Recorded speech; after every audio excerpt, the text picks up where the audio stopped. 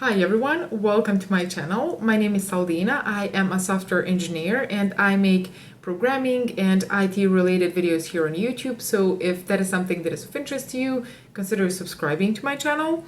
And this video is going to be all-in-one C++ full course for beginners. And the goal of this video is to take you from that place where you are struggling with programming, where you don't understand how to read code or write code, to a place where you feel really comfortable writing code and reading code and you really understand what the code is doing, because that is the most important part. So this course consists of lectures where I will teach you a specific concept, and then there will be a task, and by solving that task you will get a good understanding of that specific concept.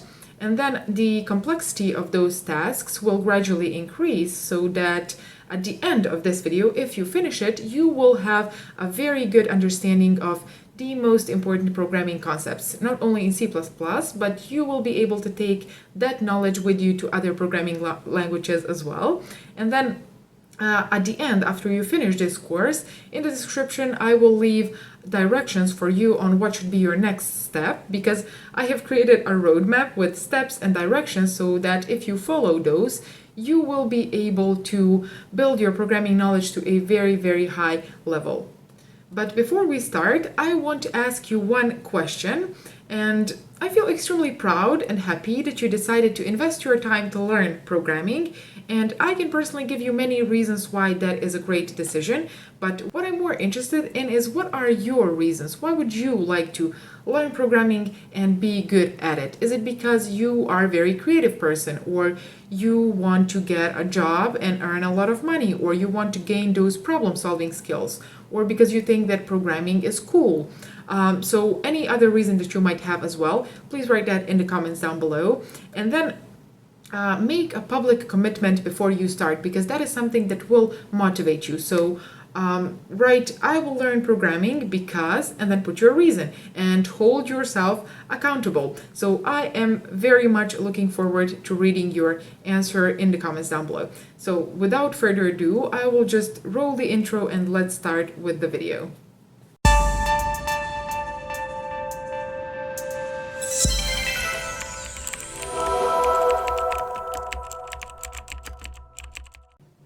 Hi guys, very warm welcome to everyone watching this video, and this video is going to be Introduction to C++ Programming Language and the first video of this course. I was planning on dividing this video into two separate parts, so that in the first part I'm going to explain some basic concepts, some general concepts that are related to C++ and that you need to understand, in my opinion, first before starting to write code. And then in the second part we are going to build our first C++ program. So I'm going to include in the description of this video timestamps so that you can navigate yourself to the coding part if you want. But if you're an absolute beginner, I would recommend you to watch the entire video. Let's explain a couple of concepts before we actually start to write code so that you are familiar with them. You may wonder what kind of applications you can build with C++. Well, C++ is general purpose language. That means that it can be used to build all types of applications. So it is very close to the hardware, and that means that it can manipulate resources easily, so you can build operating systems if you want with it. You can build compilers, browsers, demanding games. So all general purpose software can be built with C++. It is not specific for only one domain, but it can be used to solve and build different types of applications. After that, I would like to mention that C++ is compiled language. That means that the code that you write first has to be compiled or converted, translated into another language that is understandable to your machine, to your computer. So that phase is called compiling code or building code. There are certain errors that can occur in this phase, of course, and those are compile time errors. This type of errors is usually the most common among beginners, among people who are just starting to learn C++, and we are going to demonstrate some of those compile time errors when we start coding. After that, C++ is case-sensitive language. That means that C++ distinguishes between lowercase and uppercase letters. So if you have, for example, a variable all uppercase and then a variable all lowercase, so the same meaning, the same word, those two are going to be treated and understood differently as different variables by C++. So it is case-sensitive language. Why C++ was created? Another question. Because before it there were other programming languages. Well, yes, they were. And it was created in 1980s. And it was created with two programming languages in mind. One of those two was Simula, and the other one was C. So Simula at the time was great language for human way of understanding and representing things. So it was very understandable and easy to use to humans. But at the same time, it was very, very slow. So they decided to combine it with another programming language, a fast one. And at that time, the best choice for that was C programming language. So they combined the two and they got C++. C++ is very, very understandable language, very easy to use by humans. So you can build and maintain huge projects with C++. But at the same time, because of this C part, it is very close to the hardware, so demanding tasks can be executed fast. And also, well, since it was created from C programming language, you can say that any valid C program is actually valid C++ program. So if you've ever built a C program, you have actually built a C++ program already. As I have already said, the code that you write is not directly understandable to your machine. So first, it has to be converted into another language that is understandable to your computer. But the language that is understandable to you is called source code. I am going to put here an example of source code, and I'm also wondering at this moment, what do you think that this code does? So before we started any programming, any coding at all, what do you think that the result of this program is going to be?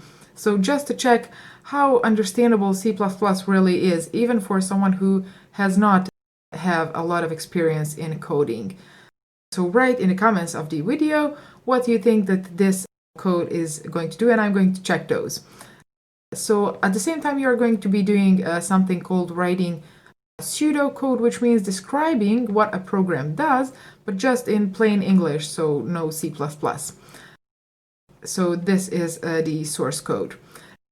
After that, that source code is transferred or translated into another form, another language which is understandable to your computer, and that is object code. That object code is usually in the form of binary numbers, so ones and zeros.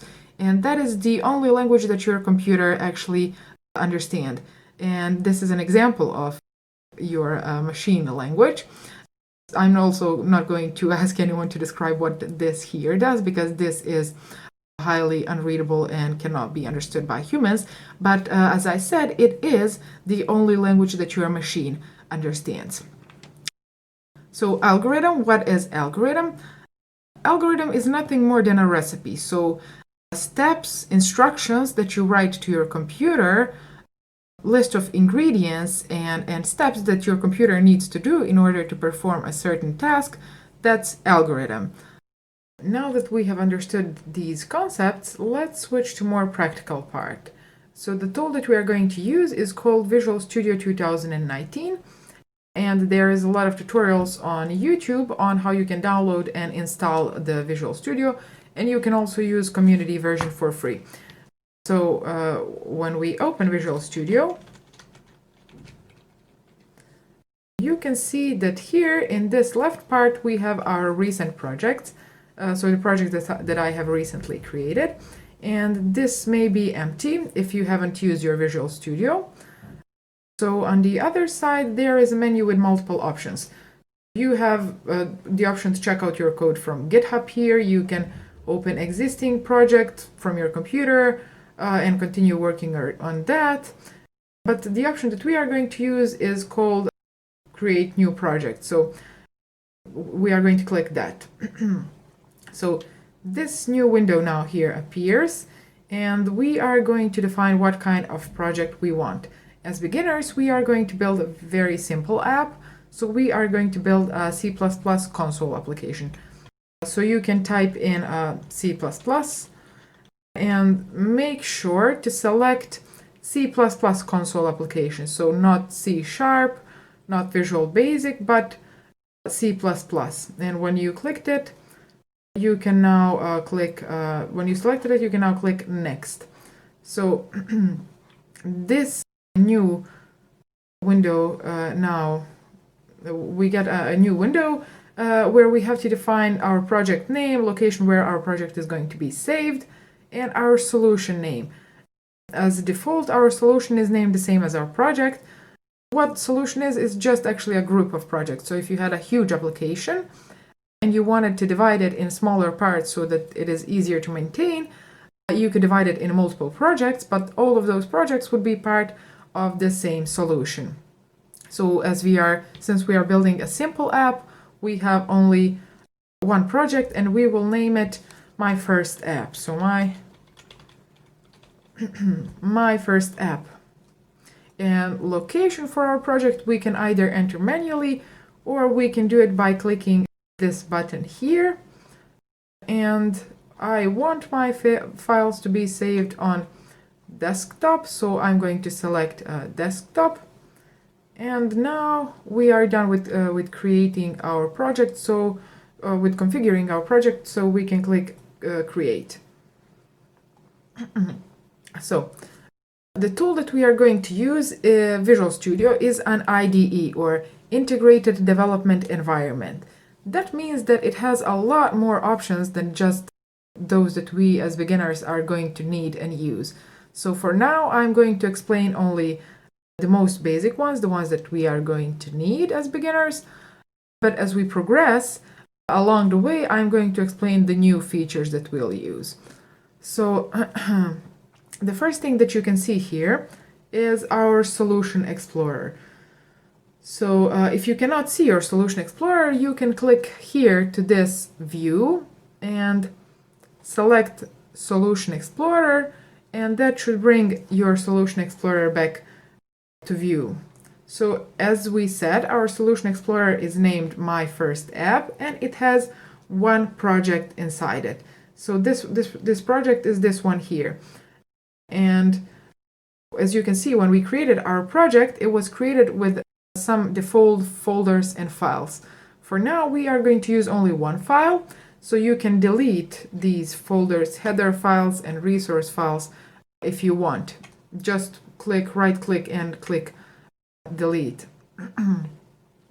So now this source files folder is where we are going to put our source code files. If you remember from before, I have said that source code is the code that we write and that is understandable to us. So this is our source code file. So this with .cpp extension.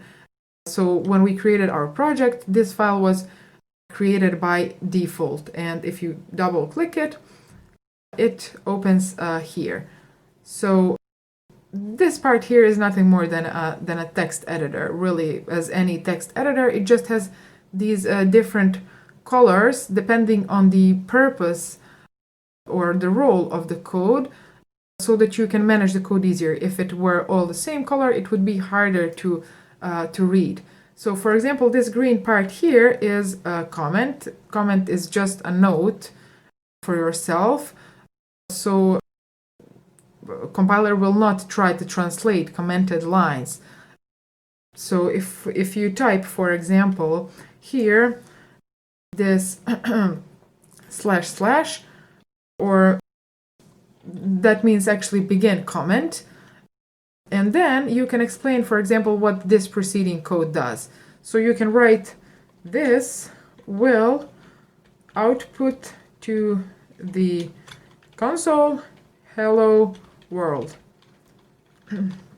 So this will output to the console hello world, so that when you, for example, come tomorrow to this code and you have forgotten what this code here does, this will remind you, this comment here.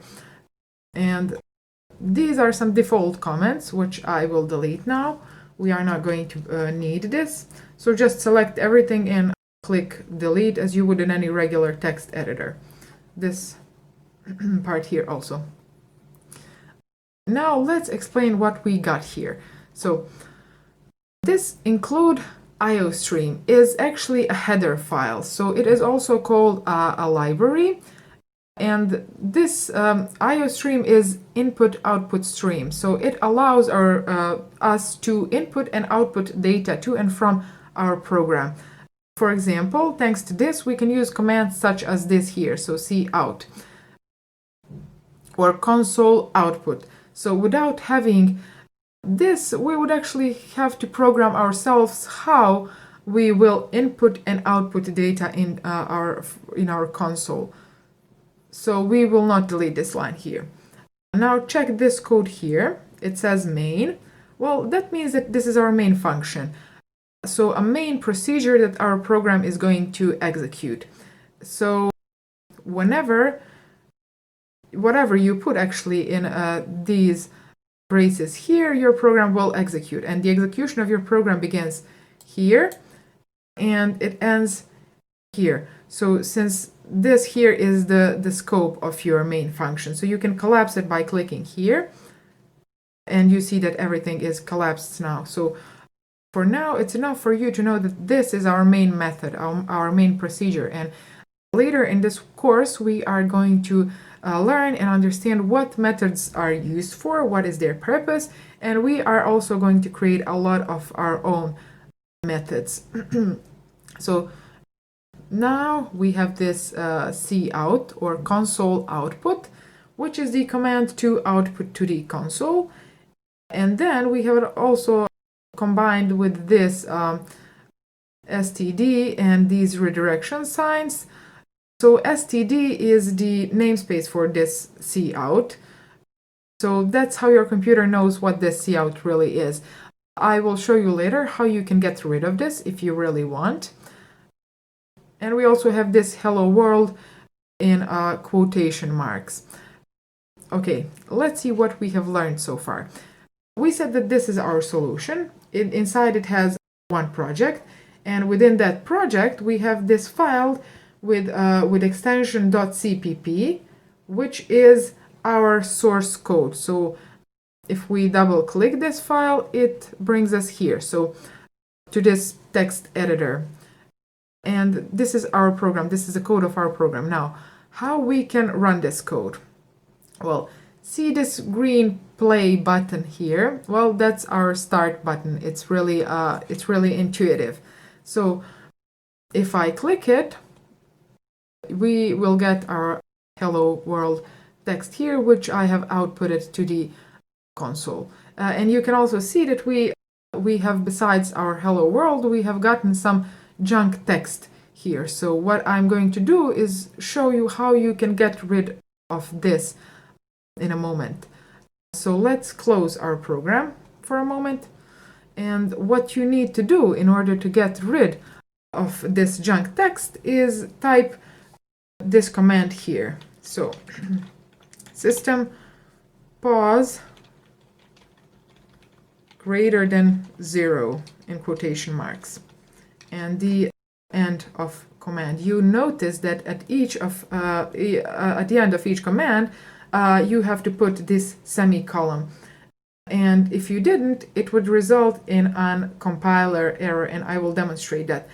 Let's run our program now, and you will see that our junk text has disappeared.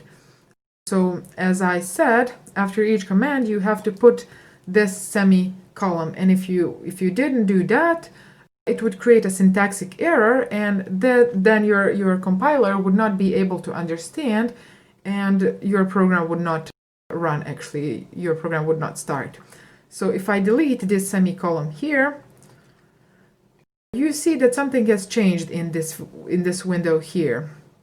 So you see this error red sign. Well, if I hover over it, you see it here, also here. It says expected a semicolon, which is very clearly says that you are missing a semicolon. And if you see this red underline here, it says also expected a semicolon. So before this, you are missing a semicolon here. So if I add it here, our error will disappear. So if you try to run your program before fixing this error, it would prompt you with a window like this. So it says you have 1 failed project and 0 succeeded project. So this is the code building that I have mentioned before. So this one project, which is actually the only project that we have, has failed building. So your compiler does not actually understand what you have written since you're missing a semicolon. So another thing how you could know that you have syntax error except from this prompt window that we got is this syntax error, so missing semicolon before this closed brace. And if you click it here, it will take you right where you need to go to fix your error. So it's very useful. And if I press my play button again, it now says hello world. So I will stop the program now. You can do it either by clicking this red sign here which says stop debugging, or you can click this X on the console window. So if some other error has happened to you, which didn't happen to me here, you can write that in the comments down below and I will gladly help you. Also, someone else can help you from the other people learning from this video, and I would highly encourage that, since in my opinion the best way to learn something is to try to reproduce what you've learned and to explain it to someone else. So write in the comments if you got some other error. Now let's see how we can upgrade our program. So let's write something else. Let's add, for example, std to column size, console out. So under quotation marks, I will put something that I want to write out. So let's say, for example, my name is Saldina. You can put your name, of course. And at the end of each command, you put semicolon. And let's add one more. So let's say today is Friday.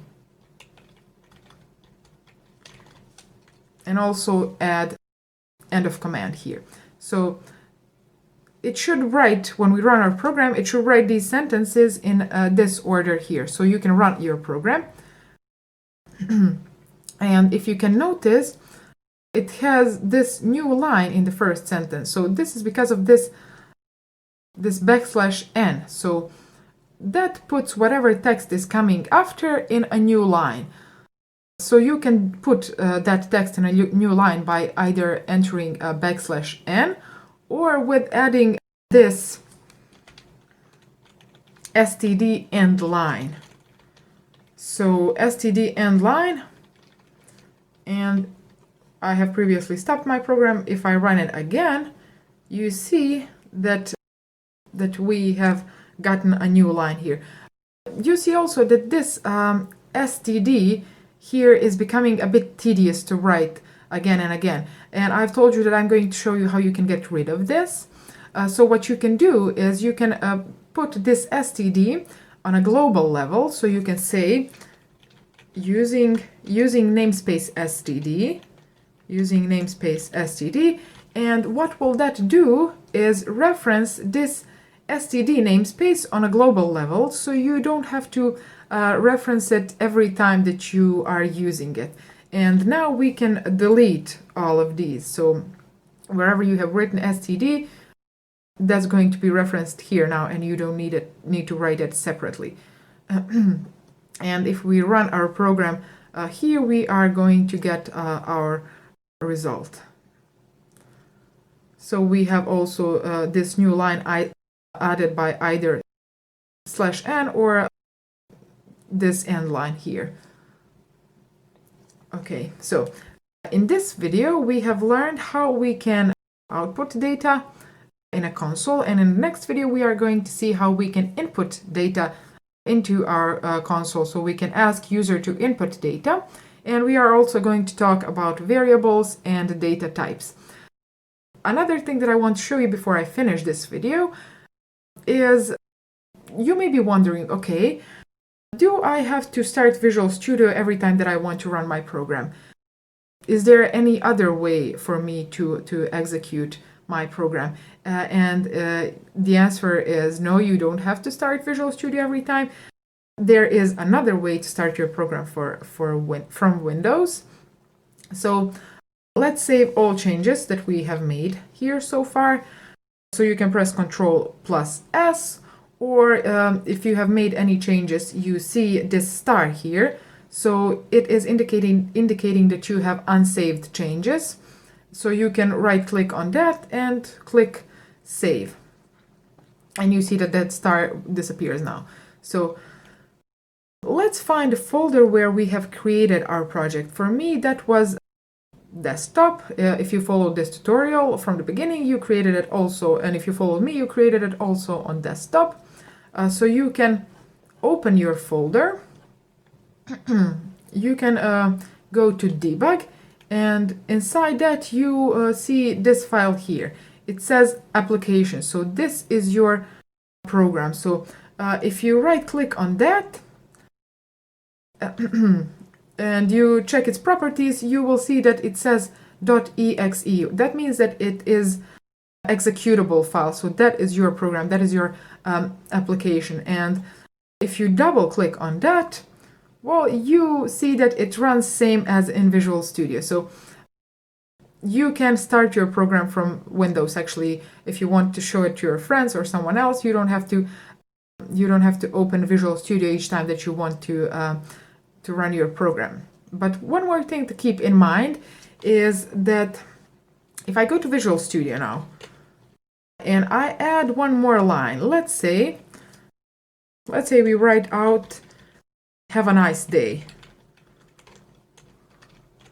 So, and if I save it, so Ctrl+S, and if I try to open my program from Windows now, what you'll see now is that this new line that I have just added is missing. But why is that so? Well, if you remember, when we were talking about building code, we said that that's the phase of converting the source code that you have written into a code that your machine understands. And when you start your code from Visual Studio, it does that process automatically for you. So it builds your code and then it executes your program. But when you are starting your program from Windows, it is missing that phase of building code. So your recent changes, your last changes were not translated. So your computer has the only translated version that it has is the previous one. So without your recently added changes, what you need to do is you either have to run your code from Visual Studio first, or it's enough for you just to build that code inside Visual Studio. And what happens when you do that, so just click here and you can click build, and what happens is your Visual Studio translates this code that you have written and it saves it here. And now when you run it and when your Windows runs it, it has the latest version, it has the latest changes. So this is the small trick that I wanted to show you.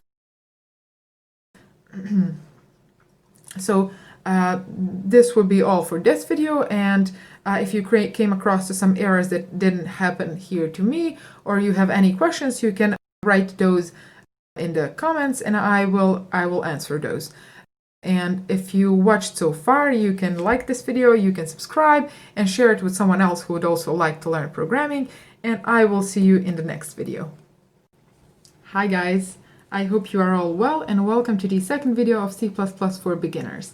In this video we are going to talk about variables, data types, and also I'm going to explain how you can enter data in your program and how that data is encoded into numbers using something called ASCII table. So here I have opened Visual Studio, and if you are not familiar with Visual Studio, or there is some code that you see here but you don't understand it, I would recommend you to watch my first video of this course. The link is going to be in the description of this video, and then come back to this video. So let's talk about variables now. What is variable? Well, I like to explain it through a real-life example. For example, you see this glass here. Well, what I can say about this glass is that it is a container for a certain type of liquid. So it can hold water, milk, tea, juice, whatever you want really. And the same way, a variable is a container, but for a certain data type. So you can put whole number inside it, you can put character or a decimal point number or a Boolean value meaning true or false value. So they are the same in this aspect. Another thing that I can say about this glass is that it defines a maximum amount of liquid that it can hold. So it has a max limit. And if you put too much, it will overflow. The same way with variables. Variables also define a maximum amount of data that they can hold. For example, if you have a whole number variable, well, there is a max number limit for that variable that it can hold. And also, if you put too much, it is going to overflow. It is literally called data type overflow. So it is a container, the same as variable, and also it defines a maximum amount of data that it can hold. But how much data you really put inside that variable? So the same way with the water inside this glass, if you decide to put 1/3 or 1/2 or 2/3 of this glass, the same way is with variables. You can put however much you want as long as you don't put too much, because then it's going to overflow. One thing that is different though between variables and this glass is that you can put one day inside this glass you can put water, the next day you can put juice, the next day you can put milk, then tea, or even you can mix two liquids. But with variables you cannot do that, at least not with ones in C++. There are certain languages that you can do that with, and there is also advantages and disadvantages when it comes to that, but in C++ you cannot put two different data types inside one variable, and you can also not change a data type of variables once you create it. So let me show you what I'm talking about on a practical example. Let's say that you want to create a variable that is going to hold your annual salary. Well, that variable is definitely going to be a decimal point number, or also floating point number. That's how it's called in C++. And the type that is used for that is called float. So I'm going to say float. And then I'm going to give a name to that variable. Since we said that it's going to hold annual salary, we are going to call it annual salary. Okay. And then we are going to assign it a value, and that value is going to be, let's say, 50,000.99. So now what I have done here is I have created a variable called annual salary. I have said that that variable is going to be of type floating point number, and then I have put inside that variable 50,000.99. So now let's see how we can, based on this variable, based on our annual salary, calculate how much our user is earning every month. So what we are going to do is we are going to create another variable. We are going to call it monthly salary, and we are going to assign that variable a result of dividing this annual salary with 12 months. So we are creating a variable of type float also, since the result of division usually can be also floating point number or decimal number, and because of that we are using also float type for our monthly salary variable. So I'm creating monthly salary variable, and I'm going to say that that variable is going to hold result of this expression, annual salary divided by 12 months. And now we have a result of this division inside this variable, and what we are left to do is to write that result out to our user. So I'm going to say cout, since that's the command that we use to output data to console, and I'm going to say your monthly salary is, and I'm going to say monthly salary.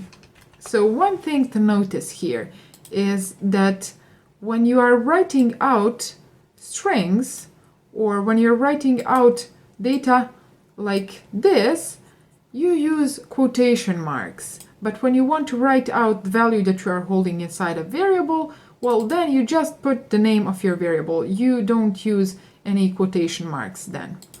And now we can run our program, and let's see what's the result that we got. You see here your monthly salary is 4,166.75. So if you want to check that out, you can calculate it in your calculator.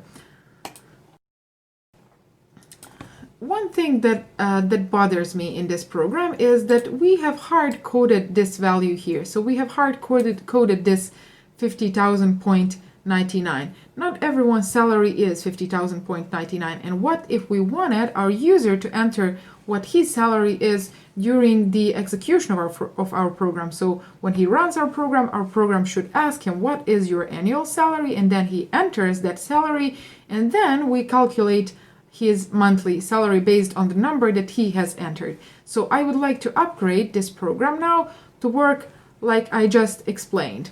And how we are going to do that? Well, first I'm going to delete these 50,000.99. Okay. And then we are left with this situation here. So it says float annual salary. That means that I have just created a variable called annual salary, and I have said I'm going to put a floating point number inside that variable, but I have not assigned any value to it yet. So here we have a container for our annual salary, and that container doesn't hold any value. And if we try to run our program now, what do you think that we are going to get? Write that in the comments before I run this program.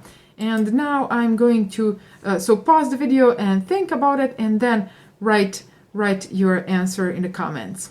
And now I'm going to run the program, and you can see that we have some build errors, as this here, this window here says. So let's see. If we open this part here, it says we have one error, and that error is uninitialized local variable annual salary used. What that means is that this expression here, if you see this green underline, it also says using uninitialized memory annual salary. Well, that means that this expression here, our computer doesn't know how to do this expression, since we haven't assigned any value to our annual salary variable. So it doesn't know how to divide that with 12, since there is no value inside that container, inside that variable. So this causes a compiler error, and whoever has written that compiler error is going to occur, he was right. So what we have to do to correct this is we have to ask our user to enter his annual salary. So what we are going to do now is, let's see first. The command that we use to output data from our program into our console is cout, so console output. And the command that we use to input data is console input, or cin. So I'm going to say cin, and then we use these other redirection signs, and then we say what is the variable that we want to store what our user has entered, and I'm going to say annual salary. So what I have said here is our user is going to console input the data, and then whatever he has inputted, you have to redirect that inside our annual salary variable. So now, if I run my program now, you see that our program runs now, so there is no compile time error.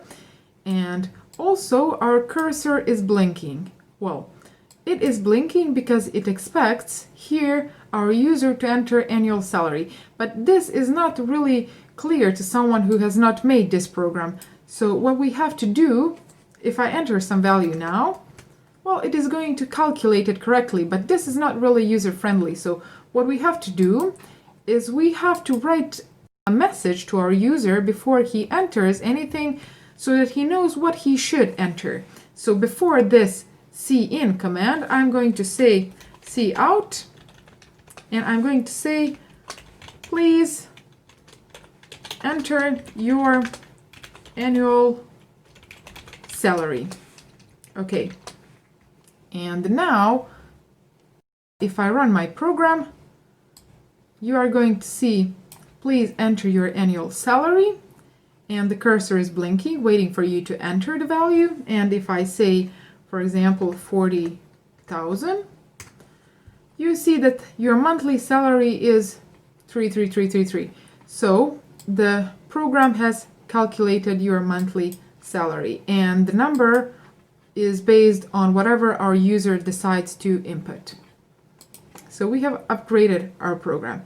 And there is also one more thing that I would like to show you when we are doing this example, and that is, let's say that we want to calculate how much money our user is going to earn in 10 years. So let's say cout, in 10 years you will earn, and now we have to put a value of how much money he is going to earn. And if you look at this situation here, we first created our monthly salary variable, and we then assigned it a value of annual salary divided by 12. But there is another way that we can write out results of expressions without creating any variables, if that is what we need. And that is just here. So in this line, in 10 years you will earn, you add these redirection signs, and then you say expression that you want your computer to calculate. And what we want to calculate is how much our user is going to earn in 10 years. So that is annual salary times 10. And if you do it this way, so if you don't decide to create a variable, then you will not be able to use result of this expression later in your program. So you don't have a container that holds this 10-year salary, but you have a container that holds annual salary and monthly salary. So each time that you want to write out or do something with your 10-year salary, you will have to write this expression, while if you want to do something with your monthly salary, you have a container that is holding that value directly for you and you can access it. So if we run our program now, you see it expects us to enter our annual salary, let's say 50,000. And you see here your monthly salary is 4,166.67, and then in 10 years you will earn, what is this, 500,000. So okay, one thing that we are missing here and that you can add is end line or \n. So you can add it here, and your program is going to format your text nicely. So this line should go here like this. If I add here one more end line, and if I run my program again, you see enter 50,000, and now we have our text formatted nicely because of this end line that I have just added. Let's now create another variable, and this time we are going to create a variable of type character. So char, that is the type that is used for character variables in C++, it's called char, and let's name our variable character. And when you want to assign a value to a character variable in C++, what you use is these single quotes, like this. If you see this example here, when we are writing out text, so string of text, we use these double quotation marks. But when we want to assign a character value of a character variable, we use these single quotations, like here. And there are also some more rules when it comes to naming your variables. And the most important one, in my opinion, and the most important one to make it easier to you, is to name your variables according to their purpose. So give meaningful names to your variables. That is really, really important. For example, you see this monthly salary variable here.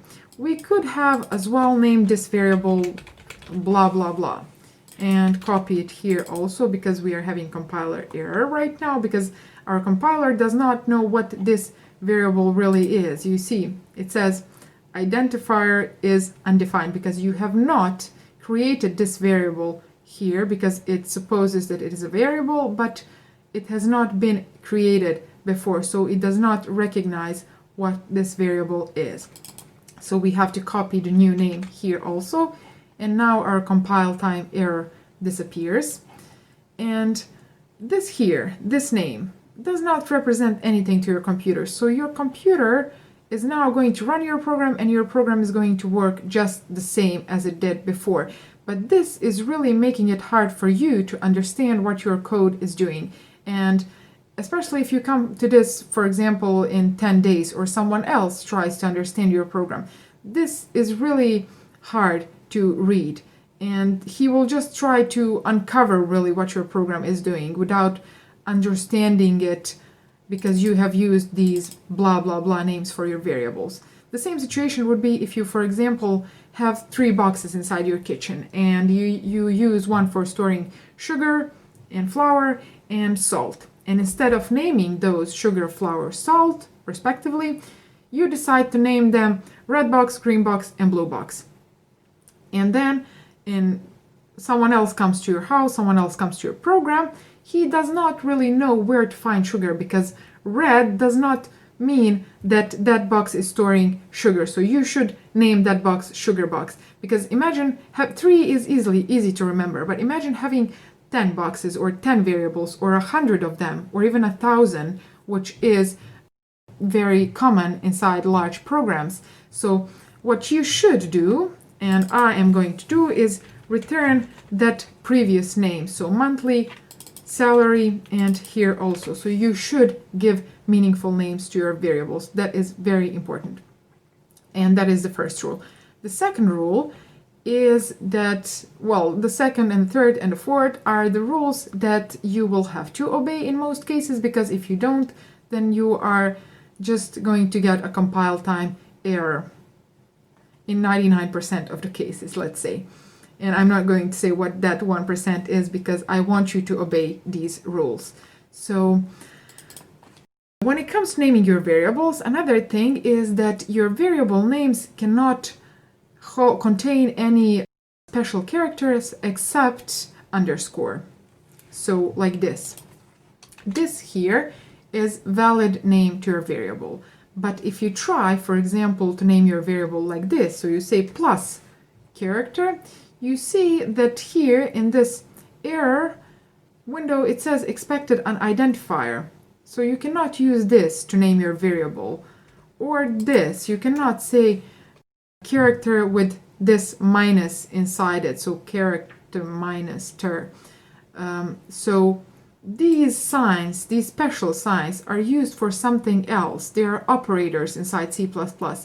And you are not supposed to use those inside your variable names. If you really want to use some special signs, what you should and can use is underscore, like this. So this is the only sign that is allowed and that I recommend for you to use for naming your variables. That's the second rule. The third rule is that your variable names cannot begin with numbers, like this. So you cannot say 8 character, for example. It also says expected an identifier. But what you can do is you can say, for example, character 8. That is a valid name. So a number can be on any other position except on the first position. So this is a valid name for a variable.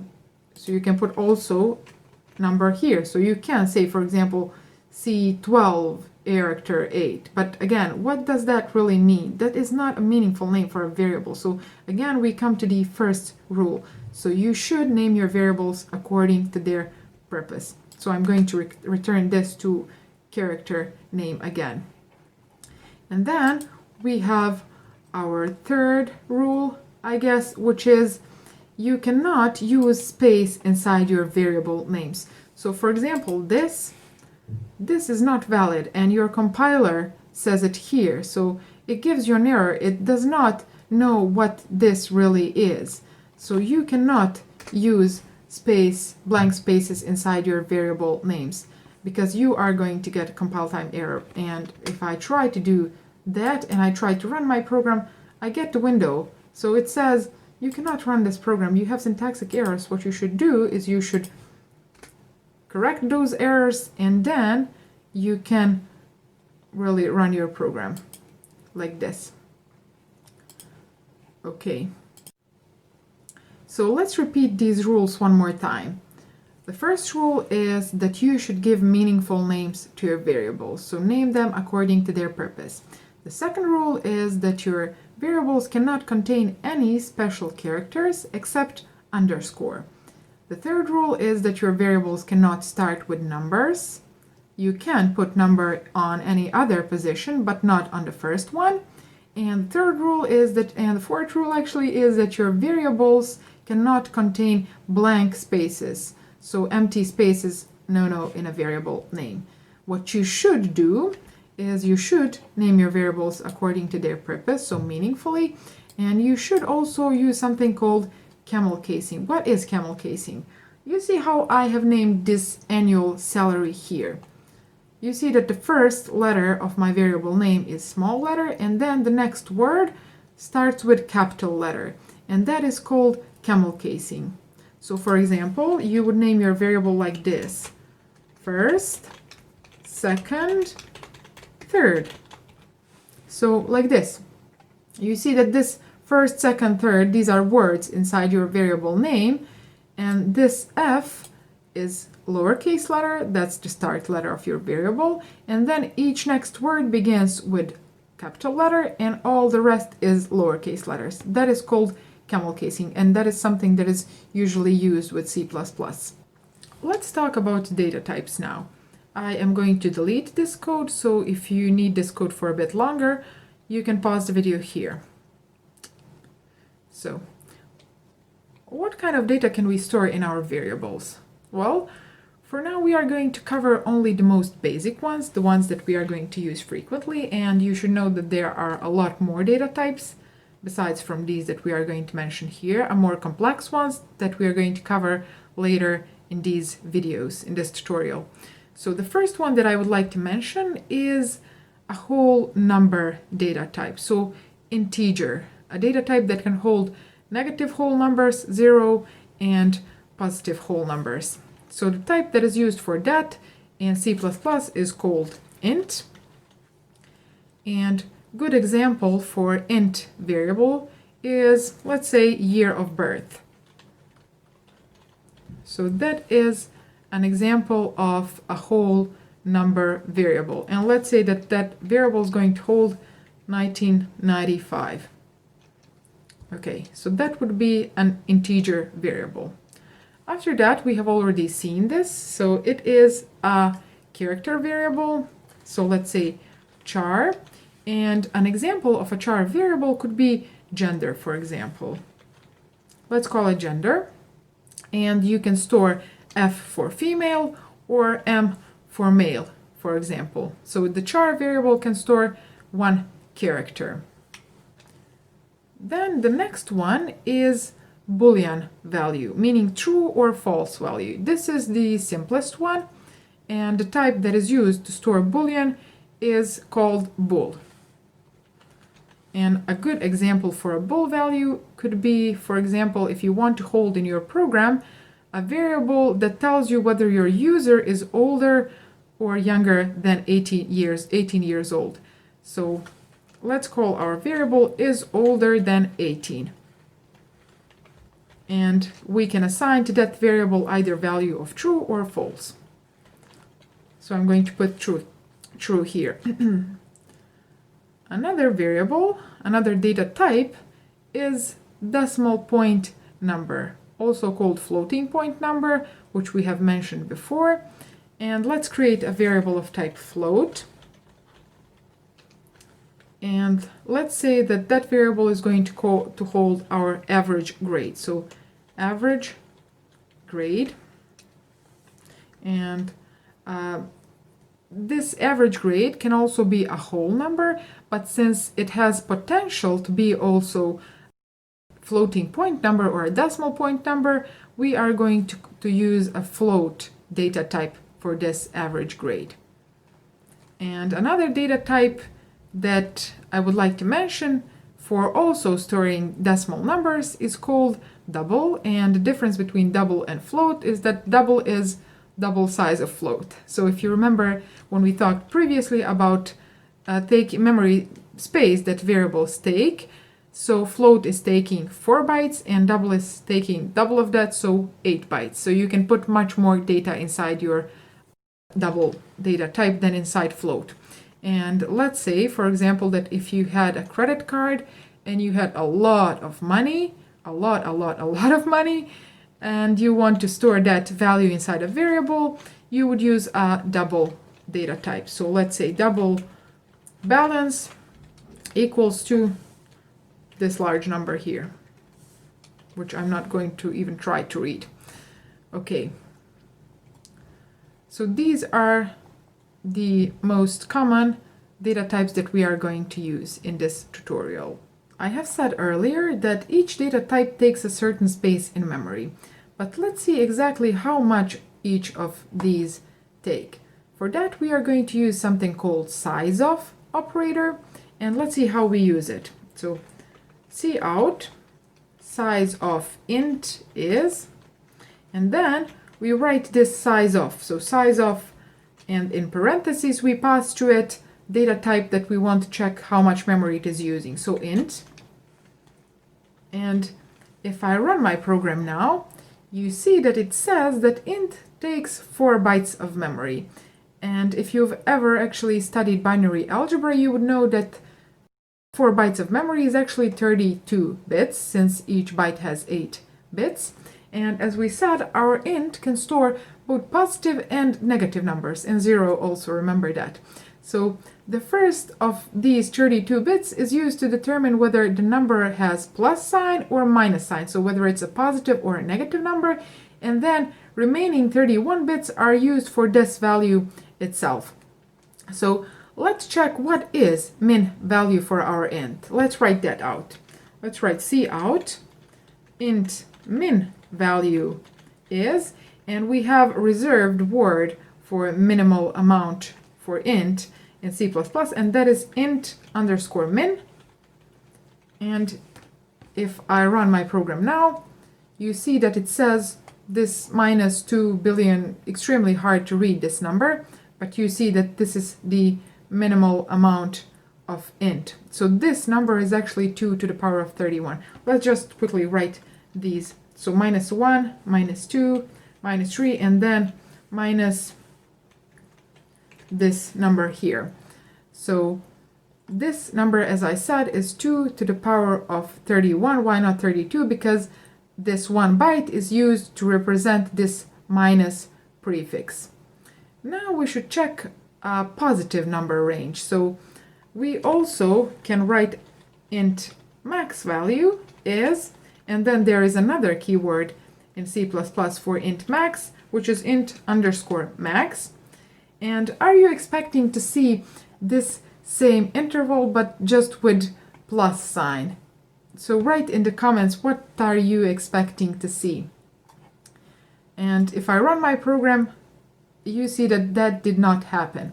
And if some of you know why it did not happen, I would also like to hear what you think, why we have this number here and then this number here for our negative and for our positive range. So different ending number. And I'm going to explain why.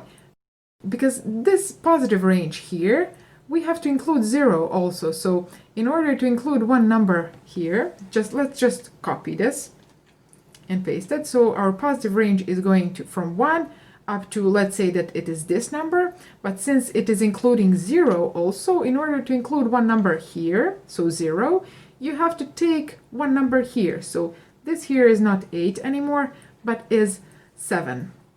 So that is why we got, let's say, different number for our positive and negative range, because this here includes 0 also. One thing that I have to mention though is that if you want to use only positive integer numbers, there is a data type for that as well. And the data type that is used for that is called unsigned int. And its size is the same as of int, so 4 bytes or 32 bits. But since it is unsigned, that means that it does not use 1 bit for sign, because the sign is by default plus, but it uses all 32 bits to represent value, and those values go from 0 to, let's see exactly how big of a number, 4 billion and something. So cout size of unsigned int is, and let's see, size of unsigned int, this is the data type. And let's also write out what is the max value of unsigned int. So let's say cout uint max value is, and there is also a reserved word for that, and that is uint underscore max. So if I run my program now, you see that we got 4 billion and something number, so double the size of this. And this is actually 2 to the power of 32, but minus 1, because we are also including 0 in this range. So let's check these remaining data types. I'm going to write those out quickly and I will be back.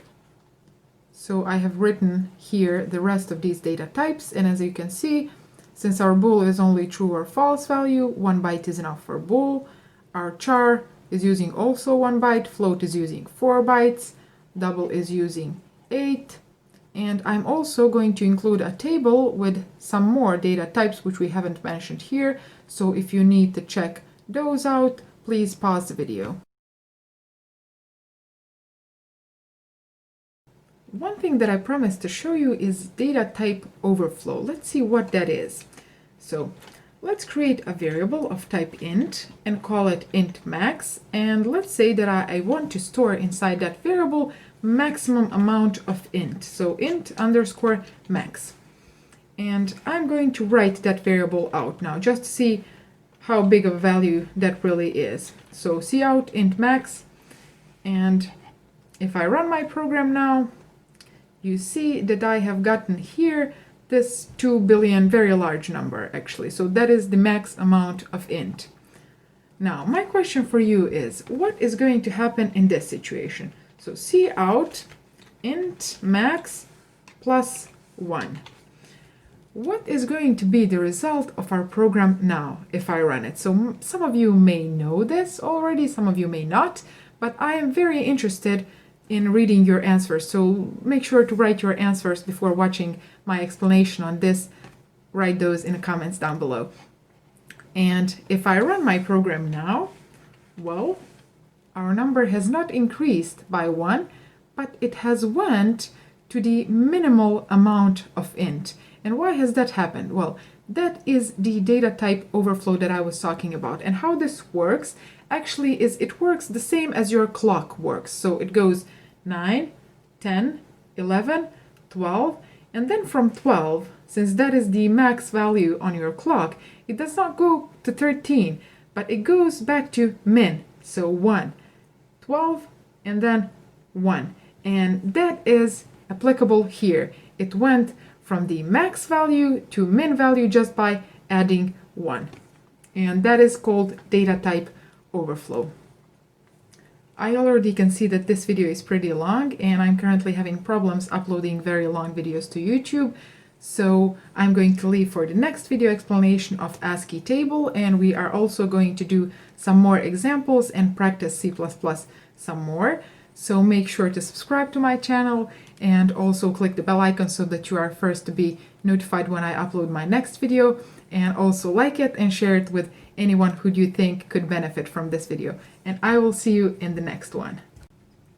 Hi guys, welcome to my channel. As I promised in my previous video, in this video I'm going to explain the concept of ASCII table, and then I'm going to give you an idea, an example of a program that is very beginner friendly, very simple, but also very fun, and that you can build only with knowledge from my 2 previous courses and this one. So if you haven't watched those, make sure to watch them. Link is going to be somewhere here and also in description. And also make sure to like this video and to subscribe to my channel for more educational content. And let's begin now. So what is ASCII? Well, ASCII stands for American Standard Code for Information Interchange, and it was first created in order to standardize the way of representing characters in your computer. So in ASCII table, those characters are represented as numbers, numeric codes. And what this means is following. Let me give you an example. When I first learned to read and write, so when I was a little, I decided to, together with my friend, create our special symbol language, where we would exchange each character with a special symbol that only 2 of us could understand, and then we would exchange letters using that symbol language, and no one else could understand those letters. And also, guys, write in the comments down below if you did that. I know you did, so don't make me feel like a weird one. Well, that is exactly what your computer does. It exchanges each character with a number so that it can understand it and it can communicate with other computers. So this means that your computer or ASCII table assigns to each character a unique number. And let's prove that now. So how we can do that is, in my Visual Studio, I'm going to say cout. And then in these parentheses, I'm going to say int, and then these single quotes, and I'm going to say letter A. And let's add end line. So this is one way of doing that, and then there is another way of doing just the same thing, and that is, let's say cout, and then int, and then inside these parentheses, we are going to say our single quotes and our letter A, and also add end line. So this here is called casting operator, and it is the operator that forces one data type to convert into another. And since we said that each character has its numeric pair inside ASCII table, well, we can ask our computer to give us that pair. So here I'm saying, please tell me what is my numeric pair of my letter A. So what number is my letter A? And if I run my program now, you see that I got 97. So our lowercase letter A is 97 in ASCII table. Let's check now a capital letter A. So I'm going to say cout, int of, and let's put our capital letter A and one more end line. So if I run my program now, you see that I'm going to get a different number, so 65. And this is so that your computer can distinguish between lowercase and uppercase letters. So ASCII uses 7 bits to represent each character, and that means that it can represent 2 to the power of 7. That's how much characters it can represent, so 128 characters. And that is enough for all English characters, so all English lowercase and uppercase letters and numbers, and also some special symbols. But there is also a lot more languages, and also languages that have a lot more characters. So there is a lot more standards for representing those characters inside your computer. So this that we have just mentioned is called ASCII, and there is also extended ASCII. That is another standard that can represent more characters. Then there is also UTF-8, UTF-16, and a lot more different standards. So what we should remember for now that is related to ASCII is that ASCII represents each character with a number, so it holds its numeric match, its numeric pair in its table, and then that we can also get that numeric match using our casting operator. So this here is a casting operator. So now you may ask, if we can get a numeric value of our letter, so if we can get our int number of our letter, can we do vice versa. So can we get a character from our numeric value? And the answer is yes, we can convert a number into a letter also, and I'm going to demonstrate how we can do that in a moment. So you can say cout char, and let's say char of 65, and add end line. And if I run my program, you see that I'm going to get a letter A, so capital letter A. And now with this, when you learn this, you can get an idea on how you can build something more useful than just basic hello world application. So you can, for example, build a program that ciphers words and sentences in an ASCII, and then also a program that deciphers those messages back into English readable characters. So now we are going together to build a program that ciphers words into ASCII codes, and then I'm going to leave to you to build the program that deciphers those words back into English readable characters. So let's say that we want to cipher a 5-letter word. So what I'm going to do is, what I need to do is to create 5 char variables. So I'm going to create 5 char variables, then I'm going to let my user input his letters inside those 5 char variables, and then I'm going to write out encoded words. So I'm going to convert all of these letters in ASCII codes, and then I'm going to write that out to my user. So I'm going to, in a certain way, cipher his word. So I'm going to say here char C1, char C2, and then char C3. And I want to stop here for a moment. I want to explain one thing. When we first were talking about creating variables, we said that this is the way of creating variables. So you say the type of your variable, so char in this case, and then you say what name you are going to give to your variable. So in this case, this is our C1, C2, C3. So this way of creating variables here, it is correct, but it is a bit tedious for this current situation. There is another way of creating more than one variable, and I'm going to demonstrate that now. So what you can say also, what you can do is char C1, C2, C3, C4, and C5, and all separated with this comma sign. So you can create more than one variable in one line like this, but only if all of those variables are of the same type. And in this situation, they are. So all of these variables are of type char. So I've now created 5 variables of type char. And another thing that I want to mention is that in upcoming videos, we are going to learn how we can let our user decide how many characters, how many values he wants to enter during the execution of our program. So now we have hard-coded these 5 values, but we are going to learn more in the following courses. And also another thing is that also in C++, there are a lot of solutions that you can use already made so that you can enter whole words or sentences, so you don't have to enter your word letter by letter, so you don't have to create variable for each letter that you want to enter.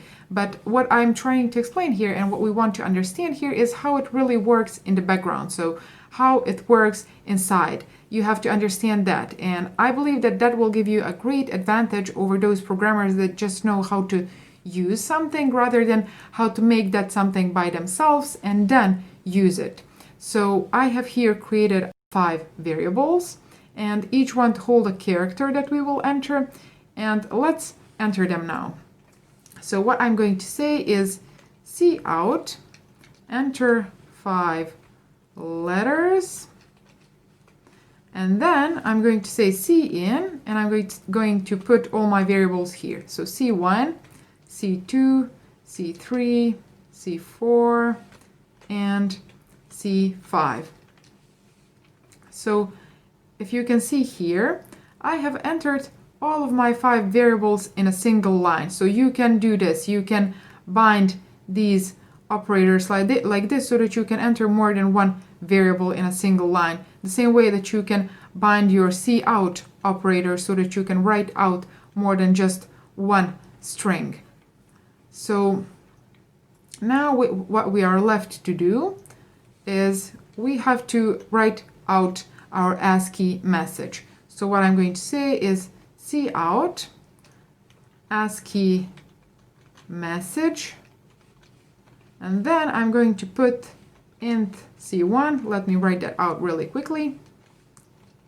So I have written this message here, and what I have said is console output ASCII message, and then I have combined these cout operators so that I can write more than one variable in a single line, so in a single command actually. So I have said give me my int code of my C1, so give me my ASCII code of my C1 variable, and then put a blank space, and then give me my ASCII code of my C2 and also C3, 4, and 5.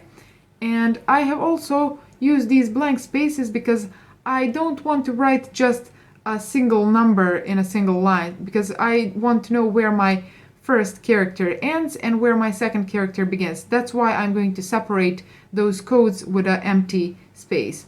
And also there's another thing that I want to mention, and it is that when you want to convert your variable, so the value that you are holding in your variable, and when you use your casting operator on that, you don't put your variable in a single quotation marks, you just put the name of your variable, like this example here. So if I run my program now, you see that I get my message, so enter 5 letters, and I'm going to enter hello, and you see now that I have this output ASCII message is 104, 101, so 108 and 108, so that is our letter L. You see that it has the same code, and now I have gotten this ASCII message, which is our ciphered word. And also there is one thing that I want you to keep in mind, and that is that this program here will not take into consideration your enter or your space key as a letter. So if you put your enter or your space key however much times you want, it will not treat it as a character. There are some other functions that you can use in your C++ if you want to capture your enter, for example, or your space key, such as cin.get. If you really want, you can Google that out. But at this point, we are keeping this very beginner friendly, so this will not capture your enter and your space. So let's just prove that. I'm running my program once more, and I'm going to put enters and spaces, and you see nothing is happening. And then if I enter hello once more, you see that I'm going to get the same numbers, so the same message as before. So we have built here a program that ciphers our words into ASCII, and we have built this program after just studying a little bit of coding. So imagine what you can do if you learned more. So stay tuned, make sure to subscribe to my channel, and also like this video if you want to support me in filming these videos. And also I'm going to leave to you to write a program that is going to decipher these messages from ASCII back into readable English words. So you also can put your suggestions of a code in the comments down below. And also what you can do, you can upgrade this program here that we have written so that you can put in more words, more sentences if you want, and then you can put those encoded messages in the comments, and everyone who wants to read those messages is going to have to build a program that is going to decipher those messages into readable English. So subscribe to my channel, like this video, and I'll see you in the next one. Hi guys, welcome to my channel. In today's video I wanted to show you something that you are going to be using very often if you start on a programming path, and that is if-else statement. So what is if-else statement? Well, if statement is something that is used when you want to execute part of your code, so block of your code, conditionally, which means not always, but only in a certain situation. And then if you add else block to that else block is going to be executed otherwise. So in the situation where your if block is not executed, your else is going to be executed. So let me explain that to you in a simple example. Here I have opened my Visual Studio, and let's quickly paste an exercise that we are going to do in this tutorial. And that is this task here. So let's say that our user has to enter a number, a whole number, integer number, and then after that our program has to check whether that number is even or odd and has to write out that to our user. So how we are going to solve this problem here? Well, I'm going to explain this to you using diagrams, because I believe that that is the best way for you to understand this if you haven't used this if-else statement before. And then what we are going to do after we understand those diagrams, well, we are literally going to just translate that diagram into our C++ code. So let me open my tool. Here I have opened a tool that I'm going to be using for drawing diagrams. It's called Blank Diagram. You can use whatever tool you want. You can use even a paint or a pen and paper if you want. That will work as well. So here I'm going to draw the flowchart of our program. So how our program is going to be executed. And let me add first here this shape, and we are going to say that this is going to be the start of our program. So I'm going to write out start, and this indicates our main function, let's say the first line of our main function. So here our program starts. And then, as we said in our task, in our exercise, our user has to enter an integer number. And the shape that we are going to be using for that is this shape here. So let me put this shape here. And I'm going to write a text inside, and I'm going to say int number. So this shape here indicates that our user is going to enter some data in our program. And why I'm using this shape? Because it looks like this. It looks like a funnel. So you can clearly visualize that something has to enter inside that shape. So something has to be inputted in your program. So I'm going to use this shape for that. And then I'm going to say that our user has to enter an integer number, which I'm going to call number. So that variable I'm going to call number. And let's quickly add this arrow so that we know that this is the flow of our program. So after it has started, our user enters a number. And then after that, what we have to do is our program has to decide whether that number that user has entered is even number or odd number. So how we are going to do that? Well, the shape that I'm going to be using for that decision, let me find it. Well, it is this shape here, so this diamond shape. And as you can see, it says decision on it. So that's the shape that we are going to be using. And inside this shape here, I'm going to write a condition. So as you can see, our program flows this way. And after it comes here, as you can see, it has one entry point, and then it can have multiple flows that it can go to, depending on this condition that we are going to put inside here. But how we are going to decide whether that number that our user has entered is even or odd? Let me very quickly open my Visual Studio once more. It is here. And let me show you something. I want to introduce you to an operator that is called modulo, and that is used to show what is the remainder of dividing two whole numbers. So I'm going to write out cout, and then what I'm going to write out is, let's say, 2 modulo 2. So this operator here gives you the remainder of dividing these two numbers. And in this situation, we are expecting to see a 0, because 2 divided by 2 is 1, and then what remains after that operation is 0, and that what remains should be shown when we use this operator here. So if I run my program, you can see that we have gotten the expected result, so we have gotten 0 here. But let me show you what happens if I enter, for example, 5. Well, what we are going to get is 1, because 5 divided by 2 is going to be 2, and then that 1 that remains we can get using this operator, and you see that it gives us the expected result. So 5 modulo 2 is equal to 1. So this operator here is what we are going to be using to determine whether our user has entered even number or odd number, because when we get the result of modulating two numbers, when our result is 1, that means that our user has entered odd number, and if we get 0 as a result of this operation, that means that our user has entered even number. So I'm going to switch again to my diagram, and then inside this decision here, we are going to be we are going to write this condition here. So I'm going to say number modulo 2 is equal to 0. So what this means, it means that after our program has started and our user has entered the number that he wants, an integer number, we are coming to a decision point where we have to decide whether this number that he has entered after you modulate it with 0, whether it's a 0 remainder or some other remainder. So in this situation, when this is 0, we are going to execute a certain part of code. And then let me add very quickly, oh, I'm impressed.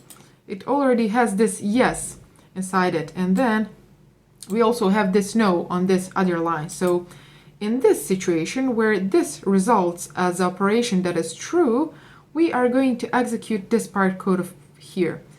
So I'm going to add another shape, which I cannot see, but let me use this shape once more, and I'm only going to rotate this shape like this.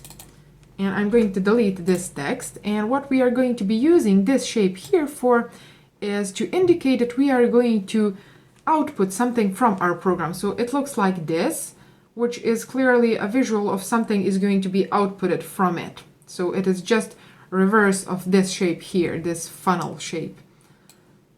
And then inside this shape, let me write a text which is going to be, let's say that in the case that this here results as a yes, as a true operation, so our number, when it's modulated by 2, it gives a 0 remainder, we are going to say that that number is even number. So we are going to write that out to our user. And then in the situation where this here results as a no, so as an operation that is false, let me write out that here, and I'm going to say to our user, so I'm going to write out to my user that he has entered odd number. And let's just join this here like this. Okay, so our user enters a number, then we decide if that number modulated by 2 gives us 0, and if yes, we are going to write out to our user that that is an even number. If no, we are going to write out to our user that that number is odd number. And this is here really our program. What I'm going to add is, let's say that after this, our program is going to stop. So I'm going to say here that this is the end of my program, like this. And let's add one more stop of this flow here. So in both of these situations, after we have outputted to our user the result of this program, our program is going to stop. And this here really, like these two stop points, look a bit ugly to me. So what I'm going to do instead of this, I'm going to delete this. You could have as well left it like this, like it was before. But what I'm going to add one more of these diamond shapes, only this time it's going to be smaller. And I'm going to say that in this situation, it is going to be used only to say that this decision here, this decision flow is going to be joined in this point here. So like this, I'm going to say whatever has happened, whether this block of code or this block of code, it has come to an end here. And then after that, from here, I'm going to say, now my program is going to stop, like this. And this, let me remove this yes. And this is going to be the flowchart of our program. So our program starts, then our user enters integer number. Then we decide whether that number modulated by 2 is going to give us 0. If yes, we execute this. Else, we execute this. So if this is no. And then we come to this, which joins our two paths, and then we can say that our program has ended. And now let's translate this to our code. Here I have opened both my Visual Studio, and also I have exported this diagram so that we can translate it literally. We can look at this diagram and then translate that into code. So now I'm going to delete all of this that we have written inside our Visual Studio, and I'm going to look at this picture and just translate it into C++ commands. So the first this first shape here says that user is going to enter integer number inside our program, and we are going to call that variable a number. So I'm going to say int number, and then this here, this funnel shape, really translates into cin command. So user enters something inside our program, and that is cin command, and I'm going to say that user is going to enter a number. Before this, I would like to add one more information to our user so that he knows what he should enter. You could have as well put that to our diagram, but I didn't want it to make that diagram crowded, so I didn't. But what we are going to add here is cout, and then say, please enter whole number, like this. So we write out a message to our user, and after that our user, as you can see here, enters integer number. We had also to declare this int number variable because you can enter the value only for variables that you have previously declared. And then after that our program comes to this decision point. And how we can represent this decision inside our code is using if statement. So we are going to write here if, and then I'm going to put this condition here inside these parentheses. So I'm going to say if number modulo 2 equals 0. This here is operator of equal. So whether this side is equal to this side, since only one of these, so like this operator here is used to assign value to a variable. So that was already taken. So this here, two of these signs are used to check equality of these two sides. So whether this is equal to this. And then what I'm going to say, as you can see from my diagram here, we check this condition here. And if this condition is true, if this condition is yes, we are going to execute a certain block of code. And that is this code here. And how you indicate a block of code in your C++ is using these braces here, like this. So this is your block of code that is going to be executed in this yes situation. And then in case that this no here happens, so in case that this results as false, you are going to execute another block of code, and we represent that block of code using else statement. So we are going to say if this here is true, execute one block of code, else if this here is false, execute another block of code. So here, what our if makes us do? Well, it says that we only have to write out to our user that he has entered even number, because this shape here, as you can see, it looks like this, and it represents that something should be outputted from your program. So we are going to use for that our cout command. So cout, you have entered even number. So like this. And let's add end line. So in case that this here results as true, we are going to output to our user that he has entered even number. Else, if this here results as false, we are going to output to our user, let me copy this, like this, and we are going to change that only to odd. So in case that this here results as false, we are going to output you have entered odd number. So either this here is going to be executed or this here, depending on this condition. And you can see that from diagram clearly. So when your program comes to this decision point, it checks this condition, and if the answer is true or yes, it is going to execute this. Else, if the answer is no, it is going to execute this. And then after that, it really just joins these two flows, and then that is the stop point of your program. So we can write here cout, thanks, bye. Okay, let's say that is the last line of our program.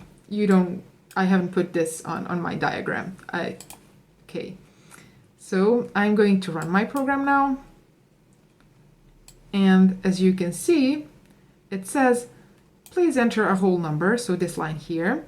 And if I enter, for example, 8, it is going to come to this line here, and it is going to modulate our 8 with 2, and if the result is 0, which it is going to execute this line here and write out you have entered even number.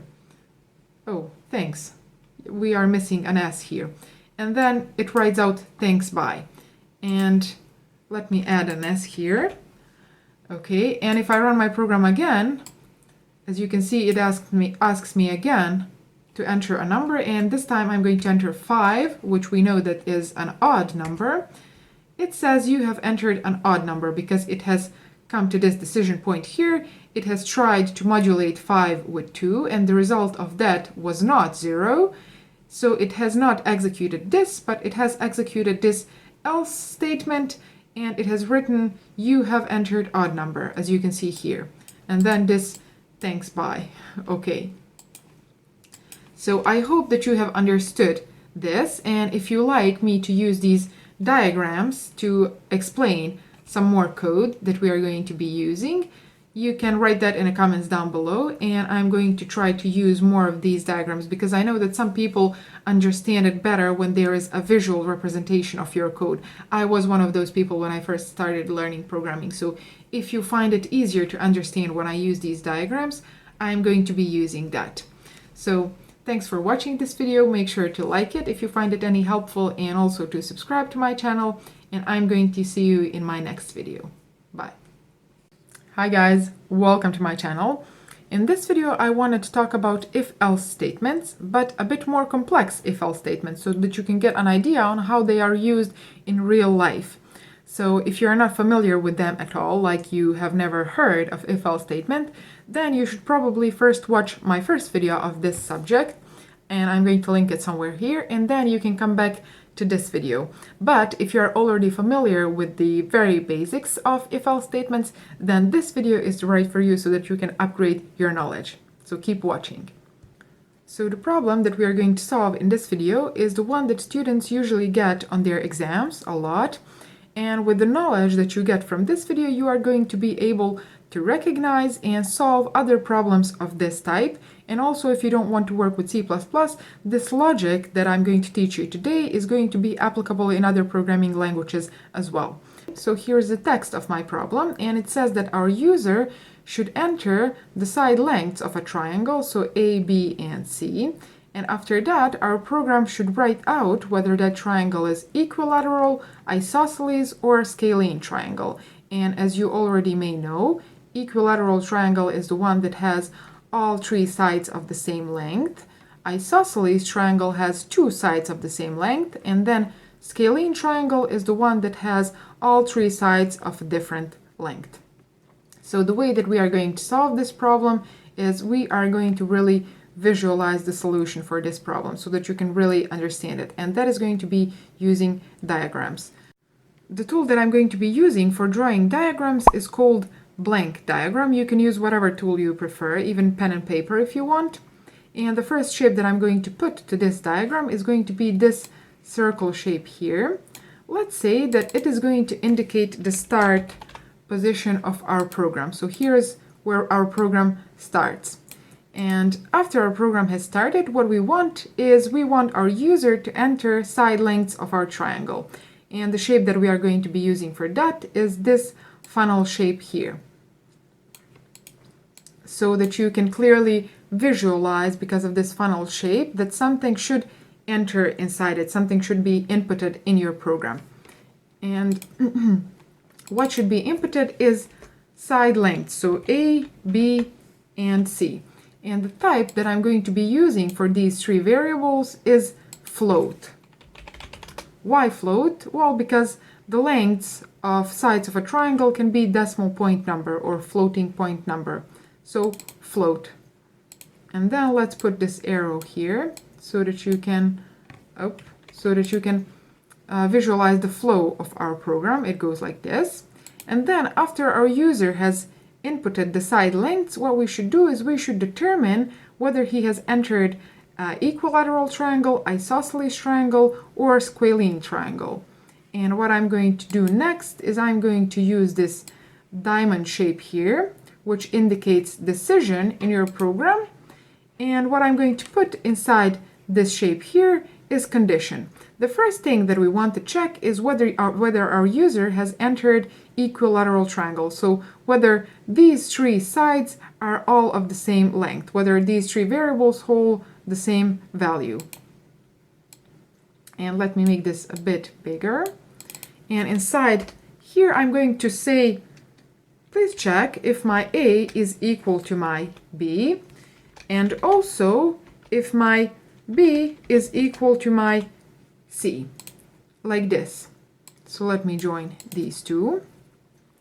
And I want to explain two things when it comes to this. First one is this operator here, this AND operator, these two ampersands.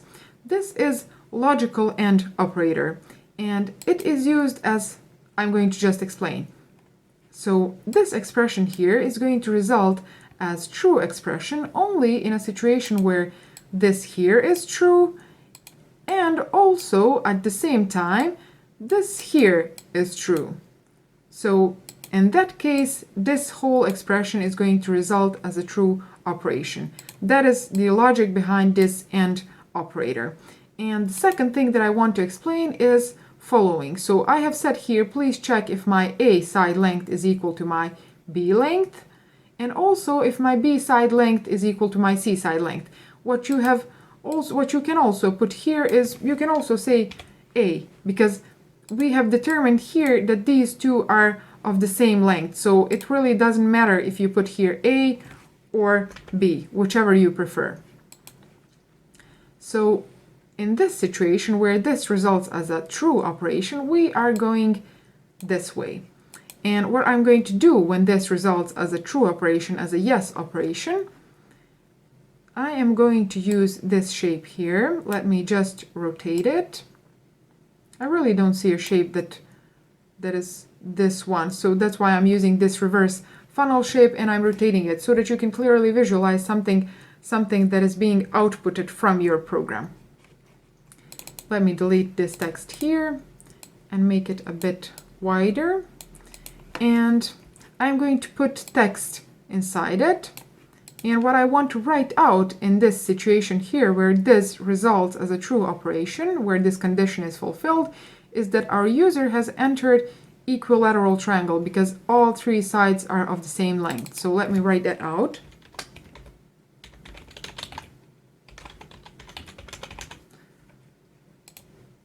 So in case that this condition here is true, we are going to write out to our user that he has entered equilateral triangle.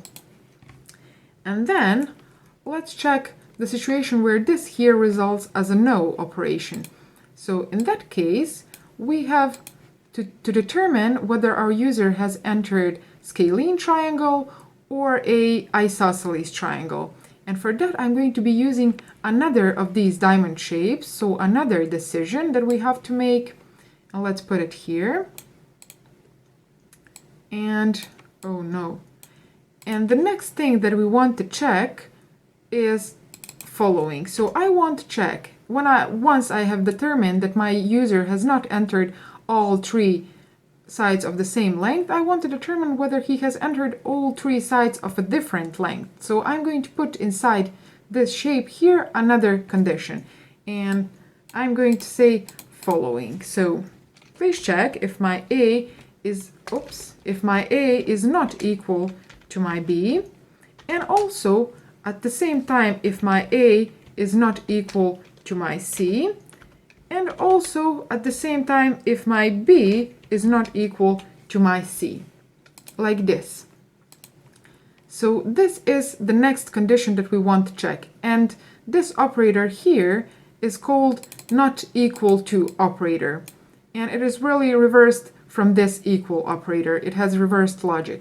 So in this condition here, what we want to check is whether my A side length is not equal to my B side length, and also at the same time whether my A side length is not equal to my C side length, and also whether my B is not equal to my C. And if this here results as a true operation, that means that all of these three side lengths are not equal. They all have the different lengths. So in that situation, we are going to go this way. And we are going to write out, let me copy this shape. And here I'm going to say, please write out my user that he has entered a triangle that has all three different side lengths. And that is going to be our scalene triangle, like this. Okay, so in the situation where this here results as a true operation, it means that all of these three are of a different length, and we write out to our user that he has entered scalene triangle. And then the situation where this here results as a no, because we have previously determined that these three are definitely not of the same length, and then we have in this condition here determined that these three are also not of a different length. What is left is that the two of these three sides are going to be of the same length. And that is going to be the situation where we write out to our user, well, I can copy this, and we write to our user that he has entered isosceles triangle. So let me write that out. Okay. So these three are three potential endpoints of our program. So three potential solutions to our problem. And after we write out to our user this or this or this, I'm going to really put this one diamond shape just to indicate that our decision has now come to an end. We have solved this problem, and we are going to join these paths in this shape here. So I'm going to put this and this like this. So now, after we have decided whether it's an equilateral triangle or scalene or isosceles, I can now say you can resume the execution of my program normally. So whatever I put after this shape here is going to be executed in either this case or this case or this case. And what is going to be happening after this shape here is just stop. So our program is going to stop, but you can put a lot of code here if you need to. So I'm going to say stop. And let me delete this, really, I don't need it. Okay, let's explain one more time this diagram. So after our program starts, our user should enter A, B, and C, which represent side lengths of a triangle. And I have used this float shape since those side lengths can be decimal point numbers. And after our user has entered that, we come to this decision point here. And what we want to decide here is, first thing, we want to check whether all of these three variables are of the same value. So whether he has entered three same lengths for a triangle sides. And in case that this here results as a true operation, we are going this way. And we write out to our user that he has entered equilateral triangle. And after that, we go this way, and our program stops. In the situation where this here results as a no operation, we want to check something else. So we are going this way, and we come to another decision point. And here we want to decide whether our user has entered a triangle that has all three different side lengths. So after we have checked that they are not equal, we want to check whether all of three variables are of a different value. And in case that this condition here results as a yes operation, that means that he has entered scalene triangle.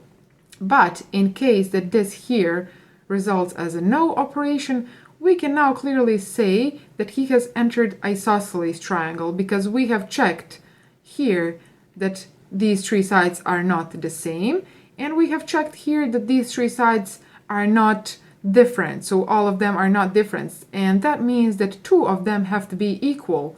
And in that situation, we go this way, and we write out to our user that he has entered isosceles triangle. And now we can go this way, and you can see that in this situation as well, our program stops. Here I have opened my flowchart and my Visual Studio so that we can just translate this diagram into our C++ code. So the first thing here is our user enters our A, B, and C side lengths. So let's declare three variables of type float, and let's call them A, B, and C. And now I'm just going to write out a message to my user so that he knows what he should enter. So let's say cout, and please enter A, and then B, and then C, like this. And then let's use our cin command so that he enters his values. Okay, let's say first thing that our user enters is going to be stored inside my A variable. After that, what he enters, please store that inside my B variable, and then the third value that he enters is going to be stored inside my C variable. So now that we have entered our side lengths of a triangle, we come here, so to a decision point, and we said that we represent this with if-else statement. So I'm going to write here if, and then inside these parentheses, I'm going to say this condition here. So please check, like this, please check if my A is equal to my B, and then also check is my B equal to my C, like this. And if this expression here results as true expression, I'm going to execute one block of code. And that block of code is going to be this one here. But if this expression here results as a false expression, okay, I am going to execute another block of code, and that block of code we represent with our else statement, like this. Okay. And then let's write this yes situation. So let's write here cout equilateral triangle. So like this. Oops, you should put that not in a quotation marks. Okay, so in this situation where these three side lengths are equal, we write out to our user that he has entered equilateral triangle. But in the situation where this here results as false, we have this else block to execute. And let's find out what is inside our else block. So it is this code here. And that is another if-else statement. So this if-else statement is really nested inside this one here. So it is nested inside this else block. So here in these brackets here, we are going to put another if-else statement. So let me write out if, and then inside these parentheses, we put our condition from this decision here. So from this diamond shape here. And I'm going to write out, please check if my A is not equal to my B, and then is my A not equal to my C also, and then is my B not equal to my C. So in this condition here, we check whether all of these three variables have different values here. And if they do, if this condition results as a true expression, I'm going to write out, let me just copy this, and then we are going to adjust it. I'm going to write out that my user has entered a scalene triangle, as you can see here. So when this goes in a yes way, we write out that message. So if this results as a true, we write out that our user has entered scalene triangle, but if this here results as a false, then we are going to write out that our user has entered isosceles triangle. And let me copy this, like this. Okay, so we have nested this if-else statement inside this else block. So this if-else statement is going to execute only in a situation where this here results as a false expression. So this code here, if you find it a bit unreadable, I want to show you one trick, so one rule that you can really follow, and that is if you have only one command under this if or else statement, you don't need to use these brackets. So you don't need to say that you are going to execute a block of code, since you are not. You are going to execute only one command. So you can really delete this here, like this. And then also here, since we have only one command, both here and here, we can delete these brackets here, like this. Okay, so now this code is a bit easier to read. Okay, now, as you can see from this diagram here, it is literally translation of this here and vice versa. So this code here is a translation of this diagram here. And what it means is when our user enters 3 values for our sides of a triangle, first we are going to check whether all of these 3 sides are equal. If they are, our program is actually going to say that our user has entered equilateral triangle. But if this here results as false, then we are going to our else block, and then inside that else block we are going to nest another if else. So we are going to check another condition. We are going to execute this if else here, and this if else here is going to check following. So it is going to say, please check if all of these 3 variables are different values. So if all 3 sides of a triangle have different lengths.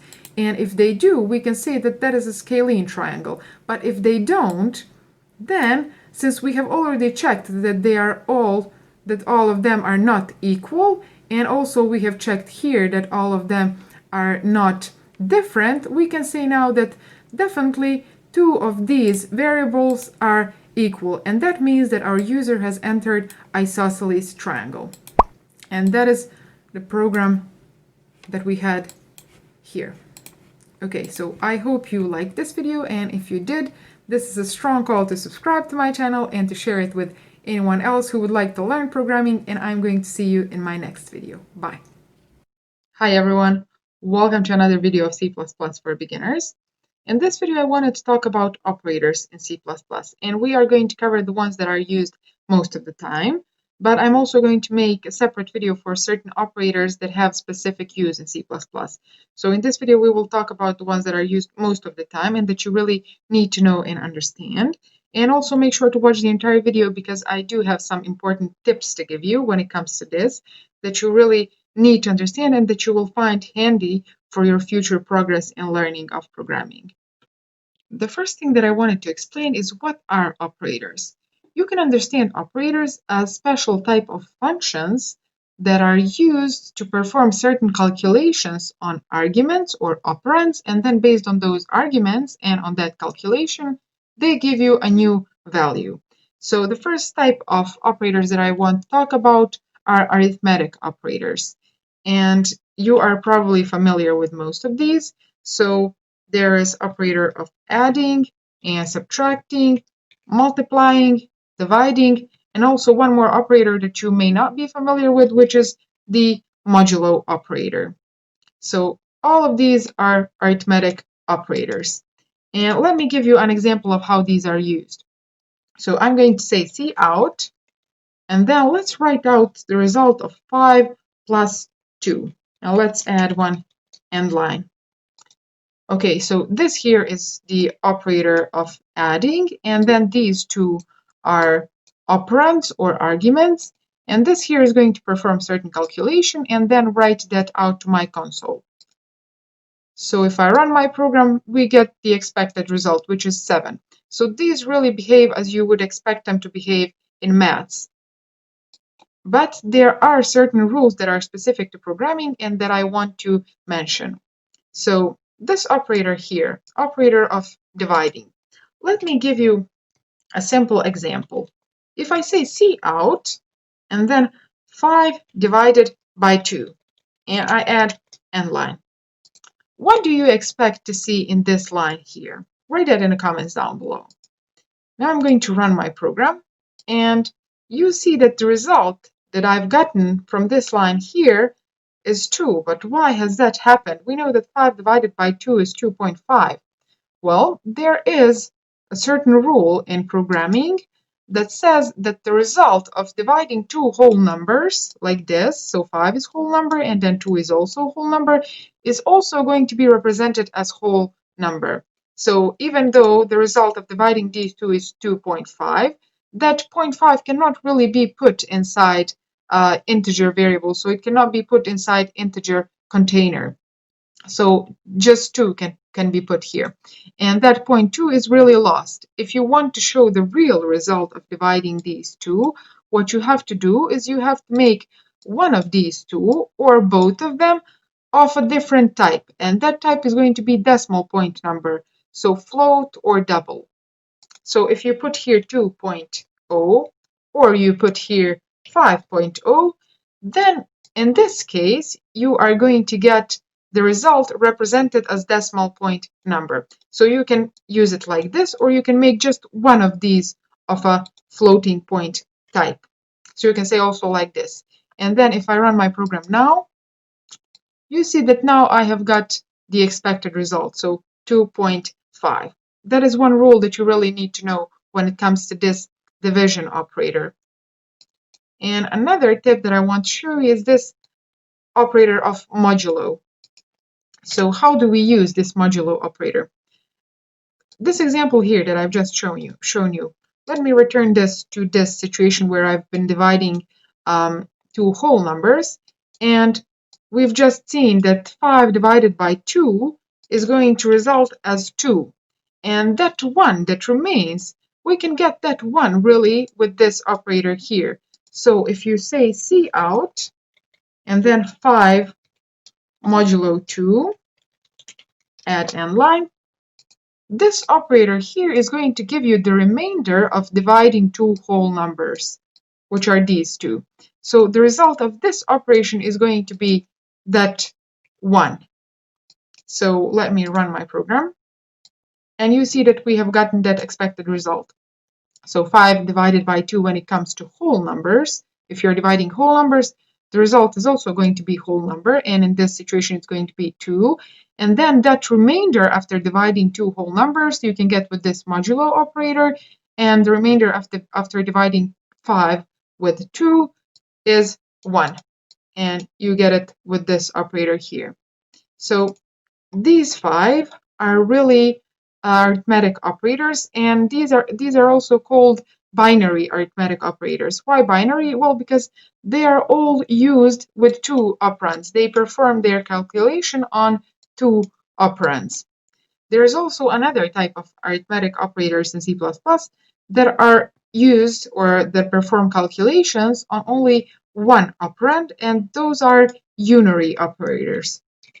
The examples of unary operators in C++ are this operator here, which is operator of increment, and then this operator here, which is the operator of decrement. So how these are used? Let me give you an example. So let's create a variable of type int, and let's call it counter. And I'm going to assign to that variable a value of 7, for example. So how this operator of increment works is it really increases the value of your variable by 1. So if I say counter plus plus, what this operator is going to do, it's really going to add +1 to my counter variable. So 7 plus 1, it should in this line here increase value of my counter variable to 8. And let's prove that. Oops, cout counter, and then let's add one end line. Okay, if I run my program, you see that we've got expected result. So 8. We've declared a variable of type int called counter. We've given it a value of 7. And then in the next line, we applied this increment operator to it, which had increased its value +1, so 8. And then after we write out that value of that variable, we got our result. So that is how this increment operator is used. This decrement operator, so counter minus minus, this decrement operator here works reverse. So it really subtracts 1 from this variable here. And if I copy this line here and then paste it, after this line here, our counter should be decreased by 1. So the value of our counter should really again be 7. And if I run my program, oops, like this, you see that we've gotten our 7. So we've gotten the expected result. However, there are specific rules when it comes to these increment and decrement operators. And let me explain what I mean on another example. So I'm going to create another variable of type int, call it counter2, and let's assign it also a value of 7. And what I want to do with this variable here is I want to write out its value, but I want to write out and increment its value in a single line. So I want to do this. So cout counter 2 plus plus. And I'm missing this redirection sign here. Okay, so what are you expecting to see in this line here? We've seen that this line here has resulted with 8, and this line here should also result in 8. Let's see. Okay, run my program. And it didn't. In this line here, we have written out 7, but why has that happened? Well, this operator here is increment operator, but it is really post increment operator. And what that means is that whatever operation needs to be performed on this variable is going to happen first, and then this increment operation is going to happen. So that is called post increment. Another type of increment is pre-increment, and it is used like this. Okay, and this pre-increment means that whatever operation needs to happen on this variable here, first I'm going to increment it, and then I'm going to perform that operation. So if I run my program now, you see that we now get our 8, same as here. And that is because we have used this pre-increment, which first has increased our variable, and then our variable is written out. Okay, and the same is applied for decrement operators. So for example, if I say cout counter 2 minus minus, and then, oh my God, again. Okay, and then if I run my program, you see that we have gotten the same value for this line and this line, so 8. And why that has happened is because we have used this post decrement here. So first our variable has been written out, and after that the value of that variable has been decreased. So just to prove that, I'm going to say one more time cout, and then counter 2 without any increment or decrement, just to prove that the value of this variable has been decremented after it has been written out. So if I run my program again, you see that this line here has resulted in 8, and then this line here has resulted in 7. Okay.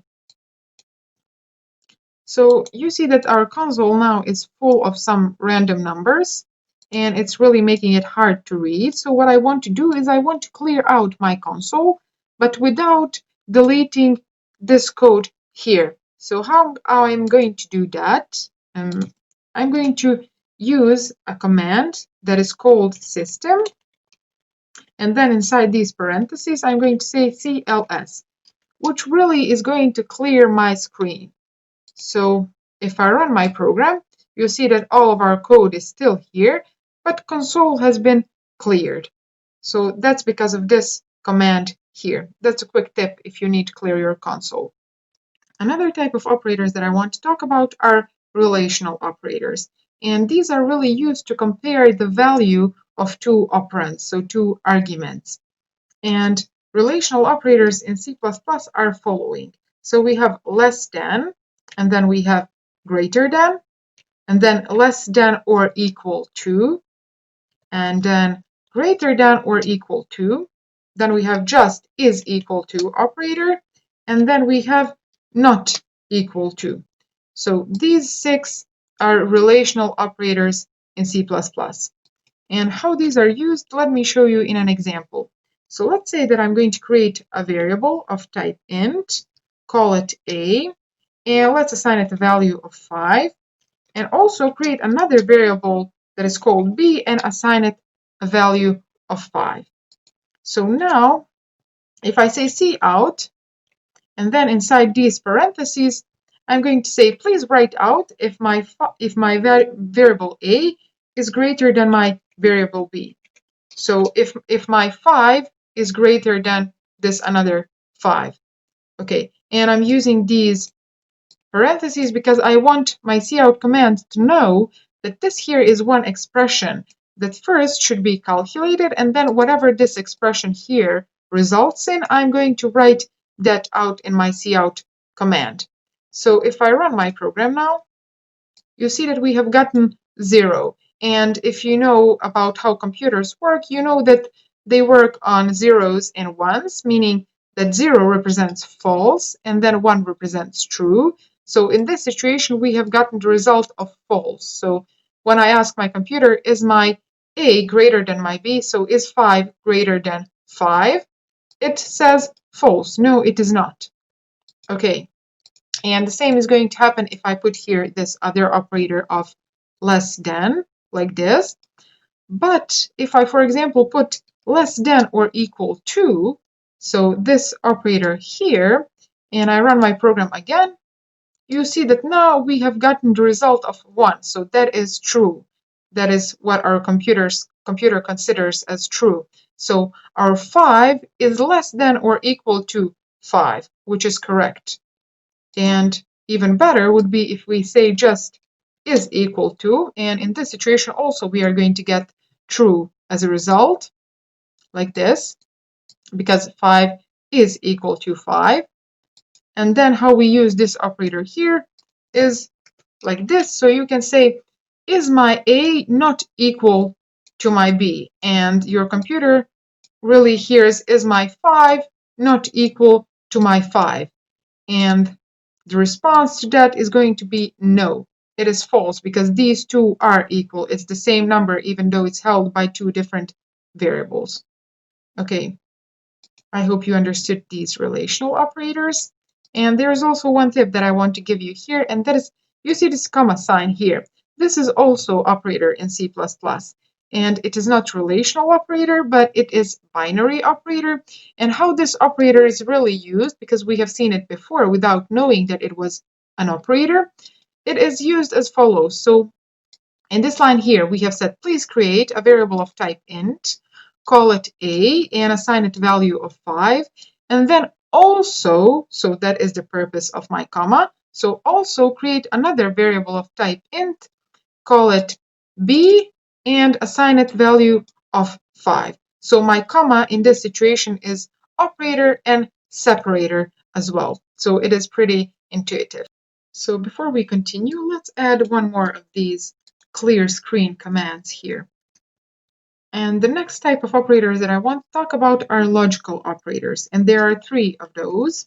So we have logical and then a logical or, and then also not operator. So these 3 are logical operators. And they are usually used to combine 2 or more conditions into one single condition. And I'm going to show you that on an example. And let's use for that example these variables here. Let's just change the value of our b to 8, for example.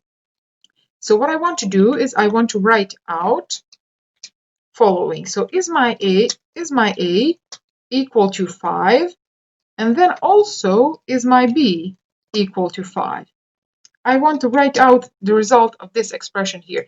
And you see that we have used our AND operator to combine these 2 expressions. So if I run my program, you see that the result of this is false. So that is the nature of our AND operator. It really works like this. It says, please check, is my a equal to 5? Yes, it is.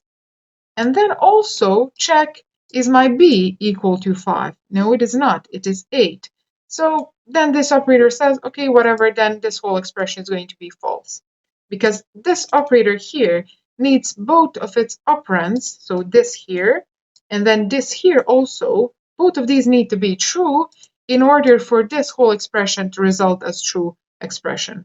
That's the nature of this AND operator.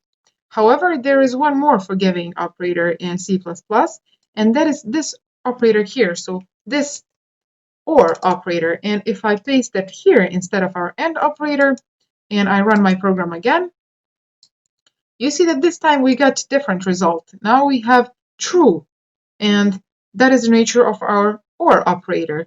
So it says, please check if this is true or this here is true. Whichever of these results as true, then I'm going to be true expression. Only in the situation where this here is false and also this here is false, I'm going to result as false. In any other situation, this here is going to be true. So that is the nature of OR operator.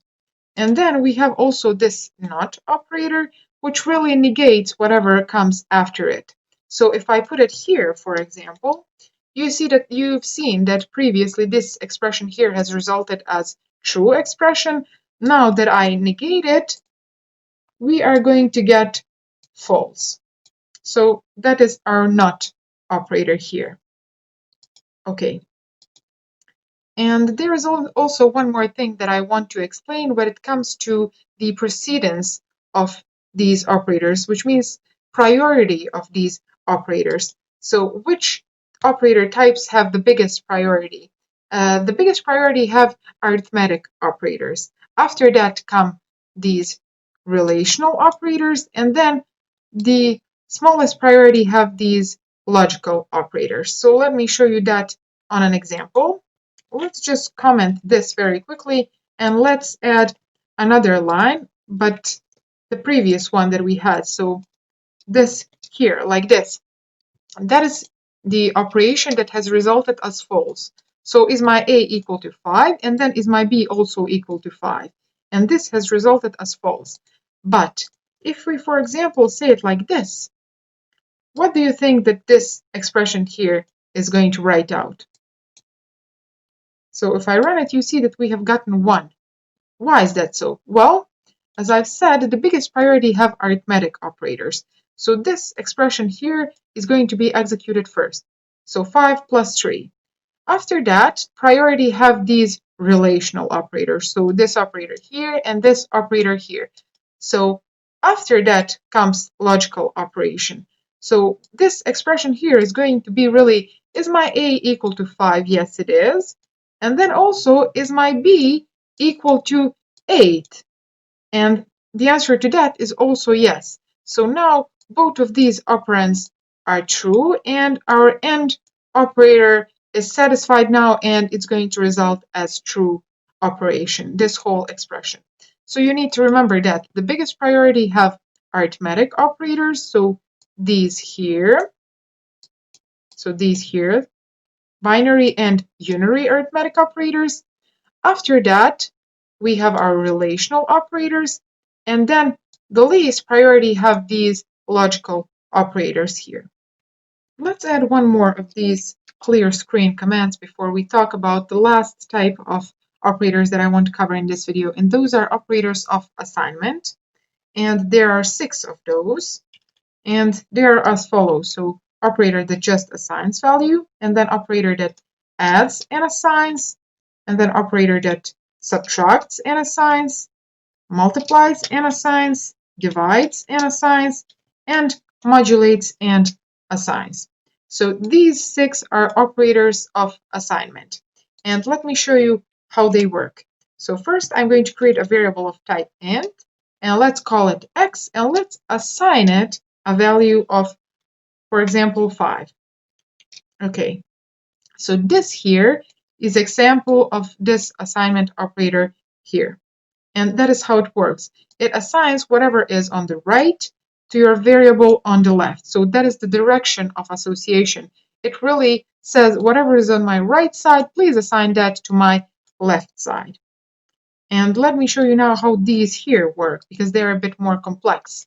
So if I say, for example, x plus equals 7, like this, what this expression here is going to do? Well, let me write out one more expression, and that is x equal to x plus 7.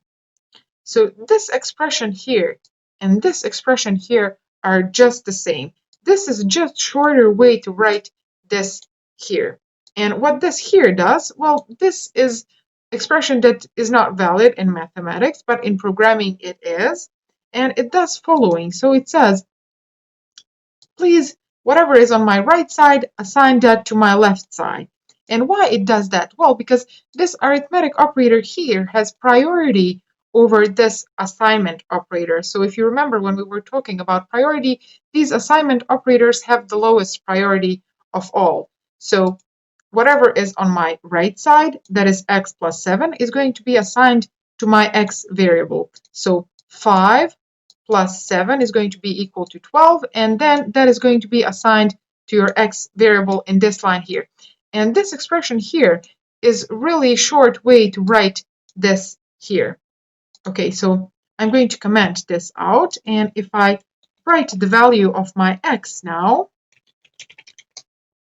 we are expecting to see 12, and it is the result that we have gotten. So this x plus equals 7 is just going to do this, so this expression here. So it's going to add to my x this number here. And the same applies to these operators here. So this one that subtracts and then assigns or multiplies and assigns, divides and modulates. So if you say, for example, x minus equal to 7, then that is really going to result as x is equal to x minus 7. And then that right side is going to be assigned to your left variable, because arithmetic operators have priority over these operators of assignment. And if I run my program again, it really sees 5 minus 7, and that is minus 2. So I hope that you have understood these examples that I've just given you, and I'm also going to include some more examples at the end of this video, but tricky ones, so that you can be sure that you have really understood these operators in C++, because they are used very often and you have to understand them in order to continue with your progress on a programming path. So make sure to do those examples on your own, and if you come across any problems or you have any questions that are related to this video, write those in the comments down below and I'm going to answer them. I'm going to help you. And if you liked this video, make sure to subscribe to my channel and also click the bell icon so that you are first to be notified when I publish my next video. And I'm going to see you in my next video. Bye.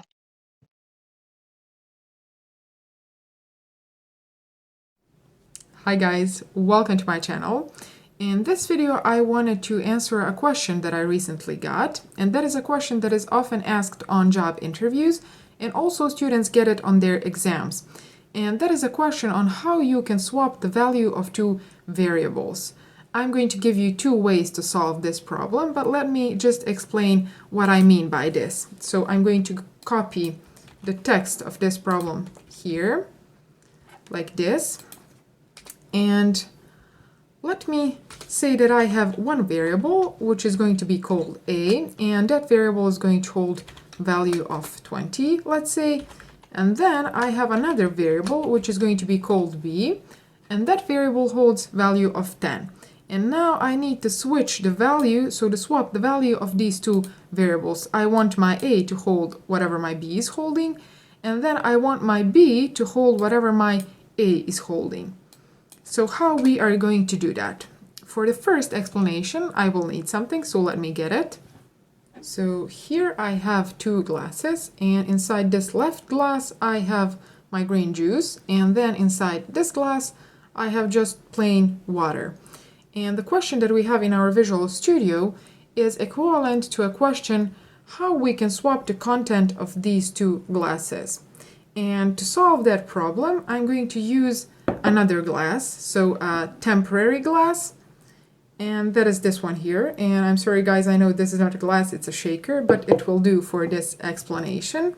So what I'm going to do is I'm going to take this glass, this variable, and I'm going to put its content inside this third glass, this temporary glass. Okay, and then when I have saved the value of this glass inside this temporary glass, what I can do is I can put my green juice, so the content of this glass, inside here. Okay, this is a bit more complex in real life than in programming. So once you do that, you have saved the value of this glass here, so the content of this glass here inside this glass. And now what we are left to do is just to put whatever our temp variable, our temp glass was holding inside this glass here. And now we have successfully accomplished to solve this problem. So we have switched the content of these two glasses. And let's just translate this into our code. Now that I have explained the algorithm to solve this problem, we are just going to translate that algorithm into C++ code. So the first thing that I'm going to do is I'm going to create a variable, a temporary variable, which I'm going to call temp, and inside that temp variable I'm going to put whatever my a is holding. So I'm going to say that my temp holds now whatever is inside my a variable. And since we have our a variable free now to hold something else, I'm going to put my b value inside my a. So now my a is going to hold whatever my b is holding. And now that we have saved the value of our b inside our a variable, we can put inside our b whatever our temp variable is holding. So that is the value that previously was inside our a variable. And this here is really the algorithm to solve this problem using a third variable. And let's just quickly add a cout so that we can see what we have done. So our a is equal to a, and then our b is equal to our b. And let's add end line like this. And I'm going to add just a comma sign here.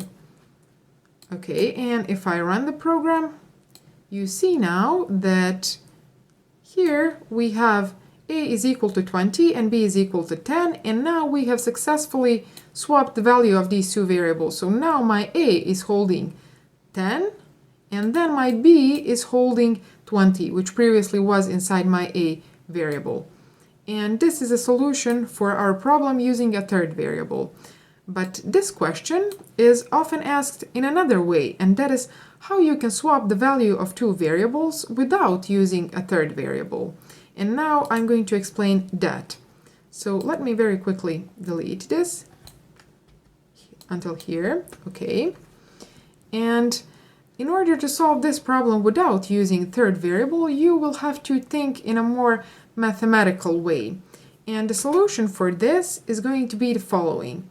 So the first thing that I'm going to do is I'm going to say, okay, let's say that my a variable is going to hold whatever my a is holding, and I'm going to add whatever my b is holding also.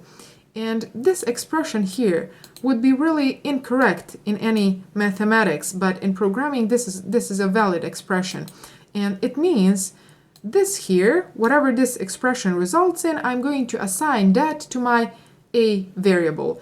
And this here is whatever my a is holding plus whatever my b is holding. Assign that to a. So that is going to be a, so 20, plus b, 10. That is equal to 30. So now in this line here, my a is going to hold the value of 30.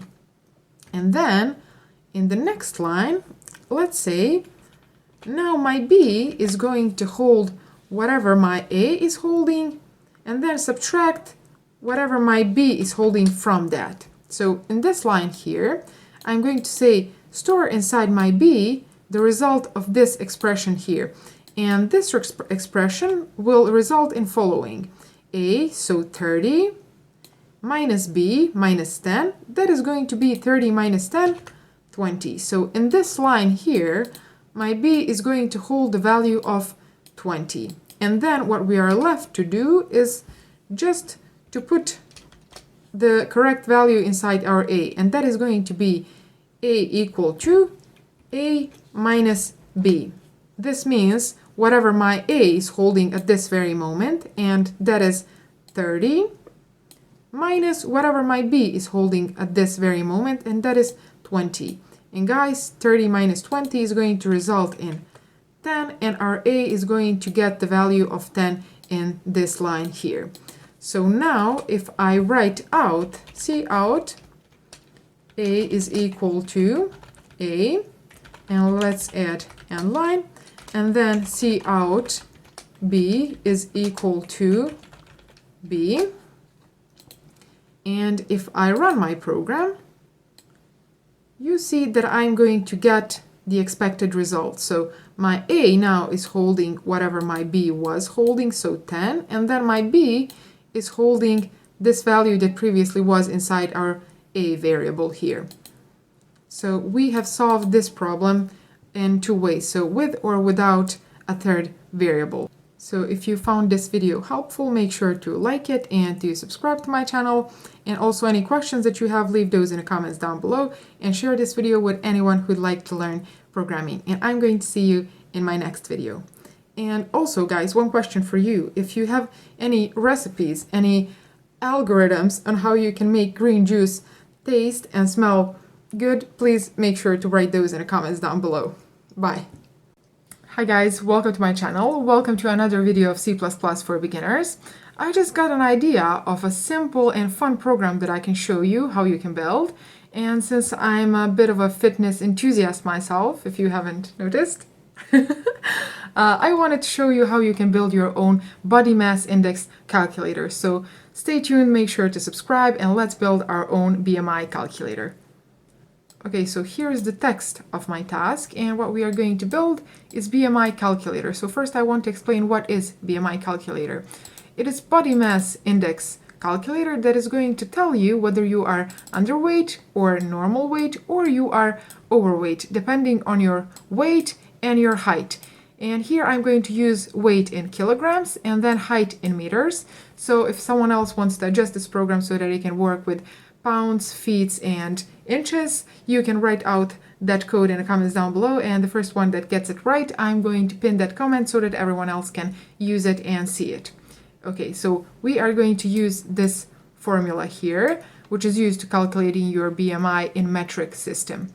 So another thing that I want to mention is these three categories here. There are also some more categories that you can really calculate whether you are extremely underweight or you are extremely overweight, but these three should be enough for us to do now, and these three I'm going to cover in this code. Another disclaimer that I want to make is that this BMI calculator probably should not be used by people that have huge amounts of muscle, so professional bodybuilders, because even though they have muscle, that muscle is still weight. So even though they are not overweight, they will fall in a category of overweight because their BMI is going to be higher. But for most of us that don't have a lot of muscle or are leading normal lives, training a couple of times a week maybe, this is going to be completely okay. So let's build our program now. So here is our tool that we are going to use to draw this diagram. So lucid chart. And let's really develop the algorithm for solving this problem. And then we are going to translate that diagram, that algorithm, into C++ code. So as you may already know, first thing that I'm going to put here is this shape here that is going to indicate the start position of my program, this circle shape here. And after that, we really need two things from our user. So two things that he should enter. And those are his height and his weight. So let's use this funnel shape here that is going to indicate something entering in your program. So visual representation. That's why I'm using that funnel shape. And inside here, I'm going to put two things that my user needs to enter. And those two things are these two things here. So his weight, and he should enter his weight in kilograms, and also his height, and let's say that he should enter his height in meters. So I'm going to use metric system for this problem. Okay, and let's indicate the flow of our program. It should flow like this. And after our user has entered his weight and his height, there is a simple calculation that our program needs to perform. And that calculation is going to be a process for our program. So the shape that I'm going to use for that is this shape here. So this shape that says process on it. And what our program should process, what our program should calculate, is it should calculate BMI. So I'm going to put here BMI is equal to, and then I'm going to put this formula here that is used to calculate BMI. Okay, so it's weight represented in kilograms divided by height to the power of 2. So I'm going to multiply my height with height. Okay, and this is really the calculation of our BMI. And now, after our program has calculated this BMI, what we are left to do is we should, depending on this BMI, really write out to our user whether he's underweight or overweight or of a normal weight. So we should make a decision depending on this BMI. And for that decision, we are using this decision shape, so this diamond shape. And inside this diamond shape, I'm going to put a condition. And that condition is going to be, let's first check whether my BMI is lower than 18.5, like this. And in this situation where our user's BMI is lower than 18.5, so when this condition here results as yes, I'm going to write out something to my user. And let me find a shape. Okay, let's rotate this shape. And delete is text. Okay, and what I want to write out to my user, how I can make this smaller. What I want to write out to my user in the situation where his BMI is lower than 18.5 is I want to write out that he is really underweight. So let's put text inside here and let's write out that he is underweight. So that is going to happen in this situation. Oh my God. That is going to happen in this situation here. Let me just, okay, now it's okay. So in this situation where his BMI is lower than 18.5, we are going to write out that he is underweight. But in the situation where his BMI is not lower than 18.5, we have to check something else. And let's check. So let's add another of these diamond shapes. Where is it? Here. Okay, and let's now check whether his BMI is higher than 25. So I'm going to write out BMI greater than 25. Okay, and that is going to happen in the case that this here results as no. And in the situation where user's BMI is higher than 25, that really means that our user is overweight. So we are going to write out, okay, so we are really going to write out a message to our user. So let's copy this shape here, which we are using to write out a message to our user. So this reversed funnel shape that represents something leaving your program, something being outputted from your program. So in the case where this calculation here results as true, we are going to write out to our user that he is overweight, like this. Okay, and let's really adjust this. Now it looks a bit more presentable. Okay, so first we have checked whether his BMI is lower than 18.5. If yes, we have written out underweight. If no, we have to check whether his BMI is greater than 25, and if it is, it means that he is overweight. But in the situation where this here results as a no, that means that our user's BMI is not lower than 18.5, nor it is greater than 25. So that means that his BMI is really somewhere in between, so between 18.5 and 25, and that is a normal BMI. So that is our last possible situation where we are going to write out to our user that he has a normal weight. So let's write out normal weight. Okay. So after we have covered these three cases, let's just join our flows into one. So I'm looking for this shape here, and I'm going to make it smaller, delete this text from it, and I'm really just going to join these flows inside this shape here. Let's just try to move this here. I'm going to delete it, and let's say that I'm going to, oh no.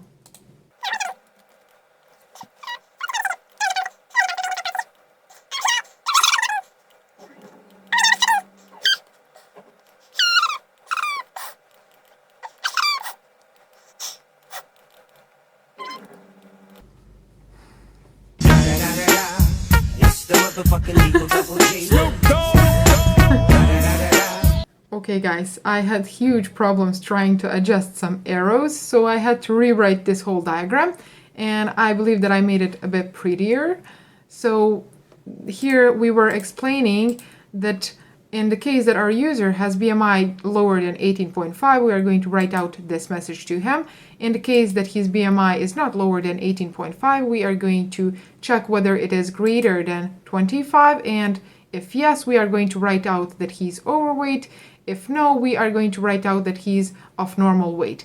And in each of these three cases, we are coming here to this diamond shape here, which is just going to join these three potential situations. And after this diamond shape here, we are going to write out to our user what his BMI really is, because I really want my user to know if he's, for example, in this situation here or in this situation here, I want him to know whether his BMI is, let's say, 18.4, so he's not that extremely underweight, but he's just a little bit underweight. Or in this situation here, I want him to know whether his BMI is 25.5, so he's just a little bit overweight, or his BMI is really 35, let's say. That's why I want to write out my BMI to my user, his BMI to my user, okay? So, and then we just really stop our program. So now I'm going to copy this diagram and put it next to my Visual Studio so that we can really translate this diagram here into our code. So here I have put this diagram and then also my Visual Studio. And let's now translate this diagram. Let's translate this algorithm into code, because this here really is an algorithm explanation on how to solve a certain problem. So the first thing that needs to happen is our user should enter his weight and his height. And for that to happen, I first need to declare variables for weight and height. And for that, I'm going to use type float, because his weight and height can be decimal point number. So I'm going to say float, and then I'm going to say weight and height. Okay, like this.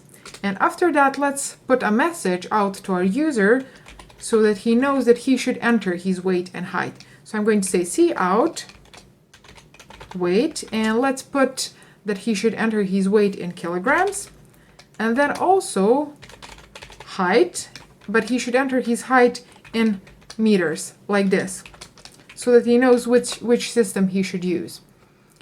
Okay, after we have written out this message here, what I need to do is I need to use my cin command so that I can allow my user to enter weight and height. And I'm going to say, first thing that my user enters, that's going to be stored inside my weight variable. And then after that, the second value that my user enters is going to be my height. So store that in a height variable, like this. Okay, and after we have entered weight and height, next thing that needs to happen is we need to do this formula here and really calculate our BMI. And in order to store this result, the result of this expression in our BMI, we need a variable for that. And that variable is obviously going to be called BMI. So let's add here, in this line here, let's add BMI. So I'm going to declare another variable, and that variable I'm going to use now. And I'm going to say that my BMI is going to be used as follows. So I'm going to use this formula here, which is our weight divided by our height to the power of 2. For now, I'm going to use it like this. Okay, and in this line here, we have really calculated our BMI, so this code here. And now, after we have calculated our BMI, what we should do is we should really check what is the value of that BMI. And for that, we are using this shape here, which really translates into if-else case. So first I'm going to say if, and then the first thing that I want to check is if my user's BMI is lower than 18.5, like this.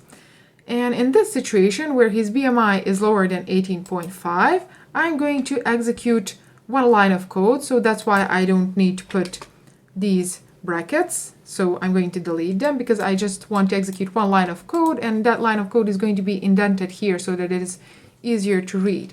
And that line of code is really going to be a message that I want to write out to my user, and that message is going to be that my user is underweight, unfortunately. Okay, and let's add one end line like this. Okay, this is in the situation where his BMI is lower than 18.5. In a situation where his BMI is not lower than 18.5, we are going to execute something else. So that something else we represent with else statement. And I'm going to put that else statement. And what is happening in that else case? It is happening another if else. So here we have a situation where we need to check something else.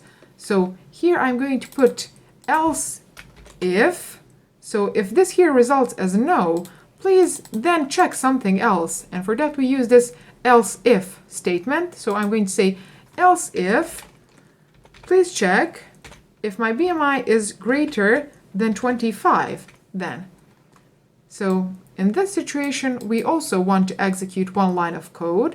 And that line of code is going to be to write out to my user that his BMI is greater than 25, which means that he is overweight. So let me copy this message here. And we are just going to adjust it.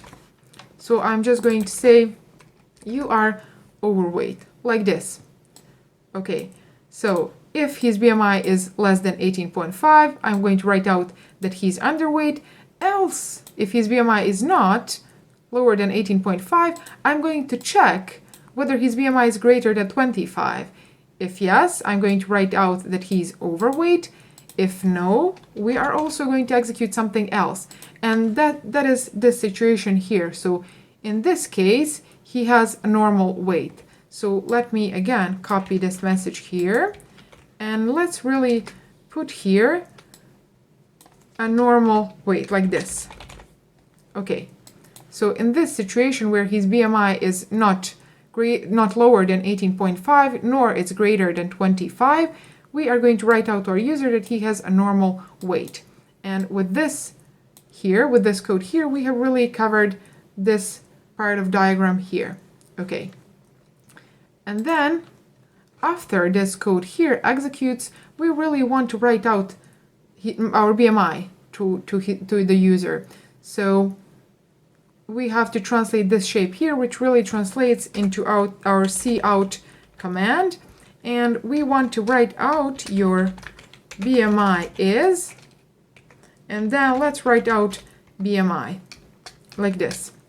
Okay, and this line of code, as you may already see from our diagram, is going to execute in either this case or this case or this case. Because after we have finished with this decision part, we have executed only this part of code or this part of code or this part of code here. So whichever of these three has been executed, after this code here, we are going to execute this line here in either this situation or this situation or this situation. And that is going to be writing out to my user what his BMI really is. And that is the last thing that we need to put, so the last part of our code. And now if I run my program, okay, it asks me to enter my weight and my height, and my weight is, I believe, 66 kilograms, I think, and then my height is 1.75. So let's press enter. Oh no, I'm overweight. How my BMI is 66? Okay guys, for a moment I thought that I am overweight, but I am not definitely this 66 BMI overweight. So that means that we have a bug. So where are you, sneaky little buggy bug? Well, if you can see where our bug is, then write that in the comments down below. And I already see where potentially our bug could be. So this formula here, it should really go like this. So we should divide our weight with our height to the power of 2, which means that we should put parentheses here, like this. And that is this calculation here. So in this situation, our weight is going to be divided with our height, and after that, that number is going to be multiplied with our height. So we are going to get larger BMI than we should really. So we should put this code here in parentheses. So that was the first bug that really happened in these tutorials. Okay, I'm going to leave this part. I'm not going to edit it out. Okay, and now if I enter my weight, let's see, 66, and then my height 1.75. Okay, so I am 21.5. That is my BMI, and I am of a normal weight. So we have really built our BMI calculator, and this is the formula that you should use for a metric system. And if someone else wants to rewrite this program for pounds and inches and feet, you can write that in the comments down below. And as I said, I'm going to pin that comment up so that everyone can see it, if you of course get it right. I hope you liked this video. If you did, make sure to write it in the comments down below, and I'm going to put more videos like this. And also subscribe to my channel and click the bell icon so that you are first to be notified when I publish a new video. Share this video with anyone who would like to learn programming, or also with fitness people that would just like to use this program. And if you don't know how you can run this program without using Visual Studio, I'm going to link my first video here. And at the end of that video, I'm explaining how you can run the program from Windows, and that should give you an idea on how you can really share your applications with other people. So make sure to subscribe, like, leave a comment, share, whatever you want, and I'm going to see you in my next video. Bye. Hi everyone, welcome to my channel. Welcome to another video of C++ for beginners. In this video, I wanted to explain the concept of ternary operator, also known as conditional operator, and also some people call it shorter version of if-else statement. It is an important concept that you are definitely going to come across in your programming career, and you should understand it. And I'm going to explain this concept through building fun and simple program that is going to be a guessing game. So let's explain the rules of this game. We need to have two users, and our first user, which I'm going to call host user, has to enter a number. After that, we have to delete that number from our console so that our second user cannot see it. And then after that, our second user, which I'm going to call guest user, has to enter his guess so that he can guess what number our first user has entered. So this way we can really make a fun program and learn an important concept at the same time. And at the end of this video, I'm going to give you an idea or multiple ideas how you can really upgrade this program on your own. So make sure to watch the entire video. Now that we have explained the rules of this game, let's start building our program. And the first thing that we need to do is create two variables. Since we said that our user is going to be guessing numbers, those two variables are going to be definitely a number type. And let's say that that type is going to be integer, so integer numbers. And we need two variables. The first one is going to hold our first user number, so our host user number.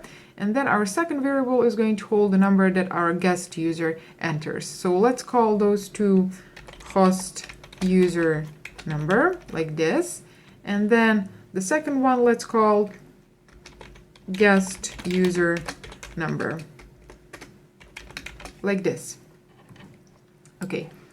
And now, after we have created these two variables, the next thing that we need to do is let's write out a message to our host user so that he knows that he should enter a number. So let's say cout, and let's just say host, like this, so that our host user really knows that he should enter a number. And I'm going to accept that number in my console using the cin command, and I'm going to store that number inside our host user number variable. So with this line here, we have entered our host user number. And what we have said at the beginning of this video is that after our host user enters the number, we really need to delete that number from our console so that our second user is not able to see it. And the command that I'm going to use for that is going to be this command here. So I'm going to say system, and then I'm going to say cls, which is really going to clear our console, so clear our screen. And now if I run my program, let's see how far we have made this program. Here we have this line, this seventh line, which says host user, and it expects our host user to enter a number. So I'm going to say, for example, 7. And then after I press enter, this number here really is deleted. So our console has been cleared. And now after this, we need to ask our guest user to guess the number that our host user has entered. So I'm going to stop the program. And next we need to write out a message to our guest user. So I'm going to say guest, like this. And after that, we need to accept what our guest user enters inside our guest user variable. So I'm going to copy this line here, like this. And instead of accepting that value inside host user number, I'm just going to change this to guest user number. And after this part here, we really have both accepted our host user number and our guest user number. And now we need to compare these two and see whether our guest user has guessed correctly our host user's number. So how we can do that, if you are familiar with if-else statements, and I'm going to link that video here, and if you are familiar with them, that is really one way to solve this problem. So you can solve this problem with if-else statements, and I'm going to do that, and then we are going to really convert that if-else statement into a ternary operator. So how we can solve this with if-else statements? Well, it is quite simple solution. So we have to say if, and then inside these parentheses, I'm going to really compare these two numbers. So host user number and guest user number. So I'm going to say host user number is equal to guest user number, like this. And then if this here results as true, so if these two numbers are the same, we can write out a message to our user, and that message is going to be, let's say, correct, like this. So our user has guessed correctly. But in a situation where this here results as false, we can use our else statement. And in this else situation, let's write out a different message to our user. So let's say cout, and then inside these quotation marks, let's say failed, like this. So that in the case where these two are the same number, we can write out to our user that he has guessed correctly, and then in a situation where these two are not the same, we can write out to our user that he has failed in guessing. So if I run my program now, you see that it expects our host user to enter a number, and I'm going in this situation to take the role of both host and guest user. So I'm going to enter 7, for example, and then you see that that 7 number has been deleted from our console because of this command here. And now our program expects our guest user to enter his number. And I even forgot what number I entered. So let's say that our host user has entered, for example, 11. And you see that our program says you have failed, so you haven't guessed correctly.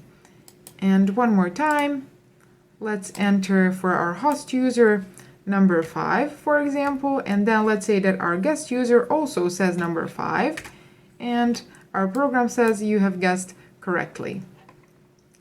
So this is one potential solution for this problem, but I wanted to show you how you can solve this problem using ternary operator. And now I'm going to comment this code here, like this. So this is a comment for multiple lines of code. And let's really translate this part of code here into a ternary operator, like this. Okay, so how does the ternary operator work? Well, it is the only operator that takes 3 operands or works on 3 operands. And the first operand is going to be a condition.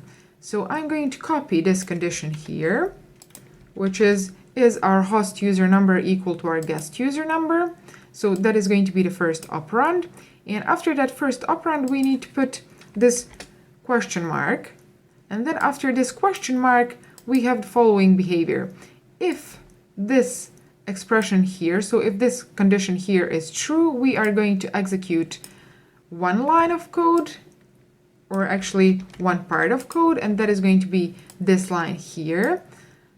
But in the situation where this here results as false, we are going to execute whatever we put after this column sign. So that is going to be our cout failed, like this. And this is really the syntax for our ternary operator. And as you can see, it really is a shorter form of if-else statement. So this line of code really means, please check this condition here. And if this condition here results as true, execute this part of code here. But if this code here results as false, please execute whatever I put after my column sign. So that is going to be our cout failed. And now if I run the program, it asks again for our host user to enter the number. Let's enter number 9, for example. And then our guest user has to guess the number. So let's enter, for example, number 3. And you can see that our program says to our guest user that he has failed in guessing. So there are a couple of ways in which you can really upgrade this program, and I'm going to give you a few ideas. And the first one is, for example, you don't have to use int type here. So you can use different data type. You can guess characters, or you can guess even strings if you know how to. And if some of you want to play with that and try that on their own and you get it right, make sure to paste that code in the comments down below, and I'm going to check it. And if you get it right, I'm going to pin that comment up so that everyone else can see it. So that would be one way of upgrading this program. Another way to upgrade this program is to make it easier to your guest user. And how do I mean easier? Well, you can really limit your host user to enter a number that is going to be in a certain interval. For example, you can say to your host user that he can enter only a number that is going to be between, let's say, 1 and 15 or 50. It depends on how difficult you want to make it to your guest user. And that would be one way also of upgrading this program. And another, and the best way of upgrading this program, is going to be when we learn loops. And when we do that, I'm going to link the video here. And how you can upgrade this program using loops.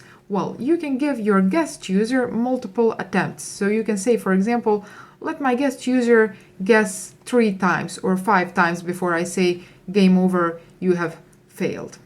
Okay, so I hope that you have liked this video, and if you did, make sure to subscribe to my channel, share it with your friends and with other people that would like to learn programming, and I'm going to see you in my next video. Bye. Hi guys, welcome to my channel. Welcome to another C++ for Beginners tutorial. And I'm really excited for making this video because this video is going to be a milestone. And in this video, I'm going to show you how you can build your own calculator application. So if you have watched my previous videos and you are also watching this one and you build this application together with me, you should really feel proud of yourself because you have made a great progress. So let's build that application now. Here I have opened my Visual Studio, and let's very quickly explain what we want to do before we start to write code. So I want my user to enter 2 numbers and also operation sign, and then depending on those 2 numbers and that operation, we want to calculate the result and then write that result to our user. So the first thing that we need to do is we need to declare variables that are going to hold those numbers and that operation sign. And since we want our user to be able to enter decimal point numbers, so not only integers, but decimal point numbers as well, we are going to declare variables that can hold decimal point numbers, and those can be float and double. So let's declare float variable, for example, and let's call it num1, which is going to hold our first number, and also another one, which is going to be called number2 and hold our second number. And after we have declared these 2, let's also declare a variable that is going to hold our operation sign. And since that is a character, we need to use a character type for that variable. So let's say char, and let's call that variable operation, like this. Okay. And now, after we have created these 3 variables, we can really allow our user to enter his numbers and his operation. And we want to do that in the following order. So we want to say cin, and then first our user has to enter the first number, and then after that we want our user to enter the operation sign. So let's say operation, like this, and after that our user has to enter the second number. And this window here, guys, this is called IntelliSense, and it really makes your code writing easier. So you can navigate this list here using your arrows, and then you can also use tab key so that it finishes your variable name for you if you want that. Okay, so now we have entered our first number, our operation, and then our second number as well. like this. And another thing that I want to write out to my user, because this is going to be the best calculator ever, let's write that title to our user. So let's write here, before he enters anything, a quick title. So let's say cout, and then let's say that it's going to be called CodeBeauty Calculator. You can call yours whatever you want. So like this, and let's add these here so that it looks prettier. Okay, and now if I run my program, well, you see that it really looks like this. And now we are able to enter one number. After that, we want our user to enter operation like this. And then we want to enter the second number like this. And then after we press enter, our program should really calculate the result of this operation. In this current situation, it is not really doing anything else because we haven't written code for that. Okay, so now let's solve this problem that we have here. So at this point, you should really have an idea yourself on how to solve this problem using if-else statements and also nested if-else statements. So if you're not familiar with those, I'm going to link one of my previous videos here. So make sure to watch that video as well. But in this video, I want to show you the more appropriate way for solving this particular problem. And that is going to be using switch case statement. So what is switch case statement? Well, switch case statement is, as well as if-else statement, used when you want to execute a block of code depending on a certain condition, so depending on a value of a certain variable. But switch case statement is particularly used in a situation where that variable can potentially hold a lot of different values. And if you look at our operation variable here, you should really notice that this variable can hold 6 different values. And what are those 6? Well, our user can decide to enter operation for adding, subtracting, multiplying, dividing, modulating, and then what if our user does not really want to use our application, but he wants to hack it? So if he decides that he doesn't want to enter one of these 5, but he really enters some non-valid arithmetic operation, we should also cover that case. So we should really, as programmers, predict all these 6 situations and cover all these 6 cases. I'm going to add one end line here so that my text is formatted nicely. And then let's really show how this switch case statement is used. So the first thing that I want to write is switch, like this. And then if you press tab, you see that you are getting some default syntax for this switch case. For now, I'm going to delete that, and I want to show you how you can really write that yourself. And inside these parentheses here, I want to write out the name of my variable that I want to switch through or switch on. And that is going to be my operation variable, because depending on the value of this operation variable, we are going to perform a different calculation on these 2 number variables. So I'm going to say here operation, and then in these curly brackets here, we really want to cover all our cases. So the first case, let's say that our first case is going to be a situation where our user enters minus operator. So I'm going to use these single quotes, and then inside these single quotes, I'm putting the value that our variable can potentially hold, and that is this minus operator here. And after that, I'm going to add this column sign here, like this. And then after this column sign, I really want to put out whatever code I need to execute in the case that our operation corresponds to this sign here. And what I want to execute in this case is I want to say cout, and let's write out our first number, and then let's write out our operation. And then let's write out our second number so that our user really gets a nicely formatted text. And after that, I'm going to add this is equal to sign. And here we are going to put really our result. And that result is going to be our first number minus, because our user has entered this minus, so our first number minus our second number. So let's write out number 1 minus number 2, like this. And after we have covered this first case, we need to add one more keyword, and that is going to be break. And this break keyword is really used so that our switch case statement knows where our first case ends. So I'm saying here, whenever my operation is equal to this sign here, you are going to execute this code, and you should really stop executing that case when you come to this break statement. Okay, so this is going to be our first case. Our second case is going to be a situation where our user, let's say, enters this plus sign.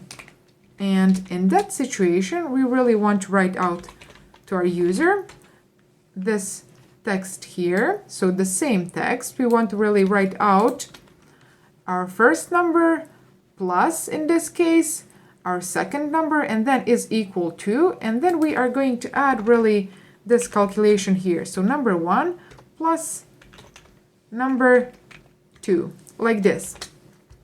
And in this situation as well, we want to add this break statement at the end, like this. Okay, so these are two potential cases, and now I'm going to really write out the rest of them.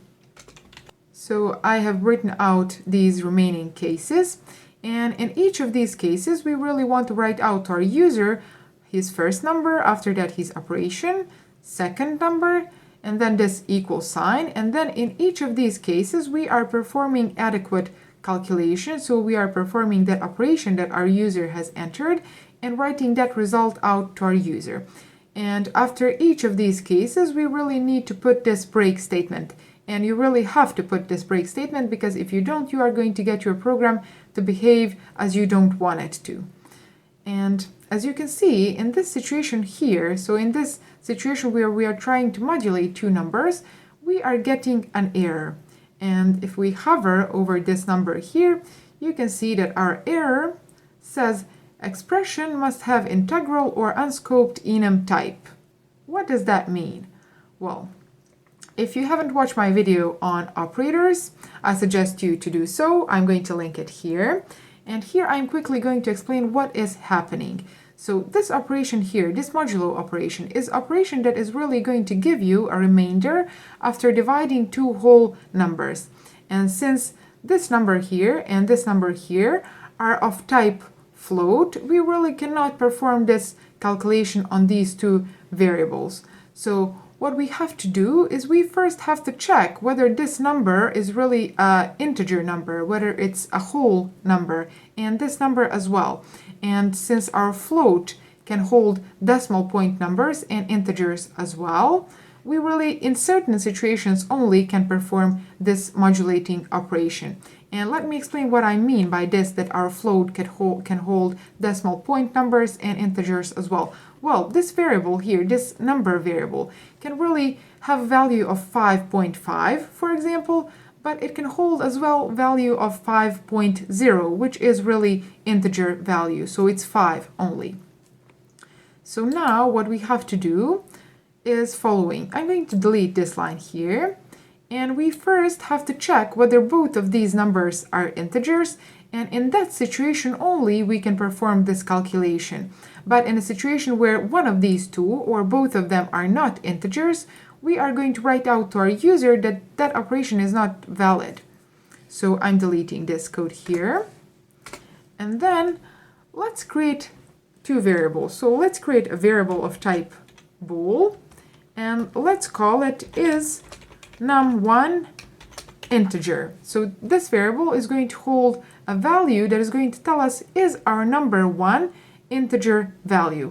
And let's also create another variable that is going to be called is num2 int, and as well this variable is going to tell us whether our number 2 is integer.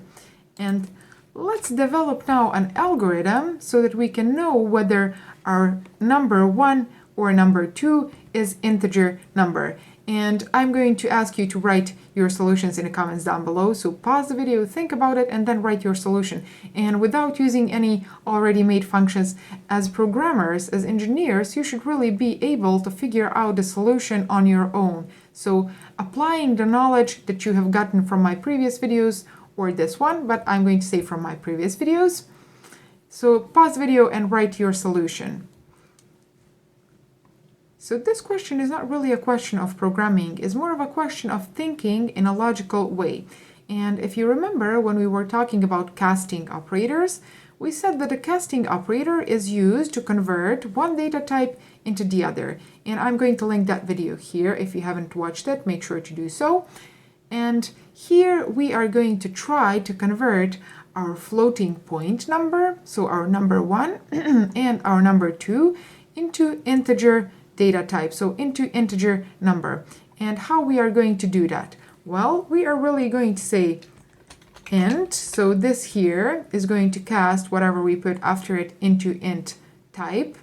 And we are going to say, please try to convert my number 1 into integer. And how does this work? Well, for example, if you have a number 1 that holds value of 5.7, when you try to convert that value into integer, what it does really, it says that 5.7, so that 0.7 part really, bye-bye. I'm going to take only this 5 part, so only this whole part of a number. So in that situation, we are really going to get only 5 from this 5.7 floating point number. So what I'm going to say now is I'm going to say whatever this expression here, this casting operation results with, I'm going to really try to compare that with the initial value of my number 1 variable. So I'm going to say num1 is my converted number 1, so converted to integer, equal to number 1, like this. And how does this calculation here work? Well, as I said, for example, if you have a number 1 that holds a value of 5.0, so 5.0, this part here is really going to take this 0.0 part of a number and delete it. It's going to keep only this 5, so only this whole part of a number. And after that, we have this is equal to operator, and then we are trying to really check whether that is equal to 5.0. And the result of this is going to be true. So with this here, we have checked really whether our number is going to be equal to our floating point number. So this result here, we are going to assign this value to our is number 1 integer variable. So here I'm going to say, please assign the result of this operation to our is number 1 integer variable, like this. And let's put this expression here, so this whole expression inside these parentheses, so that we really can see that this is an expression, and the result of this expression should be assigned to this is number 1 int variable. And now we are going to do the same for our is number 2. So I'm going to say is number 2 integer, and we are going to say that that is equal to, I'm trying to convert my number 2 to int, and then compare that to my float number 2. And after this, we really can now do our algorithm to perform this modulo, where it is this modulo operation on our two numbers in the case where both of them are integers. So here I'm going to say if is my number 1 int, and then also is my number 2 int, like this. In this situation here, I'm going to perform this modulo operation. And as you can see here, I have used only these two Boolean values here in this expression. So I didn't say, please check is my number 1 int equal to true, like this. Nor I have said, please check is my number 2 equal to true, like this. Because this part here, and this part here are really redundant. And what this expression here translates in it translates in is true equal to true, and that is really redundant. So I'm going to remove this part here and this part here, and it should work fine like this for Boolean values, so Boolean variables. And in this situation here, where both of these are integers, we really can perform this modulo operation. So in this situation here, I'm going to take this code and I'm going to copy it like this.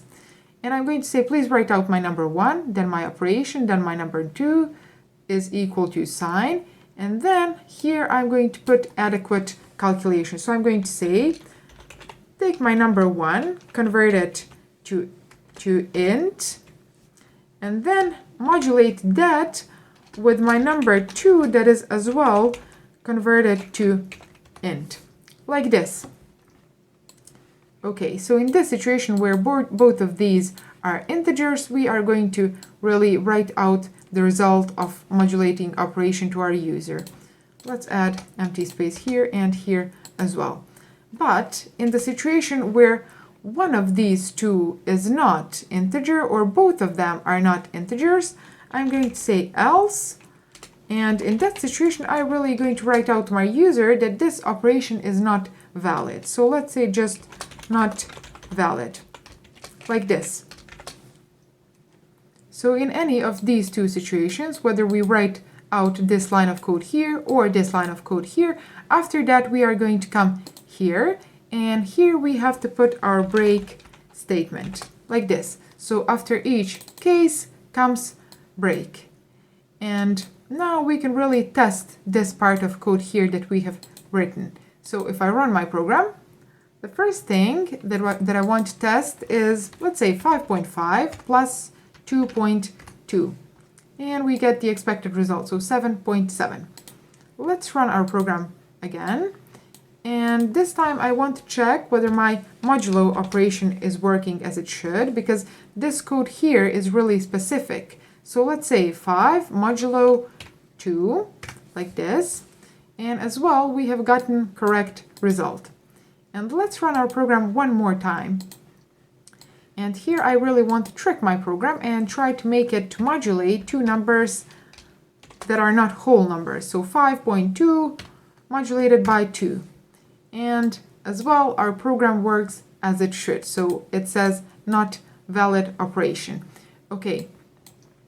So if you have noticed, in this current situation, I really have to run my program each time that I want to perform a calculation. And that is because we haven't learned anything about iteration or loops so far. And those videos are coming. So make sure to subscribe to my channel and also click the bell icon so that you are notified when I publish those videos. And in that situation where we learn iteration and loops, we are really going to be able to run our programs indefinitely, which means to run our calculator application until we really decide to stop it. Okay, so after we have covered these 5 cases here, there is only one situation left to cover, and that is a situation where our user enters any other sign that is not one of these 5 here. And that situation we are really going to write like this. So we are going to say default. So in the case where our user enters operation that is not going to correspond to any of these 5 signs, we are going to execute our default situation. And here we really want to write out a message to the user that is trying to hack our program. So you can write whatever message you want to the user that is trying to hack the program that you have worked so hard to build. And I'm going to put here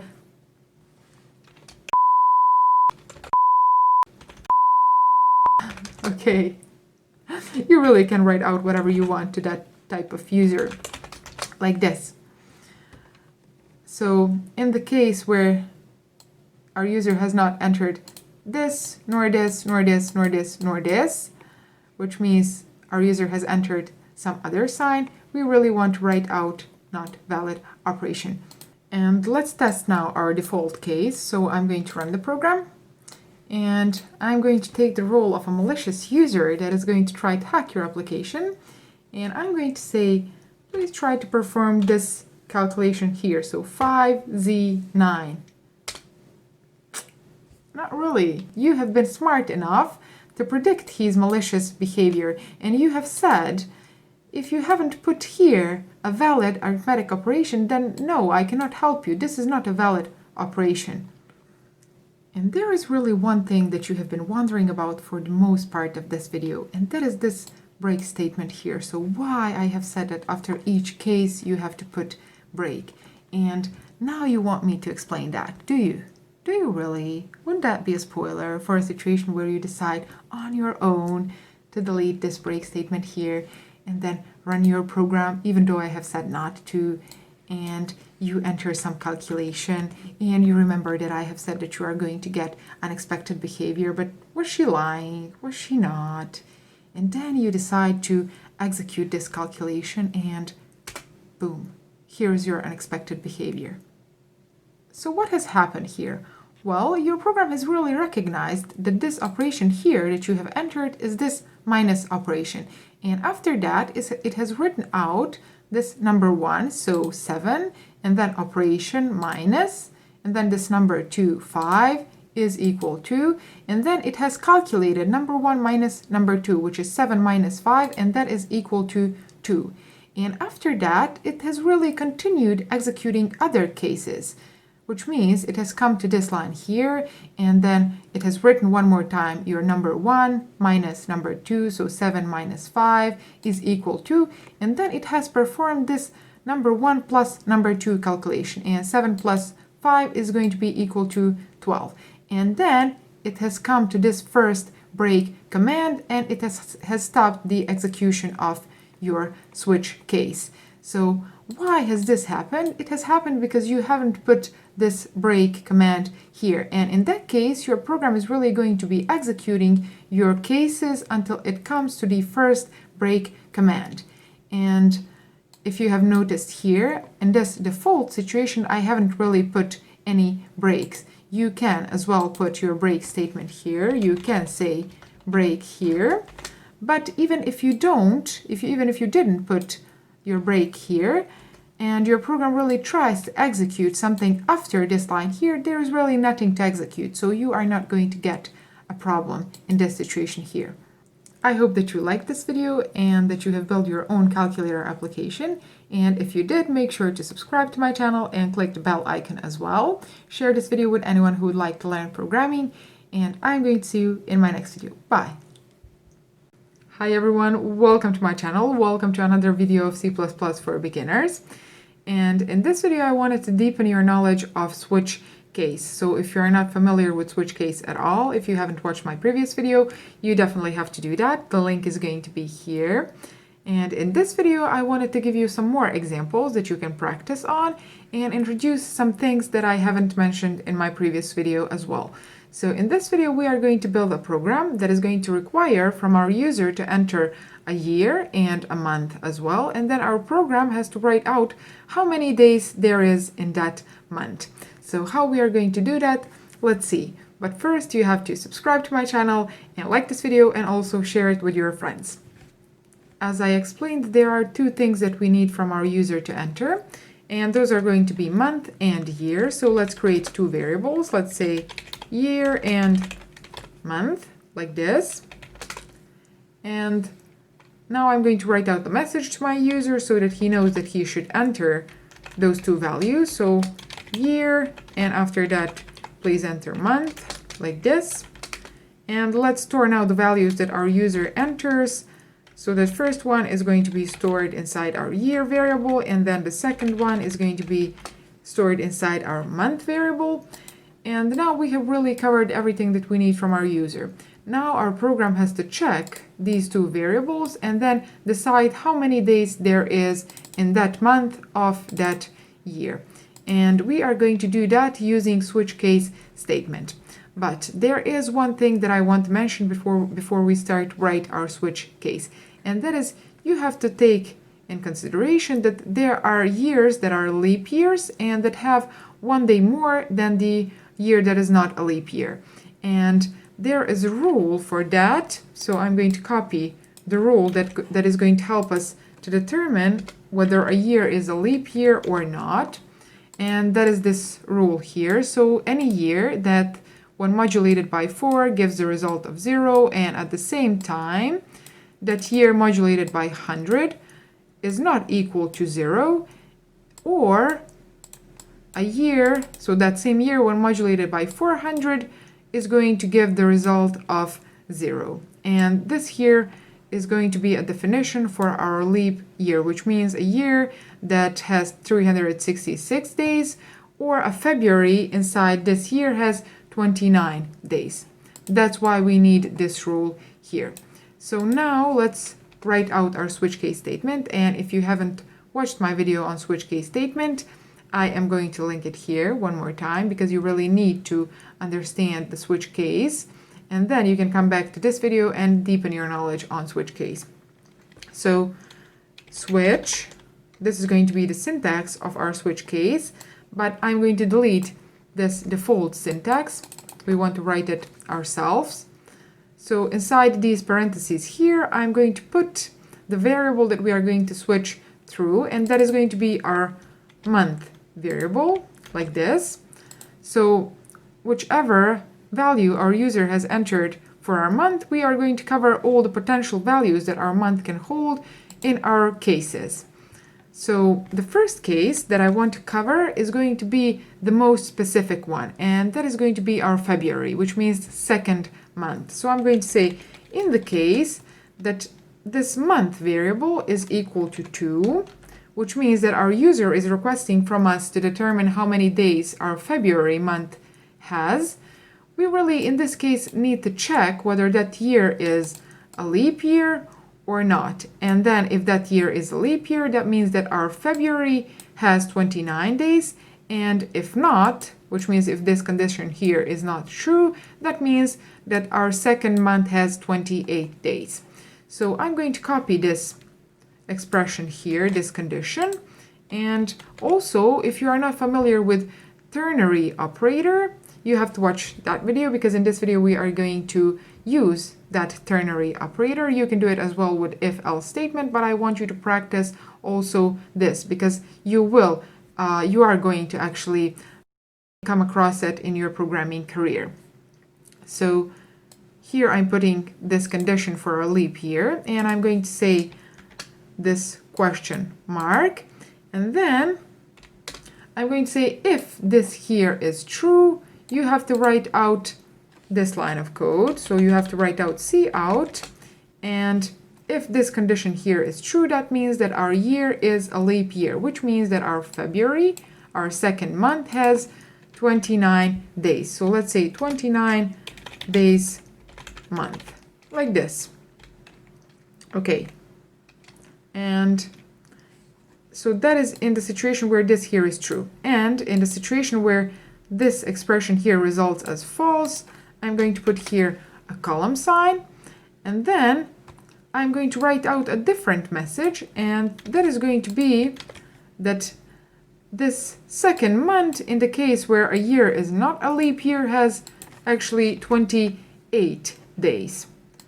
So after we have written this expression here, so this ternary operator, we have really written out how many days there is in our February month, and after each case I have to put break. So in this case as well, I'm going to put our break command after it. And with this example, with this case here, we have really covered our second month, which was the most specific one. Now we are left to cover the remaining months, which means ones that have 31 days and also ones that have 30 days. And here I'm going to show you something that I haven't shown you before. Let me scroll this code like this, maybe. Okay. And then there are some months that contain 30 days and some that contain 31 days. And the ones that contain 30 days are following. So I'm going to write out case like this. And then the first month that contains 30 days is going to be April, so fourth month. And then also our sixth month contains 30 days. And then also, let's see, fourth, sixth, 9th, and then November as well, like this. And here we have written out really all the months that contain 30 days. Okay, and now I'm going to, at the end, so at this case here, write out a message. Let me copy this, and I'm going to paste it, and I'm going to say 30 days month, like this. Okay, and I'm going to put break command here as well. So let me explain this part of code here, because we haven't seen this part of code here before. This break statement, what it does is when your program, so when your program execution actually comes to this case here, it says, okay, my month is equal to 2, so I'm going to execute this part of code here. And then it comes to this break command. And this break command really breaks the execution of your switch, which means that when your program comes to the first break command, it is going to stop the execution of your switch there, which means that it is not going to check any more cases. And because of that, you can really here, so you can put more than 1 month. You can put all the months that have 30 days, like this. And then you can write out the same message and put one break command at the end. And how that is going to really behave inside your program, in the case where a user enters, for example, month 6, your program is going to check whether that month is equal to 2, and it's not going to be. Then it's going to check whether your month is equal to 4, not as well. And then it's going to come here and say, okay, this is 6th month that our user has entered. So please execute whatever code you find until you come to the first break. And that is going to be this here, which is empty, so nothing. And then this here, which is as well empty, so nothing. And then it comes to this code here.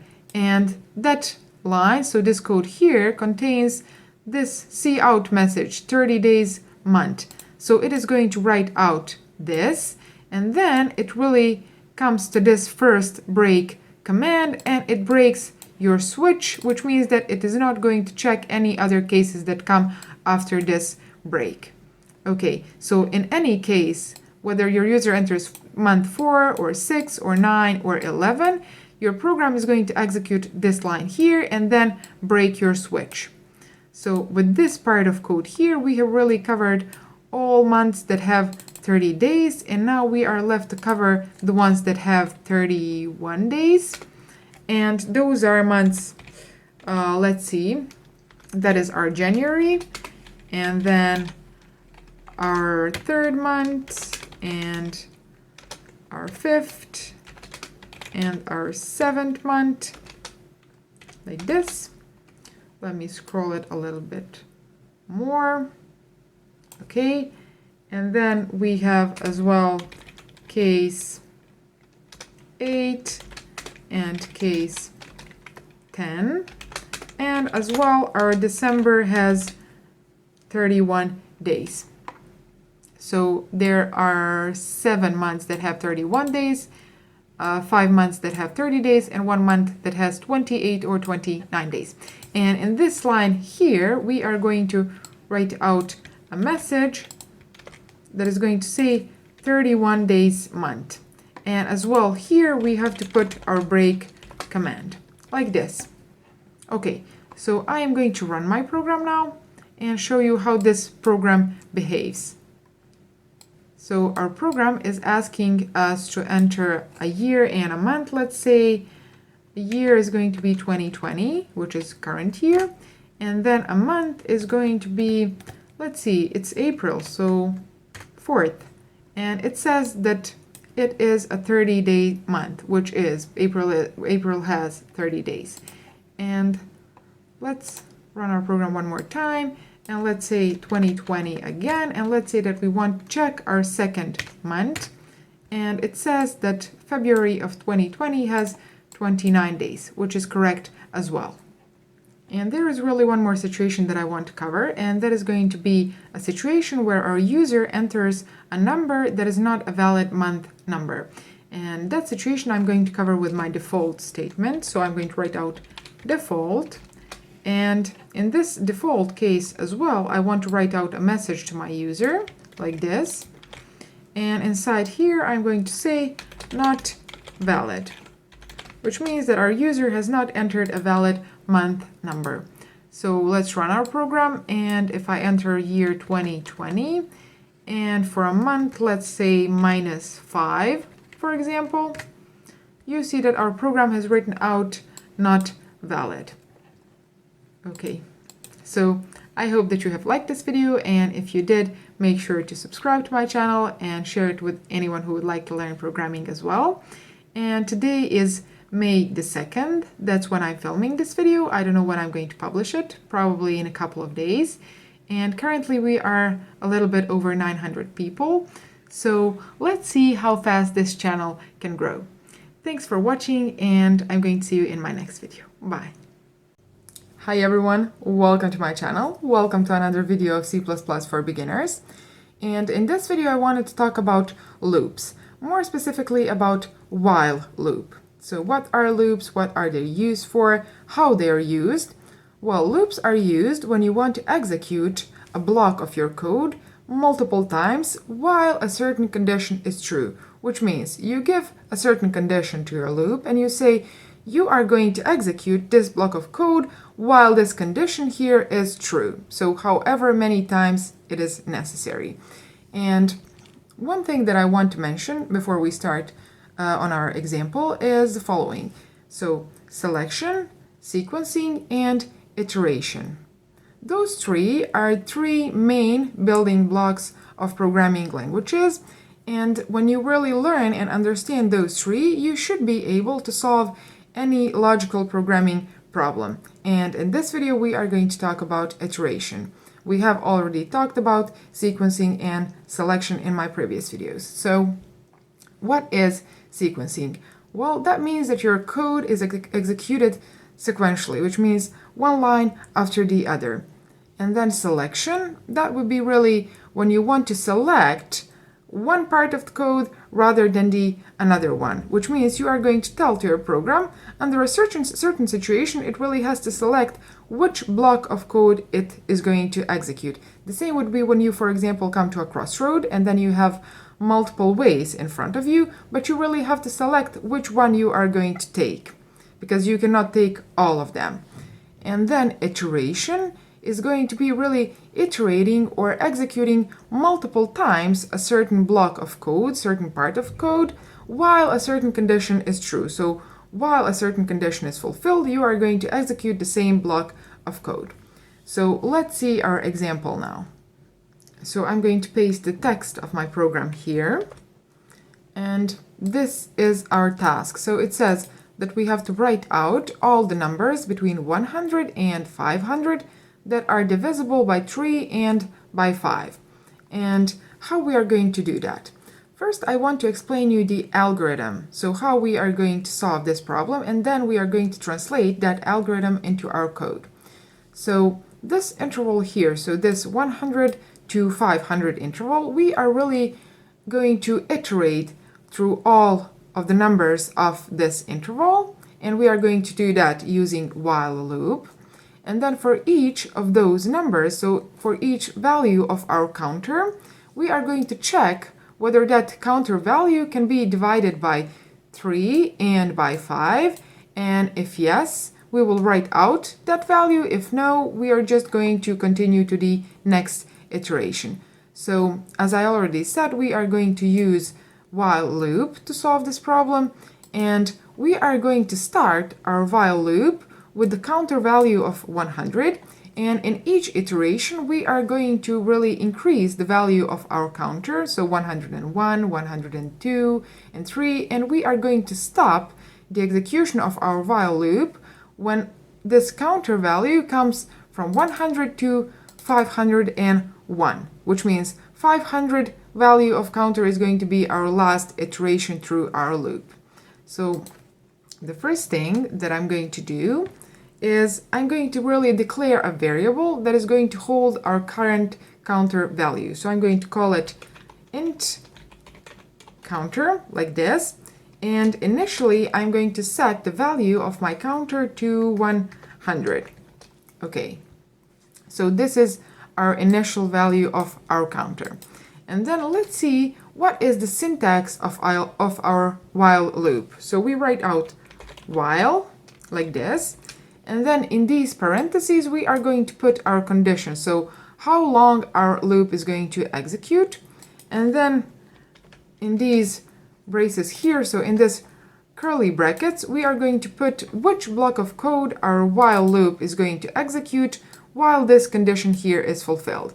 And let's now fill these parentheses here. So as I've said, our counter has to go from 100 to 500, which means since it starts on 100 here, we have to say to our while loop that the execution of this block of code here really has to stop when our counter comes to 500 or 501. 500 is still valid value. So that we are going to say like this. So we are going to say counter like this. And then we are going to say there are two ways to write this condition. The first one is to say while our counter is less or equal to 500, or you could as well said while our counter is less than 501. So that is a valid situation while you're executing your loop. So while your counter is less than 501, or while your counter is less or equal to 500. I prefer it this way, but whichever way you put it is going to work. So now that we have put this condition here, we really can write out this code that comes in this while loop block. So what we are going to execute while this condition here is true. And that is going to be following. Inside this block of code here, we really have to check whether our current value of our counter is divisible by 3 and by 5. And if it is, we have to write out that number to our user. If no, we just need to continue to our next iteration of our loop. And how we can check whether this counter value can be divided by 3 and by 5. Well, we use modulo operation for that. If you haven't watched my video on operators, I'm going to link it here. Make sure to watch it.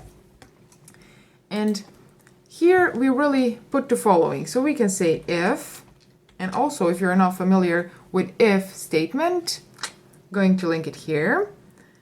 So if our counter value, so our current value of our counter, after you modulate it with 3, if the result of that is 0, that means that our number, so our counter, is divisible by 3.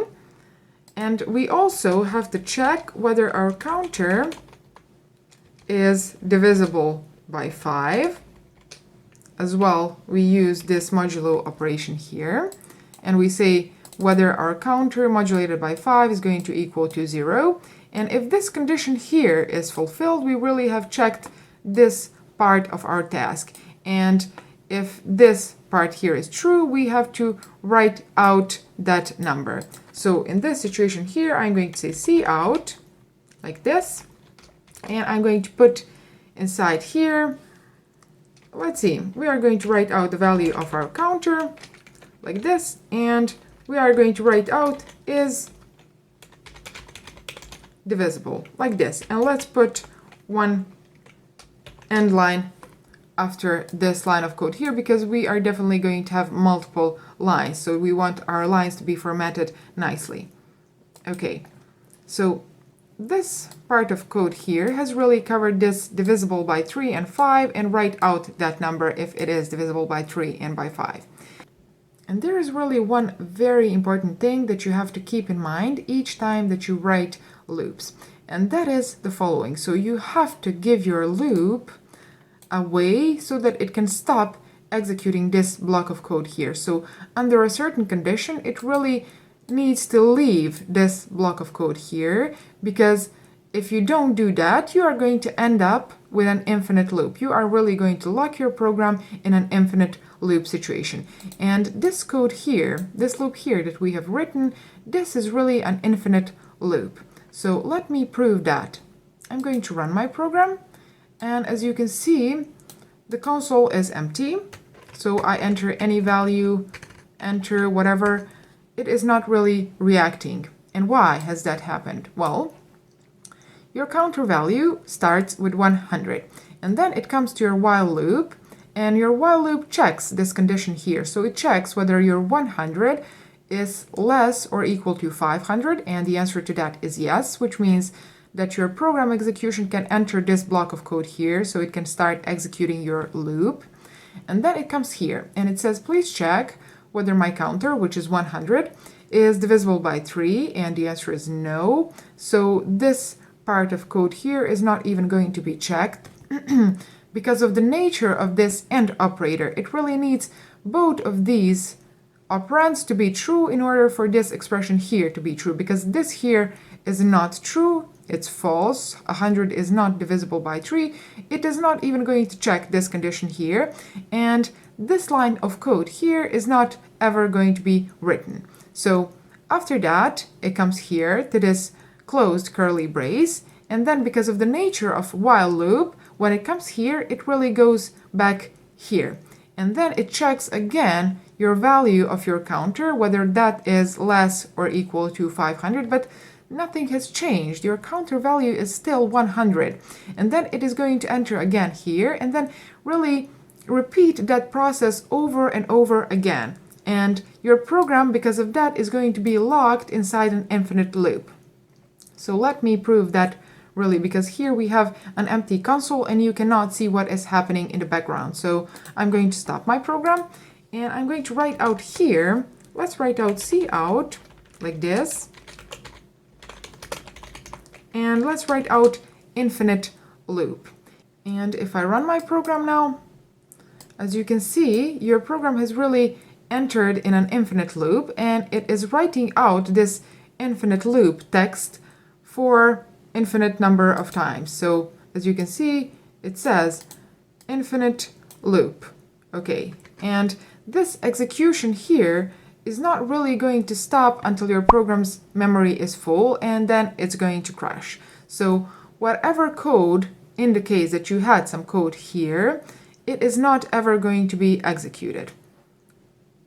So I'm going to stop this here, and I'm going to delete this part of code here because we don't really need it. What we need is we need to put here a certain code that is going to help our loop to really stop the execution at a certain point. And the code that we need to put here is going to be really following. It's going to be counter plus plus, like this. What this code here is going to do, in each iteration, it is going to check whether this condition here is true. If yes, it is going to write out this part of code here. And then in each iteration, it is going to really increase the value of your counter by 1, which means in your first iteration, it's going to be 100. After that, it's going to be 101, 102, 103, and it is going to really go until it comes to 500. That is going to be the last iteration of your program. And then when it comes to 501, this condition here is not going to be true anymore. And then your loop is going to check really whether 501 is less or equal to 500. And the answer to that is not going to be no. So your program is going to really stop the execution of this loop and come here and then really stop your program. So if I run the program now, I'm going to prove that. Okay, so this has been executed very fast. And as you can see, this is the result of your program. It has really written out all the numbers that are divisible by 3 and by 5. And you can check all of these numbers using your calculator if you want. So with this expression here, with this counter plus plus, we have really both iterated through all the numbers between 100 and 500, because we check our counter value here. And then also we have really given a way to our loop to stop the execution of this block of code here when this counter value comes to 501. And this is the result of our program. Okay, so I hope that you have liked this video. Any questions that you have, write those in the comments down below and I'm going to answer those. Make sure to subscribe to my channel and share it with all your friends, anyone who would like to learn programming, and I'm going to see you in my next video. Bye. Hi everyone, welcome to my channel. Welcome to another video of C++ for beginners. Today I want to talk about while loop, and I have already made one video on this topic, and if you haven't watched that, I'm going to link it here, so make sure to do so. And why I'm making this video, because I really believe that watching one video and doing only one example is not going to be enough for you to really master a certain concept. It wasn't for me, it is not going to be for you as well, and that is completely okay. So we are going to show you how this while loop is used on one more example. And the program that I want to build today is going to be a program that has to count how many digits the number contains. So our user is going to enter a number, and then we are going to write a program that is going to count how many digits there are in that number. So let me copy the text of that program like this, and it says count digits of a number. So let's do the first thing that we know that we have to do and that we know how to do as well. So that is going to be write out a message to our user so that he enters that number, and then also allow him to enter that number. So I'm going to say cout, and then I'm going to say number like this, and then I'm going to allow my user to enter that number. Before I can enter it, I have to really declare a variable that is going to hold that number. So here I'm going to say int number like this, and then here, after we have written out this message to our user, we are going to say cin number like this. So after our user has entered his number, we really have stored it in our number variable, and now we are going to write out the program that is going to count the number of digits of this number here.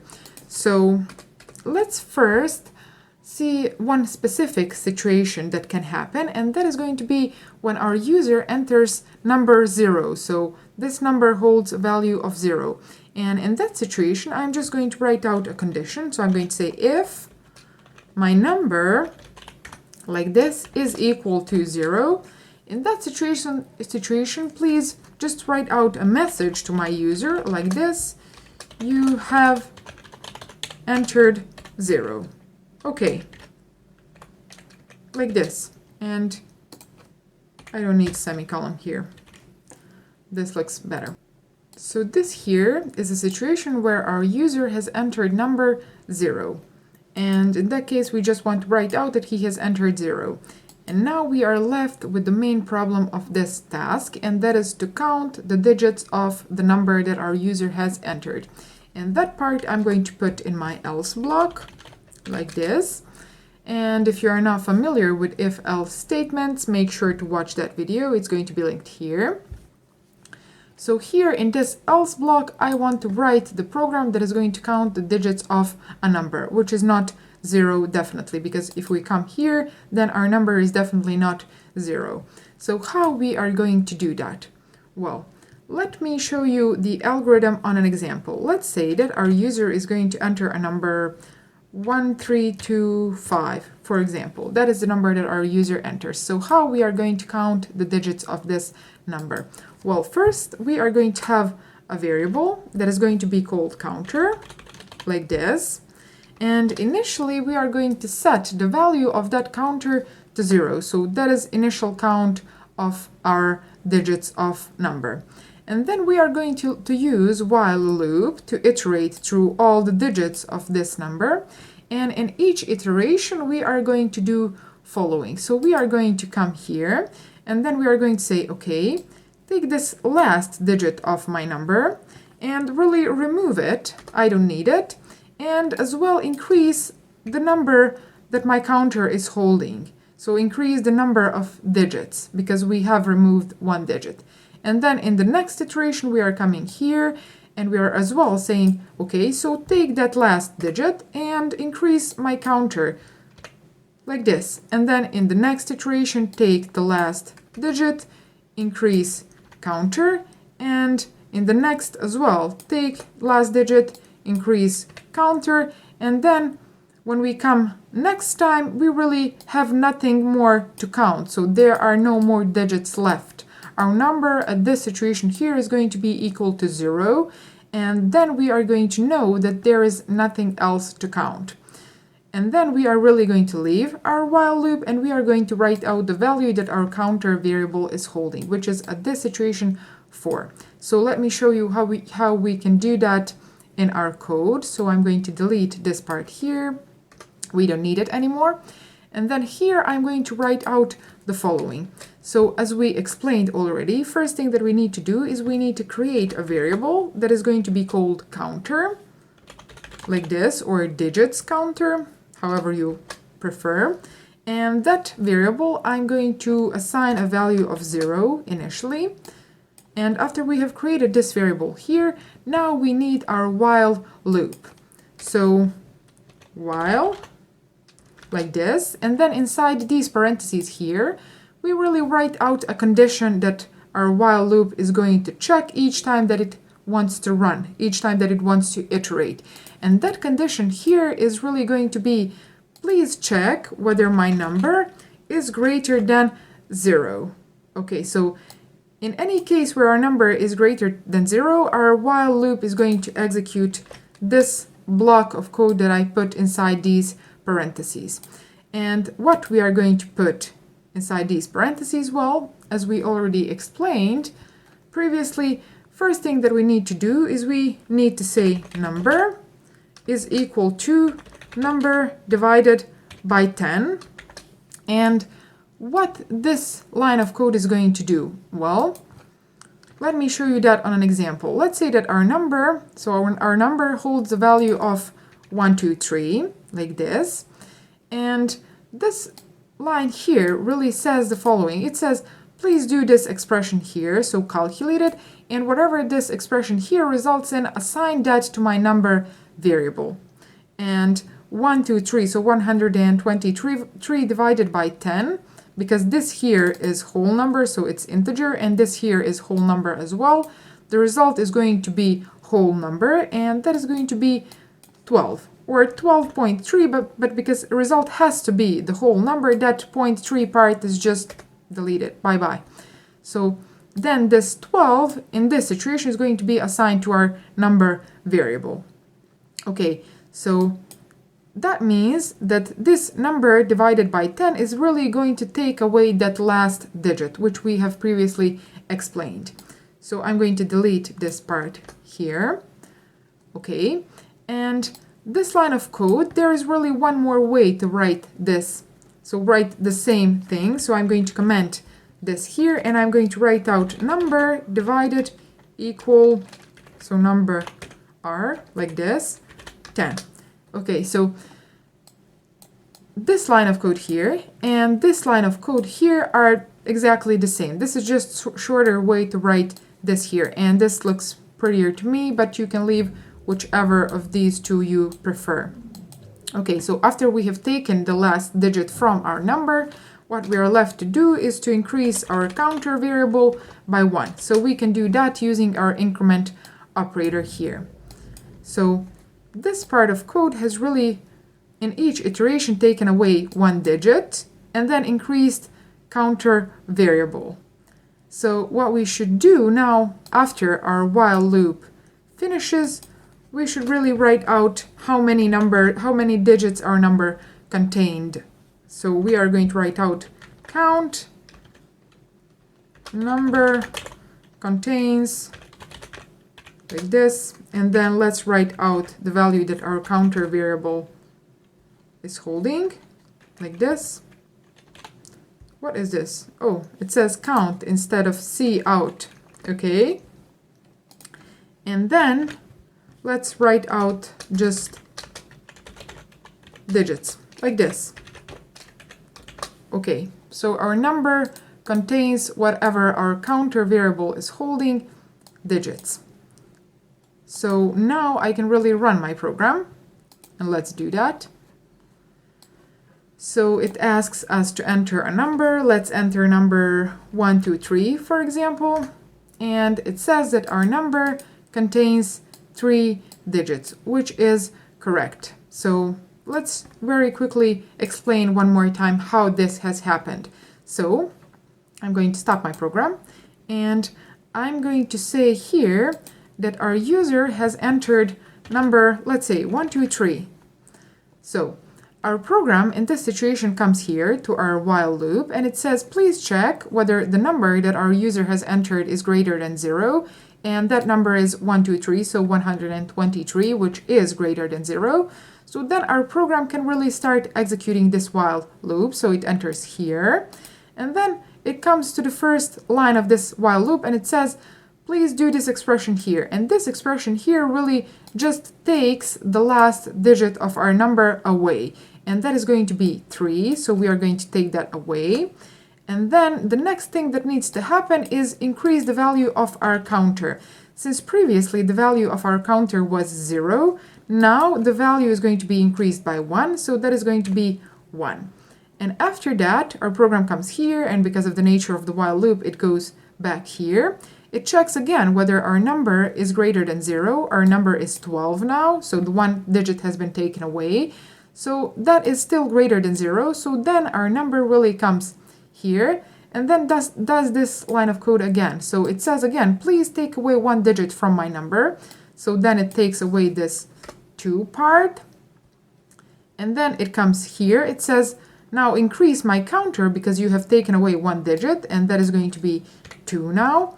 After that, our program comes here and then goes back here, checks whether our number, so whether our 1 is greater than 0. It says yes, and then it comes here and it says, please divide my number by 10, so take away that 1 digit. So that 1 digit is taken away, and we are left with 0, and then our counter is increased by 1, and then we are really going to come here again, and then our program goes back and says, please check whether my number, so whether 0 is greater than 0.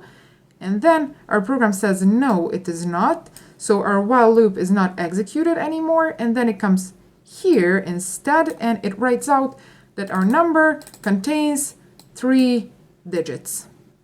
And there is one more situation that I want to show you, and that is going to be what is going to happen in a situation where our user decides to enter a negative number. So let's run our program and let's see how our program is going to behave in that situation. So now I'm going to enter a number of -335, for example. And you see that our program writes out that our number contains 0 digits. Why has that happened? Because our program has come here, so it has increased our counter. It has actually assigned our counter a value of 0, and then it has come here and it has really tried to check whether our number is greater than 0, but because our number is -335, that is not greater than 0, so our program then really is not going to execute this block here, but it's just going to go here directly. So then it's going to write out that our number contains, and the value that it has assigned to our counter here, which is 0, so our number contains 0 digits, and that's the message that you see here. So that is the explanation of this behavior, and we need to solve that now. How we are going to solve that? Well, it's pretty simple.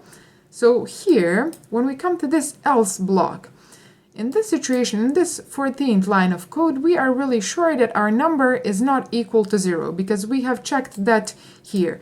But here we really don't know whether our number is less than 0 or greater than 0. So here we really have to check whether our number is less than 0, and if it is, we really need to get the absolute value of our number, which means if it is negative, we have to convert it to the positive number. So here I'm going to write out the following condition. So I'm going to say, please check if my number is less than 0, like this. And then if this here results as true, I'm going to write out here a way for my program to convert this number, in case that it is negative, into a positive number. And how we can do that? Well, we can really multiply that number by -1. So we can say number is equal to -1 times number, like this. Okay, so now if I run my program, and if I enter value of -236, for example, our program now writes out that our number contains three digits, which is correct. So how has this happened? Our program has come here. It has really checked that our number is less than 0, and then it has come here and it has said, please do this expression here, and then assign that to my number. So -1 times -236, those minuses are going to really convert into plus sign, and then 1 times 236 is going to be 236. And after that, we are going to do the same logic here. So we are going to write out that our number contains 3 digits, which is correct answer. Okay, so that is the one situation that I wanted to explain, and there is also another situation that I want to explain to you, and that is what is going to happen in the following situation here. So let's see. Let me enter a number that is very, very, very large. I cannot even read this number here. So how our program is going to behave in this situation here? Write it in the comments down below, please, before I execute this here. And now if I press enter, what is going to happen?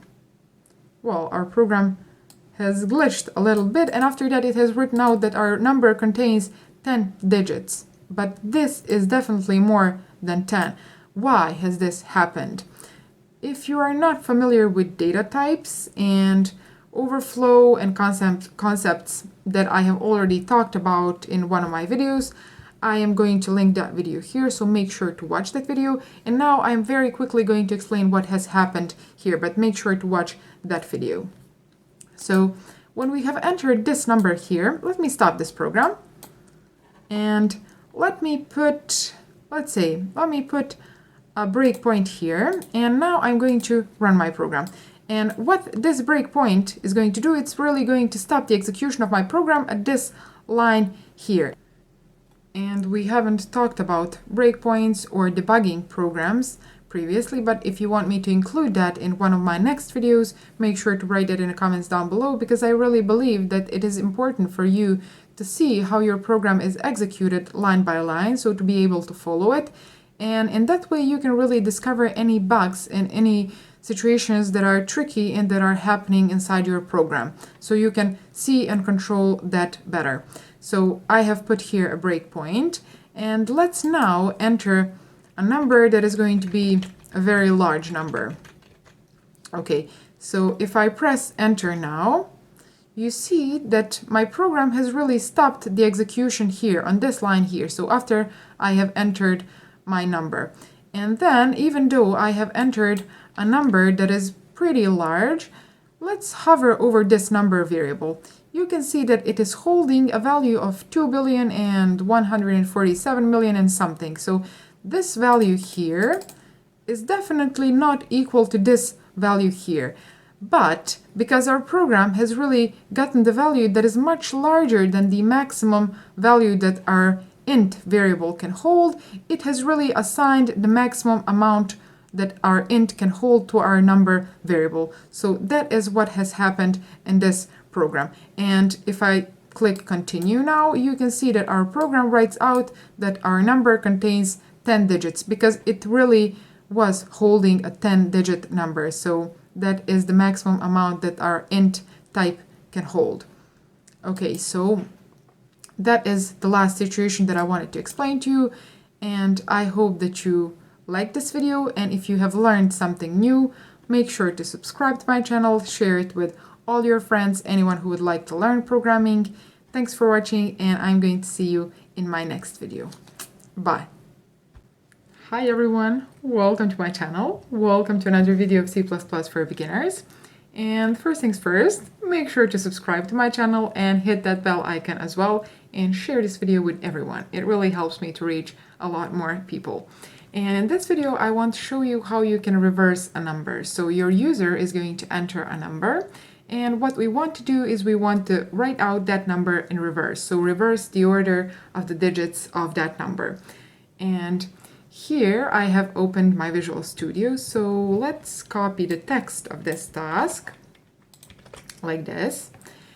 And the first thing that we need to do is we need to really create a variable. So let's say int number, like this, so that our user can enter his value in this variable here. So let's write out a message to our user. So let's say cout number, like this, so that our user knows that he should enter a number. And then let's accept that value in our number variable. Oh, number, like this. Now, after our user has entered a number, let's really think about how we are going to solve this problem. Okay, I get it. So the first thing that I notice here is that we are missing a variable, and that variable is going to be the one that is going to hold our reversed number.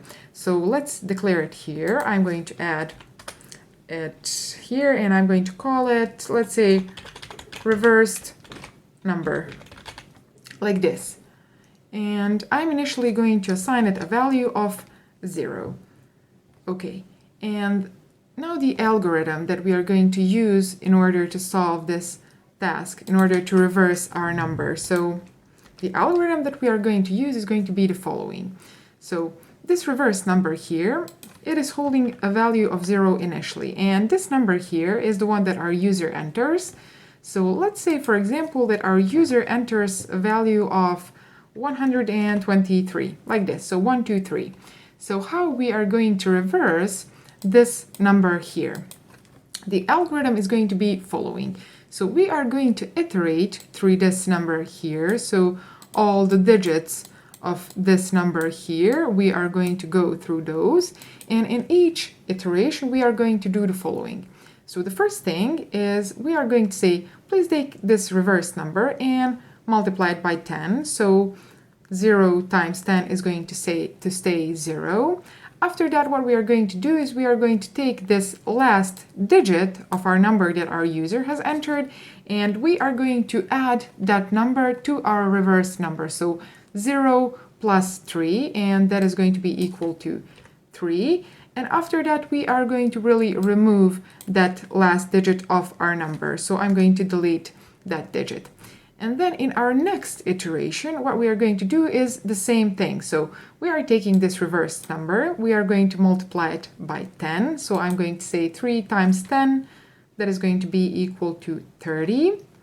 And after that, we are going to take this last digit of our number, and we are going to add that digit to this number here, so to this reversed number. So 30 plus 2, that is going to be equal to 32.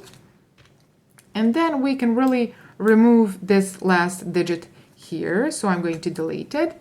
After that, we are going to the third iteration, and we are doing the same thing. So we are taking this reversed number, multiplying it by 10. So 32 times 10 is going to be equal to 320. And then we are taking the last digit of our number. This is this one here. And we have to add that digit to our reversed number. So 320 plus 1 is going to be equal to 321. And after that, as we did before, we can really remove this digit here. And then in my next iteration, we are going to come here again, and our loop is really going to see that there is nothing else left to iterate through. So there are no more digits. And then it is really going to leave that loop. And at that moment, we are really going to have our reversed number. So 321, that is reversed number from the one that our user has initially entered. So let's now translate this algorithm into our code. So the loop that we are going to use in order to solve this problem here is going to be while loop. So I'm going to write while, and then in these parentheses here, I'm going to really give it an expression that is going to check each time that it wants to run an iteration. And what we are going to iterate through are the digits of this number here, so the number that our user has entered. So I'm going to say, please iterate through this part here, so execute this block of code here, which is currently empty, while our number, so number, where is it, is different than 0, like this. Okay. And inside here, we are going to write out the algorithm that I just explained. And the first step of that algorithm was really multiplying our reversed number by 10. So I'm going to say reversed number is equal to reverse number times 10, like this. Okay, and the shorter way to write this expression here is going to be like this. So you can really take this part here, delete it, and say it like this. It is going to do absolutely the same thing. So it is going to really multiply our reversed number by 10, and then whatever that results in, it is going to assign that back to our reversed number. So that was the first step. The second step in order to reverse our number is going to be really to take the last digit of this number that our user has entered. So how can we do that? We can do that by modulating this number here by 10. So I'm going to declare a variable. Let's call it last digit, like this. And as we already said, we can get that last digit if we modulate this number here. Where is it? So this number that our user has entered by 10, okay. That is going to give us the last digit of this number here. And then what we really want to do is we really want to add that last digit to our reversed number. That was one part of this algorithm, so the next step. So I'm going to say reversed number plus equal to last digit, like this. Or you can write it a longer way, but this way I prefer to write it this way. But you can as well say reverse number is equal to reverse number plus last digit. And after we have added that last digit to our reverse number, there is one more step left to do, and that is to really take that last digit from our number. And how we can do that? Well, we can really do that by dividing our number by 10. So you can say number is equal to number divided by 10, or number divided equal to 10, whichever way you prefer. Okay, so this is really the algorithm that we explained, and this step here you can really write out the shorter way if you want. So you can say, for example, reverse number plus equal to number modulated by 10, like this. So you can make your code a bit more readable if you prefer it this way, or you can leave this part here and then really add your last digit to your reversed number. So now that we have done this algorithm here, let's write out our reversed number and see what we have done. So I'm going to write out cout, and I'm going to say reversed, like this, okay. And I'm going to write out our reversed number. Okay, let me delete these empty spaces, and if I run my program now, it asks us to enter a number. So let's enter number 123, and now if I press enter, you can see that our program has really reversed this number here. So let's quickly one more time explain how this has happened. So our while loop has really iterated through this number here, so that in each iteration it is going to do the following. So it is going to take our reverse number, and initially that reverse number is equal to 0, so it is going to multiply that by 10, so it stays 0, and after that is going to take that reverse number and add it the last digit of our number that our user has entered. So that is going to be in a first iteration number 3. So our reverse number in that case becomes 3. So 0 plus 3 is equal to 3. And after that, we are going to really take that last digit from our number that our user has entered. So it has taken this 3 part away. And then in the second iteration that's coming here, it is going to check again whether our number is not equal to 0. And our number is going to be 12 in that situation, so that is not equal to 0. So it enters here again. It executes this block of code here. So it says again, please multiply my reverse number by 10 and assign that again to my reverse number. So our reverse number was 3, and if you multiply by 10, if you multiply 3 by 10, you're going to get 30. After that, it is taking the last digit of the number that our user has entered, which is 2 now, because 3 we have taken away in our previous iteration. So it is going to add that 2 to my reversed number. So reverse number is going to become 32 now.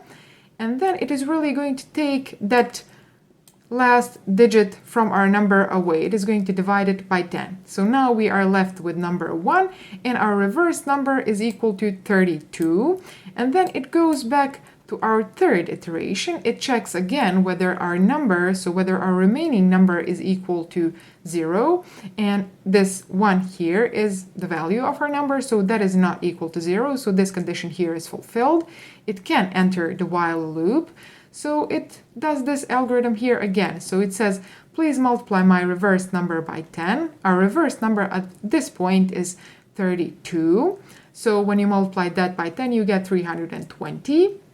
And then after that, it takes the last digit of our number, which is going to be this one. So this one here, which is the last one remaining. So it is going to take this one and add it to my reversed number, as you can see here.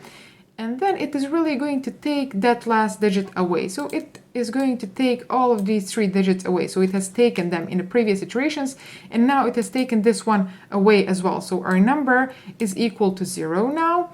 And then it goes back to our fourth iteration. It checks whether our number is not equal to 0, but in this situation our number is equal to 0.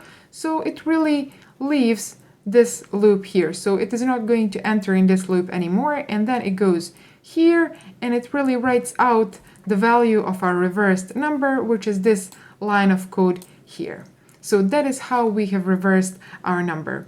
So I hope that you like this video and that you understand this explanation. If you have any questions, write those in the comments down below, and also share this video with all your friends, with anyone who would like to learn programming. And thanks for watching. I'm going to see you in my next video. Bye. Hi everyone, welcome to my channel. Welcome to another video of C++ for beginners. If you are already a subscriber, welcome back. And if you're a new viewer, make sure to subscribe, hit that bell icon as well, and welcome to my channel. So in this video, I want to talk about the while loop. And in my previous videos, we have already talked about while loop and iteration in general. So if you are not familiar with those, make sure to watch that video. I'm going to link it here. But in this video, I want to explain to you how and when is used do while loop. And I'm going to give you an example of a program that is usually used. And for example, applications such as when you try to unlock your phone and then you are given 3 attempts to guess your PIN. And if you guess it correctly, then you can proceed loading your phone's applications further. Or for example, if you want to unlock your credit card, so you put your credit card in ATM and then it gives you 3 attempts to unlock your credit card. If you guess your PIN correctly, you can proceed further. But if you fail, so if you don't guess your PIN correctly in those 3 attempts, your account gets blocked. So that is the application that we are going to make today. And for that, we are going to use do while loop. So there are 3 things that we need, actually 3 variables.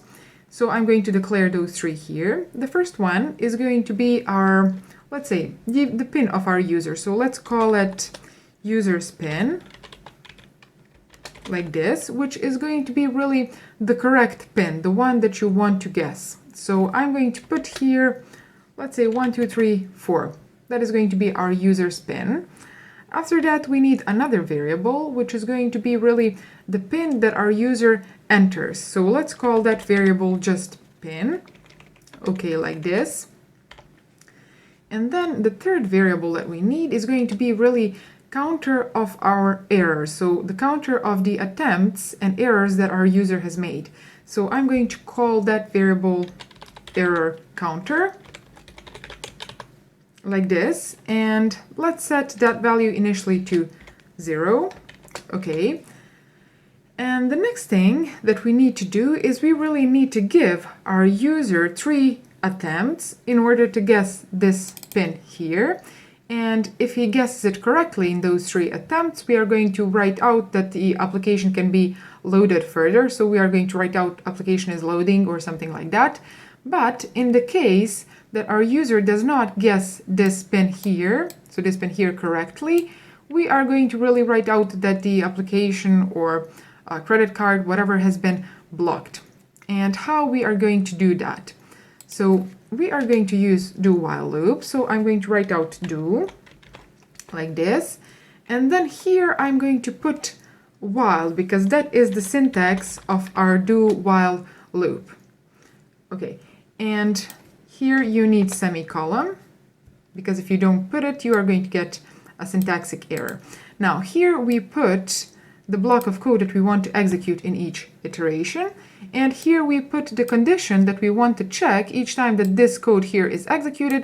We come here and then we check that condition, and if this condition here that we put is correct, we are going to go again here and do one more iteration, and then again check, and then do one more iteration, and we are going to repeat that until this condition that we put here is no longer true. When this condition here, when it becomes false, we are going to leave our do while loop. Okay, so what do we want to enter? So what do we want actually to do in this block of code here? We really want to write out a message to our user so that he knows that he should enter a pin, and then we want to really accept that pin that our user enters in this variable here. So let's do that first. I'm going to write out cout like this, and then let's just write out pin like this. And let's accept the value that our user has entered in our pin variable like this. Okay. And then after we have done this, what we need to do is we really need to check whether this pin here, so this pin that our user has entered, corresponds to this pin here. So whether this value is equal to this value here. And if they are not, that means that our user has failed.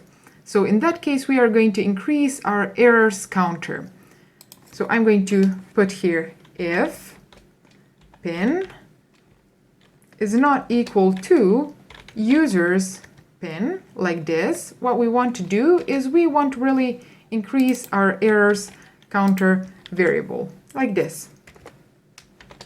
Okay, and this code here, so we want to give the attempt to our user so that he can enter a pin, and then we want to check whether that pin is correct 3 times, or until this pin here and this pin here are the same. So until they are equal, or until our user has used all of these 3 attempts that we have given to him.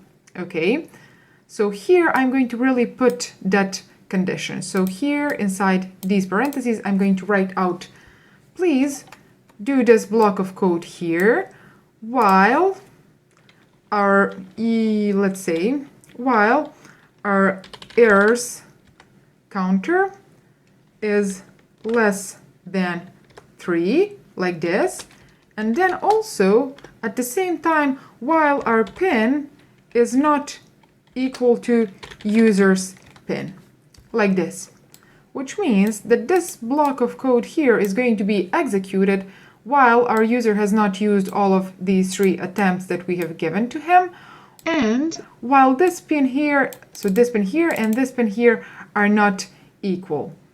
In a situation where this here results as false, we are going to come here, and after that, when we come here, we really want to check whether we have left this do while loop here because our errors counter has reached 3, or because these 2 were the same.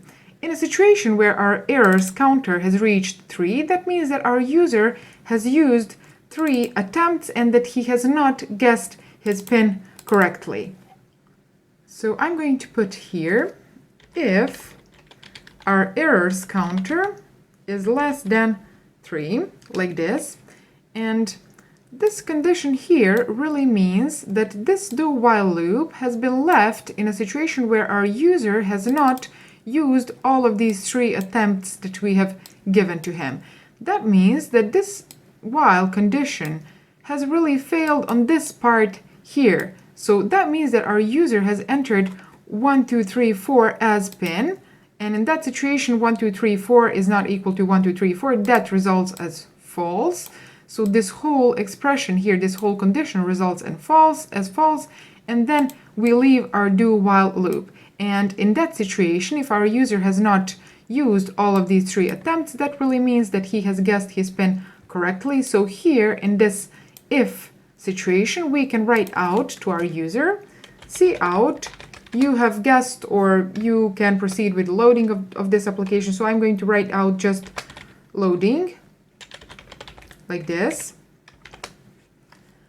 But in a situation where our while loop has been left because this errors counter is greater than 3, actually it is going to be equal to 3. That means that our user has failed in guessing his PIN 3 times, and that means probably that he is not trying to unlock his phone or his credit card. So in that situation, we are really going to block that account. So we can say else cout blocked, like this.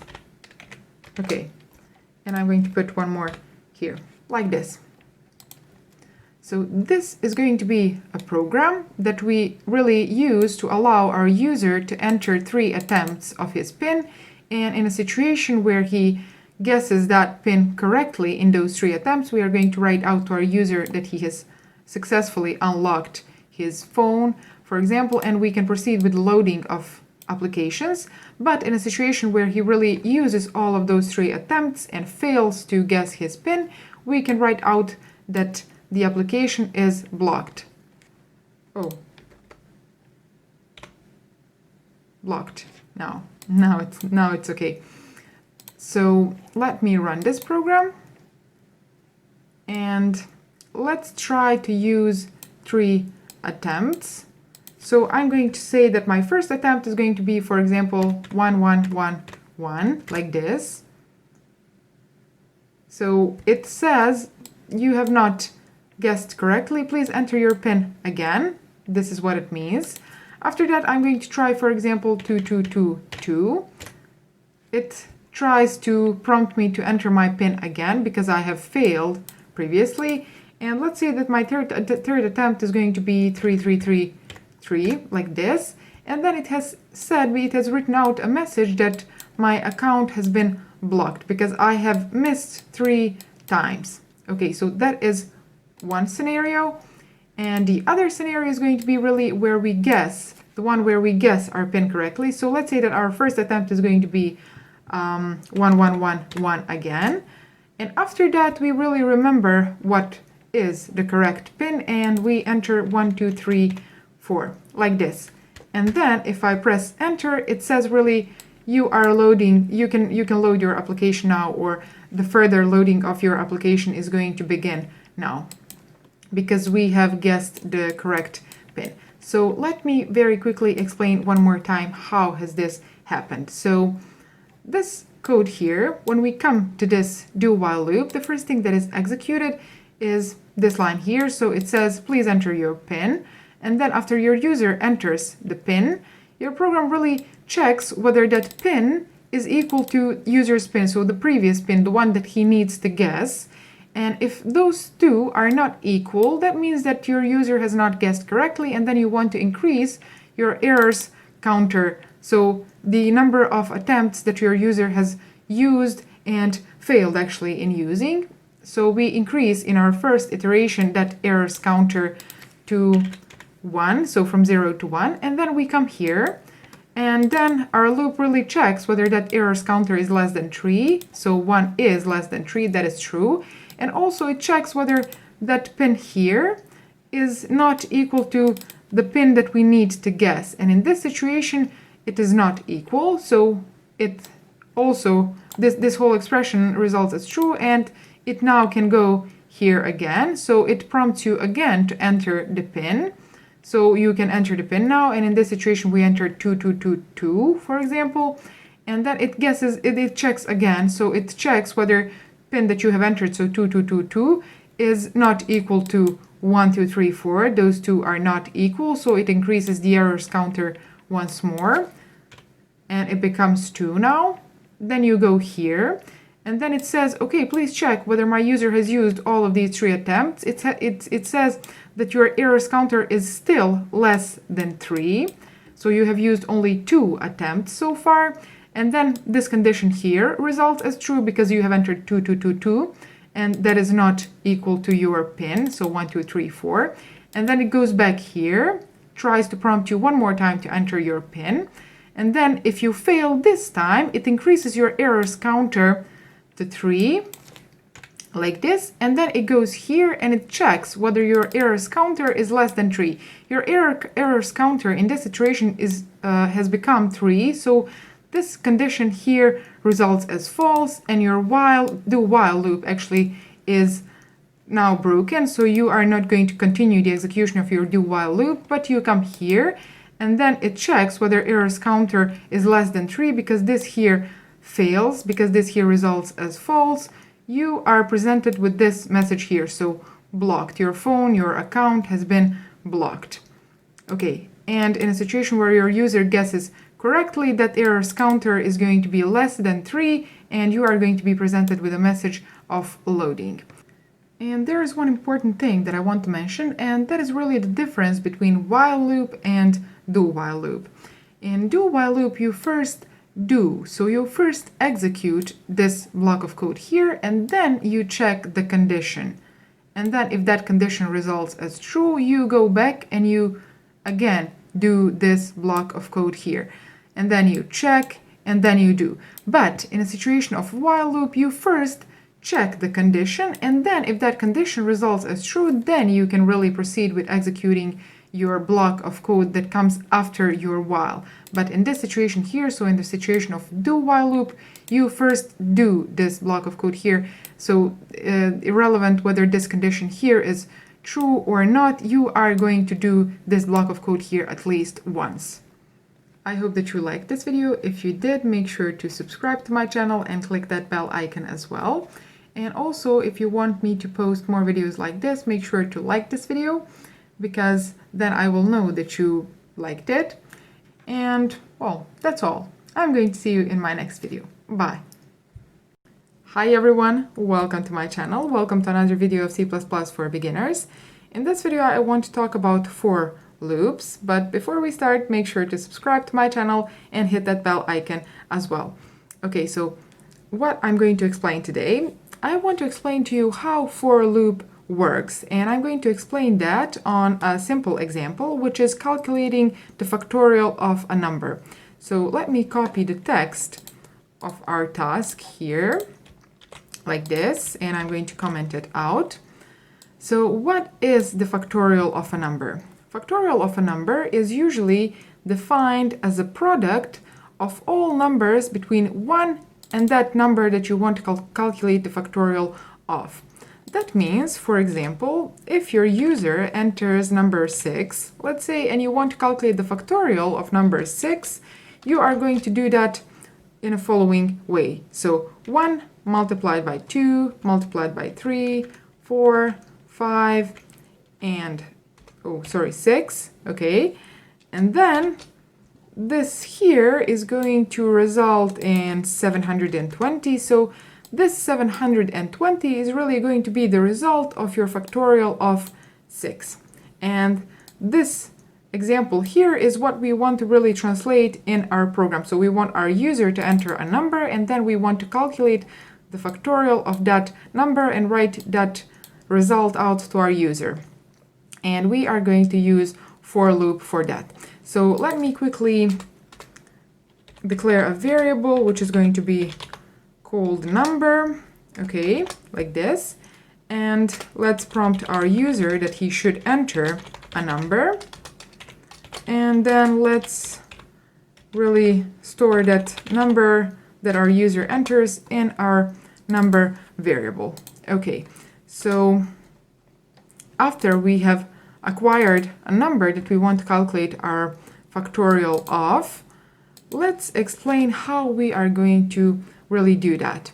So I'm going to do that using for loop. And what is the difference between for loop and while loop and do while loop? Because we have previously talked about while loop and do while loop as well. You can find those videos on my channel if you're interested, and I'm going to link those videos in the description of this video if you want to watch them. So the difference is that usually when you use for loop, beforehand you should know how many iterations that loop is going to make. So for how long your loop is going to run. So let me show you the syntax of our for loop. You say for, and then you use these parentheses here in which we are going to put certain expressions in a moment. And after that, you put these curly brackets in which we are going to write out the code that is going to be executed in each iteration of our for loop. So inside these parentheses here, we need to put three things. What are those three things? The first one is going to be to set the initial value of our counter variable. That is the first one. After that, the second is going to be to really put the condition that your for loop is going to check each time that it wants to run this block of code here. So before each iteration, it is going to check that condition. So that is going to be the second thing. And after that, the third thing is going to be really a way for your counter value to come to that condition, which means that you have to either increase or decrease your counter variable in order to reach that condition at certain point, and then when that condition results as false, your for loop is not going to be executed anymore.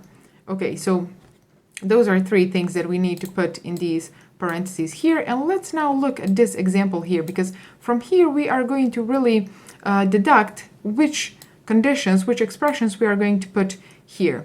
So if you notice this algorithm here, because this is really algorithm, nothing else, you see that this is really a counter. This behaves as counter. So it goes 1, 2, 3, 4, and it really starts at 1, and then it goes up to that value that your user has entered. So we can use that for our expression here. The first expression is initial value of our counter. We need to declare that variable, and we are going to call that variable I. You can call it counter or whatever you want, really. Your compiler is not going to give you an error because of that, but the common practice is to use a single letter variable name for this counter that you use in your for loop. So I'm going to use name I for that, and the initial value of my I counter is going to be 1, because as you can see here, it really starts on 1, and then after that we need to put the condition that your for loop is going to check each time that it wants to run a new iteration. And that condition, as you can see here, is really this expression here. This algorithm runs until it comes to this 6, until it comes to the value that your user has entered. So we are going to put that here. We are going to say, please run this block of code here until my I is less or equal to number, like this, so whichever number our user enters. And then the third thing is going to be really to give our loop a way to reach this condition here at some point, which means to make this condition here false and then leave our for loop. And again, we look here and you can see that your counter is really increasing in each iteration by 1. Okay, so here we are going to put I++, which is in each iteration going to increase the value of our I counter by 1. Okay, so after we have put these expressions in these parentheses of our for loop, we need to really put a block of code that is going to be executed in each iteration of our for loop. And I'm going to declare, before this for loop here, I'm going to declare another variable, which I'm going to call factorial, and I'm going to give it a type of int. Okay, like this. And I'm going to assign the initial value to my factorial variable, and that is going to be 1. And then how I'm going to use this factorial variable.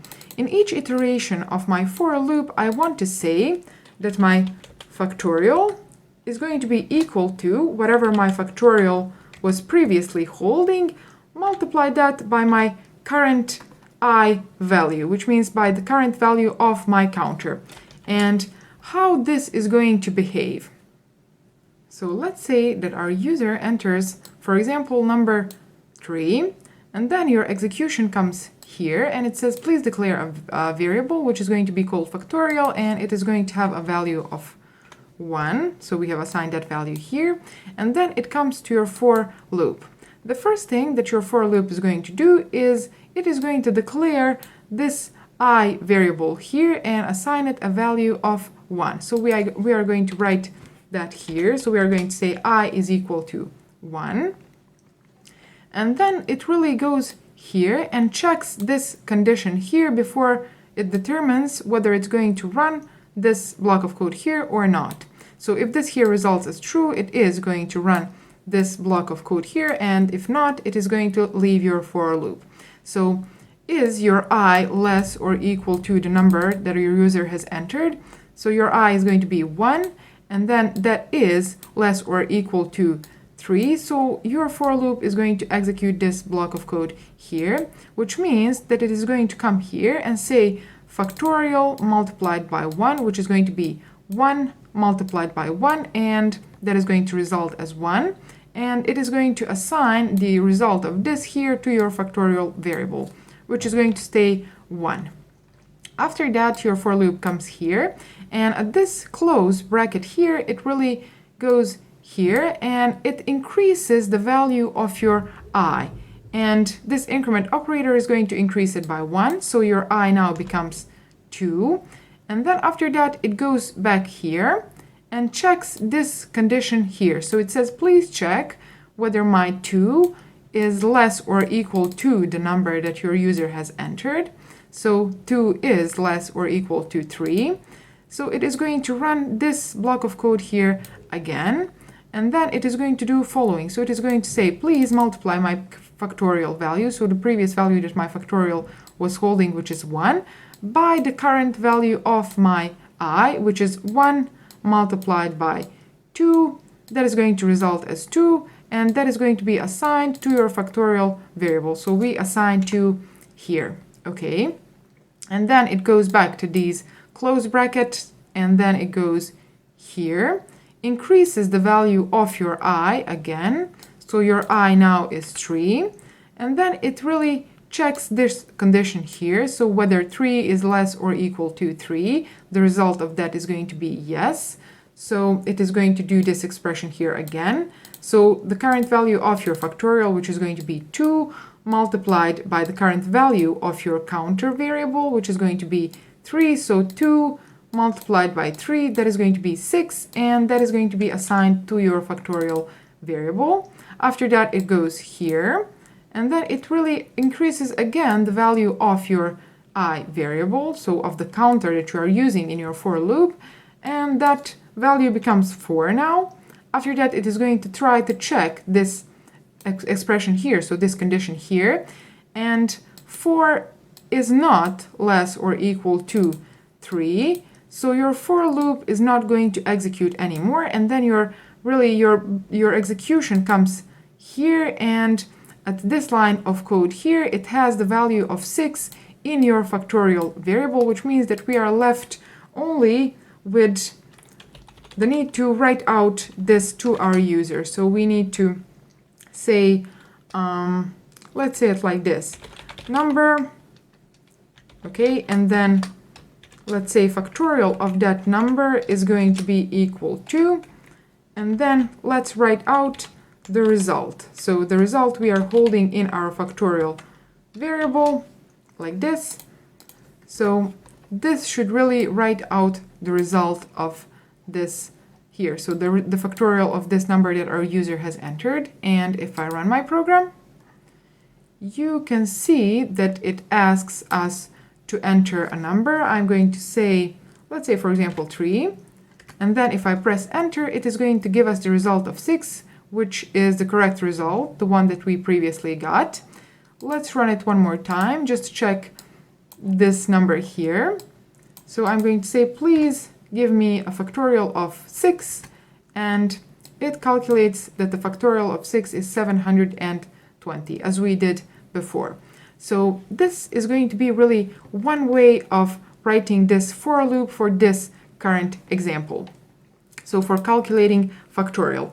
I want to show you another way how you can do exactly the same thing. So I'm going to really comment this part of code here. So I'm going to say comment this block of code here.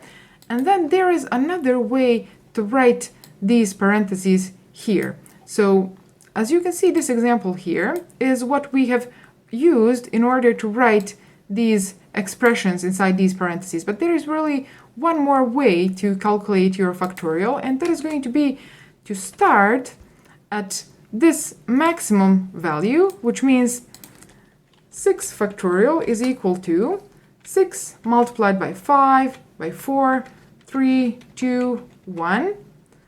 And that is going to be equal to 720. So now you start your counter at this maximum value, so this number that your user has entered, and then you really decrease the value of your counter, and you go until your counter value comes to 1, and that is the condition when you stop. So your 1 value of a counter is going to be the last iteration through your for loop. So now we are going to write out we are going to really write our for loop using this algorithm here. So we are going to say for, and then also put these parentheses, which we are going to use for the block of code that we want to run through in each iteration. And in these parentheses here, I'm going to set the initial value of my counter. That is going to be I is equal to, and as you can see here, our I starts at 6. So I'm going to put here 6, which means a number that our user has entered. In this current situation, it is 6. But since we want to calculate the factorial of whichever number our user decides to enter, I'm going to use that variable here. Okay, and then the condition that your for loop is going to check each time that it wants to make a new iteration, and that is going to be, please run this block of code here until my I is greater than or equal to 1. Okay, and then the last thing that we need to put here is going to be really a way for our for loop to stop at a certain point. And if you look at this example here, you see that your counter is decreasing by 1 in each iteration. So we are going to put that here. We are going to say I minus minus, which means use this decrement operator on our I variable. And then we are going to really use the same expression here. Okay. And this is going to give us the exactly the same result as this code here did. So if I run my program, you can see that it asks number again. So if I enter number 6, for example, it is going to give us 720, as this code here did as well. So let's repeat one more time. There are 3 things that you need to put in these parentheses here in order to set up your for loop. And the first one of those 3 is going to be to set the initial value of your I variable, which means the initial value of your counter. After that, you need to put the condition, which is going to be checked each time that your for loop wants to run an iteration. And if this condition here results as true, your for loop is going to run this block of code here. But if this condition here results as false, your for loop is not going to run this block of code here, but you are really going to leave your for loop and come to the next line after it. And then the third thing that you need to put in these parentheses here is going to be really to either increase or decrease value of your counter variable so that it can reach this condition here at certain point and make it false. So we have decreased it in this example here, and we have increased it in this example here. So those are 3 things that you need to put inside these parentheses here, and you really need to separate those 3 using this semicolon sign. Okay, and there is one more thing that I need to mention, and that is going to be really, you can upgrade this program here so that it checks whether this number here is greater than 0, because you cannot calculate factorial of negative numbers, so our program is not going to behave as expected if you enter negative number. And also the factorial of 0 is going to be equal to 1. So you can put that code here and determine whether your user has entered positive or negative number. And in case that your user has entered negative number, make sure to write out appropriate message to your user. So I think that is all. If you like this video and if you learned something new, make sure to subscribe to my channel and hit that bell icon as well. Share it on your social media because it really helps me to reach a lot more people so that all of us can learn and upgrade our knowledge in programming. And I'm going to see you in my next video. Bye. Hi everyone, welcome to my channel. Welcome to another video of C++ for beginners. In this video I want to talk about nesting loops. In my previous videos we have talked about while loop, do while loop, and for loop, and now I want to show you the example on how you can really combine and nest those loops. So if you haven't watched my previous videos or you are not familiar with loops at all, I recommend you to watch those. I'm going to link those in the description of this video. And also, before we start, make sure to subscribe to my channel and click that bell icon as well. So what are we going to do in this video? I want to really show you how you can nest for loop and do while loop, and the example that I'm going to use to explain that is going to be following. So I want my user, which is going to be a student, let's say, to enter 3 grades or more. If you want, we are going to use 3 for this example. And I want those grades to be between 1 and 5. And then I want to write out the average grade. So the average grade between those 3 that he has entered. So let's start building our program.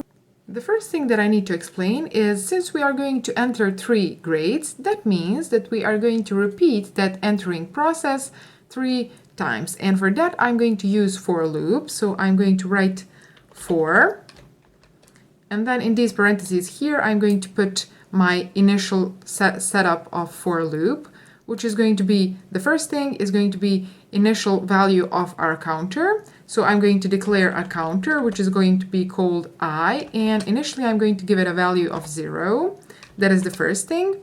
The second thing that I need to put in these parentheses here is going to be the condition that our loop checks each time that it wants to run a block of code, which is going to be this block of code that we put inside these parentheses. So that condition we put here, and that condition is going to be while our I is less than 3. So we want to make 3 iterations. In the first iteration, our I has the value of 0. In the second iteration, it's going to have the value of 1.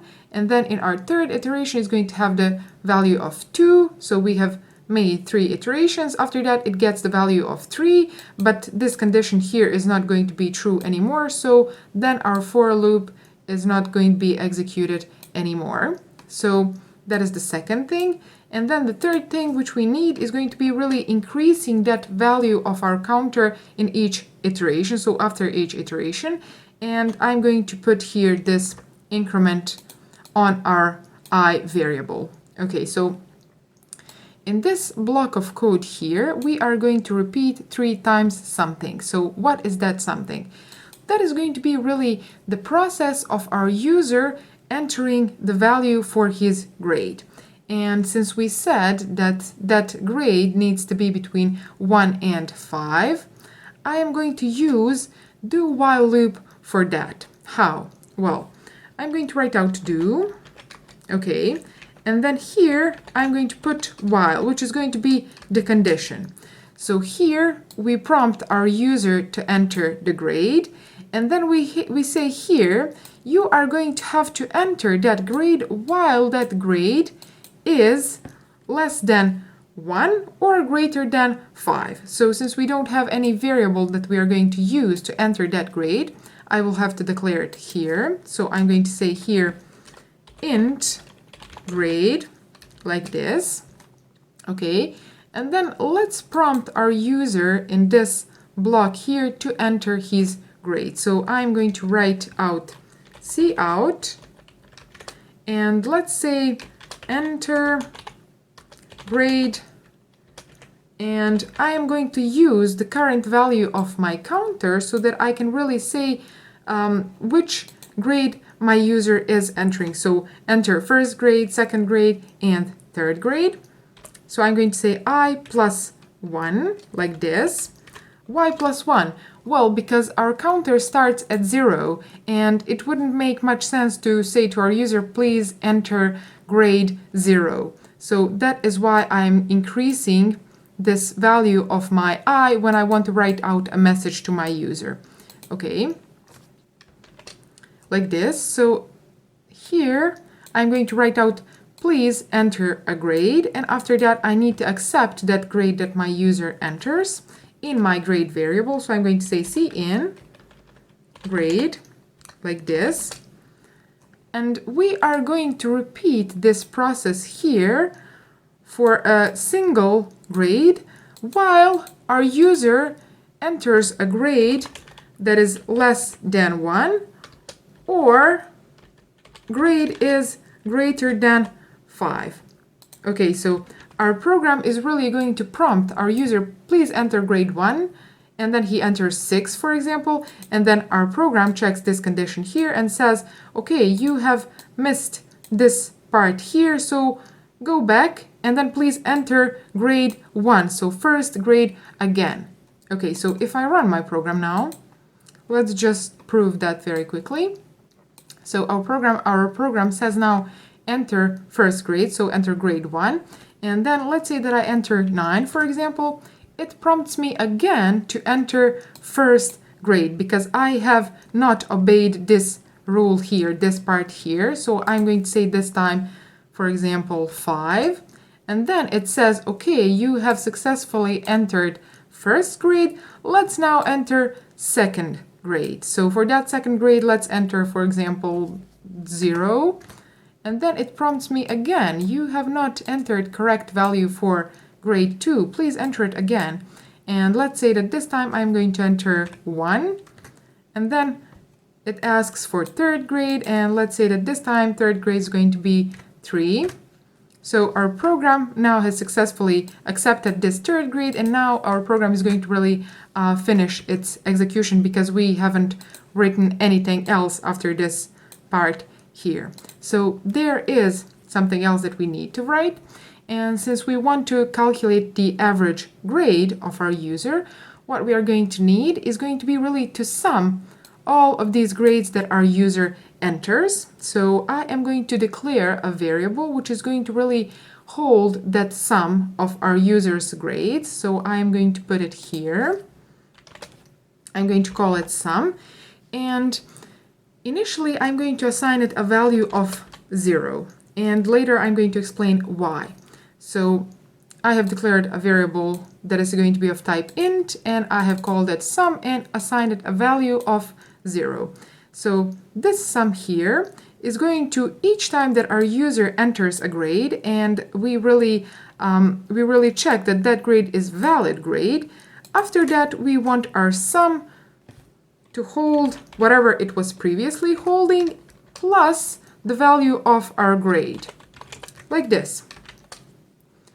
Okay, so why I have assigned a value of 0 to my sum? Because 0 is a neutral value when it comes to adding numbers. You add 0 to whichever number and then you get that same number. And in a situation where we didn't assign any value to our sum, we would get really an error. So if I try to run my program now, you see that it prompts me with an error and it says uninitialized local variable sum used because it does not have any value assigned to this variable here.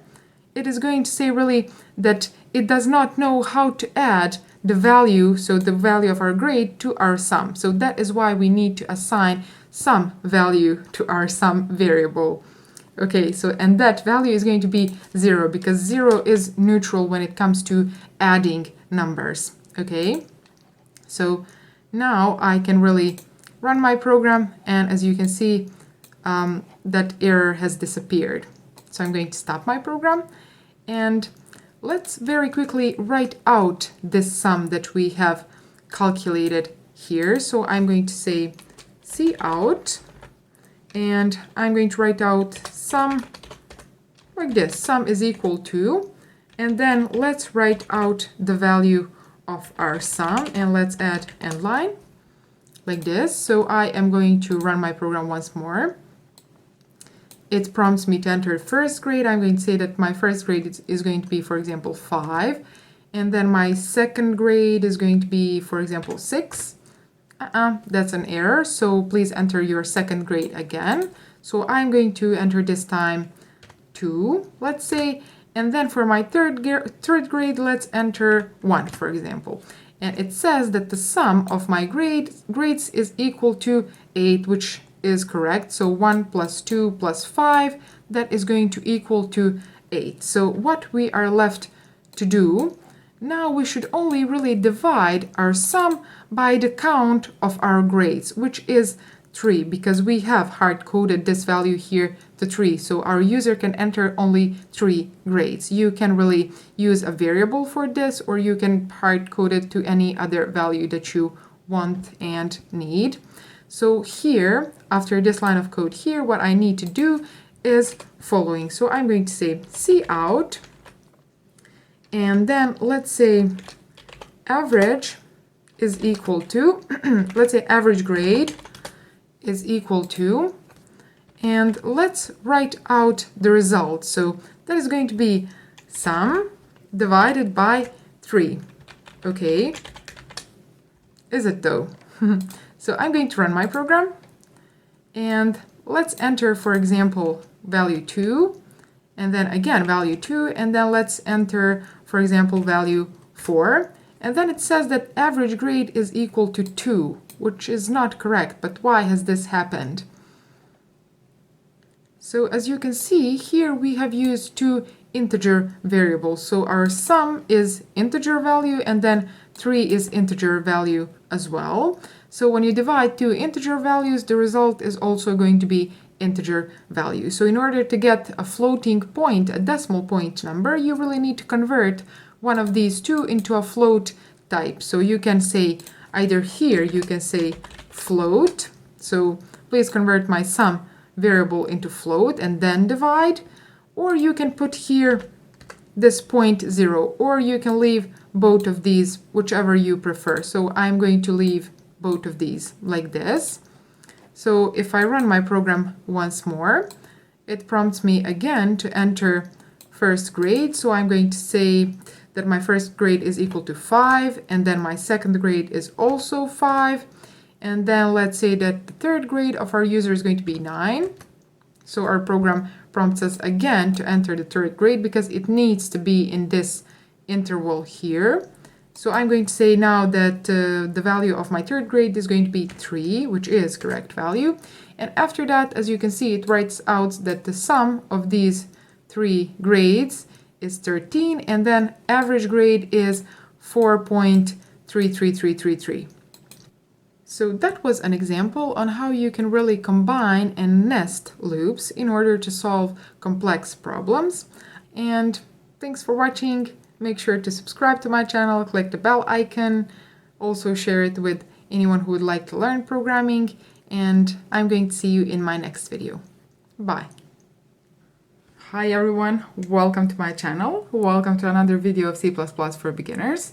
In this video I want to talk about nesting for loops. So I want to show you how you can solve more complex problems using nested for loop.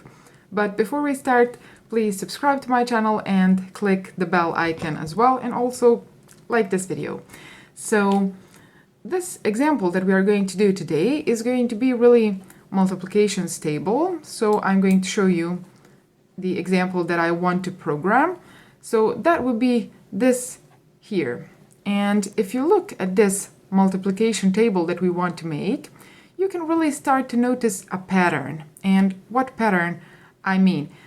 You see here, this first operand in this first part of my multiplication table, so in this first table, as you can see, this first operand is 1, and it stays 1 in this table here. After that, you can look at this second table, you see that this operand is now 2, and then in my third table, it has increased to 3, 4, 5, and it really increases, so it increments by 1, and it goes up to 10. Okay, so that is the first operand, so this first part of my multiplication. After that, we can look at this second operand, and you can really notice that it increases in each iteration by 1. So it goes 1, 2, 3, 4, 5, up to 10.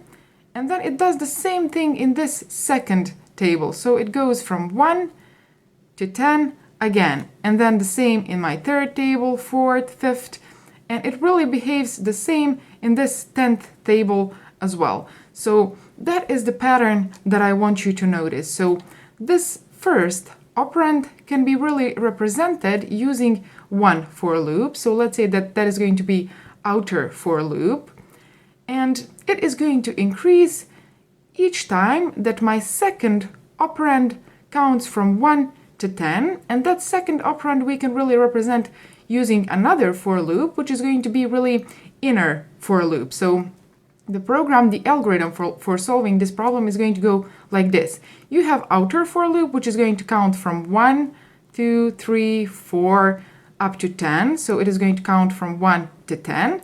And then you are going to have inner for loop, which is also going to count from 1 to 10, but for each value of my counter of my outer loop. Okay, so that means that my outer loop counter changes only after my inner loop has counted from 1 to 10. So let's copy the text of our task here. I'm going to say multiplication table, and let's comment that text out.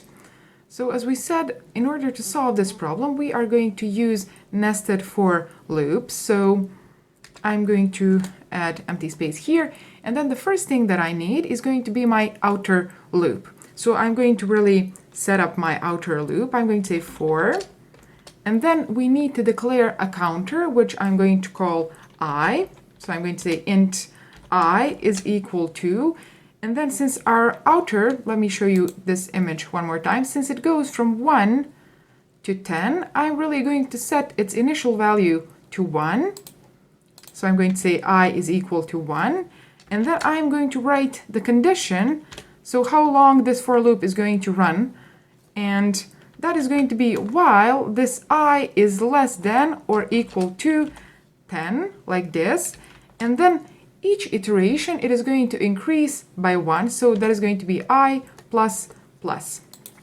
Okay, and then I'm going to put this block of code here that is going to be executed in each iteration of this for loop.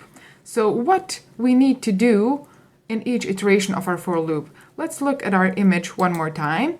And as you can see, it really says that in each iteration of this outer for loop, you need to count from 1 to 10. So in this iteration here, some other counter really counts from 1 to 10, and then new iteration, so our I is now 2, and then counter counts again from 1 to 10, and then 3, but also we have this inner counter that counts from 1 to 10. Okay, so let's really write that code. So that inner counter that counts from 1 to 10 for each value of our I, we are going to represent with another for loop. And that is going to be really that nested or that inner for loop. So I'm going to write for. And that inner counter I'm going to call j. So I'm going to write int j. And since our j also counts from 1 to 10, I'm going to set its initial value to 1. And I'm also going to say, please iterate through this for loop while our j is less than or equal to 10 as well. And then in each iteration, please increase the value of j by 1. So do this increment operation. And then in each iteration of our j loop, we are going to execute this block of code here. So what we are going to do in this block of code here? Well, let me look at that image once more. And as you can see, in each iteration of our j, so this is one iteration of our j, this is second, third, fourth, fifth, and then 10th iteration of our j. After that, we change our I counter value, so we increment that, and then our j starts one more to count from 1 to 10. So in each of these iterations, as you can see, really we have to multiply our I value counter with our j value counter and write the result of that. So I am going to write that here. I am going to write cout like this, and then let's write out the value of our I counter like this, and then let's write out this multiplication operation, and then let's write out j like this. This is just formatting our text, so I'm going to put this equal sign, and then I really want to multiply those two counters like this. And let's also add one end line here so that our text is formatted nicely, because we are going to have multiple lines. So with this, we have really covered this multiplication part. And there is only one more thing left to do, and that is to add one more end line, because I really want to make separation between these. So I want to make separation between these tables. This is going to be one logical part. After that, this is going to be another, then third, fourth, and I want to put empty space between those two so that I can group them. So I'm going to add here cout end line like this, and that should be it pretty much. So if I run my program now, as you can see, it has generated this multiplication table from 1 to 10. Okay, and it has done that in a matter of less than a second. So as you can see here, we have this outer counter. Oh, I cannot mark that only. So we have this outer counter, which is going to be our I. That counts from 1 to 10. But for each value of our outer counter, for each value of our I, we have to really count from 1 to 10 with our inner counter, which is going to be our J, as you can see here. Okay, so these are the results of our multiplication operation. And I hope that you have seen now how you can really use programming to your advantage, how you can use it to solve not really complex, but tedious tasks. You would really need 20 or 30 minutes in order to write this yourself, and you can now generate it with just a couple of lines of code and less than a second of your computer's power to really execute this code here that you have written. And the most amazing part is that you don't really have to put 10 here. So we have put 10 here because I want to make this example manageable for this video, but you don't have to hard code these values here. You can really use whatever values you want. You can say, for example, let's say 2000. Okay, so I want to generate multiplications table up to 2000. How long would that take in real life? So without programming. Okay, now you see.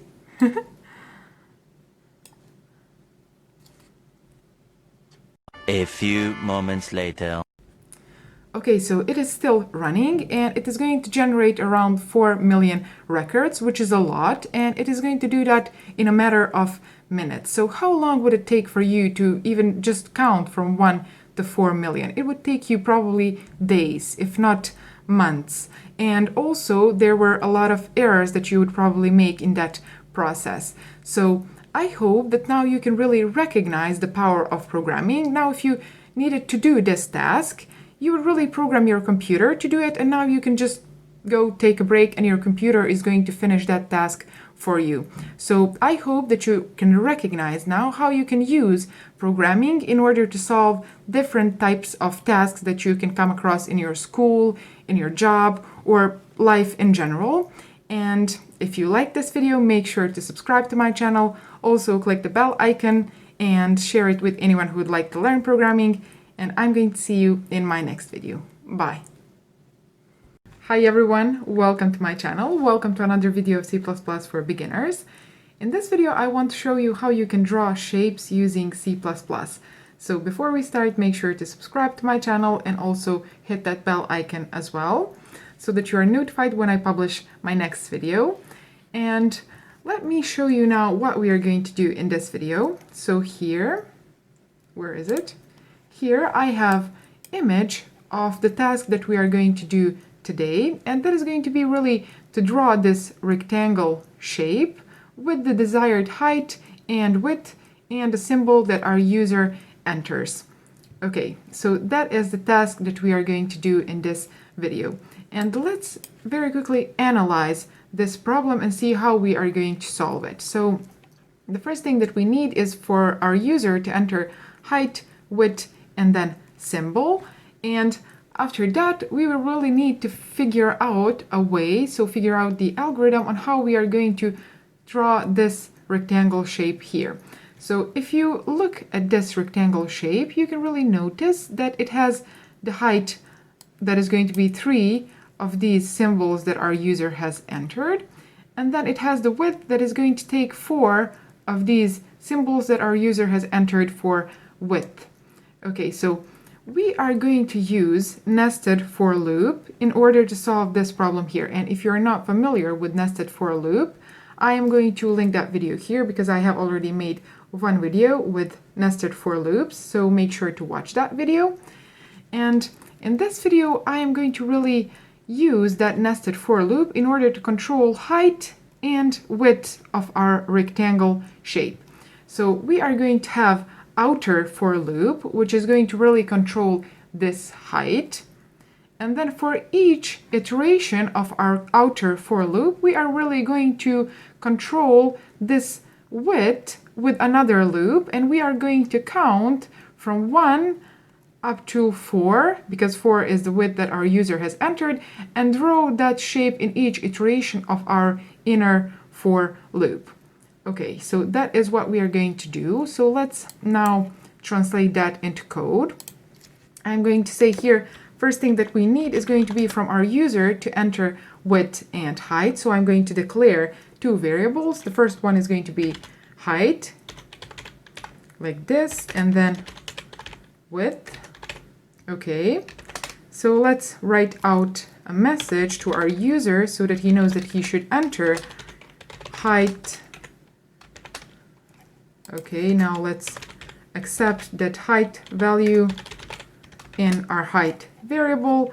And after that, let's really copy this and do the same thing for our width, like this, and accept that value in our width variable. So that is the first step. The second step is going to be to declare another variable which is going to hold the symbol that our user wants to use for drawing that shape. So I'm going to declare a variable of type char, and I'm going to call it symbol, like this. And let's write out a message to the user so that he knows that he should enter that symbol, like this. And let's say cin symbol. So after we have acquired all the necessary inputs from our user, which are height, width, and symbol that we are going to use to draw our shape, now we are left to write the algorithm that is going to draw that rectangle shape. So as I already said, for that we are going to use nested for loop. So I am going to set up my outer loop, the first loop, and I'm going to say for, and then I'm going to declare the counter, which is going to count the iterations of my outer loop. Since that outer loop is going to control the height of our rectangle, I'm going to say int age. So I'm going to give the age name to our outer counter, and I'm going to set its initial value to 0, like this. And then we are going to put the condition how long our outer loop is going to run. So while our age is less than height that our user has entered, like this. And then after each iteration of my outer loop, we have to increment the value of our age counter. So that would be the setup of our outer loop. And let's now set up our inner loop. So I'm going to write for, and for this inner loop, I'm going to declare another counter, which I'm going to call w, like this, because this inner loop is going to control the width of rectangle shape. So I'm going to set its initial value to 0 as well. And then I'm going to say that it is going to run while this w is less than width that our user has entered, like this. And also after each iteration, we really need to increment the value of this w. Okay, so what we are going to do in this loop, so in this inner loop, if you look at this image here, where is it?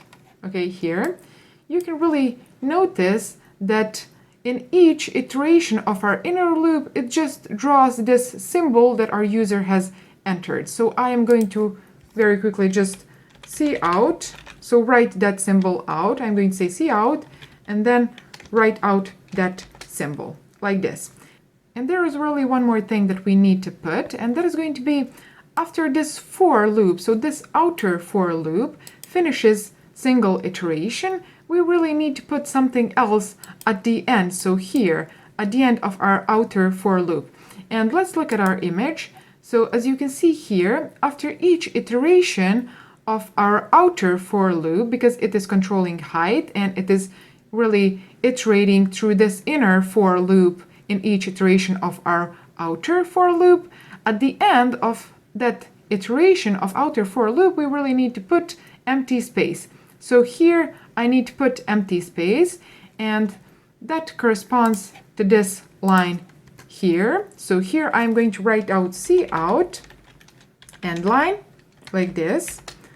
And now if I run my program, we should really expect to see the shape, that rectangle shape of dimensions that our user defines. So let's say for height 4, and then for width, let's say for example 6. And the symbol that we want to use to draw that shape, let's say that that is going to be this plus symbol. Okay, so as you can see, our rectangle has the height of 4, and then it has the width of 2, 4, 6. So it has the width of 6 of these symbols that our user has entered. Okay, so there is one more thing that I notice here, and that is going to be really to format this shape to be a bit more pretty. So for that, we are going to use the library, which is called iomanip. So I am going to include that library here. I have to say include iomanip like this. And this library here really contains a function that is called setW, which means set width, which is really going to set the width of the field that comes after it. So I'm going to put here that function. I'm going to put these redirection signs here, and then in this space here, I'm going to write out set v, so set w actually. And then here I want to put what is the width of the field that comes after this function. So what is going to be the width of our symbol field? And let's use 3 for that, for example. So if I run my program again, but let me stop it first. And if I run it again, oh no, I haven't stopped my program, so I'm going to close it. Okay, and now if I run my program, you can see that it asks height and width again. So previously we have entered 4 and 6, and then for the symbol, let's enter plus again. And now, as you can see, our shape looks much nicer because of this set width function, because it has really assigned to each symbol, to each character that our user has entered, the width of 3 fields. Okay, so let's run our program one more time, and let's say that height is going to be 5 and width is going to be 7, and let's enter another shape. So let's say, for example, minus, and as you can see, it has written out the shape, so the rectangle shape of these dimensions that our user has entered, and it has used this symbol that our user also has entered. So I hope that you enjoyed this video. If you did, make sure to subscribe to my channel and click the bell icon as well. Also, if you want me to make more videos like this, so if you want me to use programming to draw more shapes, make sure to write that in the comments down below so that I can know that you really enjoyed this video and like it as well. And thanks for watching. I'm going to see you in my next video. Bye. Hi everyone, welcome to my channel. Welcome to another video of C++ for beginners. And this video is going to be sort of a continuation to my previous video in which I showed you how you can draw rectangle shape using C++. And in this video, I want to show you how you can draw triangle and reversed triangle shapes using C++ as well. So if you're not familiar with how you can draw rectangle, I would suggest you to watch that video first. I'm going to link it here, because in my opinion, it is a bit more difficult to draw triangle than it is to draw rectangle shapes. So one more thing, I have also created Instagram and Twitter accounts, so if you're interested in how developer life looks like, and also if you're interested in behind the scenes of these videos that I post on YouTube, make sure to follow me on my other social media. So at CodeBeauty, Instagram and Twitter accounts, I'm going to put the link to those in the description of this video. So without further ado, let's start drawing our triangle shape. So here I have the shape that we are going to draw in this video, and that is going to be this equilateral triangle shape that I have here. And there is a couple of things that I want to explain before we start to write code. The first thing is going to be that this height, our user really has to enter this height. So we are going to let our user decide how many of these symbols are going to be on this side and this side and this side as well. And the second thing is going to be that our user defines this symbol. So whichever symbol our user wants to use in order to draw this shape, we are going to use that symbol that he enters. Those are two things that we need from our user. And then it is up to us to really think and figure out the algorithm that we are going to use in order to draw this triangle shape here. So let me explain to you how we are going to do that. So we are going to have two for loops, and those are going to be nested for loops. So if you're not familiar with for loop nesting, I'm going to link my video on that here, so make sure to watch it. So our outer for loop is the one that is going to control this height of a triangle. So in this particular case, it is going to have 5 iterations, 1, 2, 3, 4, 5. And then our inner for loop is the one that is going to control the width of this triangle. And if you really look at this triangle, you can notice that our outer for loop really goes from 1 up to the number that our user has entered. So it has 5 iterations in this particular case because our user has entered 5 for the length of this triangle, so for the length of its sides. So that is the behavior of our outer for loop. It goes from 1 up to 5 in this particular case. And then the behavior of our inner for loop is going to be the following. So in the first iteration of our outer for loop, our inner for loop has only 1 iteration. After that, in the second iteration of outer for loop, inner for loop has 2 iterations. Then in the third iteration of outer for loop, inner for loop has 3.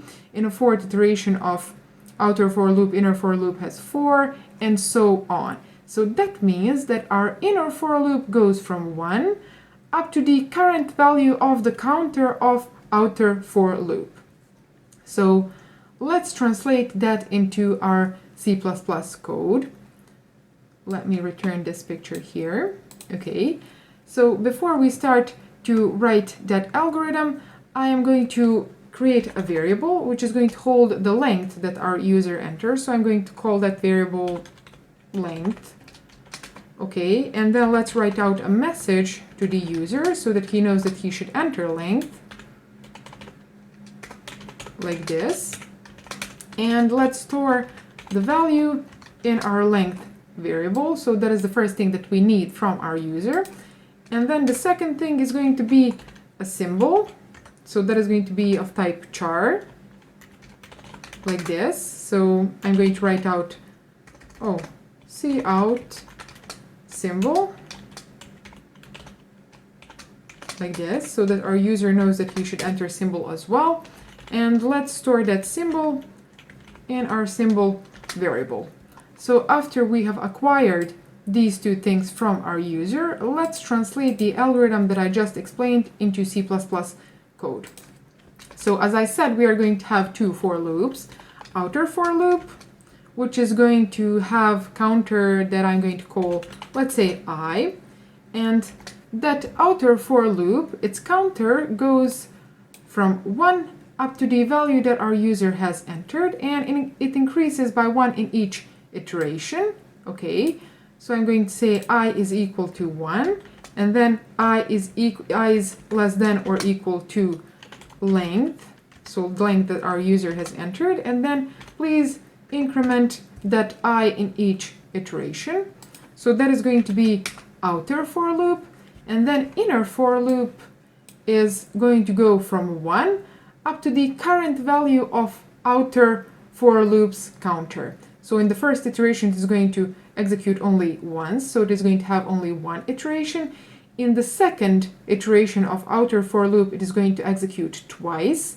In the third, it is going to execute 3 times, 4 times, 5 times. So how we are going to write that? We are going to say for int, and then our inner for loop's counter I'm going to call j, and j goes from 1 up to the value of our I, so up to the value of outer for loops counter, and it increases by 1 as well in each iteration, and in each iteration it has to write out this symbol that our user has entered. So let's say cout symbol, like this. Okay, and then there is one more thing that I want to explain, and that is going to be after each iteration of outer for loop, really the next iteration starts in a new line. So we are going to write that here, So at the end of our for loop, our outer for loop, we are going to say cout end line. Okay, and now if I run this program, it asks for length. I'm going to say that length is, let's say, 5, and then symbol is going to be star symbol. And as you can see, it has really written out a triangle that has the length 5 of these symbols that our user has entered. And there is one more thing that I want to do in order to format this shape here to be a bit prettier, and that is going to be really to add a function here which is going to assign to each of these symbols that our user enters, so that our for loop writes out width of 2 fields, and that is going to be done using a function that is called setW, meaning set width.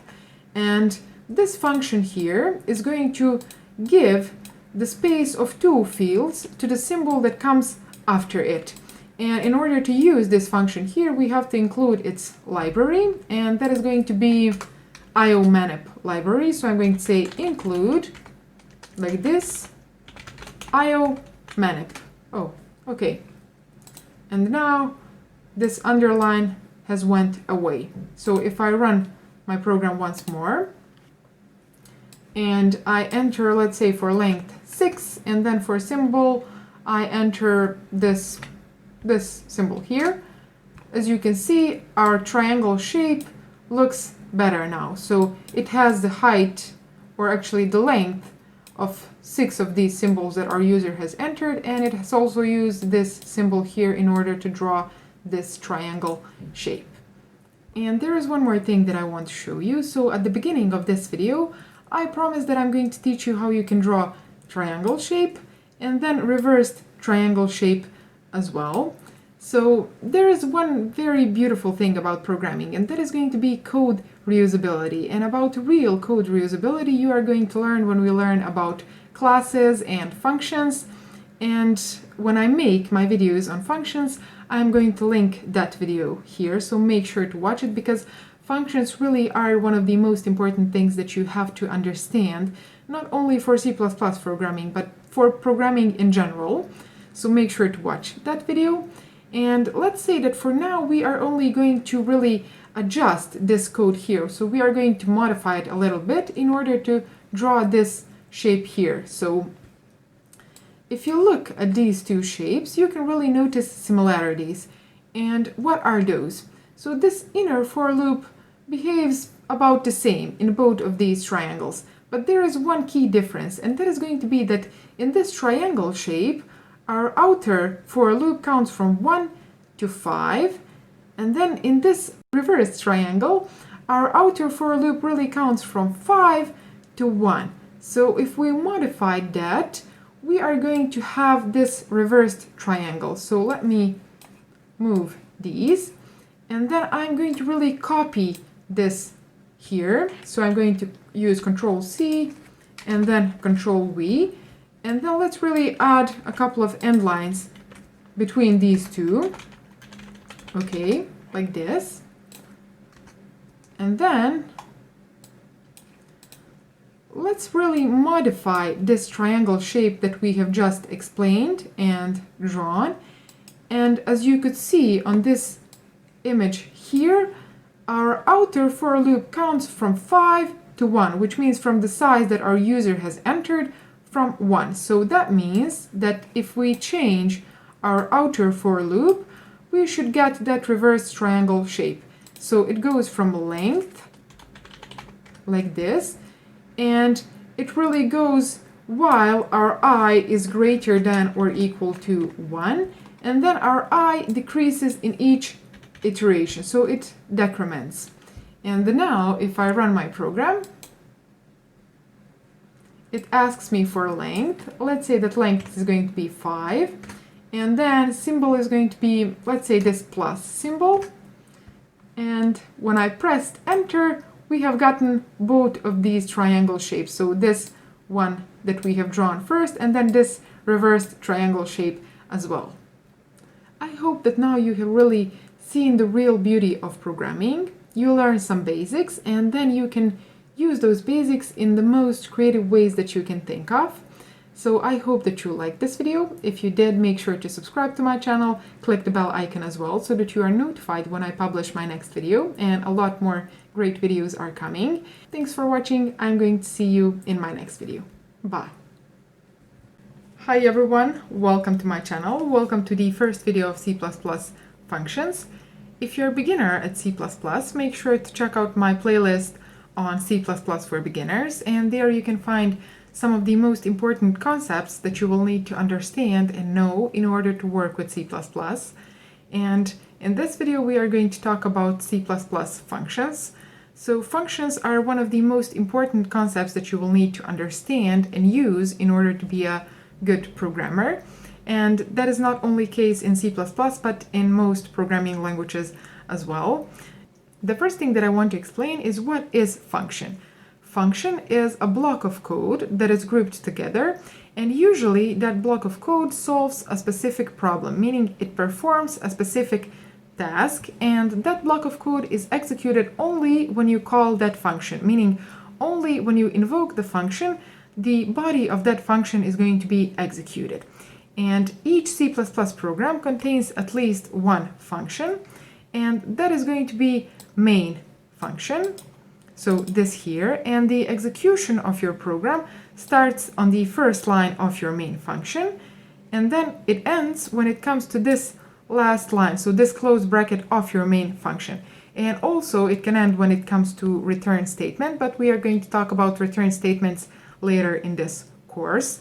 So main function is the main one, so the first one that is executed, and whatever code you put in your main function, that code is going to be executed as part of your program. So if I say here, for example, cout, and I say hello from main function like this, and let's add a new line like this, and now if I run my program, you can see that our program has written out hello from main, and that is the first function that our program starts executing.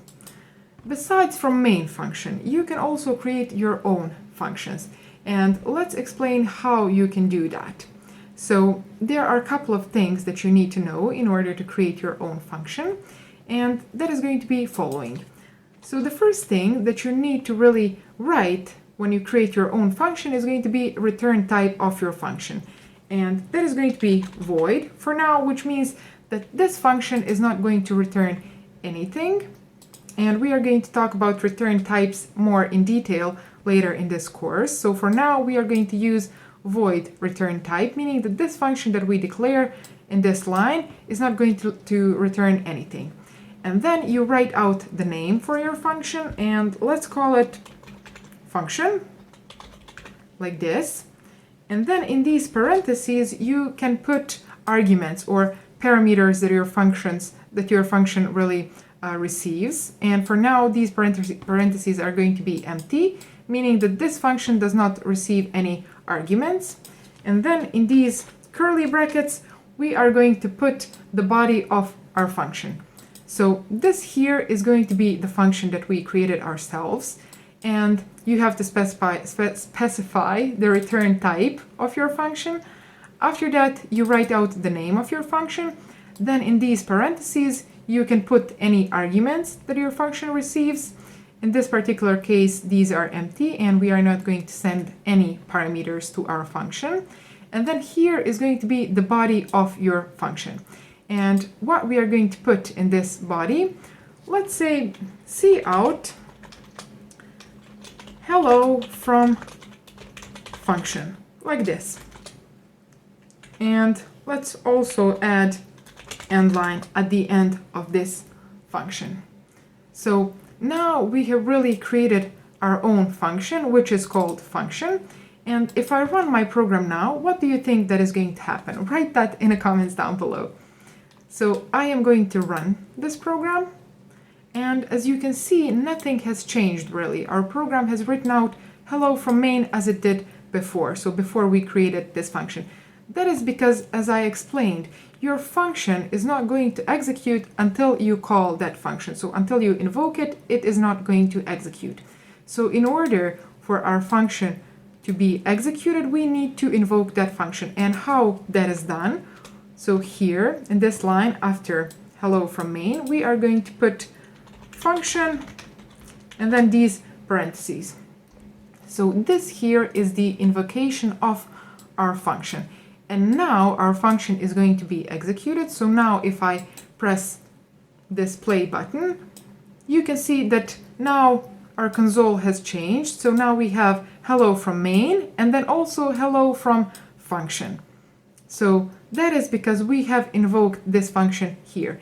And you can invoke this function wherever you need it. So you can, I have invoked it after this line here, but you can invoke it as well before this line here if you need to and if you want to. So now if I run my program, you can see that it first says hello from function and then it says hello from main, because this function has been invoked first and then we have written out this line of code here. And that you can see in this console window. And let me show you one thing. So I'm going to return this after this line of code, the invocation of our function. I'm going to return here. And now I'm going to take this code here, so this definition of our function, and I'm going to paste it after our main function. And let's see what is going to happen now. So let me delete these blank lines. And now if I run my program, you can see that our program has failed to build. So we have compile time errors. And in this window here, in this error list, you can see that it says function identifier not found, which means that this function here is really, our compiler does not understand what this function is, because C++ code is executed from top to bottom. And when it comes to this line here, so when it comes to the invocation of your function, it is really not familiar with this function. It does not know what this function is. So you have to either put this code before your main function, as we did before, or you have to do other thing, which is really the recommended way to create your functions. And that would be to create definition and declaration of your function. So what are definition and declaration of function? Declaration of function is going to be really this here. So I'm going to copy this and put it before our main function. And this declaration of function is going to tell to your compiler what is going to be the return type of your function, what is the name of your function, and then if there are any parameters that your function really receives, you are going to put those in these parentheses here. So that is going to be declaration of your function. And that part, declaration of your function, goes before your main function. And after that, you are going to write the definition of your function, and the definition of your function is going to go after your main function.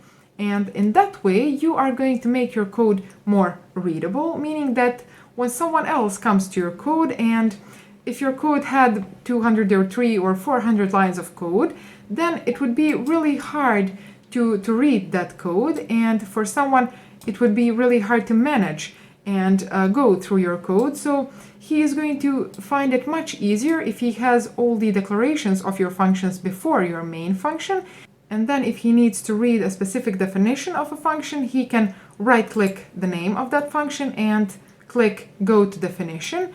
And then he's going to be taken to the definition of your function, so the specific one that he needs to read, so that you don't bombard that user with all the functions, all the definitions of functions that you have in your program. And in this particular situation, it is only one function, but your program is going to consist usually of more than one function. And that is really unreadable when you find a lot of definitions of functions before your main. So you can right click on your function and say go to definition, or you can press F12. So you can click on your function and then press F12, and you are going to be taken to the definition of your function. Okay, so this here is the recommended way to create functions.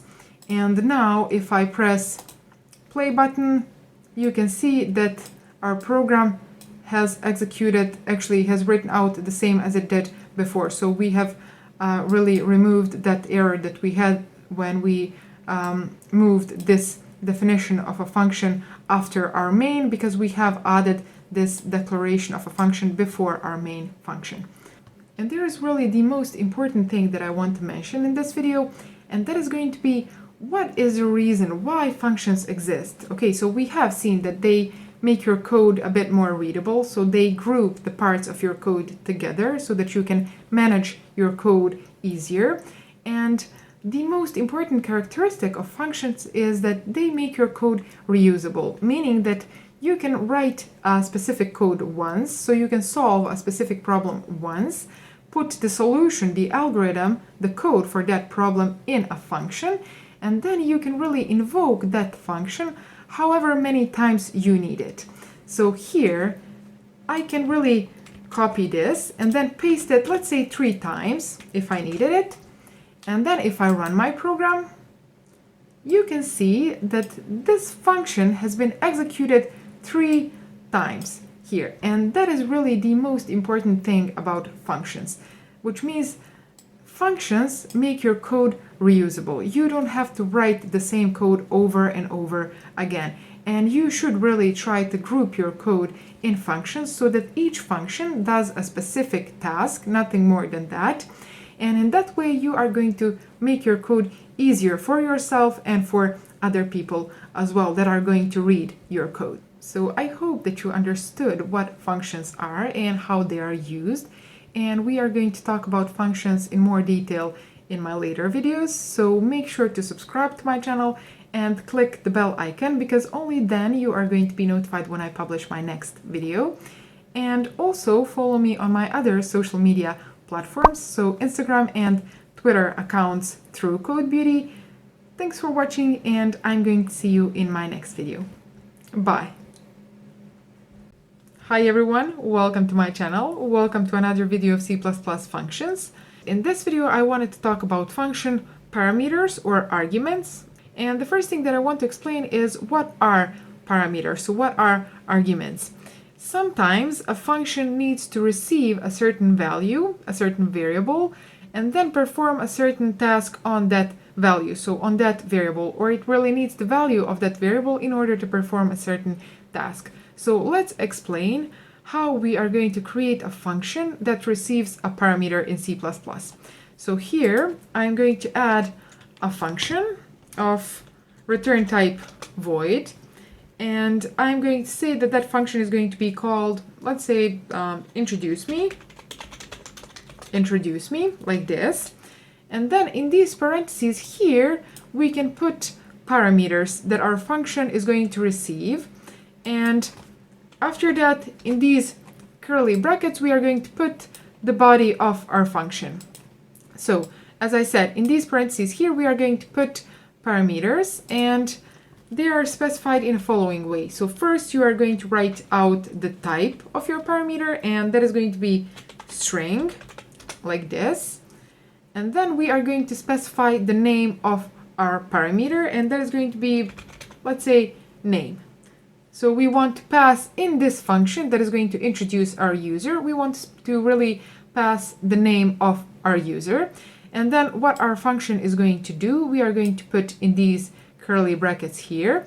And that is going to be really to introduce our user. So our function is going to write out cout, let's say, my name is, and then let's write out this name that we have received in this function. So I'm going to say name, and I'm going to add end line like this. Okay, so this is the way to pass a parameter, so to pass a value to your function.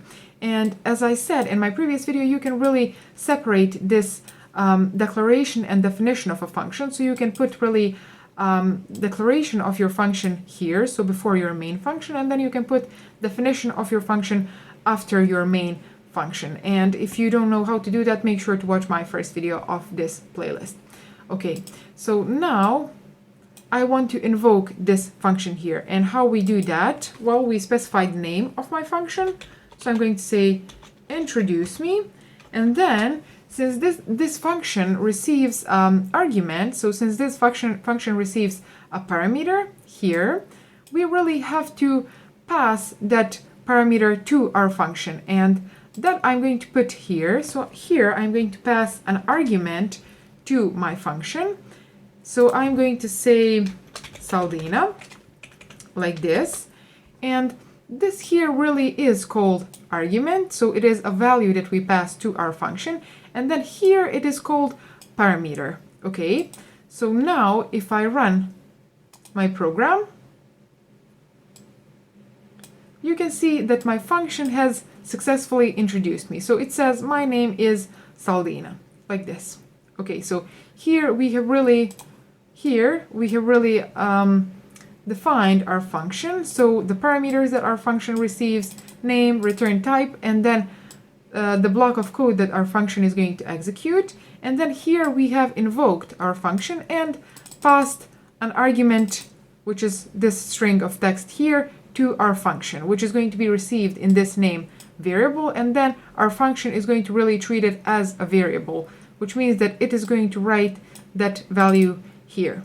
Okay, and now if I try to invoke this function once more, so I'm going to copy this line and then paste it here, and let's say that I'm going to pass it a different value. So I'm going to say, for example, Anna. Okay, you can see that now our function has successfully introduced two users. So it has said my name is Saldina, and then my name is Anna. And there is also another thing that I want to explain, and that is going to be how you can pass multiple arguments to your function. And that is going to be in a following way. So here in these parentheses where I have specified my first parameter, you can put comma sign, and then you specify your second, third, fourth, fifth, and your other parameters. So you specify the type, which is also going to be string in this particular case. And let's say that my second parameter is going to be called city, like this. And let's add another one. So let's say int age, like this. So now in this function, I'm going to write out also where is my user from and also how old my user is. So I'm going to write out cout, I am from, and then let's write out this city that we have passed in this function and add also end line. And let's write out also I am age, so I am however many years we have passed in this function, and then let's say years old, like this. Okay, so now we have really introduced our user in more detail, and we have passed to this function name, city, and age information for our user. But as you can see here, our function, so our compiler really says that this function is not valid. It has too few arguments in a function call, meaning that this invocation, this call of a function, does not really contain all the necessary parameters or all the necessary arguments that we need to pass to our function, which means that it really lacks the city and age parameters. So here I'm going to put comma as well, and then I'm going to specify my city. This here is bolded, so it is bold, and that means that we have to really pass a city value to our function. So I'm going to write out Mostar like this, and then I am also going to specify age. So I'm going to say 25 5. And let's do the same for our Anna user. So I'm going to say that our Anna is from New York, and let's say that she has 27 years old, for example. So now when I run my program, you can see that we have successfully introduced 2 users. So my name is Saldina, I am from Mostar, I am 25 years old, and then also my name is Anna, I am from New York, and I am 27 years old. Okay, so, and we have really written this code only once, and then we can reuse it however many times we need to. So in this particular case, we have used it 2 times. Okay, and another thing that I want to explain is going to be a default parameter. So what is default parameter? Sometimes you really don't want to pass a value to your function, meaning that in a specific situation you don't have that value or you don't want to pass it, and in that case you want to define default value for your parameter. So in the case where your user does not pass that argument to your function, for example, you can say that your age parameter here has the default value of 0, okay, and that means that you don't really have to pass this age parameter anymore. So here I'm going to delete this age for my Anna user. And let's run our program now in order to see how this function is going to behave for this first user, and then also to see how it is going to behave for this second user which did not specify this age parameter, so this age argument. And when I run it, you can see that my first user has been introduced as it was previously, so I am 25 years old, and then the second user, which did not specify age argument, it really said I am 0 years old, meaning that our function has really taken this default value and it has written out I am and then this default value and then years old. Oh, we are missing S here. Okay, so I'm going to add S, and I want to do a following thing. So in the case where our user does not pass this value for our age parameter, I'm going to really check whether we have that value or we have this default value. And then in the case where we have only this default value, I don't want to write this line of code here. So I am going to say here, if age is not equal to 0, meaning that our user has specified some other value which is not 0, then and only then we are going to write this line of code. But in the case where we have only this default value, we do not really want to write out that our user has 0 years old, because that does not make sense. Okay, so as you can see now, my first user has been introduced as I am 25 years old, and then my name is Anna, I am from New York. Since Anna did not specify how old she is, we haven't written out her age here because of this check that we have added. Okay, so that was about default parameter, and there is one thing also that I want to say about this default parameter, and that is going to be really, if I delete this is equal to 0 and then I try to assign default value to this city parameter, so I say, let's say that city is equal to default, like this, you can see that the compiler is really underlying this function, and it says, okay, it says default argument not at end of parameter list, meaning that you can specify default argument only at the end of this list. So if you want to specify default value for this parameter, you will have to specify default value for this one as well. So if I add default value here, so I have added 0, then we can really add a default value for this second parameter, and then we can add default value for this one as well. And now we are really left with, so our compiler is not underlying this introduce me function name anymore.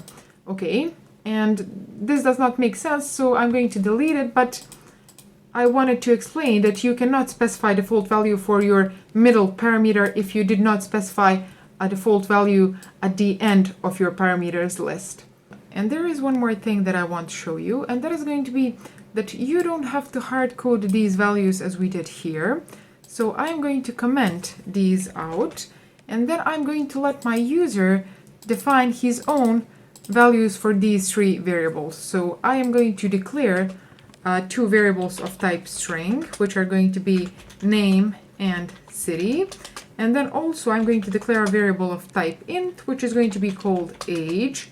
And then I'm going to say cout, so please enter a name like this. It's not capital letter, okay. And then in name, and then cout city. So after my user has entered name, I want him to enter city. So in city, like this.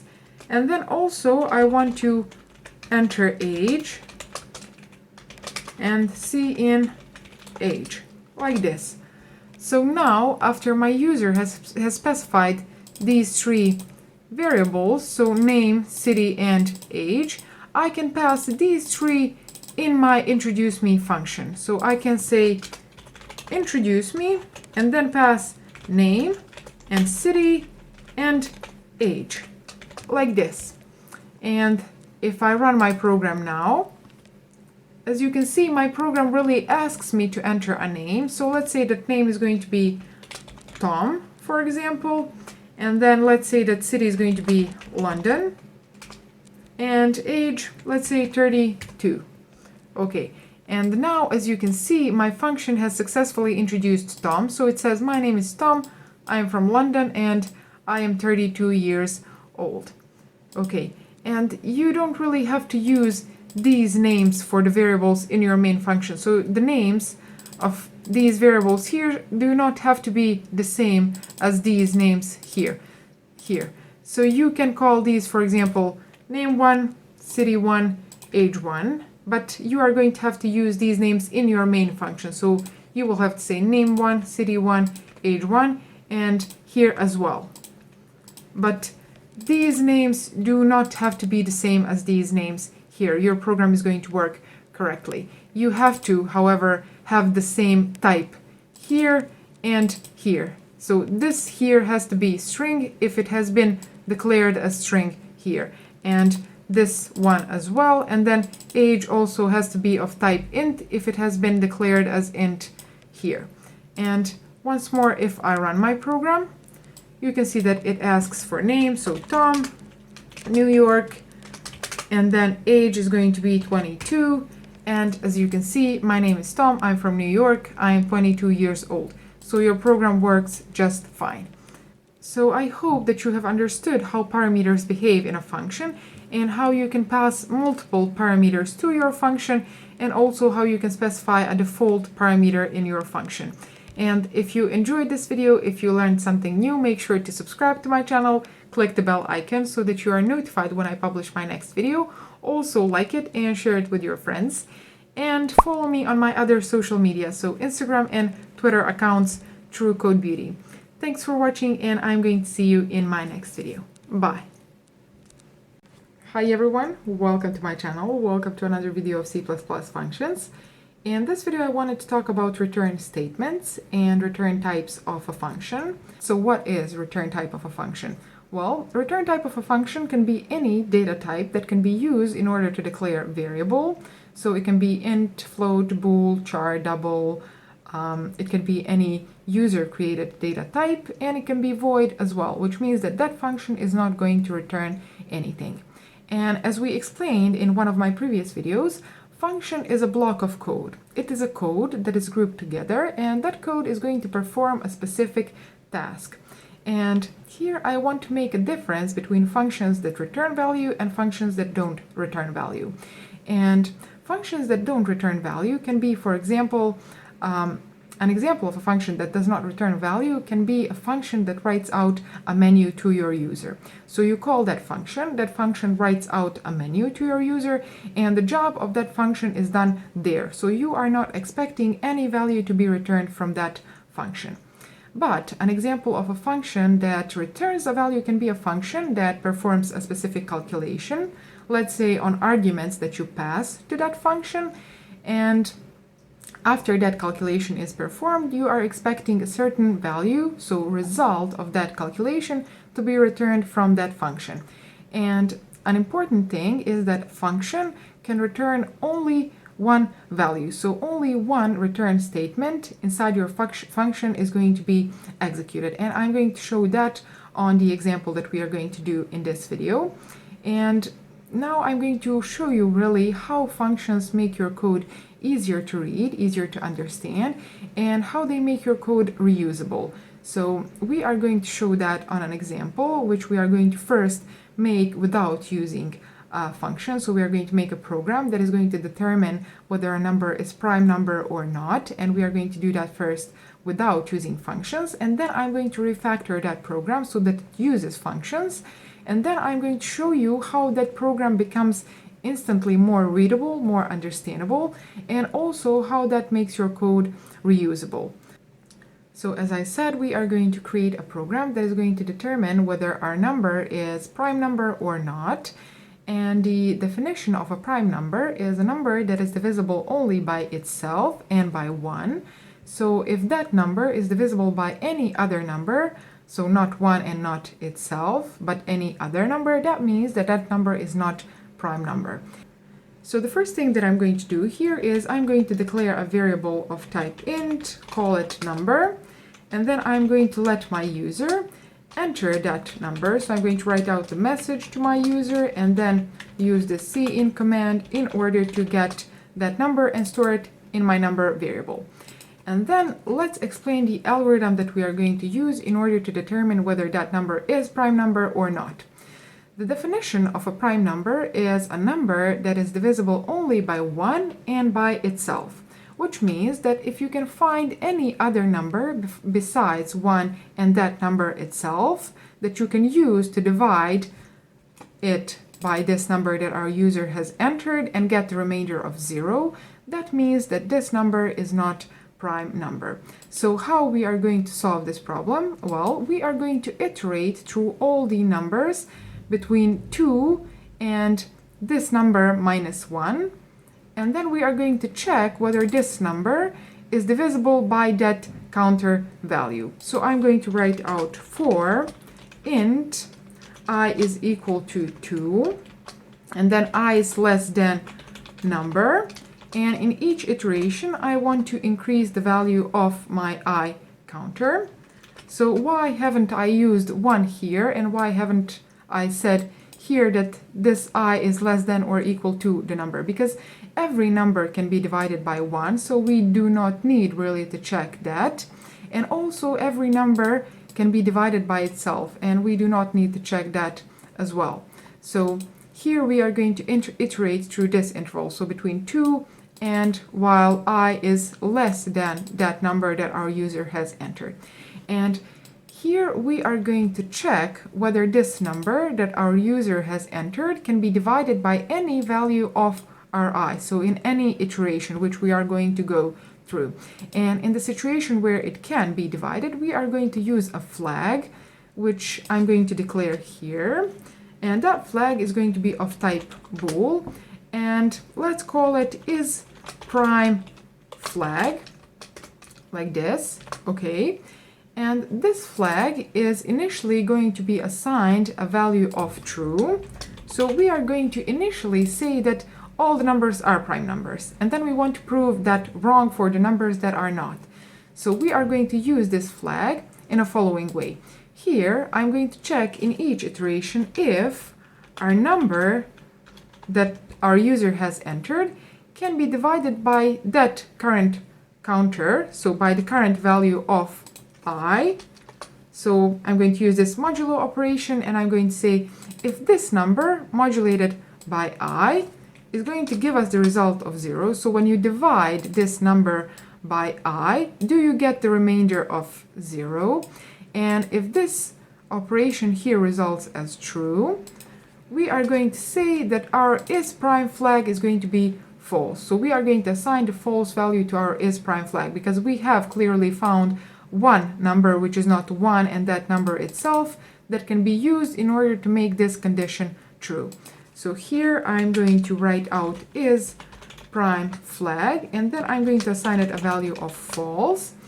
And then another thing is going to be really if we find one number, so even one number is enough to find that really fulfills this condition here in order to say that our number is not prime number. And in that situation, we do not really need to check any more numbers because we have determined that our number is not prime number. So here I can use break statement. So I can say, if you find only one number, please do not iterate through this for loop anymore because we do not need to find any more numbers. So in this situation here, we have iterated through all the numbers between 2 and that number that our user has entered. We have checked whether that number can be divided by any value of our I counter. And if it can be divided, meaning that it gives the remainder of 0 after that division, we are going to set our prime flag to false, and we are going to break from our for loop. And after we have successfully fulfilled this, so after we have successfully iterated through this for loop, or we have fulfilled this condition in one iteration, we are going to leave our for loop and we are going to come to this line of code here. And here I want to check what has happened with my is prime flag, meaning I want to check whether this is prime flag has stayed true, which means that our for loop has executed all of its iterations and it has not found any number that can be really used to fulfill this condition here. And in that particular situation, that flag is going to stay true, and that is going to mean that our number is prime number. So here I'm going to write out if is prime flag, meaning if this value here, if this variable here holds the value of true, we are going to write out cout like this, and we are going to write out prime number like this. Okay, and let's also add end line here. But in a situation where this here does not hold a value of true, that means that in one iteration, so it can be the first one, it can be the last one, it can be any in between, we have really found at least one number that can be used to fulfill this condition and that has set our is prime flag to false. And in that situation, we are going to use our else statement, and we are going to copy this and we are going to really modify it to say not prime number like this. Okay, so now if I run this program, you can see that it asks us to enter a number. I'm going to enter a number, let's say 5, for example, and it says that 5 is prime number, which is correct. 5 is a prime number. And let's run it one more time. And let's say that we want to check 6 this time. And as you can see, our program has written out that 6 is not prime number. And 6 really is not prime number because it is divisible by 2 and by 3, besides from 1 and itself. Okay. So now you have seen how we can really solve this problem. And let's try to refactor this program here in order to use functions. So how we are going to do that? Well, the first thing that we need to do is we need to create a function, and I'm going to do that here. And since this part of code here, this is the part of code that we are going to move to our function, and since this part of code here determines really whether our number is prime number or not, and then sets this flag to true or false, let's say that we are going to create a function which is going to check as well whether the number is prime number or not, and then it is going to return a value true or false, meaning the number is prime number or the number is not prime number, and that we are going to write here. So here I'm going to put the return type of my function, and that is going to be bool. So that is the return type of my function, and then the name for my function is going to be is prime number like this. And then let's say that we want to pass an argument to that function, and that argument is going to be of type int, and that argument is going to be really the number that we want to check. So we are going to pass the number to our function. That function is going to, in this body here, check whether that number is prime number or not, and then it is going to return bool value, meaning true or false. So if the number is prime number, it is going to return true, and if the number is not prime number, it is going to return the value of false. And how we are going to do that? Very simple. So you see this code here. I'm going to comment this code here, and I'm going to really, no, I should have copied it before. So I'm going to copy this code here, and I'm going to move it to my function, okay? And we have previously explained this code here, so we do not need to explain it again. But what I'm going to say here is after this algorithm is done, so after we have really stored the value of true or false, so we have stored the value of false in our isPrime flag, or we have really kept this true value inside our isPrime flag, what we need to do is we really just need to say return isPrime flag, like this. So after we have checked whether our number is prime or not, we can really just return that value from our function. Okay, so we can now, after we have moved this code to our function, we can delete it from here, like this. Okay, and then as you can see, we have been left with this isPrime flag, which is not declared now. So identifier isPrime flag is undefined, meaning that now we have to really declare it, and we have to assign it a value. So I'm going to say here bool is prime flag, like this, and then the value that I'm going to assign to my isPrime flag variable is going to be whatever value our function returns. So here I'm going to say please call my function isPrime number, isPrime number, like this. Okay, and then pass to that function this argument here. So our function expects a value, and that is going to be this number that we want to check whether it's prime or not. And then after this function here is done, it is going to return a value of either true or false, and that value is going to be stored inside our isPrime flag variable. Okay, so now if I run my program, you can see that it asks us again to enter a number. So I'm going to say, let's check number 9, for example, and it says that number 9 is not prime number, which is not, because it is divisible by 3. And let's check number 13, for example, and 13 is prime number. Okay, so after we have really used this function in order to perform this particular task, I want to show you one more thing, and that is going to be how we can refactor this function here in order to make it even more simple. And if you look at this function here, you can see that this isPrime flag is set to true here, and then in this situation where we find number that can be used to fulfill this condition here, we set that isPrime flag to false, and then we use this break statement in order to break our for loop. So we are not going to iterate anymore through our for loop when we come to this break statement. And then we really go here, and then we return that isPrime flag. But we can do that in a more simple manner, and that is going to be really here. So here, in a situation where we find number that is really fulfilling this condition here, we can say, at this very line of code, we can say return false, like this, because this code here we can delete.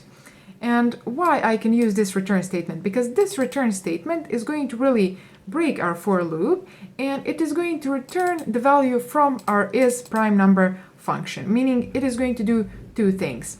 So we do not really need to set the flag and then return the value of that flag at the end, but we can really say, if you find any number that can fulfill this condition, return false immediately. So break for loop and also return the value from our function, meaning end the execution of that function, because we have found our result. And then here as well, we do not really need to declare this isPrime flag to true and then return it, because it is clearly true. So we can say here return true, and then remove this flag from here, like this. And then as well, I can remove these curly brackets and make my code even more readable. So now I want to explain what we have done. So here we are passing a number to our isPrimeNumber function. Then we are iterating through all the numbers between 2 and that number. We have skipped 1 and that number itself because all the numbers are divisible by 1 and by that number itself. And then we are checking whether any of these I values between 2 and number fulfill this condition here. That would mean that that number is divisible by that current value of I, and that would mean that our number is not prime number. So at that very moment we can say, please return false, because this number is clearly not prime number. But in a situation where this for loop has really iterated through all of its iterations and it has not found any number that fulfills this condition here, that means that this return false statement has not been executed, and then in that particular situation this return statement here is going to be executed, and this return statement here says return true. Okay, so this part of code here has not changed, nor it is going to change, and if I run it again, you can see it asks me to enter a number. I'm going to enter number 7. Then it is going to check whether that number is prime number, so it is going to call our function and assign the result of that to our isPrime flag variable. And I press enter here. You can see that we get the result prime number because 7 is prime number. Okay, and that is really making your code much more readable and reusable as well. So this main function here is much more clean than it was before. And now I want to show you the most beautiful thing, and that is going to be how we can make this isPrimeNumber function reusable. So let's say that I am going to delete all of this code here. So I'm going to delete it. And now I know that I have written out this isPrimeNumber function, and I know that I can really invoke this function and use it whenever I need to determine whether some number is prime number or not. So let's say that now we want to check all the prime numbers between 1 and 1,000, for example. So how we are going to do that? Well, we are going to iterate through all the numbers between 1, so I is equal to 1, and then I is less than or equal to 1,000, and increase our I in each iteration by 1, like this. And then in each iteration, I really am going to just send this I to my function, and I'm going to really get the result from this function. So this function is going to tell me whether that I is prime number or not. So here I'm going to declare a variable of type bool, and I'm going to call it is prime, and I'm going to assign to that variable a value of is prime number when I pass it the value of I. So whatever this function here returns, whatever this function here results in, I'm going to assign that result to my isPrime variable. Okay, and now what I want to write out is all the numbers that are prime numbers between 1 and this 1,000 value. So I'm going to say if is prime, like this. I'm going to write out cout, and then I want to write out the current value of my I counter, because that is the number that we are talking about. So I is prime number, like this. Okay, and I'm going to add a new line at the end. So this code here is really going to check all the prime numbers between 1 and 1,000, and it is going to write out all the prime numbers in that interval. And for solving this particular problem, so whether the number is prime number or not, we have used this isPrimeNumber function, which we have written once, and we have really tested it once. We know that it works as it should, and now we can really close it. We do not need to really think about how we are going to perform this task, never again. So we have written it, we have tested it, and now we have this algorithm stored in our isPrimeNumber function, and we know that this function works in a following way. So we pass it a value, and then this function returns us true or false variable, meaning that the number is prime number or not. So once more, if I run my program, you can see that we have gotten the expected result. So we have gotten all the prime numbers between 1 and 1,000, okay? And there are a lot of numbers, okay? So you can check these numbers on your calculator if you want. And let's say now that we really want to check all the numbers between not just 1 and 1,000, but let's say 1 and 10,000 or 100,000, okay? We can call just this isPrimeNumber function, pass it the value of our I, and then check the value that this function has returned. And this function has really told us whether the number is prime number or not, and if the number is prime number, we just want to write that number out to our user. So if I run this function again, you can see that it is writing out all the prime numbers between 1 and 100,000, and there is a lot of numbers again.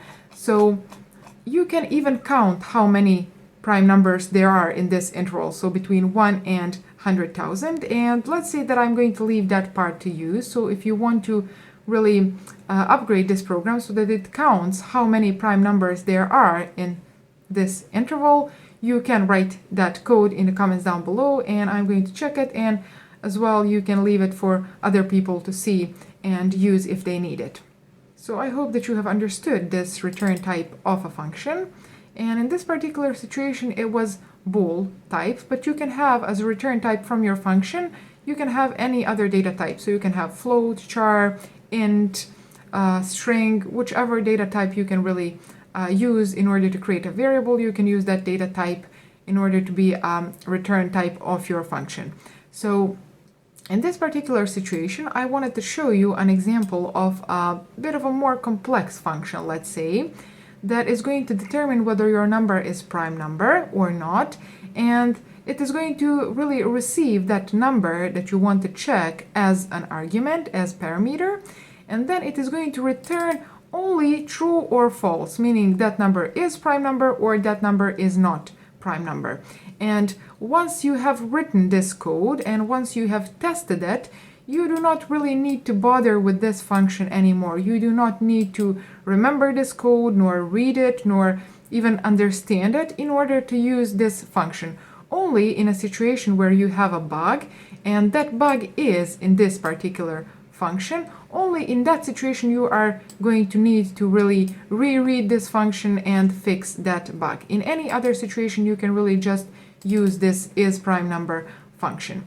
And as well, we could have made other functions with other return types. We could have created, for example, a function that is going to sum two numbers. So you are going to pass to a function two numbers, let's say number A and number B, which your user enters. And then that function is going to sum those two numbers, and it is going to return the result to your main function from where you are going to invoke that function. And as well, I can leave that to you, so you can really practice writing functions on that example, for example, and you can put the code for that exercise in the comments down below as well, and I'm going to check it. And in this particular example, as I said, I wanted to show you a bit more complex example so that you can really understand why we need functions and why they make our code understandable and reusable. And if someone else comes to your code now and he sees that he has isPrimeNumber function, he does not really need to open this function and read how this function works. It is pretty clear from this declaration itself that this function receives a number and determines whether that number is prime number or not, and returns that true or false back to the invoker, back to the function that invoked this isPrimeNumber. Okay, so I hope that you liked this video. I hope that you enjoyed watching this video. If you did, make sure to like it and also subscribe to my channel and follow me on my other social media, so Instagram, Twitter account at CodeBeauty. The link is going to be in the description, and I'm going to see you in my next video. Bye. Hi everyone, welcome to my channel. Welcome to another C++ functions video. And in this video, I want to talk about a concept that is related to functions, which is function overloading. So I want to first explain what function overloading is. It means that you can create multiple functions with the same name, but those functions are going to have different parameters. So here I have opened my Visual Studio, and let's create a function which is going to be called, for example, sum, and I'm going to put the return type of that function to be int, so integer. If you're not familiar with function return types, I'm going to link that video here, so make sure to watch it. So first thing, we write the return type of our function, and then we write the name of our function, and as I said, our function is going to be called sum, and then I want to pass parameters to this function, so I really want to declare which parameters this function is going to receive, and those are going to be two parameters. The first one is going to be integer, and I'm going to call it a, and then the second one is also going to be integer, and I'm going to call it b, like this. So this is going to be our first function, and let's also say that we want to create another function which is also going to be called sum, but this time it is going to be of return type double, like this, and then I'm going to call it sum, as I already said, and this function is going to receive two parameters as well, but those are going to be of type double. So I'm going to say double a and then double b, like this. Okay, and as you can see, these functions are underlined because it says function definition for sum not found, meaning we have declared our functions here, but these functions are missing the definition. So definition is missing for this function and then this function as well. And let's also create one more function. So I'm going to say, for example, float, and then I'm also going to call it sum. And let's say that this time I'm going to give it 3 parameters. So I'm going to say float, let's say float a, and then float b, and then float c, like this. Okay. And then what I want to do is I want to create definitions for these functions, which I'm going to do here. So the first one that I want to define is going to be this one here. So I'm going to copy its declaration, and then I'm going to add these curly brackets. And here I'm going to put a definition for this function. So let's say that I'm going to create a variable of type int, and I'm going to call that variable result, like this. And I'm going to assign it the result of a plus b, like this. And then what I want to do is return this result from my function. So here I'm going to say return result, like this. So this would be one way of returning the result from your function. And then another way to do the same thing is going to be to say really return here. So instead of creating a variable that is going to hold this result, you can really return this result itself from your function. So you can say here return a plus b, and now we can delete this line, and as you can see, this function became shorter and more readable. So now I want to define this function here, so I'm going to say double, okay, I should have copied this, and then double b as well, like this. So here I want to put the definition for this function here, and this function, oh, I'm missing the name for my function. It is called sum. So this is return type, this is the name of our function, and then these are parameters of our function. And here I want to say return a plus b as well, but this time our a and our b are going to be of type double. So in this situation there were integers, and then in this situation there are decimal numbers. Okay, and let's also create a definition for this function here, so this float function, and this time I'm going to copy it. Okay, and I'm going to add these curly brackets, and here I want to write return and then a plus b plus c, like this. Okay, so now how we are going to test this, we can call these functions, we can invoke these functions here in our main function.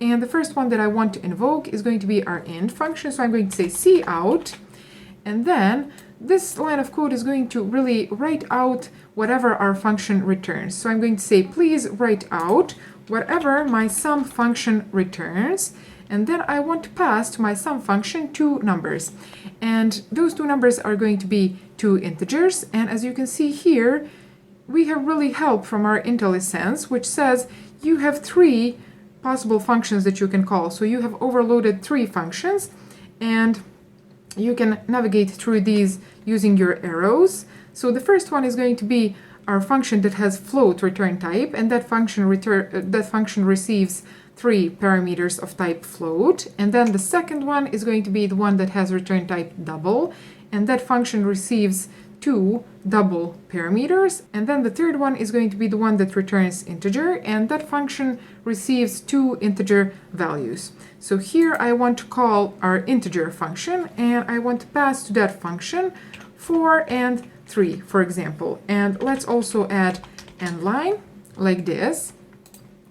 And now if I run my program, we can expect to see the result of this line of code here. And as you can see, the result is 7, meaning that our function has been invoked, and then this line of code has received the result of summing these two numbers, and that has been written out in our console, and the result of summing 4 and 3 is 7.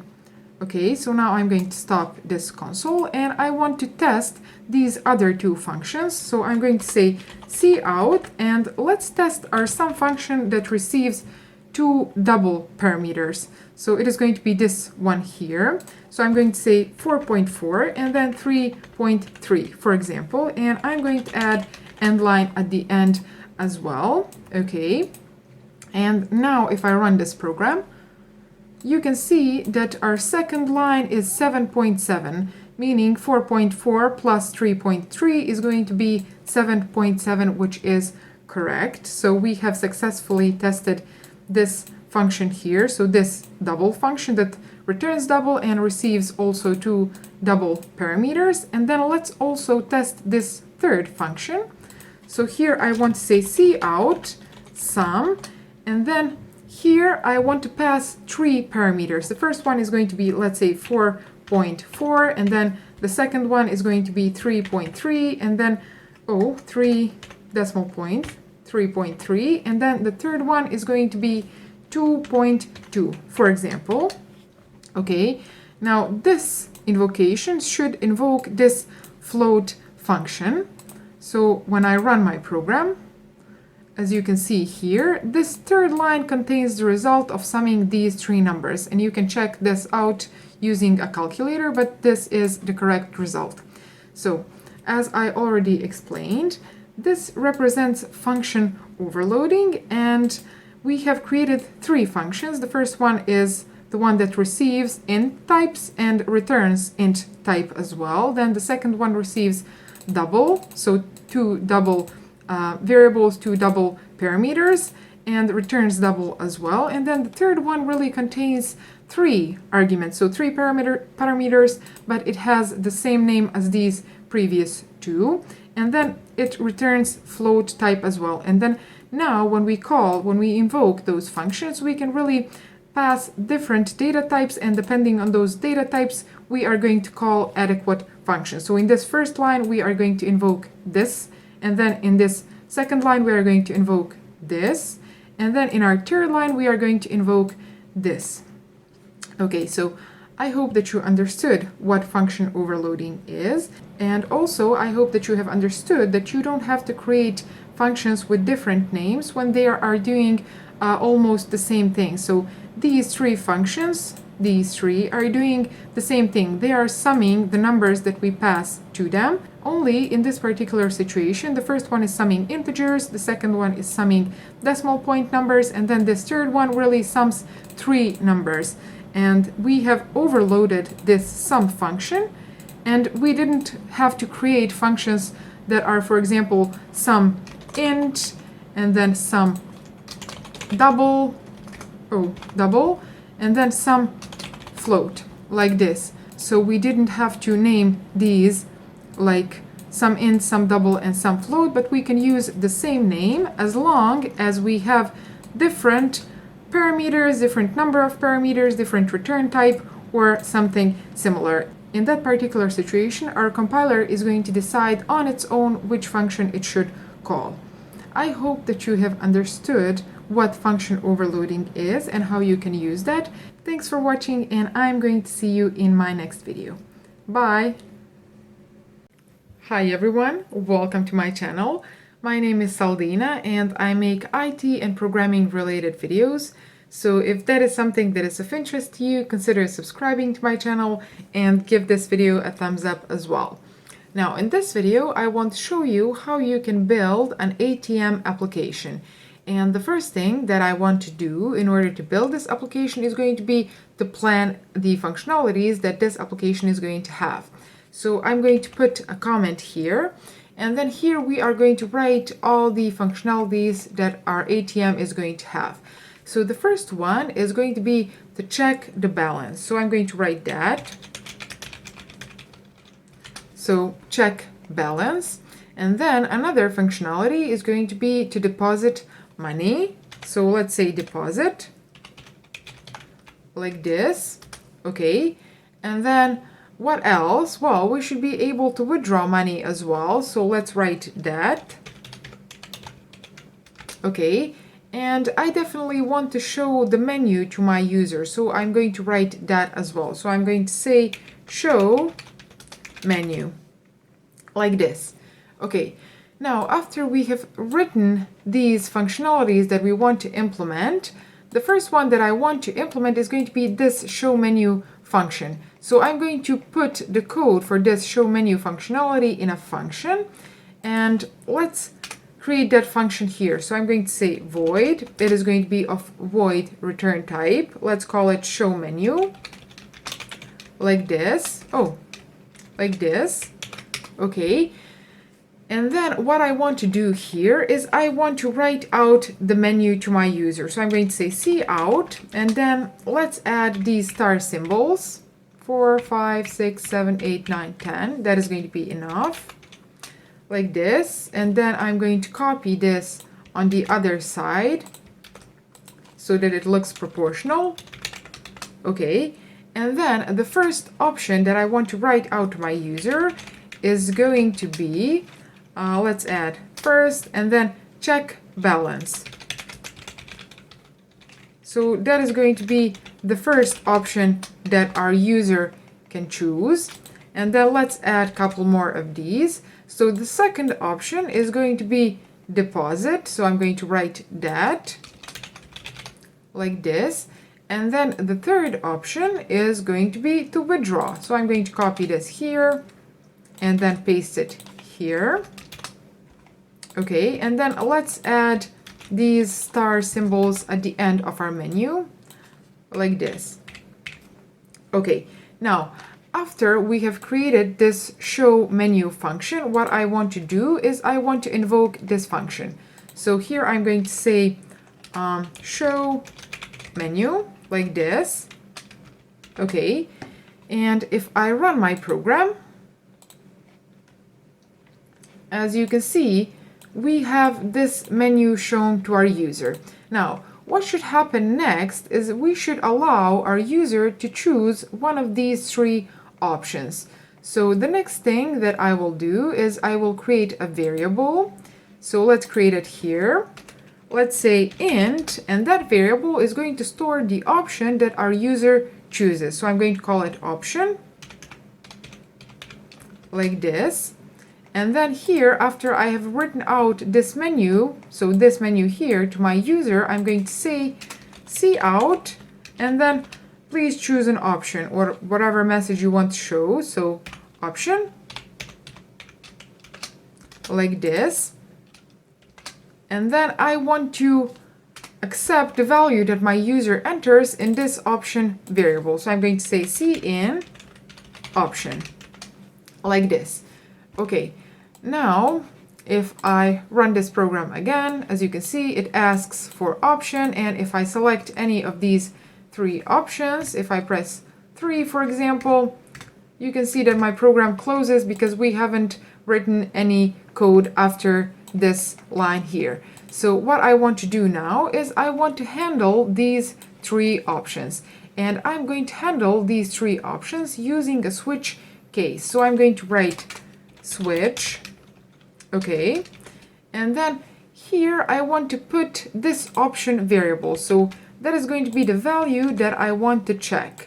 So I'm going to say switch option, and then in the case that our user has entered option 1, what I want to do is I want to write out the balance to my user. And in order to do that, I'm going to create a balance variable because we do not have a balance variable yet. So I'm going to give it a type double like this and call it balance. Okay, and let's assign it initial value of, for example, 500. Okay, so that is going to be the initial value of our balance variable. So here I'm going to say cout, and then let's say balance is, okay, and then let's write out this balance variable, and I'm going to add this dollar symbol at the end, and I'm going to add end line as well. Okay, so that is going to happen in the case that our user enters value or option 1, and I'm going to add break at the end of each case, so here as well. Okay, now our second case is going to be when our user enters option 2, like this. So in that second case, we should allow our user to deposit money. So here I'm going to say cout, and then let's write out deposit amount. So we want to ask our user how much money he wants to deposit. So in order to accept the value that our user enters, I'm going to create a variable which I'm going to call deposit amount. So let's create that variable. It's going to be of type double, and it is going to be called deposit amount, like this. And then I'm going to accept the value that our user enters here in my deposit amount variable, like this. Okay, and now what I want to do with this deposit amount is I want to add it to my balance. So I'm going to say balance is now going to be equal to whatever my balance was previously holding plus this deposit amount, like this. And then let's add break at the end as well. Okay, and then our third option, our third case is going to be when our user wants to withdraw money. So I'm going to copy this case here and then paste it here. And here I want to write out a different message to my user. So I'm going to say withdraw amount. Let's copy this. Okay, and then this variable, I'm going to call it withdraw amount, like this. Okay, and then here I want to enter that withdraw amount. And what I'm going to do with my balance in that situation is going to be I want to subtract that withdraw amount from my balance. But I want to subtract that withdraw amount only in a situation where this withdraw amount is equal to or less than this balance. So I'm going to say here if withdraw, where it is, withdraw amount is less than or equal to balance, like this, then I want to give that money to my user. Else, meaning if our user has requested more money than he has, I'm going to write out a message. So I'm going to say not enough money, like this. Okay, and that is going to happen, so this code here is going to happen in the case that our user enters option 3, which is this one here. Okay, so now if I run my program, you can see that it asks option, and let's say that we want this first option, so this check balance, and it says that balance is 500. And if I press anything else, as you can see, my program is going to close.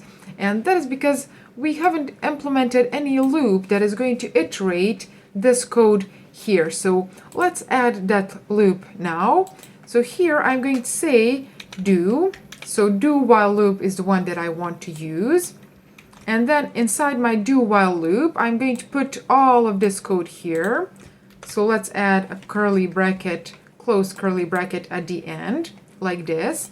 And then I'm going to say, please do this block of code here, while, and then I want to do this code here while the option that my user has entered is not equal to 4. And when my user enters option 4, we should stop the execution of our program. So in order for our user to know that 4 means exit, we are going to write that here in our show menu function. So here I'm going to add this fourth option, which is going to exit our program like this. Okay, now if I run this code, you can see that it says that it has this menu here, and then it asks for option. So I'm going to enter option 1, for example. Okay, and this option 1 says that balance is $500. Now let's enter this second option. Let's enter this deposit option. So I'm going to press 2, and as you can see, it says please enter deposit amount. So let's say that I want to deposit $700, for example. Okay, now if I check my balance again, so I have entered this option 1, and then I press enter, as you can see, it says that my balance is $1,200. And there's one thing that I want to do with this program, because I don't like the way that this looks. It is not really readable. So I'm going to add clear screen, so clear console command, and I'm going to add that here. So after my user chooses his option, I want to clear the console. So I'm going to say system, and then let's add CLS, which is a command that is going to clear my console, clear my window. So if I run my program again, as you can see, again, we have this menu, and then it asks us for the option. So let's say that I want to check my balance. It says that my balance is $500. Now let's try to withdraw money. Let's say that I want to withdraw money, and I want to withdraw $600, for example. And then it says not enough money because we had $500 on our account. So now what I want to do is, let's say, for example, that I want to deposit $100, okay, and then I want to withdraw $600. Okay, and if I check my balance now, as you can see, balance is 0. And in order to test this exit functionality, let's press 4, and then if I press enter, as you can see, my application is going to close. Now another thing that I want to check is going to be what is going to happen if our user enters option that is not valid, meaning an option that is not any of these 4 that we have covered here. So if I run my program again, as you can see, it asks us to enter options. So I'm going to enter option 5, for example, which is not valid, and nothing has happened.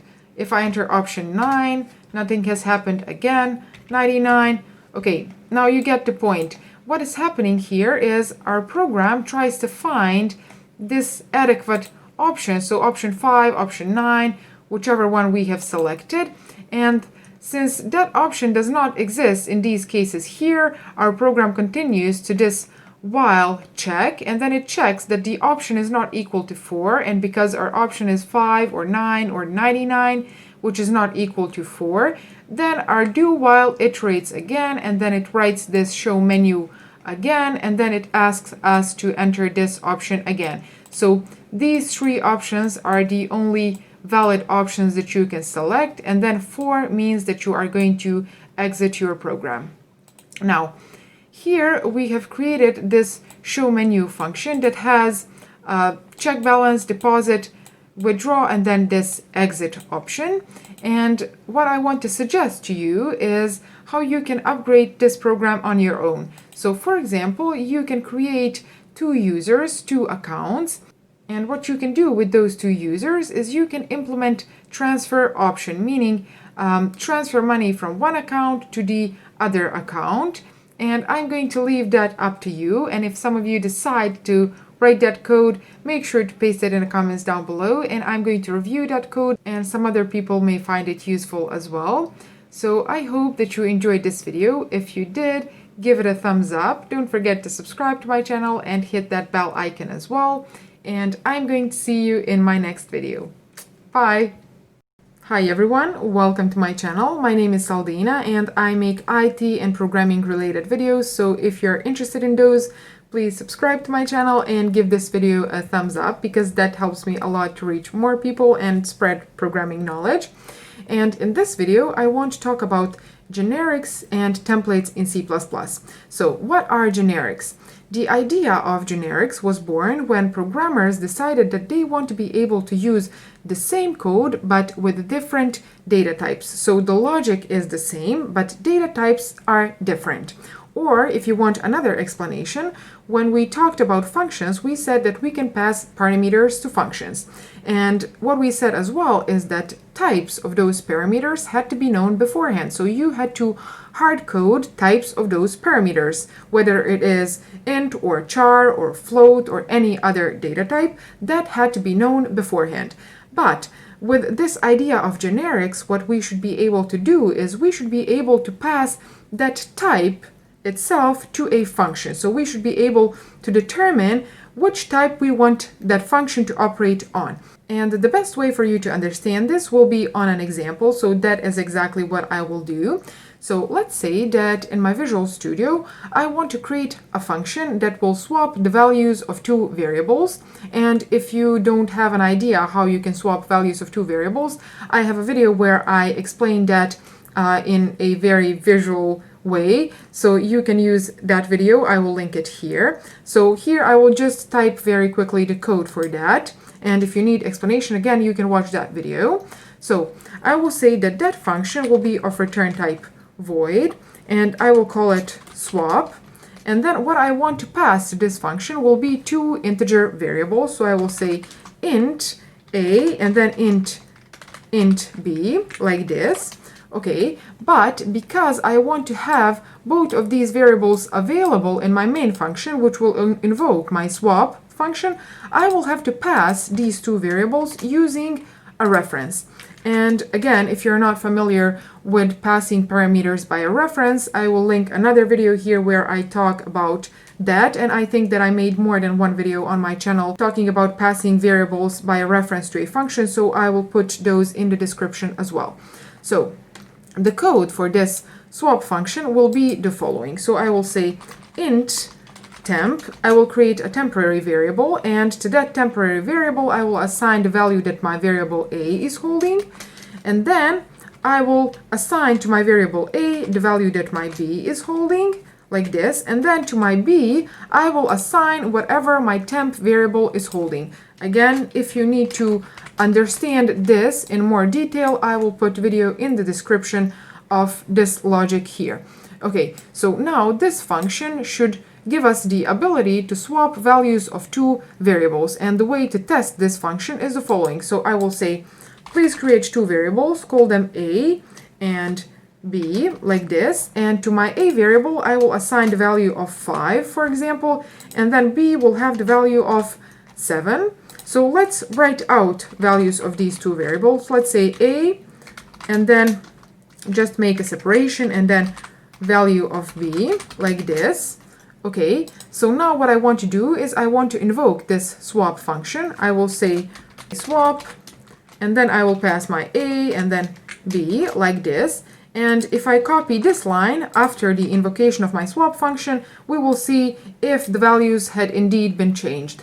So if I run my program, as you can see, this line of code here has resulted with this output, so 5, 7, and then after invoking our swap function, the values inside these two variables, so a and b, have successfully been swapped. So now it is 7, 5. Okay, excellent. So that means that this function does what it should do. Now, what happens if I want to swap values of two char variables, for example? What I would have to do is I would have to copy this function, paste it here, and then I will adjust it to be able to work with char variables. So I will say char, and then I will change this with char as well, and then here I will put char as well. Now this swap function should work with char parameters, and this is called function overloading. If you're not familiar with function overloading, I made that video explaining how it works, so I will link it here if you want to watch it, and I will put it in the description as well.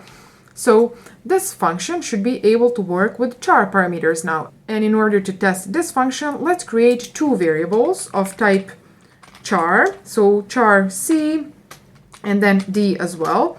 And to my c variable, I will assign the value of letter c, and then to d, I will assign the value of letter d. Excellent. So I will copy this line of code here, and I will just adjust it so that now we write out the value of our c variable, and then here we write out the value of my d variable, like this. And then after this line of code here, I want to invoke this swap function. So I will say swap, and then pass it c and d, like this. And I want to write out my c and d variables after this line of code here. So after I have swapped the values, just to check that they successfully have been swapped. So if I run my code, as you can see, we have this output here, so c and d. And then after swapping the values inside these two variables, we have this output here, which means that they have been swapped successfully. Now, I see a problem with this approach here, and the problem is following. What happens if I want, for example, to swap values of two float variables, and then two doubles, and then two booleans, and so on? Well, I would have to create this swap function for each data type. And that is repeating code, and we shouldn't really be repeating code unless we really need to, and in this particular situation we don't. So there is a simple solution for this problem, and that simple solution will be using generics. And the idea is to be able to use the same function, the same logic, but with different data types. So again, we will be solving this problem using generics. And the way that generics are implemented is using templates. So how do you make a template in C++? Well, you use keyword that is template, like this, and then inside these angled brackets, you will put the name of your type. So you will say type name, and most common type name that is used is called T, but you can use whichever type name you want. You can say type as well if you want, that should work, but I will use T because that is the recommended way. So now that I have created a template and I have said I want to create a new type, which is called T, I will have to use this T in my swap function. So now I will change this int with my T. So I will say T here, and then T here, and I will create T here as well. Okay, now this T is called generic data type, and this swap function is now a generic function, which means that this swap function can be used on any data type whose variables can be swapped using this logic here. So in one invocation, it can be swapping integer variables, and then in another, it can be swapping characters, and then in the next one, floats, and then doubles and booleans, and so on. So now that means that we can really remove this swap function because we do not need it, because as we said, this function here is a generic function and it can be used with different data types. So now I will delete this swap function here, and if I run this code should work as it did before. So let's press this button.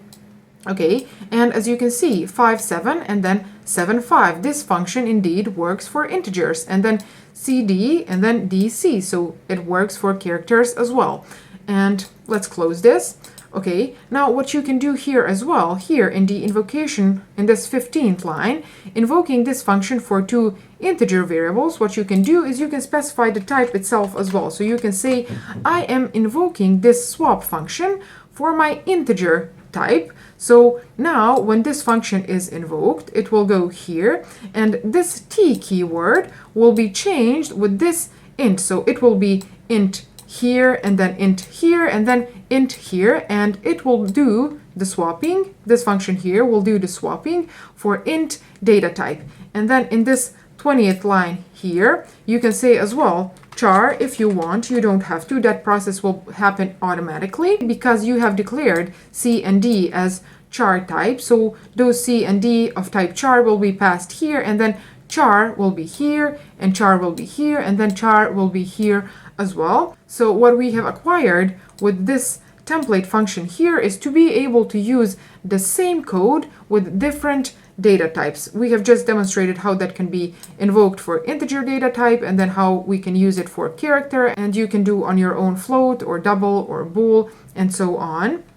Okay, and then what you can do as well is you can use any other name for your generic type. T is something that is used commonly in literature, but you can use type as well if you want. So you can say O, you can say type, and then you would have to say type here, and then type here, and here as well. Okay, that should work the same way that it did previously. And then another thing that you will find in literature is instead of this type name keyword, you can use class. It really depends on you. Whichever one you want to use, you can.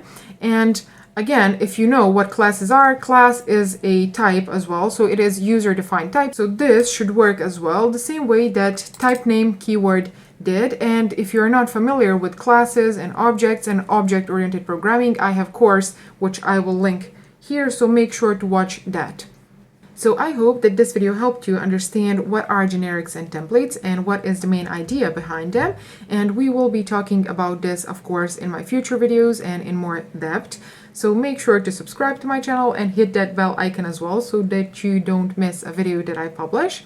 And if you like this one, please give it a thumbs up. That helps me to reach more people and help more people with programming. So thank you very much for watching, and I am going to see you in my next video. Bye!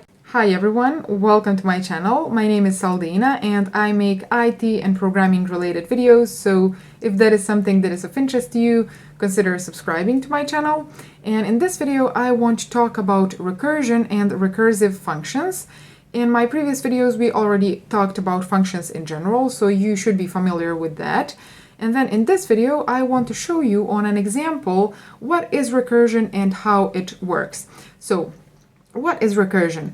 Recursion is a process where a function invokes itself, and that function that invokes itself is called recursive function. That is pretty simple definition. So let's show that on an example. And the example that I want to give you today in this video will be to sum all the numbers between m and n, which are the numbers that our user defines. And the first thing that I want to show is we will solve that problem using loops, which is a solution that you should already be familiar with. And if you don't understand loops, you can find videos on loops in my C++ for Beginners playlist, so you can watch that. And then after we solve that problem using loops, I want to show you how you can solve that same problem using recursion. So if you want to skip directly to the recursion part, I'm going to leave the link to that part, the timestamp, in the description of this video, so that you can navigate yourself directly to the recursion part if you want. Now, as I already said, the problem that we want to solve in this video is going to be to sum all numbers between number m and n. So let's write the text of our task here. I'm going to say sum numbers between m and n. Okay, so this is going to be our task. And then here, as I already said, I will first solve this problem using loops. So considering that we have to sum numbers between number m and n, I will create two variables, so int m and n, which are two variables to hold the numbers that our user enters. You can do that part. I'm going to hard code those values here. So let's say that my number m, that my variable m holds value of 2, and then n holds the value of 4, for example. And one thing, if you are going to ask your user to enter the numbers for these two variables, what you should do is you should make sure that your user enters smaller number in your variable m and then greater number in your variable n. And if that is not the case, there are a few ways to solve that problem. So you can swap the values in these two variables. If your user enters bigger number here and then smaller one here, and if you don't know how to swap the values in two variables, I'm going to put a link which contains the explanation for that here. And then you can as well just ask your user to enter again and again and again until this number is smaller and then this one is greater. And as I already said, I'm just going to hard code these two values here. Okay, So now that we have our number m and our number n, what I'm going to do is I will write a loop which is going to solve this problem here. And the easiest way to solve this problem here is going to be using for loop. So I will say for, and then I will declare a counter, int I, and that counter should start at the value of our variable m. So I is equal to m, and then it should count until it comes to the value of n. So while our I is less than or equal to n, so while our I is less than or equal to n, and then in each iteration I'm going to increase the value of my counter by 1. Okay, so what I should do in this for loop here is I will just sum all the values that my counter holds in a specific iteration. So I will create a variable here which is going to be of type int, and I will call it sum. And initial value for our sum will be 0, because 0 is neutral when it comes to adding. So here I will write sum is equal to whatever our sum was previously holding, and then to that I will add the value of my I counter, like this. So this should be pretty much it to solve this problem. And at the end of this for loop, we should have the sum of the numbers between 2 and 4 in this variable here. So let's write that out. I will say cout sum is equal to, and then write out the value that our sum variable holds. And if you're not familiar with this code here, you should watch my video related to for loop, and I'm going to link it here or leave it in the description down below. So let's run our program and test this code here. Okay, it says that our sum is equal to 9, so 2 plus 3 is 5, plus 4 is 9, so that is the correct result. So this approach here will solve this problem using loops.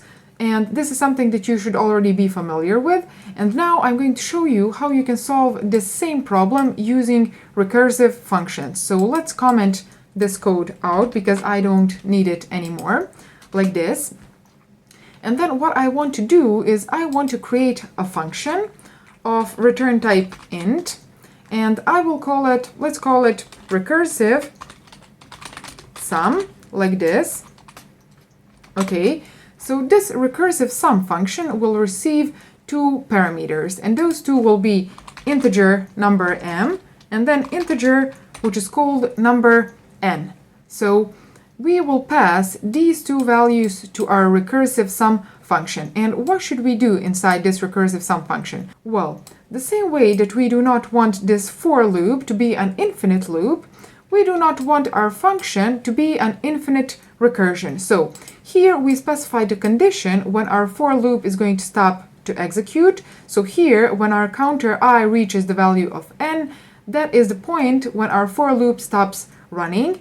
And then here in our recursive sum function, we will have to define a base case which is going to break this recursion. So as I already said, it is called base case, and for this recursive sum function, our base case will be following. So I will say if our m is equal to n, in that case, what I want to do is I want to return from this recursive sum function value of our m or n. So I will say return m. It doesn't really matter which one you return because here we have checked that they are equal. Okay, so this here is our base case, something that is going to break our recursion so that we do not end up with an infinite recursion.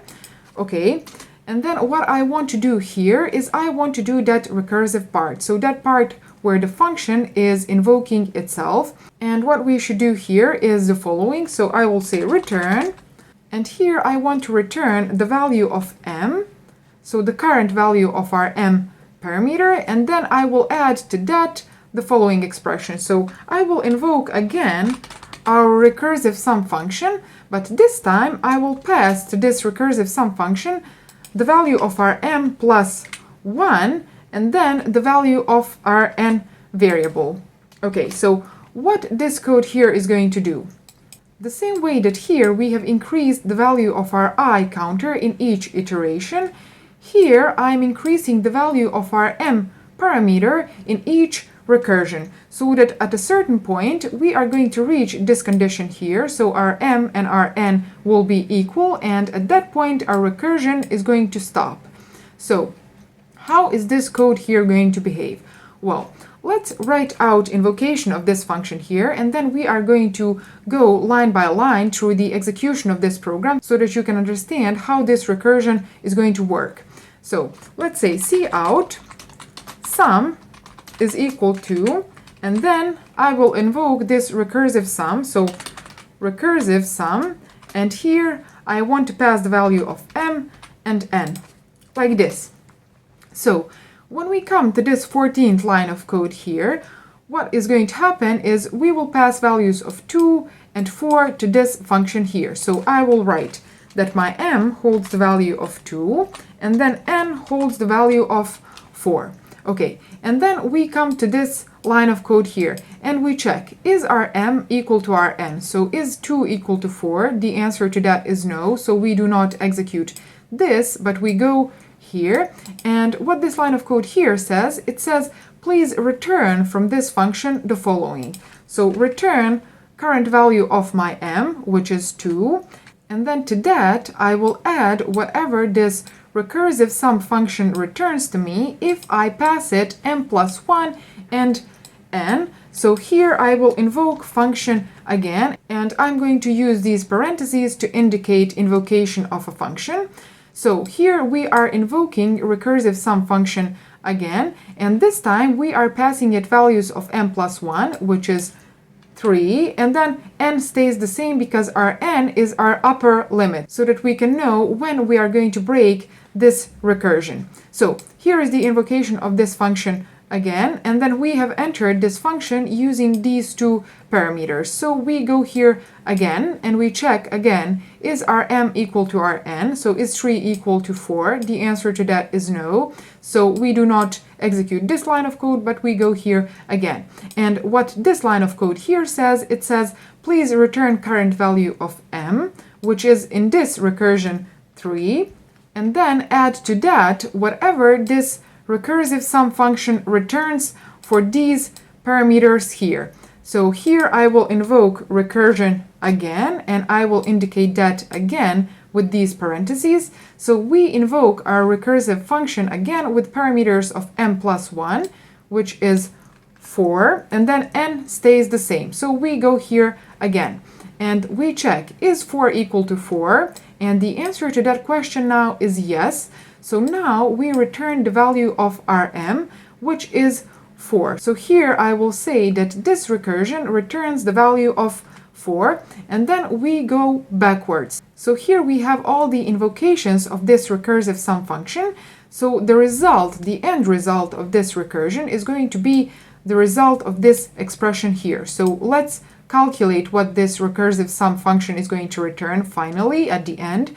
So this is one recursion, and that recursion returns the value of 4. So I'm going to delete these parentheses, and then the recursion prior to that returned the value of 3 plus 4, which is 7. And then if we come out this recursion as well, so I will delete these parentheses, the result of our recursive sum function will be the result of this expression. So 2 plus 7 will be equal to 9. So this is going to be the result of our recursive sum function. So if I run my program now, we should get this 9 as the result of executing this recursive sum function. So let's run our program. And as you can see, sum is equal to 9. And if I increase these m and n values, so if I say, for example, please calculate sum between 1 and 4, we should get 10 this time. So 10, okay, and then here if I add number 5, for example, we should get value of 15, right? So we get that the result is 15. And what you can do here now, of course, you can say, please calculate sum of the numbers between 1 and 551, for example, but this is going to be hard to check. So if I run my program, as you can see, we get this very, very big number. Okay. One very important thing that you must have each time that you work with recursion is the following. So every time that you work with recursion, you must have this base case here, which will stop the recursion from happening again and again and again. So this base case here will stop invoking recursive sum function at a certain point when a certain condition is reached. And unless you have that base case which will stop the recursion, you will have that function invoking itself infinitely, so infinite number of times, and you will get an error. So in order to demonstrate that, I will remove this base case here. So let's comment it out. And if I run my program now, as you can see, we get a stack overflow error, which means that, as I already said, this recursive sum function is invoking itself again and again and again, infinite number of times, and this recursion never stops. And in order to stop it, you need to have a base case which will stop the recursion. So I'm going to close the program now, and I will return this code here, which is our base case. And if I run my program again, as you can see, we get the expected result and the error has disappeared. So that is something very important to remember. Each time that you use recursion, you must have a base case to break that recursion from happening infinite number of times. So I hope that you understood what is recursion and how it works. And in order to practice on your own, I will leave a task for you. And the task is following. So I want you to do the factorial of a number using recursion. Calculate factorial of a number using recursion. And if you are not familiar with what factorial is or how it is calculated, I will leave a video link here where I'm calculating factorial of a number using loops. And then what I want you to do is to do that same task using recursive functions. And you can paste your code in the comments down below. So I hope that this video helped you understand what is recursion and how it works. And if it did, give it a thumbs up and subscribe to my channel. And also, you can follow me on my other social media if you want. The links are in the description. Thank you very much for watching. I'm going to see you in my next video. Bye! Hi everyone, welcome to my channel. My name is Saldina and I make IT and programming related videos. So if that is something that is of interest to you, consider subscribing to my channel and give this video a thumbs up as well. Now, in this particular video, I want to talk about object-oriented programming. So what is object-oriented programming? Well, OOP, or object-oriented programming, allows you to represent real-life objects in programming. And those real-life objects are going to be represented together with their attributes and then their behaviors as well. One of the most important concepts of OOP are classes and objects. So let me explain the difference. What is a class and then what is an object? A class is going to represent a template, meaning a blueprint, and then an object really represents an example of that class, an instance of that class. For example, a class can be a fruit, and then an object of that fruit class can be an apple, a banana, a peach, or another example, a class can be a car, and then an object of that class can be a Volvo, a Ford, a BMW, and so on. And that car class, for example, has some attributes and then it has some behaviors as well. Now, what are attributes of car class? Well, a car has a name, for example. That's an example of one attribute. And then it has a price and max speed and color and so on. And then behaviors of a car can be drive, for example, and then brake as well, and then change color and so on. So here we are going to create an example of a class, and then we are going to create an object of that class. So the class that I want to create is going to be called YouTube channel. So in order to create a class, you write class, and then you give a name to your class. So here I'm going to say YouTube channel, like this, and then you put these curly brackets, and at the end you will have to put a semicolon. And now here you will put the members of this class. Now, one thing that I haven't mentioned is that class is user-defined data type, we have already talked about data types in this course or in C++ for Beginners course. So if you haven't watched that, make sure to do so. I'm going to link it in the description and then here as well. So we have talked about basic data types such as integer, floating point number, and then Boolean, character, double, string, but a class is going to be a user-defined data type, which is going to allow you to represent a real-life object in programming. And in this particular situation, I want to represent a YouTube channel. So let's think of attributes of a YouTube channel. What is something that describes a YouTube channel? Let's say, for example, that each YouTube channel has a name. So that is going to be a string variable. Let's say string name, like this. So these attributes are going to be represented with variables. So one of the attributes is going to be name, and then let's say another is going to be string owner name, like this. And then let's think of another attribute. Let's say that each YouTube channel has a subscribers count. So int subscribers count, like this. And then let's as well create a list of published videos. So I'm going to say list, and let's call it published video titles. So that is going to be type string, and it is going to be called published, like this. Now, here it says that this list cannot be used because we haven't included it here. So here I'm going to say include list, and now this should be accessible. Okay, now we don't have that error anymore.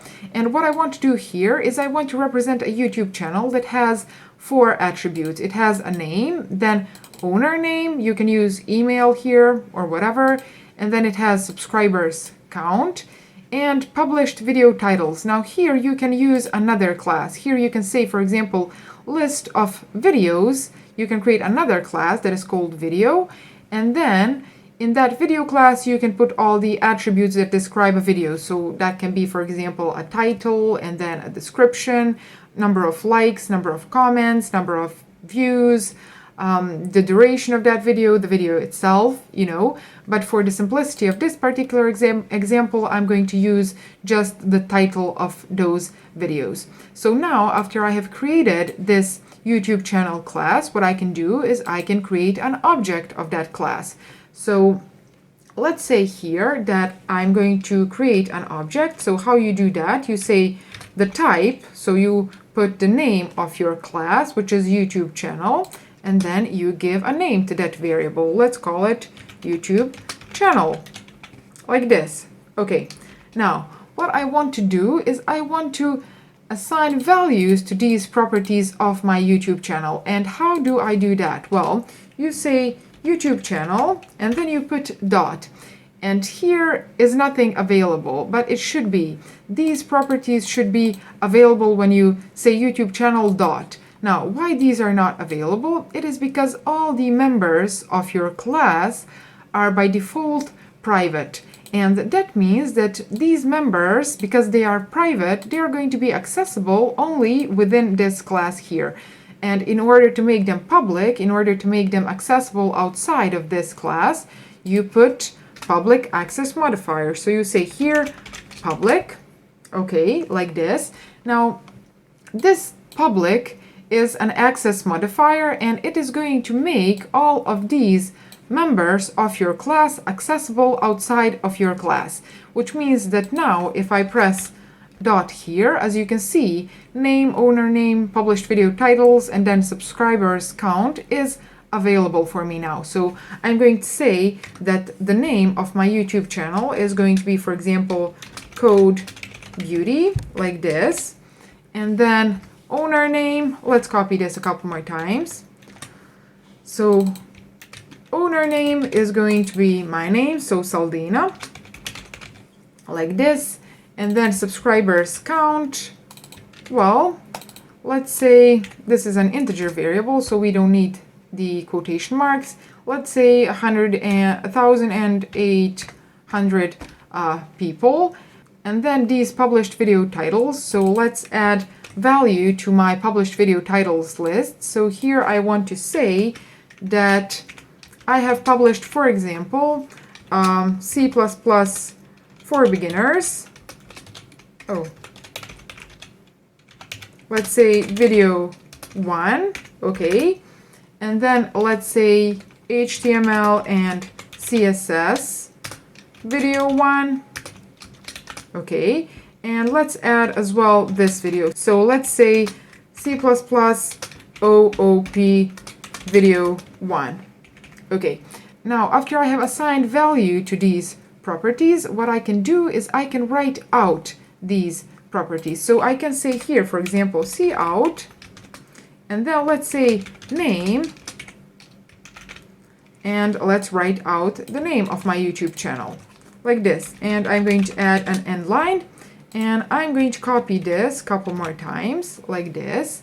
So here I want to write out owner name. So let's put YouTube channel dot owner name, and then here I want to write out a subscribers count. So YouTube channel dot subscribers count, and then published video titles. Now this property here, published video titles, is not a simple property, meaning this property here is a list, and in order to write out a list we are going to use a loop. So I'm going to delete this, and then here I want to create a loop, and let's say that we will be using for each loop. So I'm going to say for like this, and then here I'm going to write out the type of the value that I'm going to use in my list. So I'm going to say string, because this published video title is of type string, and then here I want to give it a name. So I'm going to say video title like this, and then I'm going to specify the list that I want to iterate, and that list is going to be this one here. So it is going to be a list of published videos in my YouTube channel object, okay. And now in these curly brackets I am going to specify the block of code that is going to be executed in each iteration. So what I want to do with this video title is I want to write it out. So I'm going to say cout, and then let's write out video title, and I'm going to add an end line at the end as well. And one more thing that I want to write out before this list is going to be just cout videos like this, okay. And let's add end line at the end so that it is formatted nicely. So now if I run this program, as you can see, it has written out information about this object that we have created here. It says that the name of YouTube channel is CodeBeauty, and then owner name is Saldina, subscribers count is equal to 1800, and then this channel has published 3 videos, so C++ for beginners, and then HTML and CSS video 1, and then C++ object-oriented programming video 1. Okay, so I have created a class that is called YouTube channel. I have created 4 attributes, so 4 properties, and made them public, which means that these 4 properties are going to be accessible outside of this class, and we have accessed those properties here. So we have said that we want to assign the value to our name property, and then owner name, subscribers count, and then we have as well assigned value to this published video titles list. Okay, and then here we have written out information that is stored inside these properties. So that was an example of how you can create a class, and then how you can create an object of that class as well. And in my next video we are going to be talking about constructors and class methods, because there is a more simple way to do this that we have done here. So make sure to check that video out as well. So I hope that you enjoyed this video. If you did, give it a thumbs up, and also please subscribe to my channel and click that bell icon, and I'm going to see you in my next video. Bye! Hi everyone, welcome to my channel. My name is Saldina, and I make IT and programming related videos on this channel. So if that is something that is of interest to you, consider subscribing and give this video a thumbs up as well. And in this particular video, I want to talk about constructors and class methods. So here I have some code that we have written in a previous tutorial of this course. So if you haven't watched that, make sure to check it out. I am going to link it here and in the description as well. And let's explain very quickly this code that we have here. So I have created a class called YouTube channel, and that class has 4 public properties. So 4 attributes. Those are name, owner name, subscribers count, and then a list of published video titles. And then here I have created an object of that class. I have assigned the value to these properties here. Okay. And then here I have written out information about this object that we created. And as I said, in this video I want to talk about constructors and class methods. And how am I going to explain these? Well, let me first introduce a problem to this approach here so that you can really understand the need for these two. So, what happens if I want to create another object of this YouTube channel class? How am I going to do that? Well, in this current situation, what I would do is I would copy this. So I'm going to copy it, and then I'm going to paste it here like this. And let's give it a name. Let's say that this channel is going to be YouTube channel 2. And let's call it, let's say YouTube channel 2.name. Let's say that it is going to be called Amy Sings, for example. And owner is going to be a girl called Amy, and then she is going to have, let's say, 2,000 subscribers. Okay, and then the videos that she has published are going to be songs, obviously, because she has a channel named Amy Sings. So let's say that she has published, for example, let's say Johnny B cover like this. So that's one song, that's one video. And then let's say that another video that she has published is going to be, for example, Lorelei. So that's a song from Scorpions, and she has made a cover of that song like this. Now these two are 2 of my favorite songs, and you can put whatever you want here in this list.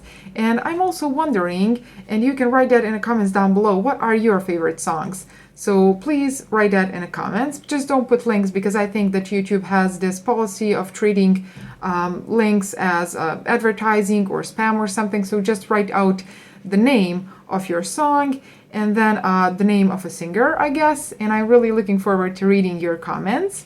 So now that I have created this second YouTube channel, what I want to do is I want to write out information about this channel. But I noticed that I'm missing here this YouTube channel 2. So here I'm going to say YouTube channel 2.owner name, and then YouTube channel 2.subscribers count, and then YouTube channel 2.published video titles as well. Okay, now if I wanted to write out information about this second channel, what I would do is I would copy this.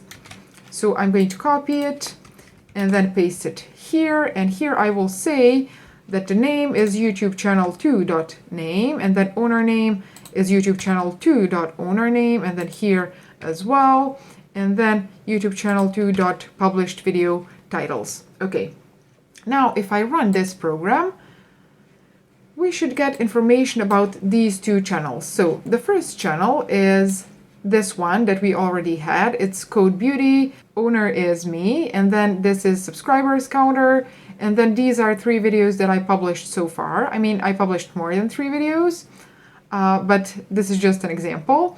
And then here is our second channel. It's called Amy Sings, and then owner is Amy. She has 2,000 subscribers, and then she has published 2 covers. Now, this here has a problem. If we wanted to create a third, a fourth, a fifth object, we would have to copy this code, and then each time that we want to write out information about those channels, we would have to copy this code. And this really collides with a principle called don't repeat yourself, meaning do not repeat your code if you don't really have to repeat it. And in this particular situation, we do not have to repeat it. So how we are going to solve this problem? Well, the first thing that I want to talk about are going to be constructors. And what a constructor is, it is a special method that is going to be invoked each time that you create an object of a specific class, meaning that method is going to be called on the construction of that object.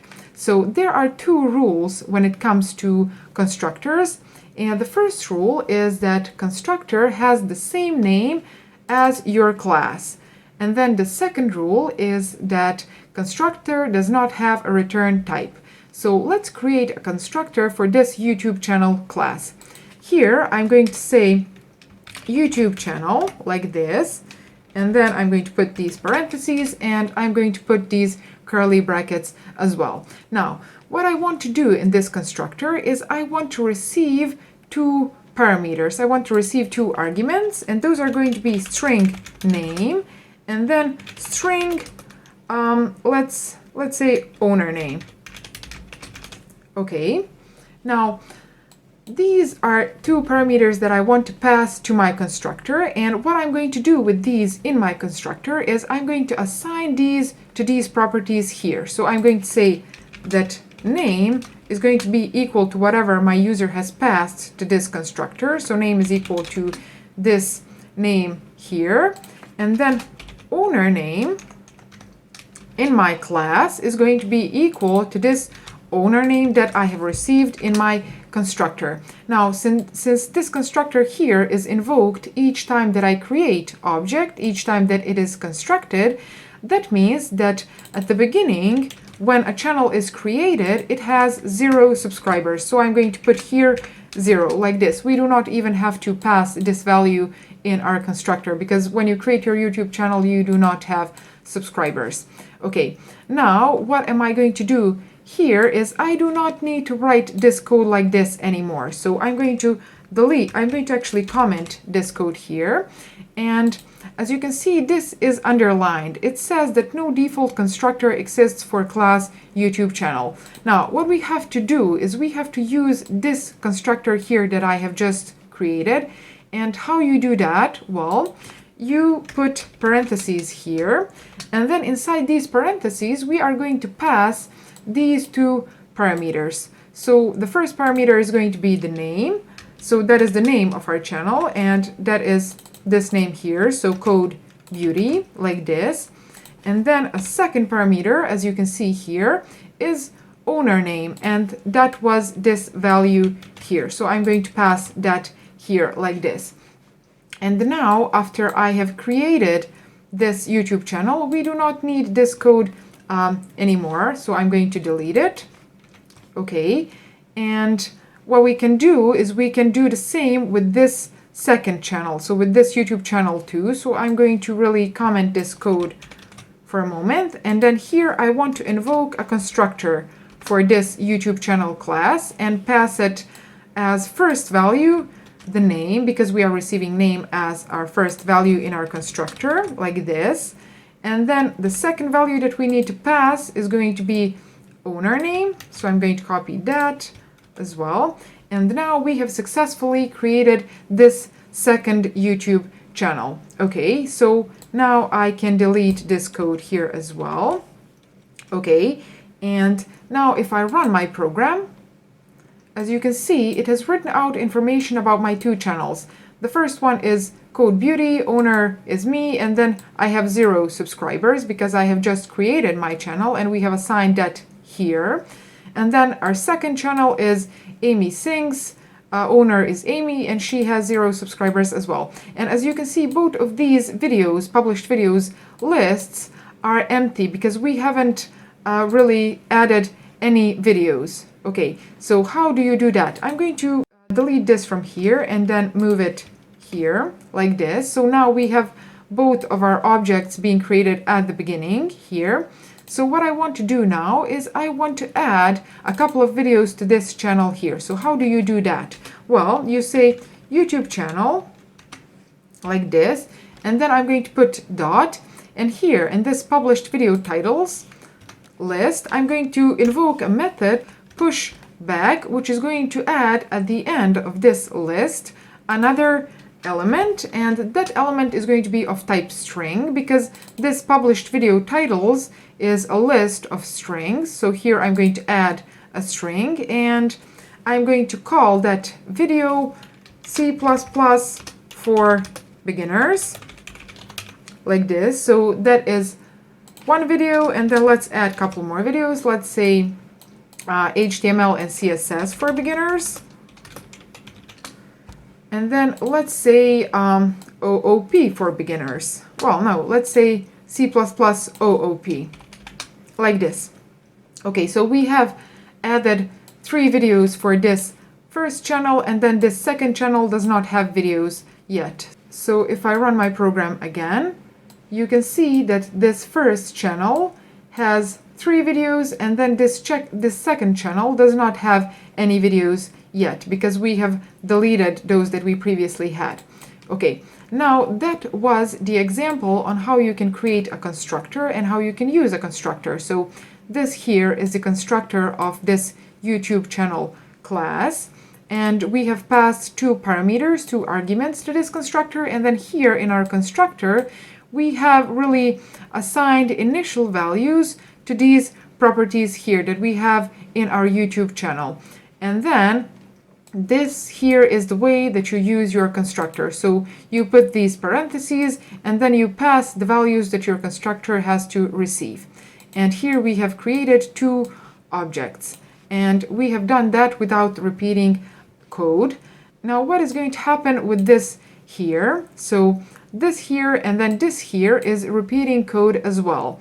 And in order to solve this particular problem, we are going to use class methods. So class method is going to describe a behavior of a class, and since here we are writing out these attributes of our class, since we are writing out information about our YouTube channels, what I want to do is I want to create a method that is going to be called getInfo, for example. So that method is going to be of type void.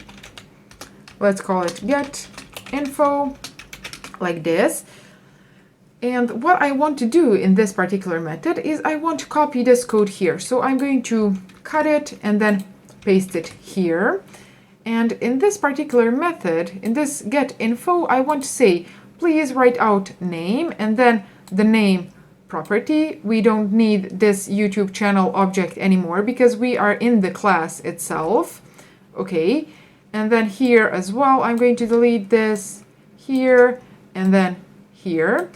And now this code should work. So whenever you invoke this getInfo method on your object, it should write out all of these properties of that object. So now I can remove this code here as well. So this information about our second channel, and how am I going to invoke this method? Well, I say the name of my object. So for example, YouTube channel dot, and then as you can see, I have this getInfo method available here because it is public. So I say getInfo and I invoke it like I would invoke any other function. And let's do the same for our second YouTube channel. Let's say YouTube channel 2 getInfo, like this. And now if I run my program, as you can see, it has written out information about my 2 channels. So CodeBeauty, Saldina is owner, and then subscribers count, my videos, and then info about my second channel as well. So I hope that you understood the concept behind a constructor of a class and then behind a class method. Here we have demonstrated how you can create an object using a constructor, and then here as well. So you don't really have to repeat your code each time that you create an object. And then here we have invoked a method of these objects which we have implemented here. So you do not have to repeat that code as well. Each time that you need to get information about your object, you just invoke this getInfo method.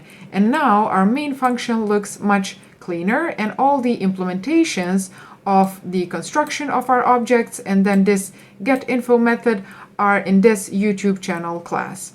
So I hope that you enjoyed this video. If you did, give it a thumbs up and also subscribe to my channel. Don't forget to hit that bell icon, and I'm going to see you in my next video.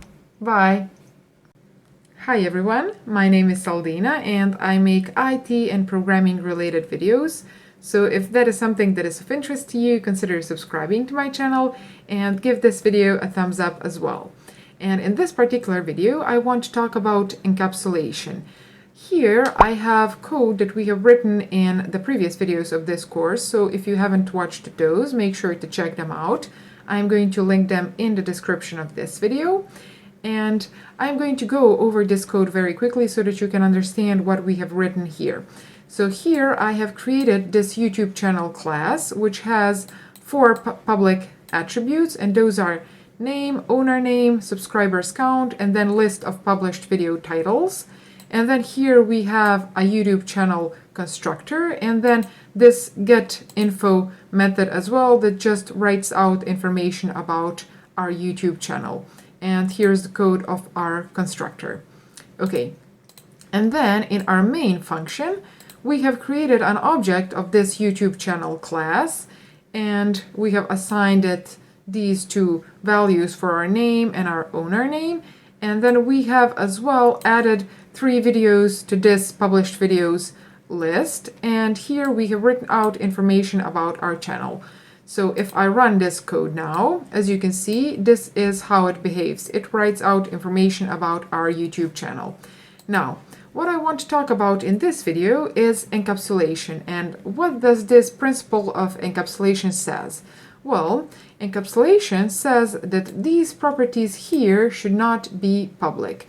These should be private, and then the way to change the value, the data that you store inside these properties, should be really using methods that you expose, and then you give access to those methods to your user, and then using those methods, obeying the rules of those methods, your user can change the value of these properties. Okay, so let me introduce a problem here so that you can really understand why we need encapsulation. So what happens if I say, for example, that YouTube channel, so this that we have created, has, let's say, 1 million subscribers. Okay, this is 1 million.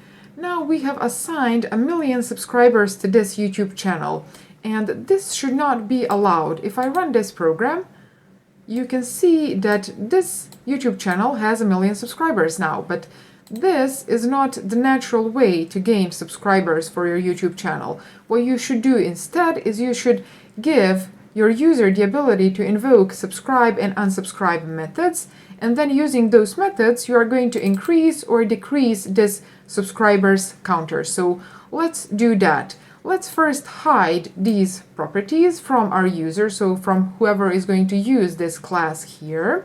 So how do you hide these? Well, you make them private. So here, instead of using public access modifier, I'm going to use private access modifier. So I'm going to say private, like this. And then these should stay public. So I'm going to put public here, like this. Okay. And then, as you can see, we have a problem here. It says that this subscribers count is inaccessible, and then this published video titles as well is inaccessible, meaning that we cannot access these private members of our class. These private members can be accessed only within this class itself. So how we are going to give our user the ability to change this subscribers counter? Well, as I said, we are going to create methods. So let's create 2 methods. The first one is going to be void subscribe, like this. And then what this method should do, it should increase this subscribers counter. So here I'm going to say subscribers counter, like this, plus. Using this increment operator, we are going to increase the value that we store in this variable by 1. And then we are going to have as well unsubscribe method. So I'm going to copy this, paste it here, and let's say unsubscribe. And then here I'm going to say that this subscribers count is going to be decremented. So now if I will have to comment this code here, and then I'm going to delete this code here.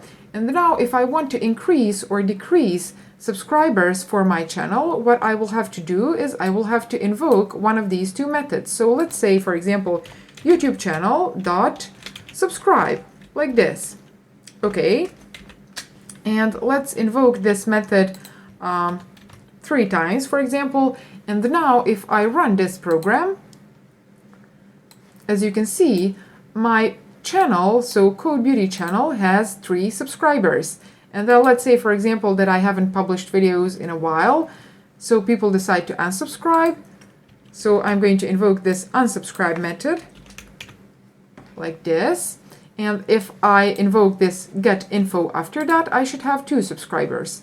Well, oh, as you can see, I have 2 subscribers now because 3 people have subscribed and then 1 person has unsubscribed from my channel. Okay, so we have this code here as well that was underlined, meaning that it has compile time error, and it says member published video titles is inaccessible, meaning that now we cannot access this published video titles list anymore because it is private now. So I'm going to expose a method that is going to publish videos for me. So here I want to create a method of type void, which is going to be called publish video,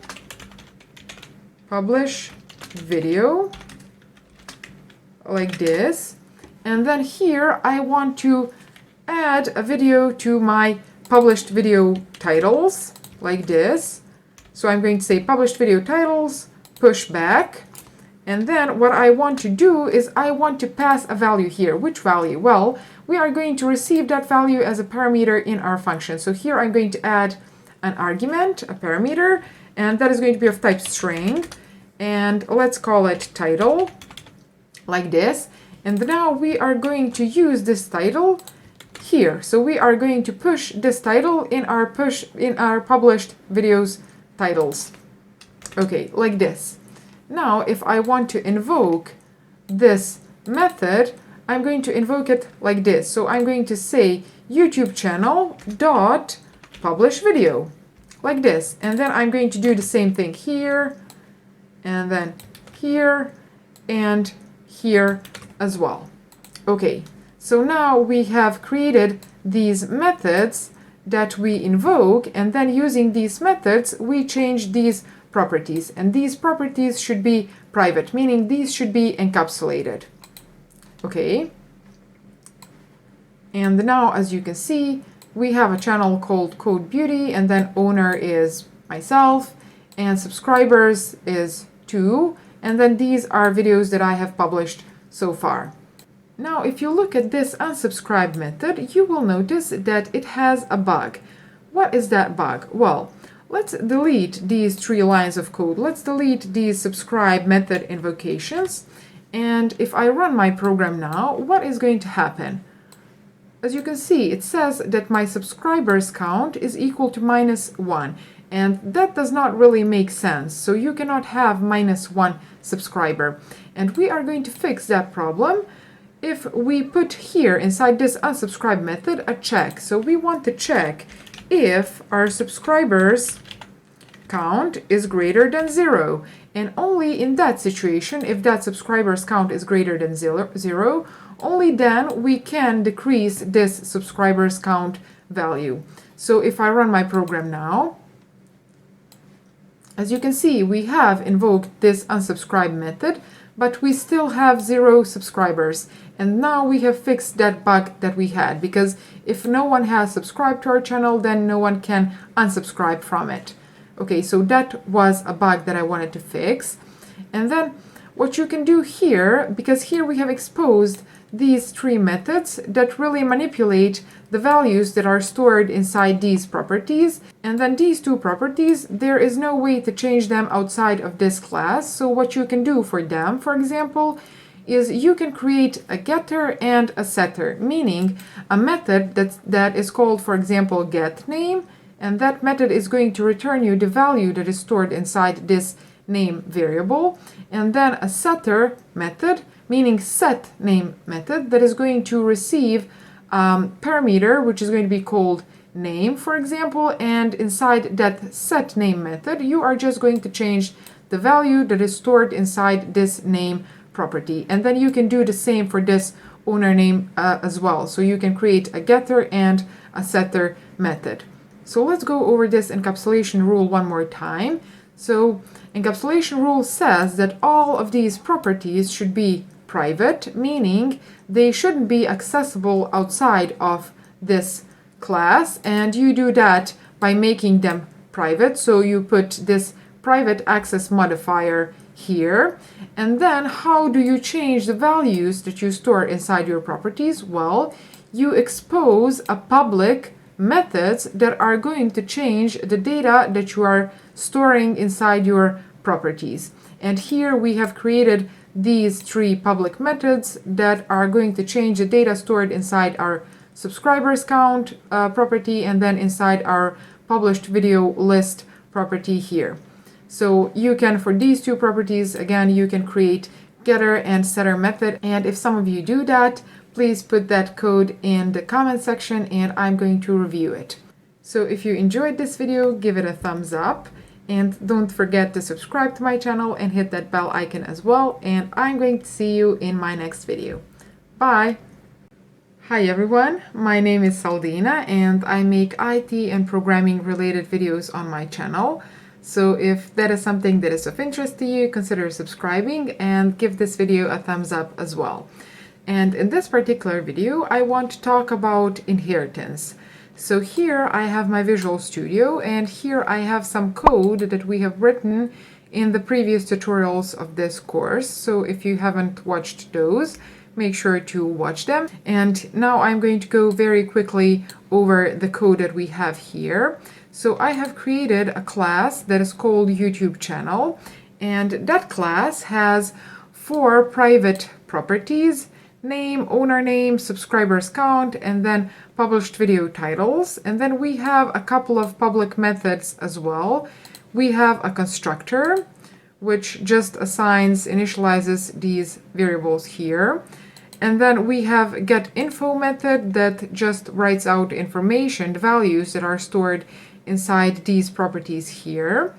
And then as well, we have subscribe and unsubscribe methods. Our subscribe method increases our subscribers counter, and then our unsubscribe method decreases that subscribers counter. But first we have to check if that subscribers count is greater than 0. So those would be subscribe and unsubscribe methods. And then we have this publish video method as well that just adds a new item, adds a new title to this published videos list. Okay, now what is going to happen if I want to create another type of YouTube channel, a specific type of YouTube channel, which is going to be, for example, cooking YouTube channel. So I should copy these properties, right? Well, that can be one approach, but the quicker and better approach is going to be to inherit this YouTube channel class. So let's do that. Let's create another type of channel. So let's create another class. Let's say class, and then let's call it cooking YouTube channel, like this. Okay, now I have created a class that is called cooking YouTube channel, and in order to inherit this YouTube channel class, what I'm going to do is I'm going to put this column sign, and then I'm going to say public YouTube channel, like this. And in this way, my cooking YouTube channel is going to inherit my YouTube channel. And that means that my cooking YouTube channel is going to have everything that my YouTube channel has. Now, this public access modifier means that whatever is public in this class here, it is going to be public here as well, so in this derived class. And one very important thing is to know that this class is called base class, so the one that you inherit from, that is base class. And then the derived class is going to be this one here, so the one that inherits from the base class is called derived class. And in this particular situation, our cooking YouTube channel is derived class. Now, what is going to happen if I want to create, for example, an object of this cooking YouTube channel. So I'm going to say cooking YouTube channel, and let's call it YouTube channel, like this. Okay, now as you can see, it says that default constructor of cooking YouTube channel cannot be referenced. Now that is because we do not have a constructor for this class here. So let's create one. Let's create a constructor. So I'm going to copy this name and then add these parentheses. Okay, and now if I hover over this, it says that the constructor is inaccessible. So we still have an error, but we have a different error, which means that we are making progress. So because this constructor is inaccessible, I will have to make it public to make it accessible outside of this class here. So I'm going to say public. Okay, and now my constructor is going to be accessible. But there is another thing that we have to do, and that is going to be inside this constructor, we have to receive properties that we are going to initialize in our constructor. And those are going to be these two properties, name and owner name. So here I'm going to say that my constructor receives two properties. So string name and then string owner name. So the owner of that channel. And what I'm going to do when I receive these two properties, I'm not going to initialize them here in my constructor because I'm inheriting from a class that already knows how to construct, how to initialize these two particular properties. So I'm going to call the constructor of that class. So I'm going to call the constructor of this YouTube channel class. So here I'm going to put this column sign, and then I'm going to invoke its constructor. So I'm going to say YouTube channel, and then I will pass these two parameters here. So I'm going to say name and then owner name, like this. And now our base class, our YouTube channel class, is going to construct, to initialize actually the value of these two properties. And as you can see here, we have an error that asks us to pass these two values to our constructor. So we are going to pass two parameters. The first one is going to be the name of our channel. So let's say that that is going to be, for example, Amy's Kitchen, like this. And then owner is going to be girl named Amy. Let's put that here as well. Okay. Now, after I have created an object of this cooking YouTube channel, what I should be able to do is I should be able to access all of these public methods that my base class has. So all of these methods from my YouTube channel class should be available for my cooking YouTube channel. So here I'm going to say YouTube channel dot. And then, as you can see, these are available. So get info, publish video, subscribe, unsubscribe. Let's write out info about my channel, like this. And if I run it now, well, you can see that we have Amy's Kitchen channel. Owner is Amy. It has 0 subscribers and it has no videos as well. So let's publish a couple of videos for Amy's Kitchen channel. So here I'm going to say, okay, before this get info function, I'm going to say YouTube channel dot, and then let's say publish video of, for example, apple pie, like this. And then let's publish another video, let's say, for example, chocolate cake, like this. And now if I run this program, as you can see, we have two videos. And let's as well say that people like these videos, so they decide to subscribe to Amy's Kitchen channel. So I'm going to say YouTube channel dot subscribe. So for example, 2 people decide to subscribe to her channel. And if I run my program again, you can see that now we have 2 subscribers as well.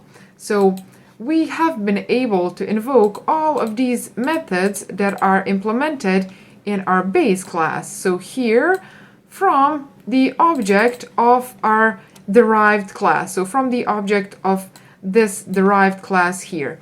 Now this derived class, this cooking YouTube channel, can have its own members, meaning things that are specific for this class only. So let's say, for example, that we want to create a method that is going to be called, for example, practice. So I'm going to say void practice, like this. And then what this method should do, it should just make our user that has this cooking YouTube channel, it should say that this user is practicing cooking and then learning new recipes and things like that. So I'm going to say cout, like this. And then let me copy this part of the code because I don't want to make a typo, like this. So it says that our YouTube channel's user is practicing cooking, learning new recipes, and then experimenting with spices, because I guess that's something that you should do if you have a cooking YouTube channel. And let me add end line here as well, like this.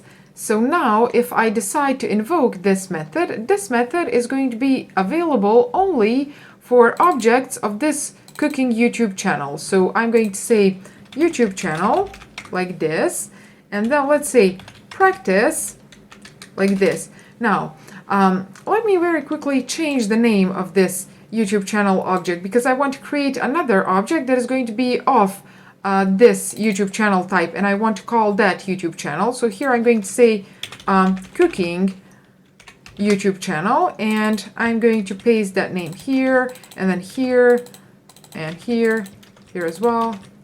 Okay, now we have named this object cooking YouTube channel. And if I run this program, you can see that at the end it says practicing cooking, learning new recipes, experimenting with spices. Now, as I already said, this practice method should be available only for the objects of this cooking YouTube channel class. So that means if I decide to create an object of this class here, this base class, that class is not going to have this practice method. And let's prove that very quickly. So here I'm going to create an object of YouTube channel class type, and let's call that object YouTube channel. That's why I changed the name of this object, like this. And let's say that that is going to be my channel, for example, CodeBeauty, like this. And then let's say that owner is my name, Saldina. So now if I try to access this practice method on my YouTube channel, so I press dot, you can see that that method is not available for this base class. It is available only for this cooking YouTube channel class, because this practice is very specific method, meaning this CodeBeauty channel, which is oriented to programming and IT, does not really benefit from learning recipes and experimenting with spices, practicing cooking and things like that. So this channel should probably have some other way of practicing because it is different type of channel. So I'm going to delete this code here. Okay, and let's repeat this one more time. So we have created a derived class which is called cooking YouTube channel, and we have inherited everything that our YouTube channel class has by saying public and then the name of our base class. And this public access modifier is going to allow us to have whatever is public here, to have that public here as well. And then we have created a constructor for our cooking YouTube channel. And in that constructor, we receive two parameters, name and owner name.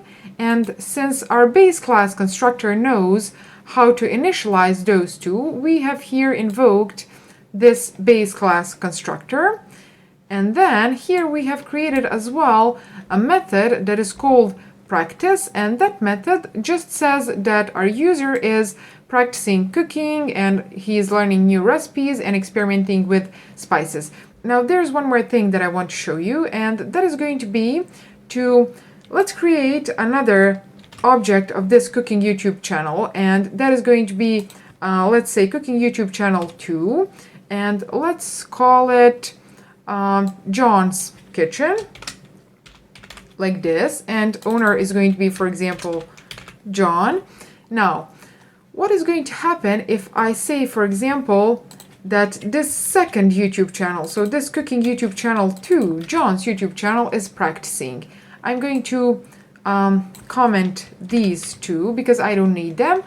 And if I run my program now, you can see that it says 2 times practicing cooking, learning new recipes, experimenting with spices, and then the same line here. So you cannot really differentiate between which one is Amy's channel and which one is John's channel. So in order to make that a bit more understandable, I'm going to add a property here. So here I want to add the name of the owner of this channel. So here I'm going to say, let me copy this property like this. So owner name, and then let's say that that owner is practicing cooking, learning new recipes, experimenting with spices, and so on. But as you can see, this property here is not accessible. It says that member owner name is inaccessible. And why is that the case? Why is it inaccessible? Because it is private. And if you remember, private members can be accessed only within that class, and then public members can be accessed from outside of that class. But what happens if you want to have, for example, a certain property to be accessible in the derived class? Now there is an access modifier for that as well. So that is going to be protected access modifier. So I'm going to say here protected like this. And then I'm going to move this owner name to my protected area like this. So now this owner name property should be accessible in derived classes as well. And as you can see, the error has disappeared. So now if I run my program, you can see that it says that Amy is practicing cooking, learning new recipes, and experimenting with spices.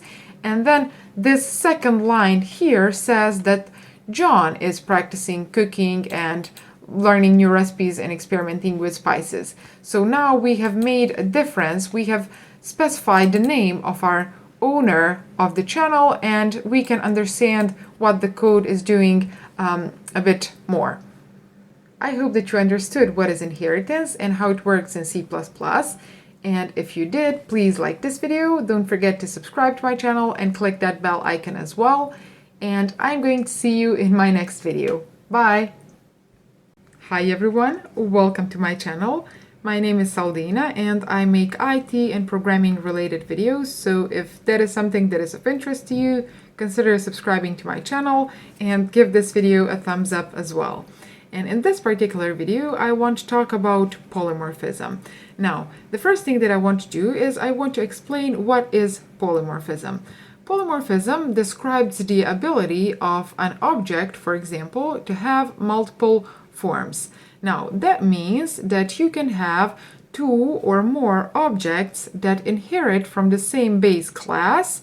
Those objects can have the method that has the same name but different implementation, meaning different behavior. And I'm going to demonstrate that on an example. Now here I have some code that we have written in my previous courses, so if you haven't watched those, make sure to do so. The links to those videos are going to be in the description. And I'm very quickly going to go over this code. So here I have created a class that is called YouTube channel. That class has 3 private properties: name, subscribers count, and then published video titles. And then it has 1 protected property, which is owner name. Now, these private properties, these are available only in this class. And then these protected properties, these are available in derived classes as well. And then here we have public methods as well. And this here is our constructor, so it just initializes values of these properties. I'm going to collapse that. And then here we have getInfo method, which just writes out information about our YouTube channel. And then these subscribe and unsubscribe methods, these just increase or decrease the number of our subscribers, let's collapse that. And then publish video method, it just adds another video to this published video titles list. So that would be our YouTube channel base class. And then here we have cooking YouTube channel, which is a specific type of YouTube channel that inherits from this base class here. And that cooking YouTube channel has its own constructor, which is this one here. And here we have just invoked the constructor of our base class. And then here we have implemented a method which is called practice. And it says that when you practice and you have a cooking YouTube channel, you will have to be practicing cooking and then learning new recipes and experimenting with spices. Now, what I want to do is I want to create another derived class. So I'm going to copy this. Okay. And then this derived class should be called, for example, let's paste the name here. So Singer's YouTube channel, and I'm going to paste the name here as well on my constructor. So this is going to be a YouTube channel about singing. Now, as you can see, this Singer's YouTube channel has this practice method as well, but this implementation is not right for my Singer's YouTube channel, because if you're a singer, you are not going to benefit really from practicing cooking and then from learning recipes and experimenting with spices. But what you should do instead is you should practice something else. So I'm going to copy that so that I don't make a typo like this. So someone who is trying to make a Singer's YouTube channel is going to take singing classes and then learning new songs, and then he should as well be learning how to dance, because I believe that singers should know how to dance as well. Okay, so now we have implemented this Singer's YouTube channel, and as you can see, as I already demonstrated, it has this same method, which is practice, but this method has different implementation than this one. And as you can see here, this is the implementation of our practice method on our cooking channel, and then this here is the implementation on our Singer's YouTube channel. So what I want to do now is I want to create this Singer's YouTube channel. Here we already have cooking YouTube channel. So it is a video, it is a code from one of my previous videos.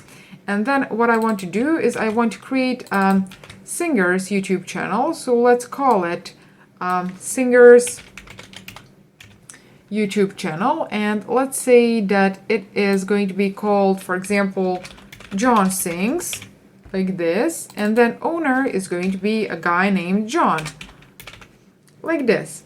Okay, now after I have created this cooking YouTube channel and then this Singer's YouTube channel, you can probably call it singing YouTube channel or something like that.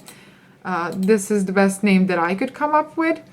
Okay, so now what I want to do is I want to invoke methods on these two classes, and the methods that I want to invoke are going to be these two, so practice and then this practice method as well. So here I'm going to say cooking YouTube channel dot practice, like this, and then let's invoke the same method for my Singer's YouTube channel, like this.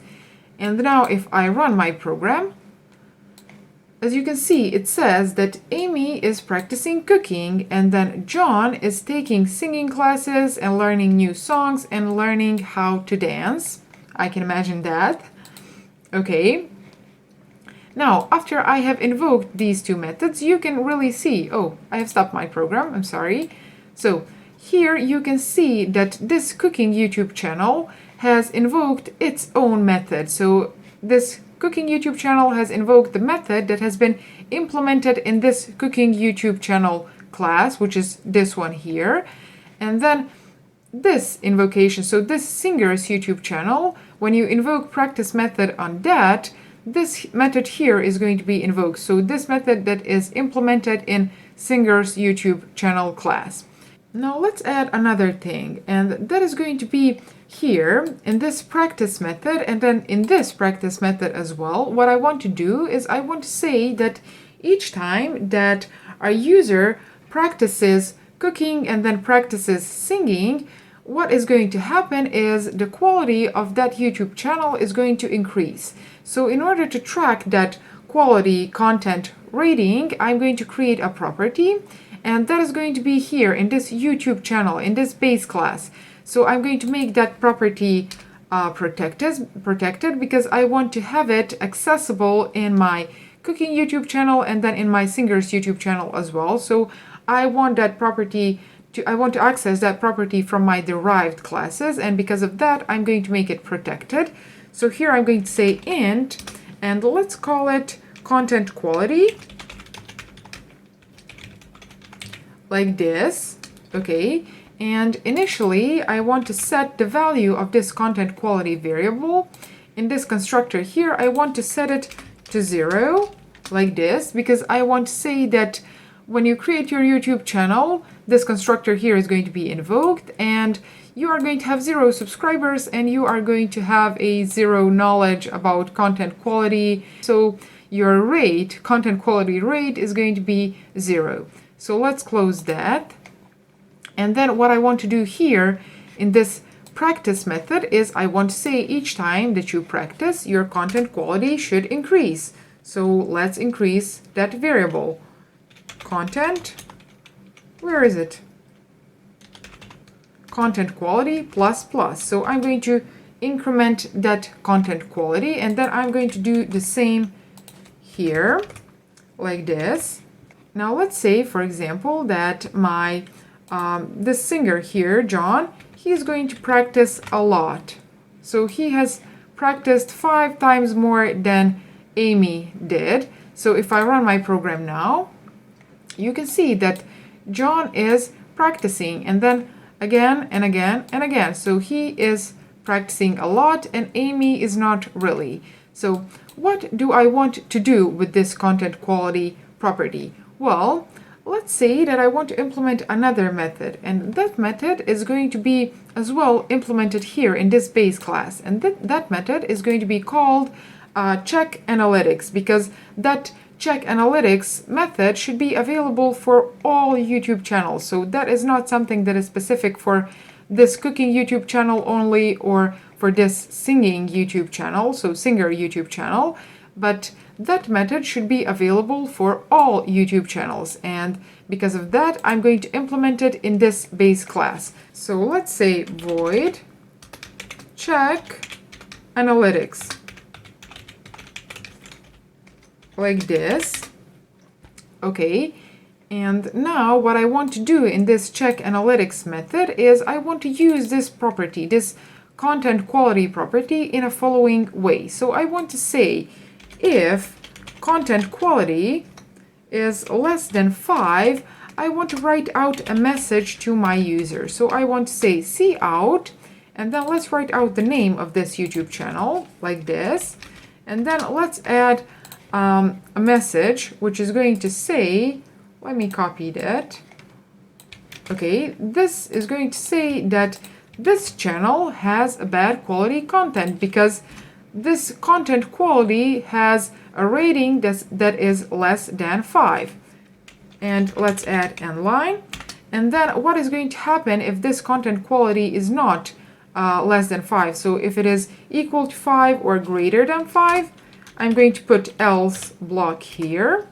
And what I want to say here, okay, is that this channel has a good content, great content actually. Okay, like this. Now, what am I going to do with this check analytics method? Well, I'm going to try to invoke it here. But the way that I want to try to invoke this this method that we just implemented is going to be in a following way. So there is one very interesting thing when it comes to polymorphism, and that thing is related to pointers. At this point, I haven't made videos about pointers on my channel, but if you're watching this video sometime in the future, then those videos are probably available on my channel, so make sure to look for them on my channel and then in the description of this video as well.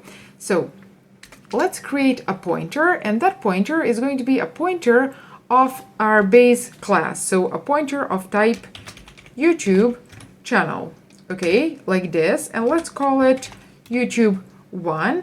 And what I want to do is I want to assign to this pointer here address of this cooking YouTube channel. And you can do that. You can assign to a pointer of a base class an address of derived class. So I'm going to say here, please, to this pointer, assign address of this cooking YouTube channel class, like this. And then what I want to do is I want to create another pointer. Let's call it YouTube2. And then to this YouTube2 pointer, I want to assign the address of my singer's YouTube channel, like this.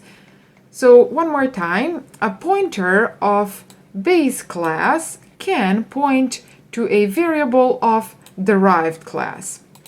Now, what I can do using these pointers is I can invoke method that I have just created, which is this one here. So check analytics. So let's do that. Let's say YouTube channel 1, and then let's invoke this method. Let's say check analytics, like this.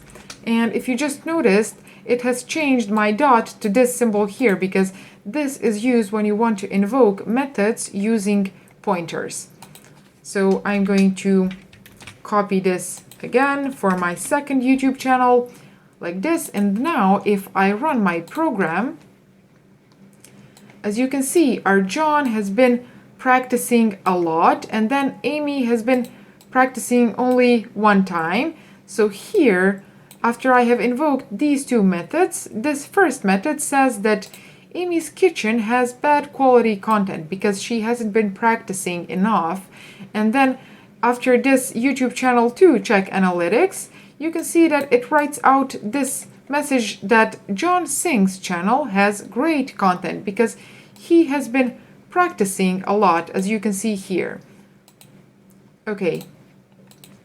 So here we have used polymorphism in order to implement this practice method in our cooking YouTube channel and then in our singers YouTube channel. So implementation of our singers YouTube channel practice method is here, and then for our cooking YouTube channel our practice method looks like this. And we have done that thanks to the polymorphism, so different implementations but the same method name. And then I have demonstrated here how you can use pointers to point to an object of derived class, and you can store that in a pointer of base class. And then we have invoked this check analytics methods using these pointers of base class. So I hope that you enjoyed this video. If you did, give it a thumbs up, and don't forget to subscribe to my channel, click the bell icon as well, and I'm going to see you in my next video. Bye! Hi everyone, welcome to my channel. In this video I want to talk about pointers, so I will go straight to the point. Pointers are a very important concept in C++, and they have many uses in C++. Now, pointers are not limited only to C++, they exist in other programming languages as well. But in most of those programming languages, they are really hidden. They work behind the scenes, so you cannot see them and you cannot use them yourself. But in C++, you can use them and you can create your own pointers, and they can be pretty powerful if you know how to use them. But they can get quite confusing as well if you don't understand them well. So the first thing that I want to explain is what are pointers. So we already have explained the concept of a variable, and you should be familiar with that. So we said that a variable is just a container, so a container that stores certain value. Now a pointer is container as well, but instead of storing value, pointer stores an address, so a memory location. And let me show you how pointers work in Visual Studio. Let's create a variable of type int, and I'm going to call it n and assign it a value of 5. And let's write out this n, like this. So nothing new here, we are already familiar with this, and if I run my program, as you can see, we get this value of 5, so that was expected. Now, as I already said, this n is a variable, and that means that it is a container which is storing certain value. Now, because it is a container, that means that it has its address inside memory. So it has its physical location. So how can we get that location? How can we check which address this n has?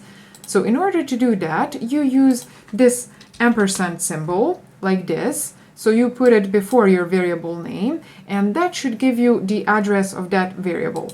So if I run my program now, as you can see, now we have an address, and this is the address of our n variable. So this is its physical address where this value of 5 is stored. And because this is pretty hard for humans to remember, this is just a random numbers and characters. Because of that, we use meaningful names, and we access these values that we store in our memory using these meaningful names, which are our variables.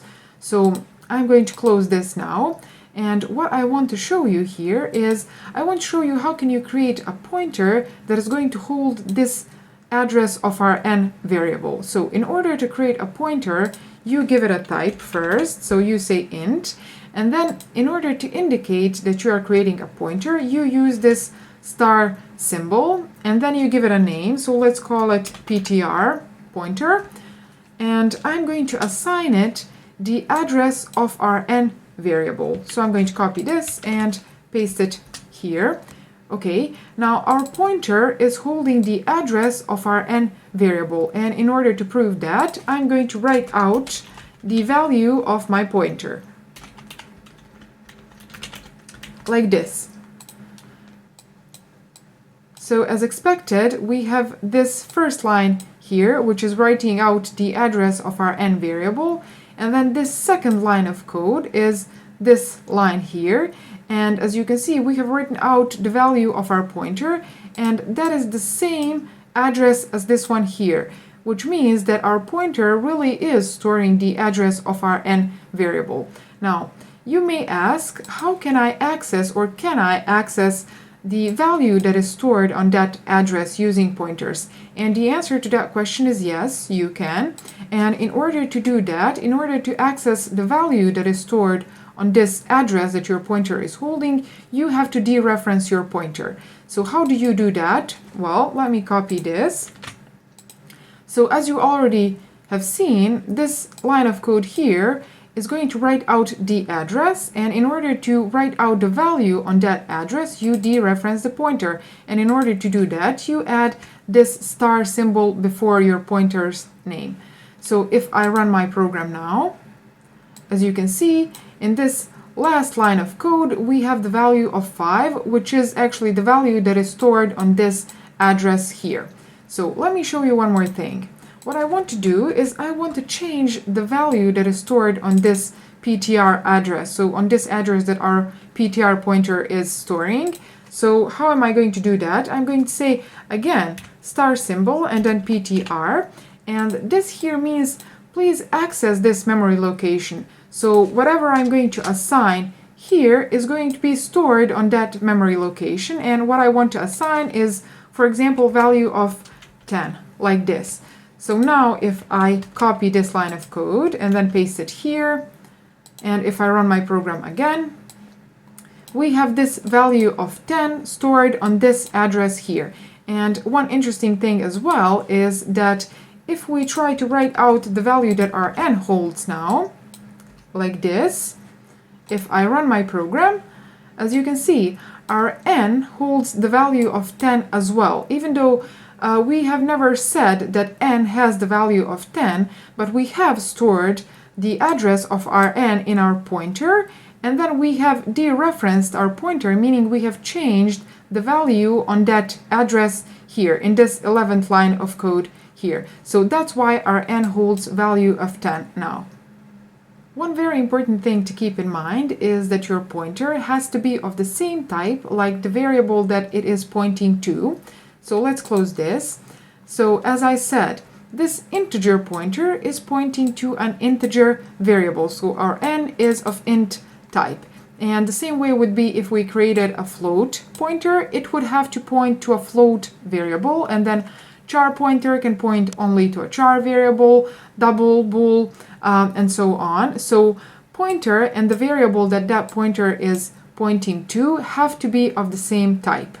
Okay, so that means that if I try to change the type of this n variable to float, for example, like this, so if I say float, immediately we get an error here, and the error says a value of type float pointer cannot be used to initialize an entity of type int pointer, meaning you cannot assign address of a float type to pointer of int type.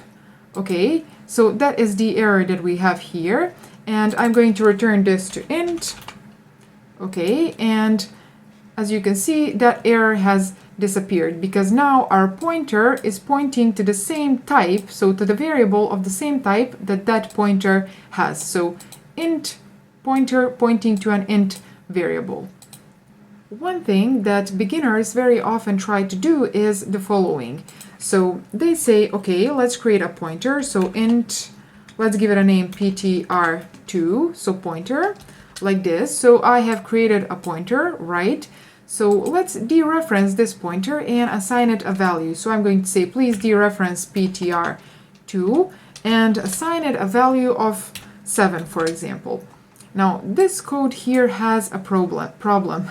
And if I run it, if I say build solution, actually, as you can see, it says uninitialized local variable ptr2 used. This means that this ptr2, so this pointer 2, does not have an address. So where should it store this value of 7 if it does not have an address? And the easiest way right now to solve this problem is going to be to create a variable and to give the address of that variable to our ptr2 pointer. So I'm going to say int v. This variable has to be of the same type as our pointer, as we already said. And then I'm going to say here our ptr2 is going to hold the address of our v variable, like this. And now we shouldn't have this problem anymore. So if I build my code again, as you can see, one succeeded, so the problem has disappeared. And let me write out the value of this v variable. So I'm going to say v is equal to, and then let's write out the value of this v. And if I run my program, as you can see, it says that v has the value of 7 because we have assigned it here by dereferencing our pointer that is holding the address of our v. So you may say now, okay, Saldina, I understand this, but this seems a little bit too much. Why would I create a pointer just to assign a value to a variable? And the answer to that question is you don't. This is not the type of problem for which pointers were created in C++. So there are different problems that pointers solve in C++, and this here is just a demonstration of what are pointers and how can you create your own pointers. Now, examples of some of these other problems that pointers solve is you can use pointers in order to pass values by a reference to a function, and then you can use them to return multiple values from a function, which is an interesting one. You can use pointers in combination with arrays as well. You can use them for dynamic memory allocation, and then if you're familiar with OOP, object-oriented programming, you can use a pointer of a base class in order to access an object of derived class. And then there is this concept of smart pointers, which we are going to cover in the future. So I believe as well that I have mentioned some of these things in some of my videos, but I plan to make a dedicated series to pointers where we are going to talk only about pointers. So stay tuned, subscribe to my channel, hit that bell icon as well so that you are notified when I publish my next video. And if you like this one, give it a thumbs up. Thank you for watching, and I'm going to see you in my next video where we will be talking about pointers. Bye! Hi everyone, welcome to my channel. In this video I want to talk about void pointers. Now, in the previous video of this playlist I introduced you to pointers in general, so I explained what are pointers and how you can create your own pointers, and I said that a pointer is a special variable that can hold an address, and I said as well that a pointer can hold only the address of a variable that is of the same type as that pointer, which means an integer pointer can hold the address of an integer variable, and then a character pointer holds the address of a character variable, float pointer of a float variable, and so on. But there is an exception to that rule, and that is a void pointer. And a void pointer is a special type of pointer that can hold the address of a variable of any other data type. So a void pointer can hold the address of a float variable or an int variable or a char, bool, struct, whichever one you pass to that void pointer. But a void pointer has a limitation as well, and that limitation is that you cannot directly dereference a void pointer. So in order to demonstrate this, I'm going to create an example with the knowledge that we already have, so using only integer and character and float pointers that we are already familiar with, and then I want to introduce a void pointer in order to solve that problem so that you can see how void pointers are used. So let's jump into our Visual Studio.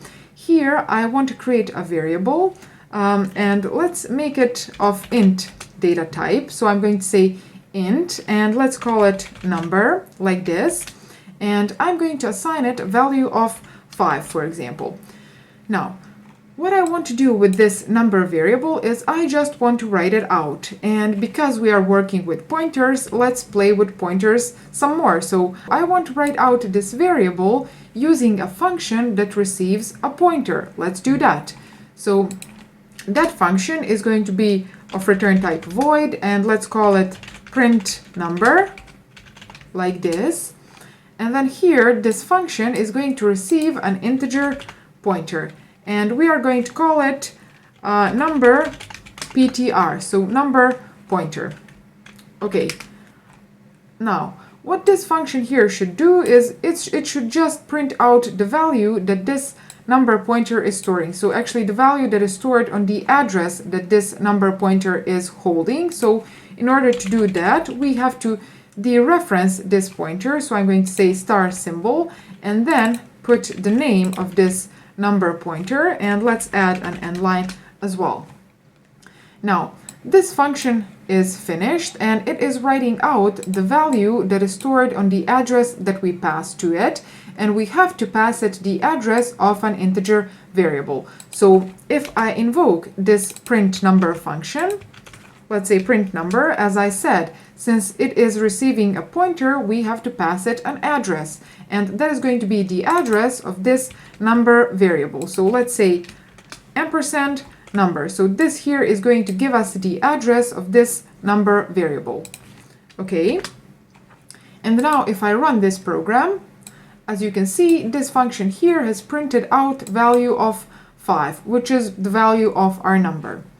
Okay, now what happens if I want to create a character variable and then print out a character variable as well? So let's do that. I'm going to say char, let's call it letter, and let's assign it a value of letter A. Okay, and now in order to print out this character using this same approach, I will have to create another function because this one here receives an integer pointer, and in order to print out a character, we would have to create a function that receives a character pointer. So let's copy this function here, and I'm going to call it print letter, like this. And then this function is going to receive a character pointer. Okay, and that pointer is going to be called char ptr. And then here, I just want to write out the referenced value of that char ptr. So let's invoke this print letter function. Let's pass it the address of this letter variable that we have created here. And now if I run this program, as you can see, we have 5 for this first function and then A for this second function, which means that these two functions are doing its job. But what happens if I want to print out a floating point number and then a double and then a Boolean value and a struct value? In order to do each one of those, I would have to create a function that receives that specific data type pointer. But we can solve that same problem using a void pointer because, as we already said, a void pointer can point to a variable of any data type. So let's do that. let's create a function that is going to print out any data type. So that function is going to be of return type void, and let's give it a name print. Because it is generic, it is going to work with all data types. I'm going to give it name of print, and as we said, that function is going to receive void pointer, and let's call that pointer ptr. Okay, now because this void pointer can point to a variable of any data type, we will have to keep track of which data type we have passed inside this void pointer. And in order to do that, I'm going to use another parameter here, and that parameter is going to be of type char, and I'm going to call it type. So how this type parameter is going to be used? Well, in a situation where we pass an integer pointer to this print function, here this type parameter is going to have a value of I. In a situation when we pass a character pointer to this void pointer here, in this type parameter we are going to pass a value of C. And then if we pass a float pointer here we are going to store an F. And then if we pass a double pointer here, this type variable should store a letter D, so that we can know how we are going to dereference this PTR pointer. So the first thing that we have to do is we have to check what this type variable is holding. So in order to do that, I'm going to use switch case like this. You can use if else as well if you want.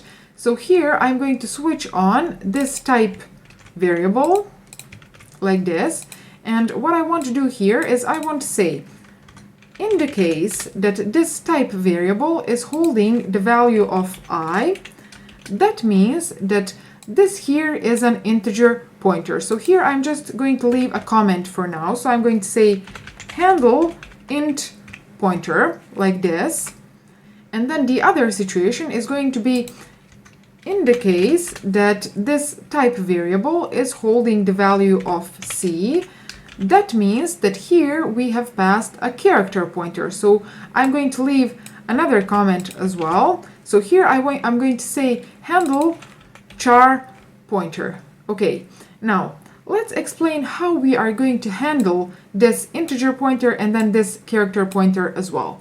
Well, as we already said, since a void pointer cannot be dereferenced directly, but we first have to cast it into a specific data type, so into an integer pointer or into a character pointer in this particular situation, I am going to do that. So here I'm going to say, in the case that our user has passed an integer pointer here, I will have to cast this void pointer into an integer pointer first. So how do you do that? Well, you say, please, this pointer here, so this PTR, cast that into an integer pointer. So this expression here is going to cast this void pointer into an integer pointer. So in these parentheses here, we are going to have an integer pointer. And in order to access to the address that an integer pointer is storing and write out the value that is stored on that address, we dereference that pointer, and for that we use this star symbol. So now here we have the value that is stored on this integer pointer, and I'm going to write out that value like this, and let's add end line as well. So this here writes out the value of an integer pointer. So let's copy that and then paste it here. And here what I want to do in this C situation is I want to cast this void pointer into a character pointer, so char pointer, and then after I have character pointer here, I dereference that, and then this line is going to write out the value of our character. Okay, so now if I invoke this print function, I should get the value of this number and then of this letter as well, using only this print function. So let's comment these two for now.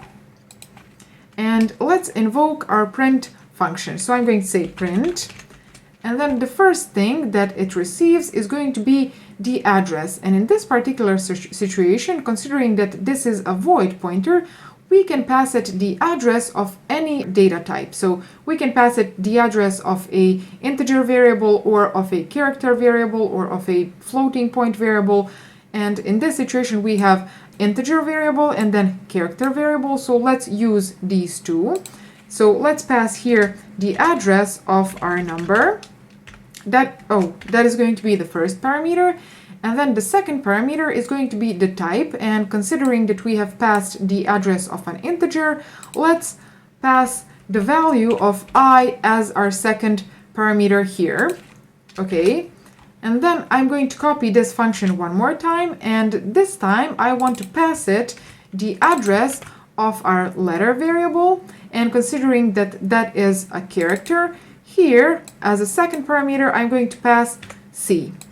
Now I've just noticed that something is missing from our switch case, and before I say what it is, please write your idea, write your answer in the comments down below. So what we are missing in these two cases is break at the end. So here I'm missing a break like this, and then here as well.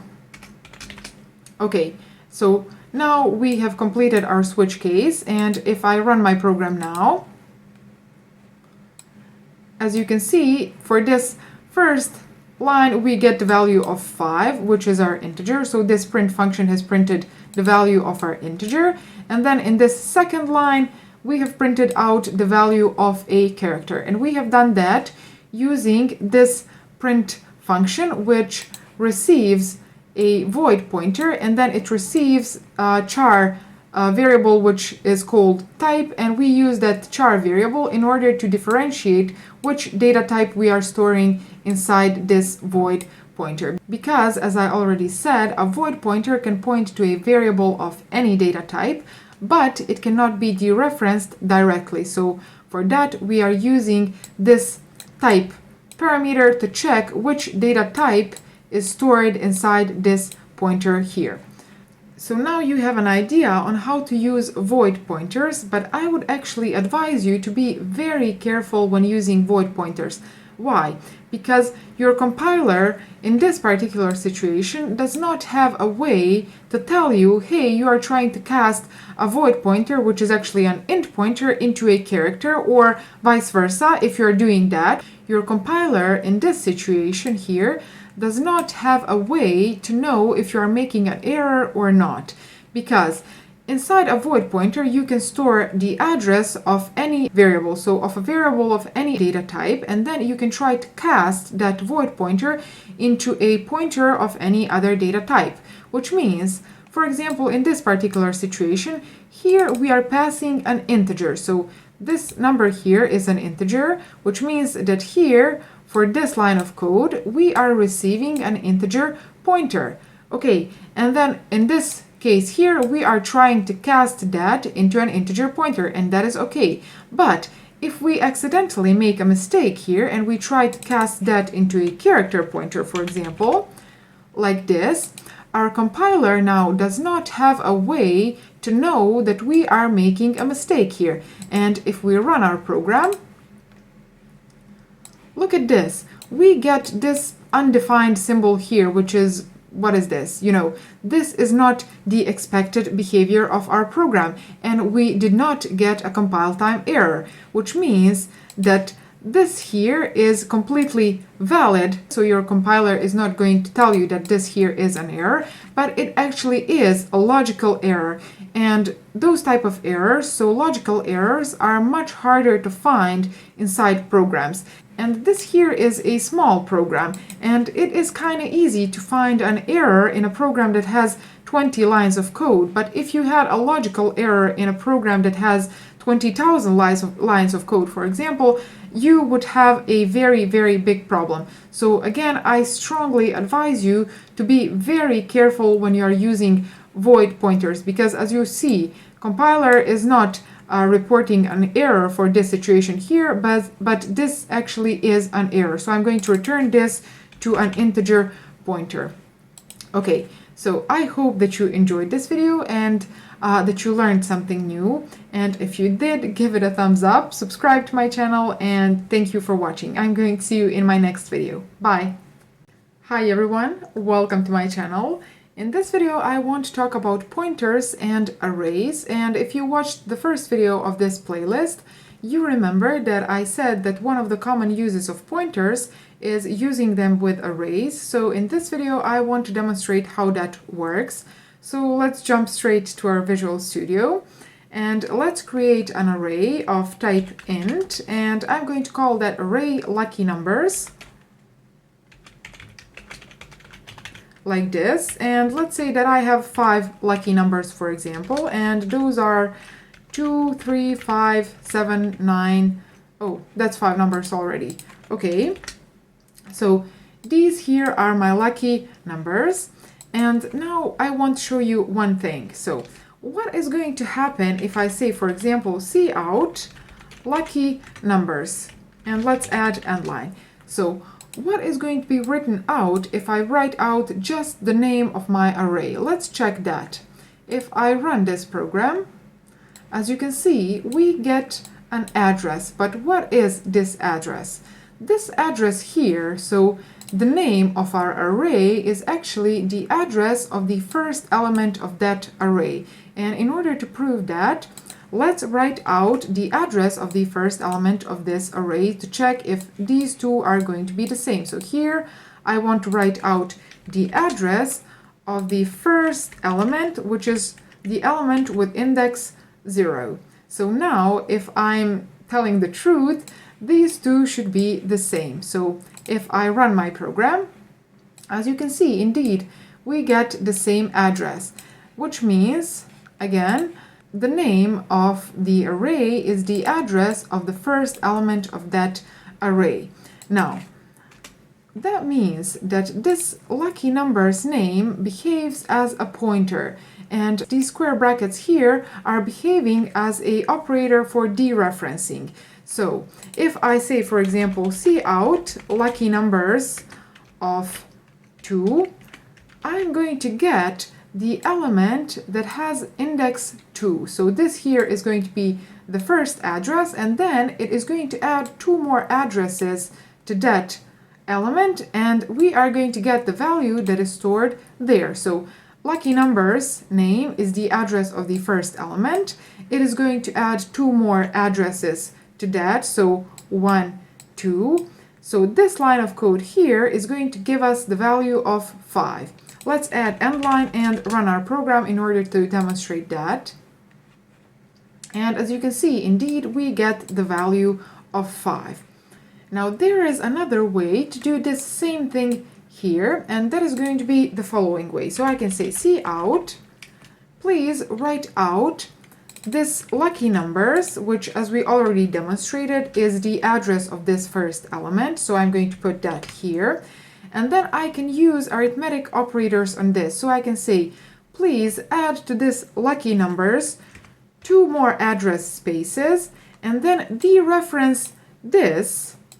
So we use star symbol for that. And then I'm going to add endline and these 2 lines of code. So this one here and this one here should behave the same.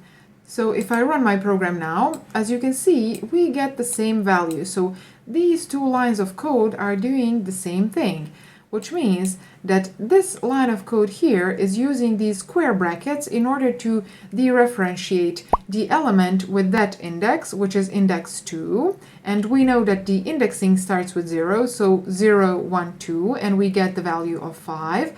And then this second line of code here uses this star symbol in order to dereferentiate this expression here. And what this expression here says, it says lucky numbers, which is the address of the first element, as we demonstrated here. So please use the address of the first element and then add 2 more address spaces to that. So the address of the first element, if I add 2 more to that, it's going to be the address of 1, 2, so the address of this one here. And then if I dereferentiate that, I get this value which is stored on that address. So these 2 lines of code are writing out the same thing. So let me very quickly show you how you can enter the values for this array and then write them out, because here we have hard-coded values. So I'm going to delete this, and I'm going to comment these 2 lines of code as well. No, actually I'm going to comment all of these because we don't need them anymore, but I'm going to leave them for you so that you can see how these are used in order to differentiate your array. So as I said, we want to enter values for our array now. So in order to do that, I'm going to use for loop. So I will say for, and then our for loop starts with I equal to 0, because that is the index of our first element. And then, considering that our array has 5 elements, and the last one has index of 4, we are going to run our for loop while I is less than or equal to 4. And in each iteration, we are going to increment the value of our I. Okay, and in order to enter values for our array, let's write out a message. So I'm going to say cout number. So please enter a number. That is going to be the message for our user. And then I'm going to input a value from my console into lucky numbers of I. So this here means please enter the value into our lucky numbers array to element that has the same index that our I holds in that iteration. So in the first iteration, index 0, in the second iteration, index 1, and then in the third iteration, index 2, and so on. So this for loop here is going to help us to enter the values into our lucky numbers array. And in order to show that, I'm going to put here a breakpoint, and that means that our program is going to stop its execution when it comes to this line here. So if I run my program, as you can see, it asks me to enter a number. So I'm going to say 2, 5, 7, 9, and 13. So those were 5 numbers that we had to enter for our lucky numbers array. And if I press enter one more time, as you can see, our program has been stopped in this line of code here. And if I hover over my lucky numbers, here we have values that we have entered for our array. So value of 2, 5, 7, 9, and 13, which are the values that we have entered here. So I'm going to stop my program now. Please stop. Okay. And now what I want to do is I want to use this other approach to write out the numbers that this lucky numbers array is holding. So let's use another for loop. I'm going to copy this one. Okay. And then what this second for loop is going to do, it is just going to write out these numbers. But, okay, let's use this approach for now. So I'm going to just change this to cout and then use these other redirection signs. And after each number, I'm going to add an empty space. Okay, like this. And instead of using this approach here, so instead of using these square brackets in order to differentiate the element on that position, let's use this approach here. So I'm going to say, please use lucky numbers, so which is the address of the first element. And then to that, I want to add the value of my I, so plus I, like this. And this is going to move, okay? So this expression here is going to help us to access all of the elements of this lucky numbers array. So from the one that has index 0 until we come to the one that has index 4. And because we don't want to write out addresses, because this here is going to give us the address, but we want to write out the values that are stored on those addresses, we will have to dereference this expression here. So for that, I will use star symbol. And I'm going to remove this breakpoint now, and I'm going to start my program to see what is going to happen. Okay, and let's enter 2, 3, 5, 7, 19. And as you can see, we get values of 2, 3, 5, 7, and 19, which we have entered. Okay, let's stop this program now. And there is one more thing that I want to show you. What is going to happen if I change this max value from 4 to 5, like this? So what is going to happen in this particular situation? Let's run our program and enter numbers again. So 2, 5, 7, 13, 15. Okay, as you can see now, here we have these 5 numbers that we have entered. So 2, 5, 7, 13, 15. Those are the ones here. And then the last one is something that we do not recognize. What is this? This is some junk number that we definitely have not entered here.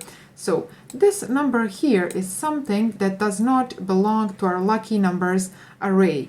And here we have accessed someone else's memory space. So we have this result because we changed the max value from 4 to 5 here.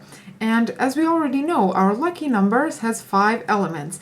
The last one having the index of 4, which is this one here.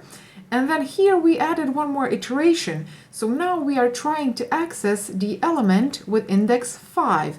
And that element with index 5 does not belong or does not exist in our lucky numbers array. So this element here, this is memory location that belongs to someone else. And we accessed that trying to dereferentiate the pointer to the element that is 6th element. So we have 5 elements in our lucky numbers array, and then if we add one more address space to that, we get this here, which is memory location that belongs to someone else. And if we just randomly change and access memory locations that do not belong to us, we can cause very, very big problems. So I advise you to be very careful when iterating through your arrays and to access only memory locations that belong to that array that you are iterating. So in the case that your array has 5 elements, those are going to be from 0 to 4, so indexes from 0 to 4. In the case that your array has 10 elements, for example, those are going to be indexes 0 to 9, and so on.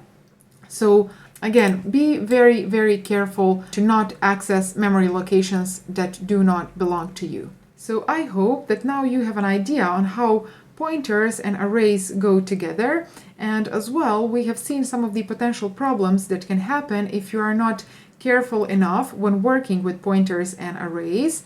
So again, I advise you to be very careful when working with pointers and arrays and not access memory locations, memory addresses that do not belong to you. So thank you for watching this video. If you enjoyed it, if you learned something new, give it a thumbs up and subscribe to my channel, hit that bell icon as well. You can follow me on my other social media if you want. Links for those are going to be in the description of this video. Thank you for watching, and I'm going to see you in my next video. Bye! Hi everyone, welcome to my channel. In this video, I want to explain how you can use pointers in order to return multiple values from a function.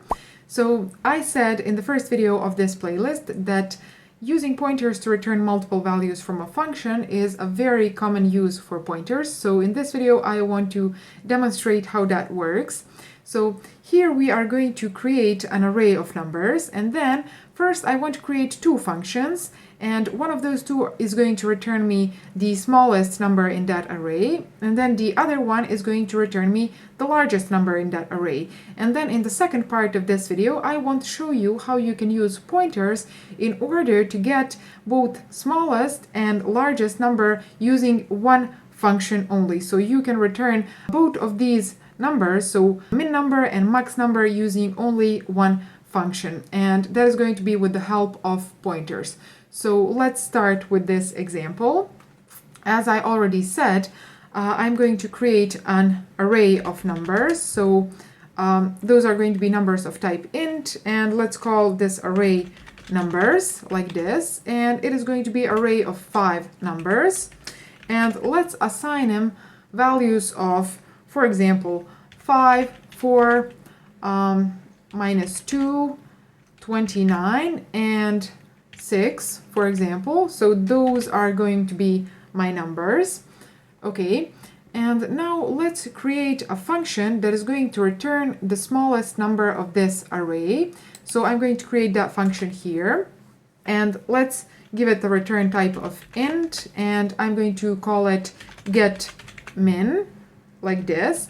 And what I will need to pass to this function is going to be array, so this array here. So I'm going to say int numbers array. So this is going to be the first argument, and then the second one is going to be the size of this array. So I'm going to say int size, And we will use this second parameter here so that we know how many iterations we have to make in order to go through all of the elements of this array. So let's define this function.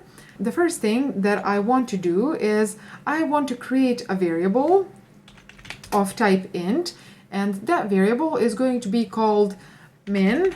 So this is going to be the variable that is going to hold the minimal value, so the smallest number in this array.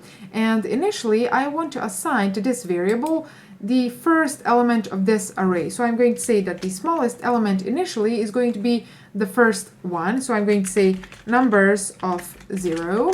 And then we are going to iterate through all of the other elements, and each time that we find an element that is smaller than the current value of our min, we are going to store that value in our min. So let's do that. So I'm going to say for, and since we have already stored the value of our first element in our min, we do not need to iterate through that. So I'm going to say that my int initially has the value of 1. Okay. Oh, int I is equal to 1, like this. And then our for loop is going to iterate while our I is less than the size of this array. So in this particular situation, while our I is less than 5. And in each iteration, we want to increment our I, like this. So, as I already said, if we find a number on a specific position, which is in this current situation, the position with the index of I, if we determine that that number is smaller than our min number, like this, we are going to store that number in our min variable. So I'm going to say min is equal to numbers of I, so that at the end of this for loop in our min variable is going to be the smallest number of this array. So at the end of this for loop here, we can return our min, like this. Okay, so now in order to test this function here, I'm going to invoke it. Let's say get, actually I'm going to write it out. I'm going to say cout min is, like this.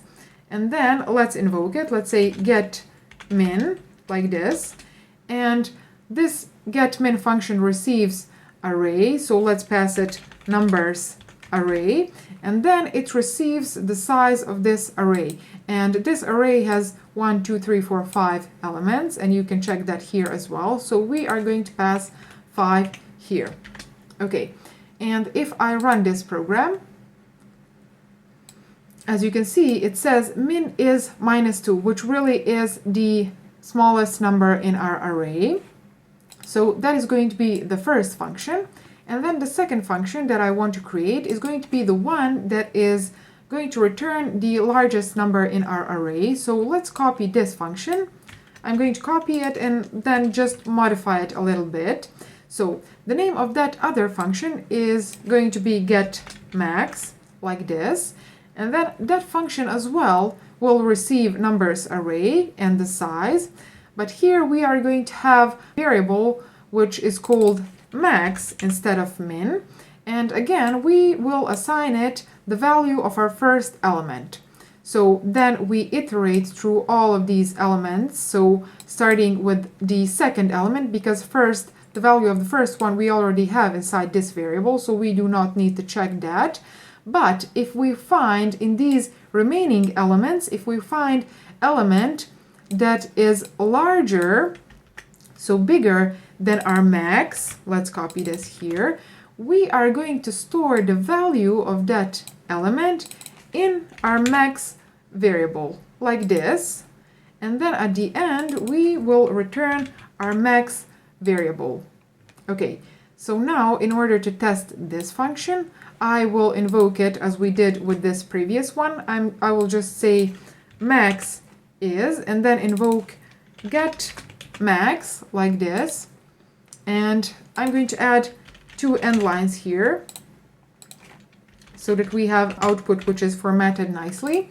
And if I run my program now, as you can see, it says min is -2 and then max is 29, which is correct. So let's explain one more time the algorithm that we are using here in order to determine the biggest number of our array. So here in this first line, I say that the biggest number is the one with the index 0, so the first one. And then here we iterate through all of the remaining elements, and that is from the one with index 1 until the last one. And if we find that any of those remaining numbers is greater than our max number, then we say that our max number is equal to that number. So at the end of this for loop, we will have in our max variable the largest number of this array here. Okay, and we have accomplished to get our min number and then our max number using these two functions. Oh, I'm sorry. So using this get min and then get max function as well. So now what I want to show you is how you can use one function only to get both min and max number. So let's do that. Let's create a function which we will name void get min and max, like this. And this function is going to receive, like these two previous functions, our numbers array and the size of the array. And then, considering that we want to return two values from our function, we will have to pass those two values by a reference, which means we will have to pass the addresses of the two values, and then this function here is going to change the value that is stored on those two addresses.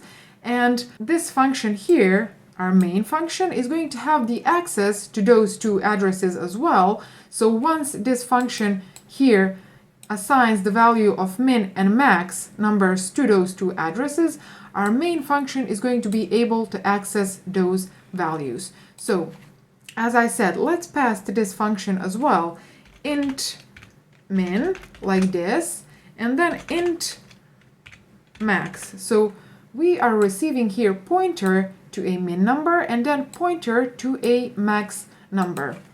Okay, so the job of this function will be very similar to the jobs of the two functions that we just created. So I will just copy this and then paste it here. And once more, we are iterating through all of the numbers of our numbers array. And then here we say if you find any number which is greater than our max number, and here we have an error which says operand types are incompatible, so int and int pointer, which means that here we have to dereference this pointer using the star symbol. So if you find any number which is greater than our current max, please store that number inside our max, like this. And then I'm going to copy this code one more time for our min number. So I will say if you find any number which is smaller than our min number, like this, please assign that number to my min number, like this. So this is going to be the work that this function will do. And considering that this function is receiving these two, so min and max, as pointers, this means that this function is directly going to modify the values that are stored on these addresses.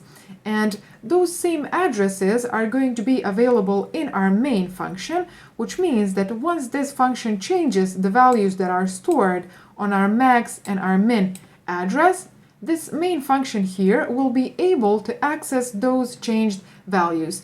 And using pointers, in that way we have achieved to return multiple values from our function. So let's invoke this get min and max in order to test what I just said. So I'm going to comment these two lines of code because we do not need them anymore. And because here we have to pass min and max, we will have to create those two variables here as well. So I will say int min, and as we did before, I'm going to assign to this min the value of my first element, like this. Okay, and then I will create max variable as well and assign to my max variable value of my first element as well. And now let's invoke this get min and max function. So let's say get min and max, and let's pass it parameters that it needs. So the first one is numbers array, so I will say numbers. And then second parameter is size of that array, so 5. And then it expects to receive 2 pointers, so min and max. And we will have to pass addresses of our min and then address of our max as well, like this. And this here is called passing a parameter using a reference. So that means pass an address of a variable to your function rather than passing variable itself, because then if you don't pass an address, your function is going to create a copy, and whatever changes your function makes with that copy, you will not be able to see those changes in your main function. So in this way, we are passing addresses, which means that this function here is operating on the original addresses, which this function here is accessing as well. So when this function here changes the values that are stored on those addresses, this function here will know. So that means that now if I try to write out, I will need to add semicolon here at the end. Okay, so that means now if we try to write out our min like this, min is, and then min, and then if we try to write out our max as well, max, we will get values of -2 and 29. At least we expect to get those two values if this function is working correctly. So if I run my program, as you can see, we really have values of -2. Let me just collapse this. So we really have values of -2 and 29 as the smallest and the largest number in our array. And we have achieved that using this pass by a reference. So by passing addresses of our variables to our function, which our function then changes the values that are stored on those addresses. And since this main function as well has the access to those same addresses, that means that our main function can see the changes that have been made on those addresses. So I hope that now you have an idea how to return multiple values from a function using pointers. So if you enjoyed this video, if you learned something new, give it a thumbs up and also subscribe to my channel. And I will be publishing more videos related to pointers in the future, so if you don't want to miss out on those, press the bell icon as well. Thank you for watching, and I'm going to see you in my next video. Bye!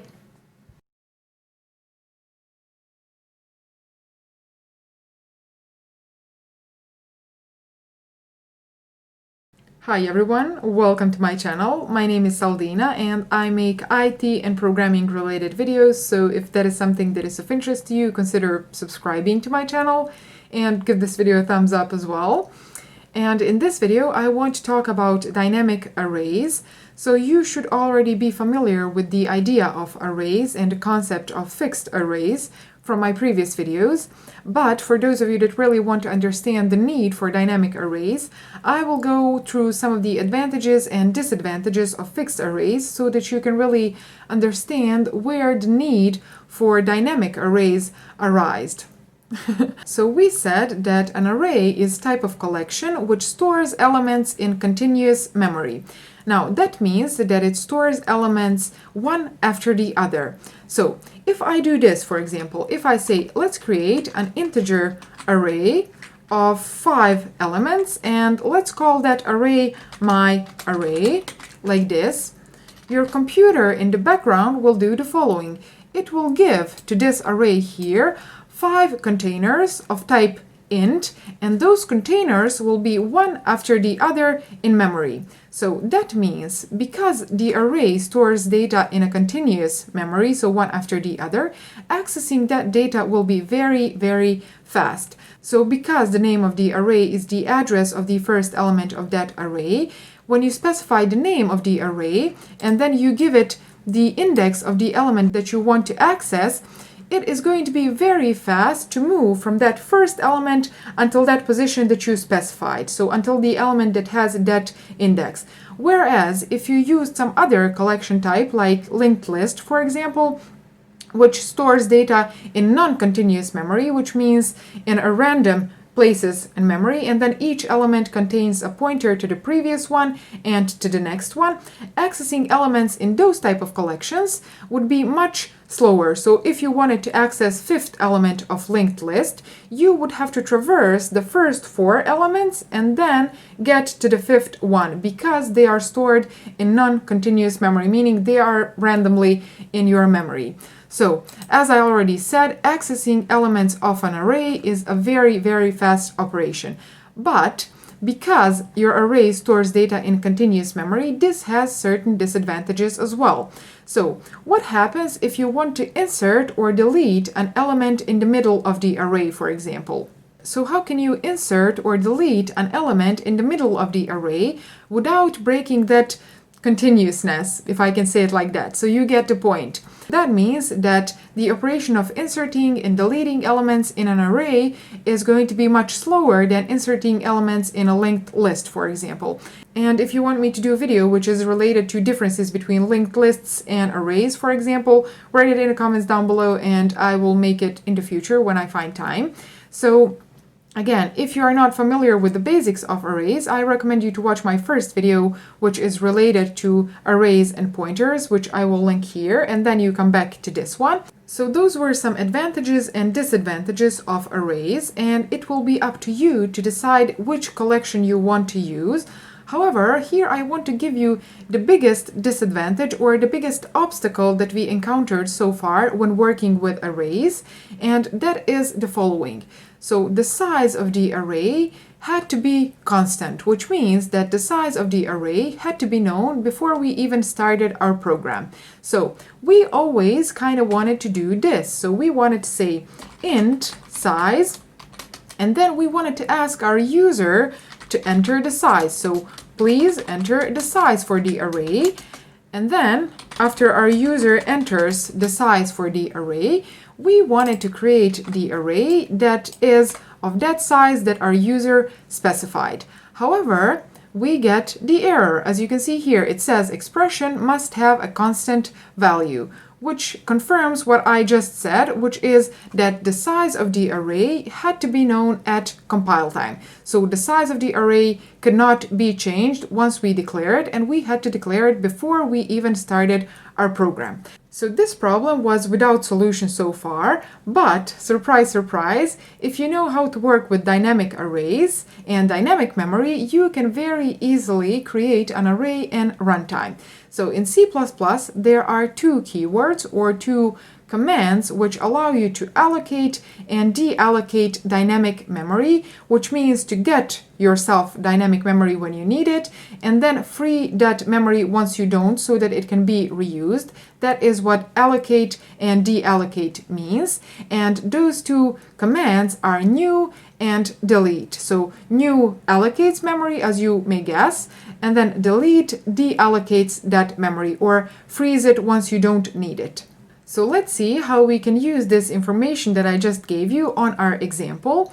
So instead of doing this here, I will comment it because we do not need it. Instead of doing this, what I will do is I will create a pointer like this, and let's call that pointer my array. And what I want to assign to this pointer will be the following. I will say, please make this pointer point to new integer array, and the size of that array will be the size that our user entered, like this.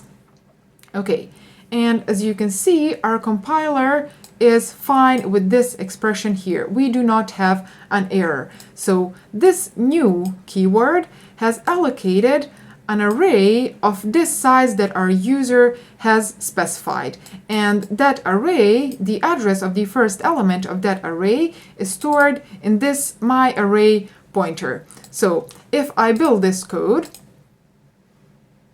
as you can see, we do not have compile time errors. So what I want to show you now is how we can enter elements for this array and then how we can write them out. And this is array, again, this is array which is created at runtime. So our user will specify the size of this array, which is something that we were not able to do before we learned how to use dynamic arrays. So in order to enter elements for this array here, as we already know, we will be using for loop. So I will say for, please iterate from the element which has index 0 until you come to the element that has the index of this size. Okay, and then in each iteration increase our counter by 1. And what I want to do is I want to write out a message for my user. So I will say array, and then let's add index of the current element, index that our user is entering. So I, like this. Okay, and then what I want to do is I just want to enter an element on that position that we are currently iterating. So I will say my array of I, like this. So using this code here, we should be able to enter elements in this array here. And then in order to write these elements out, what I will do is I will use another for loop. So I will just copy this one and then paste it here. And in this particular situation, I just want to write out. So I will use cout command and then these other redirection signs. So I just want to write out all the elements of the array, and I will add a few empty spaces after each element so that we have nicely formatted output. So this loop here should write out the elements of our array. And if I start this program now, as you can see, it asks us to enter the size of the array. So let's say 5, for example. And now we are entering element with index 0. So let's say 2, 5, 7, 9, and let's say 11. Okay, and as you can see here, we have the elements of our array written out. And we wouldn't be able to do this if we didn't know how to work with dynamic arrays. So let's stop this program. And there is one more thing that I want to mention, and that is following. These square brackets here are only one way to dereference your array. Another way to dereference the array or to access the element on a specific position is the following. So the other way to access the element on a specific position would be using this asterisk symbol, and then here you say my array plus I. Now, because the name of the array is the address of the first element, here you have the address of the first element, and then when you add a certain number to that, it will move that many spaces in memory and then access the element on that position. And when you dereference that, you will get the value of that element instead of its address. So here is one way to dereference your array, and then here is another way to dereference your array, and you can use whichever one you prefer. And if I run this program again, just to demonstrate that it works the same, let's say 3 and then 1, 5, 10. Okay, we get 1, 5, 10 as the elements of our array. One very important thing that I mentioned at the beginning is that we have two commands for working with dynamic memory. And one of those two commands is new. So we said that new is a command which will allocate memory for us when we need it. And then another one is going to be delete. And delete is a command which will deallocate that memory when we do not need it so that it can be reused. Now, using dynamic memory comes with a responsibility, and that responsibility is the following. Each time that you allocate memory when you need it, you will have to deallocate that memory once you don't, so that that memory can be reused. So that means that each time that you write new command, you will have to write delete command once you don't need that memory anymore. So I will demonstrate how can you deallocate the memory that we have allocated for this my array. So let's say that here in this line of code, we do not need our array anymore. So how can I deallocate the memory that I allocated for this array? Well, using delete keyword, and I will say, please delete the memory that I allocated for my array, which is called my array, like this. And you have to specify these square brackets because that is the way that you allocated memory. So here you said, I want new array, and then here you have to say, please delete that array. And a good practice is to do the following as well. So you can say my array is equal to null, like this. And let me collapse this. So this here is going to assign the value of null to your array. So your array will not point to anything, to any address at this line of code. So why do we do this? Because in the previous line of code, we have deallocated this array here. And now in this line of code here, your array will point to a location in memory which does not belong to you, so it does not belong to your program. And because of that, because we do not want to cause some accidental crashes or problems in our program by having this array pointing to memory locations which are not ours anymore, it is a good practice to say that our array is now equal to null, which means that it is not pointing to anything. So as I already said, and I repeat again, when you use dynamic memory, each time that you write new, you will have to write delete that corresponds to that new. So here I have allocated an array, and here I am deallocating that array. So I hope that this video was helpful and that this video helped you understand what are dynamic arrays and how they work. And now that I have explained this, it opened the whole world of new possibilities and new things that you can do with dynamic arrays. And I will leave to you to play and discover those new things until my next video, of course. So thank you for watching this video. Give it a thumbs up if you liked it. Subscribe to my channel, click the bell icon as well, and I'm going to see you in my next video. Bye! Hi everyone, welcome to my channel. My name is Saldina and I make IT and programming related videos, so if you're interested in those, please subscribe to my channel and give this video a thumbs up. And in this video, I want to talk about a topic that confuses many students, and that is the topic of multidimensional dynamic arrays. And the topics like this one are the reason why many people step away from learning C++, and they believe that learning C++ is hard. But what I think is that many of those people never actually had the opportunity to have this explained in a very simple way. So that is what I will try to do in this video. So with the help of Excel, I will try to draw what are multidimensional dynamic arrays and how they work. And I hope that at the end of this video, you will have it pretty clear and you will be able to create and work with your own multidimensional dynamic arrays. So what a multidimensional array is, in simple words, it is an array of arrays.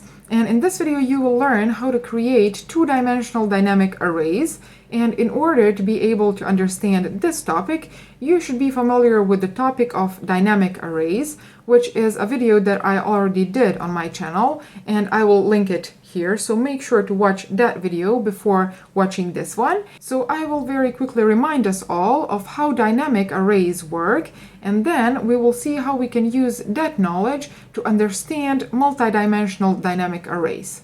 So let's create a visual representation of a dynamic array in our Excel sheet.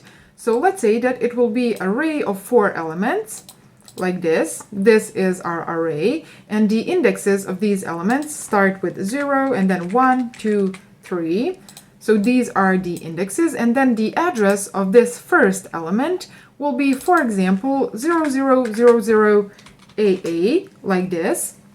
And this address here, it is the address of the first element, but it is the address of the array itself as well, and you should be familiar with that. So this here is our dynamic memory, and then on our stack, which will be here, let's create our stack. So this here will be our static memory. Here we will have to create a pointer variable which will hold the address to this element here, or actually the address to the array itself. So I will create a variable, let's call it ptr1. So this is going to be our pointer 1, and as we already said, that pointer will hold the address of the first element of this array. Let's copy that address like this, and then we will store that address in our ptr1. Now, if we wanted to create more arrays, by the knowledge that we have so far, we would have to copy this, and then let's paste it here, and let's create one more array like this. So now we have 3 dynamic arrays, and the first element of the first array has the address of 0000AA, and then this one here, let's say that it has the address of BB, for example, and then this one here has the address of 0000CC. And to be able to access these arrays, we would have to create on our stack 2 more pointers. So let's do that. Okay, so our pointer 2 will hold the address of the second array, which is 0000BB, and then our pointer 3 would hold the address of our third array, which is 0000CC, like this. Now, with this, we have created 3 dynamic arrays, and in order to create those 3 dynamic arrays, we had to create 3 pointers. So those are these 3 here, and this is something that you should already be familiar with. So you should already know from my previous video how to create a dynamic array. Now, one thing that I see here, and that is a problem, is that if we wanted to create 4 or 5 or 100 of these dynamic arrays, we would have to create that number of pointers on our stack, which means that this part here is not dynamic. Only this part here is dynamic, because here our user determines how many elements this dynamic array will have, but for each of these dynamic arrays, we have to manually create a pointer on our stack, which will hold the address of that array. Okay, now, what happens if I want to move this part here to our dynamic memory as well? So let's do that. Let me cut it from here, and then I will paste it here, for example. So now I have moved this part to dynamic memory as well, and as you can see here, this kind of looks like an array as well. So that means that this first element, if we look at this as an array, the first element will have index of 0, and then second will have index of 1, and then third will have, oh, this won't move. Third will have index of 2. Okay, so this is an array that has 3 elements, and the first element, for example, has the address of 00EEEE, like this. So now this part here is dynamic, and then this part here is dynamic. And in order to be able to access this array here, what we have to do is on our stack, which is this part here, we will have to create a pointer which will hold the address of this first element. So let's do that. Let me just, okay. Now, as I already said, on our stack, we will have to create a pointer which will hold the address of this first element. So let's call that pointer table, for example, and this table will hold the address of this element here, which is 00EEEE. And this table, because it holds the address, it should be a pointer. But one thing to keep in mind is that this variable here is not a simple variable, but this here is a pointer as well, which means that this table will not be a simple pointer, but it will be a pointer to a pointer.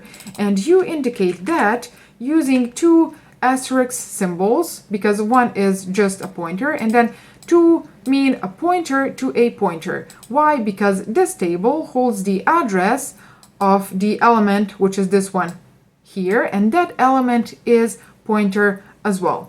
Okay, now, if we look at this here, as you can see, we have one array that represents the number of rows that our table will have. Okay, so 1, 2, 3, and then for each one of the elements of this array here, we create a separate dynamic array, like this. So this here will be our table that has the number of rows that our user defines, and then however many columns our user defines as well. And in this particular situation, it is a table that has 3 rows, so these are 3 rows, and then 4 columns. So let's now translate this to our C++ code.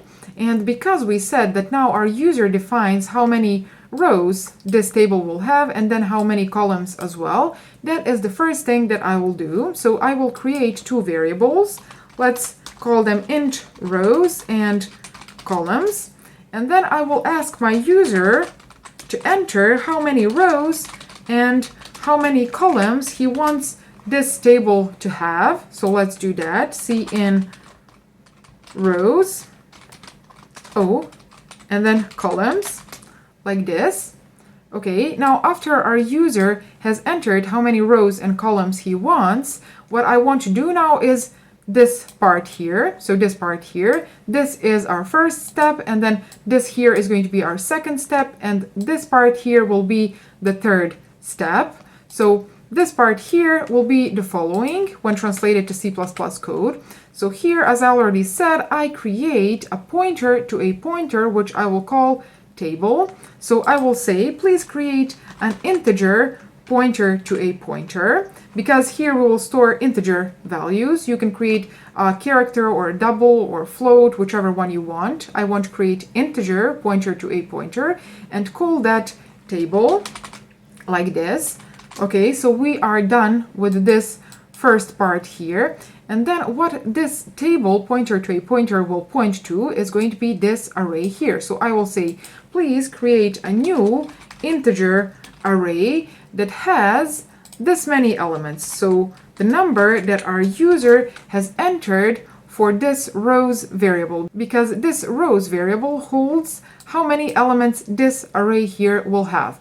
But as you can see here, we have an error, and that error is happening because this here, which is this array here, is not just a simple integer array, but it is an array of pointers. So here you will have to indicate that. So you will have to say, please create an integer array of pointers. And as you can see, now our error has disappeared.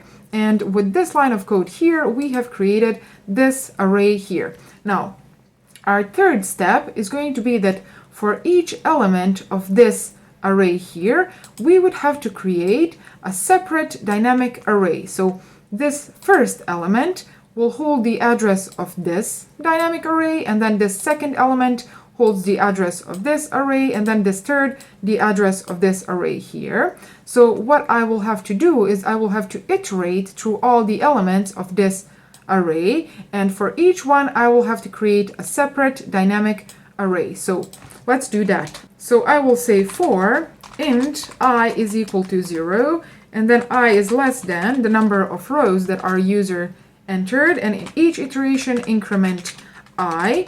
So in this particular situation, our number of rows is equal to 3, but you can have as many as you want. So what I want to do in each of these iterations is I want to create for each one of these elements a separate dynamic array. So I will say table of I is equal to new integer array that has this many elements. And that is the number that we stored in our columns variable, like this. And with this code here, we have successfully created these dynamic arrays. Now, how do you access elements on a specific position of this table here? For example, this one or this one or this one. So in order to do that, let's say, for example, table of row 1 and then column 2 will have the value of 88. Now, what this code here, what this line here will do is the following. So this part here, it says, please give me the table variable, which is this one here, and it is a pointer to a pointer, which holds this address here, so 00EEEE, and that address is the address of this element here, so the address of this array. And here we say, please give me the element of that array that has index 1, which is this element here. So it is the element that stores the address of 0000BB, which is the address of this array here. And this second part says, please give me the element of that array that has the index of 2, which is this element here. So here we will store the value of 88. So that is what this line of code here will do. It will store number 88 to this position here. So this line of code here will store this number at the element that has row index 1 and column index 2 of this table. So this here is the row with index 0, this here is the row with index 1 and then 2. So we are storing at this row, and then column index 2 is this one here. So here we store number 88. One thing that we said as well in my previous video is that each time that you allocate dynamic memory, you have the responsibility to deallocate that memory when you don't need it, which means each time that you use new keyword, you will have to use delete keyword when you don't need that memory anymore. So now is the question, how do we deallocate all of this memory that we have taken? So in order to do that, what I want to do is I want to show you something. If for some reason we lose this address here, so the value that is stored in this table pointer to a pointer, we will never be able to access all of these elements that we have created in our dynamic memory. So that means that we will not be deallocating this first. And then if we for some reason lost this, the value of our 0000AA, for example, that means that we would never be able to access this array here. So we would never be able to deallocate this memory. So that means that this is not going to be deallocated first as well. Now, allocation of this memory here went as follows. This was the first step. So this was the first thing that we allocated, and it is this code here. And then we allocated this. So that corresponds to this part here. And then the last thing to allocate was these arrays here, and that corresponds to this part of the code. And the allocation of this memory will go the other way around, which means that first we will deallocate this, and then we will deallocate this, and then this will be the last thing that we will have to worry about. Now, in order to deallocate this, the process will be almost the same as the one when we allocated it. So I will copy this for loop and then paste it here. But what I want to do in this particular situation, so when deallocating, is instead of creating a new dynamic array for each table of I, is I want to delete that array. So for each element of this array here, I want to delete the corresponding dynamic array. So I want to delete these three arrays. And in order to do that, I will say, please delete the array that my table of I is pointing to.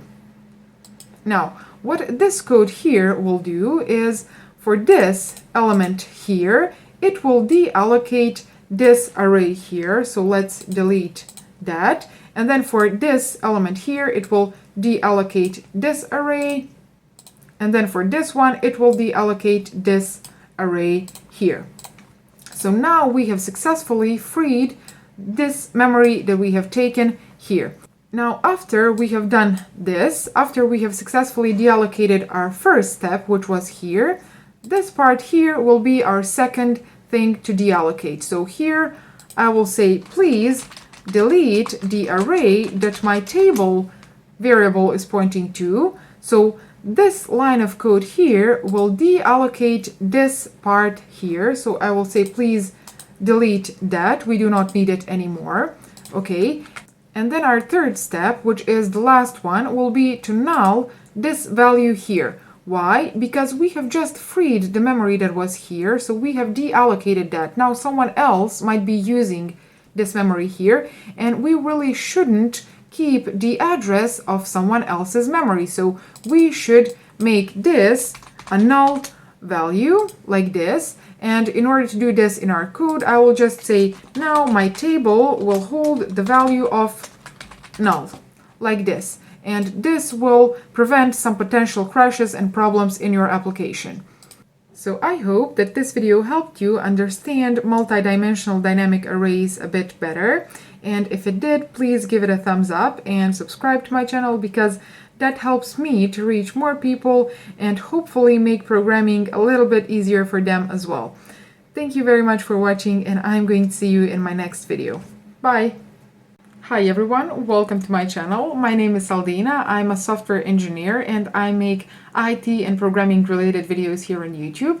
And in this video, I will be doing something that I haven't done before, and that is reviewing your code, and we will see some errors that you guys have sent me. So I get a lot of messages, a lot of questions on my Instagram, on Twitter, and then here on YouTube as well in the comments, where you ask me for an opinion or for advice on certain errors that happen to you in programming, and I try to answer as many of those as possible, but it's just not possible to answer to all of you, and I'm very, very sorry. But I thought that it would be a good idea to make a video related to that so that all of you can see it. So here I am, I'm making that video right now. So in this video, I will be reviewing some code and we will see some errors that can happen and that do happen very often. And I'm going to do that both manually, and then I want to show you a very cool tool which is called PVS Studio. I'm going to leave details in the description down below so that you can check it out for yourself. But what PVS Studio is, it is static code analyzer. So it is basically a tool that reviews your code and helps you detect bugs and errors and security weaknesses in your code. So in the case that you need another pair of eyes to look at your code and give you a few tips and recommendations, it is a great tool to use. And you can get it as a team license for teams up to 9 people, or you can get an enterprise license for bigger companies, bigger departments, or you can even request a free license if you are a student, if you are working on some private projects or on some open source projects. And then one very cool thing is that it is not only used to analyze C++ code, but you can use it for C and then C# and Java as well. And I am wondering, guys, which team are you in? Are you team C++ or are you team C# or Java or C? I'm very curious to read your answers, so please write me in the comments down below. And if you ask me, I'm definitely team C++ and then team C#. Those are just two of my favorite languages ever, but I am very curious to read what you will answer to this question. So I'm going to leave all the details about PVS Studio in the description of this video so that you can check it out for yourself. And let's jump into the coding part right now because I am very, very excited to do this. Here I have created a new project and I have this program that does basically nothing. So what I want to do is I want to check if everything is okay with this code so far. So if we have made any errors so far. So I'm going to click on extensions and then PVS Studio, and here you have multiple options. You can check your current file, you can check open files, or you can check your project, selected items, solution. I'm going to select this first option, so I'm going to check this current file, and you get this window here, and as you can see, we have one error, and that error is that my license will expire in 5 days. Okay, so that is not error which is related to our code, so we are just going to ignore it, so we don't have code errors so far. And let me show you how you can install this tool very quickly. So you click on extensions and then manage extensions. Okay, and then here you can search for PVS Studio like this. Okay, great. It is this one here. So PVS Studio is a tool for detecting bugs and security weaknesses and so on.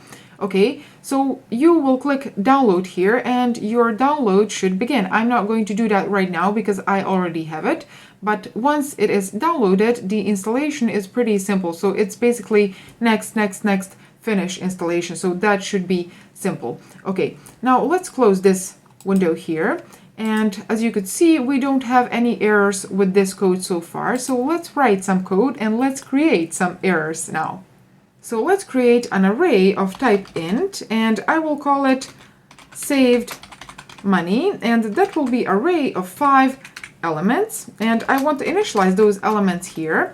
So the purpose of this array is following. Let's say that I want to save some money each month, and I want to store that data in this array here. So I'm going to save money for 5 months, and I will store how much money I have saved each month inside this array here. So for example, the first month I have saved $100 or euros or whatever, and then second month I have saved 200, and then 300 and 400 and 500 fifth month. Okay, so this is our array. Now, what I want to do with this data here is I want to sum it. After 5 months, I want to know how much money I have saved in total. So I'm going to create a variable of type int, and I will call it total, like this, and I will initially give it a value of 0, and then I will iterate through this array here. So I will say for int I is equal to 0, and then I is less than or equal to 5,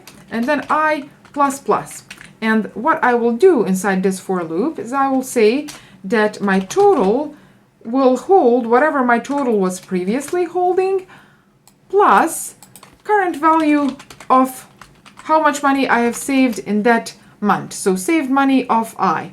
Okay, now after I have done this, I will just write out how much money I have in total. So I will say total, and then this value that is stored inside this variable here.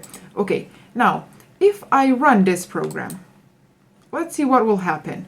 Well, it says that in total I have minus 8 billion something, very, very big number. So I have tried to save each month, and then at the end I have minus $8 billion, so that does not make any sense. So here we have a logical error. Okay, so let's see what is this error that is happening. So let's click on extensions and PVS Studio, check current file to see what kind of error PVS Studio sees. And it says array overrun is possible. The value of I index could reach 5. And if I double click on that, it will take me here. And this part of code here is underlined, and this is actually our compiler. Our compiler is underlying this, and it says that, okay, it says index 5 is out of valid index range of 0 to 4. So this here, this situation here, says that this I is out of range of valid indexes that this array here can have. And if you are familiar with arrays, you know that indexing of an array starts with 0. So the first element has index of 0, and then 1, 2, 3, and 4. So valid indexes for this array here are from 0 to 4. And here we have accidentally written that this I is less than or equal to 5, and that is making a problem. So if I delete this part here, so if I say that my I is just less than 5, this error should disappear. So if I click on PVS Studio and then check current file, the error should disappear. Okay, it has disappeared now. So if I run my program, this program is behaving as expected. So this is one thing that very often happens. You can accidentally write less than or equal to, and then you can get a very, very big logical error. Another thing that can happen is if you're typing very quickly and if you lose concentration for a moment, and here instead of incrementing, you decrement this counter. So you say I minus minus, you should get an error as well. So if I try to build this program, let's see what our compiler will tell us. So here in this error list, it says ill-defined for loop counts down from minimum. So that's kind of helpful information. And then let's read this other warning. It says reading invalid data from saved memory. The readable size is 20 bytes, but minus 4 bytes may be read. So this is not really helpful for someone who is just starting. And then this third message, it says index minus 2 billion something is out of valid index range 0 to 4. Again, this is not really helpful for someone who is just starting. So let's see what our PVS Studio has to say. So I'm going to click extensions, PVS Studio, check current file. Okay, and this first error here says the condition I less than 5 of for loop is always true. So this is actually a helpful message, and if I click on this, I will be taken here, and it says that this condition here, I is less than 5, is always true. But why is it always true? Because we have started counting at 0, and then we try to decrement that value in each iteration, and doing that, we can never reach this condition here. This condition here will never become false. So that means that here we have created an infinite loop. And here our PVS Studio says, consider inspecting this for operators. So consider inspecting this for loop here, because it will not be executed at all, or it can be executed incorrectly. And in this particular situation, it is going to be executed incorrectly. So it is going to be an infinite loop, which we don't want in this particular situation. So I'm going to correct this error here. So I'm going to return it to I++. But that is sort of a help that you can get from PVS Studio. And this here is a pretty simple program because it has just a few lines of code where all the bugs can potentially happen. But imagine working on a very, very big project and then something like this happens. So imagine something like this happening on a program that a bank uses. So you are trying to save money for a couple of months, and then the program says that you are in debt, that your balance is minus 2,000 or 20,000 or something like this. So this can create very, very big issues. And in this particular situation, if you have a bug like this, you will want to have all the help that you can get. And sometimes that can be just the help that you get from your compiler, or if you have a very, very big problem, you will definitely benefit from tools like PVS Studio, which will give you some additional information on that situation that is happening and on that problem that you are having. And then there are other situations where you can have very, very big problems, but your compiler will not be helpful at all, because your compiler will not be able to see those potential bugs that you are creating inside your code. So in order to demonstrate that, let's delete all of this code here, because I will not need it anymore. And what I do need is to create a function here. So let's create a function of return type void, and I'm going to call it my function, like this. Okay, and what I want to do inside this function is I want to create an integer pointer, PTR.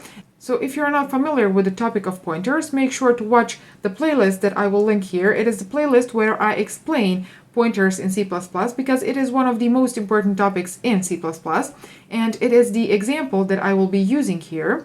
So I have created an integer pointer, and I'm going to say, now you will point to a new array of integers, and that array will have 5 elements, like this.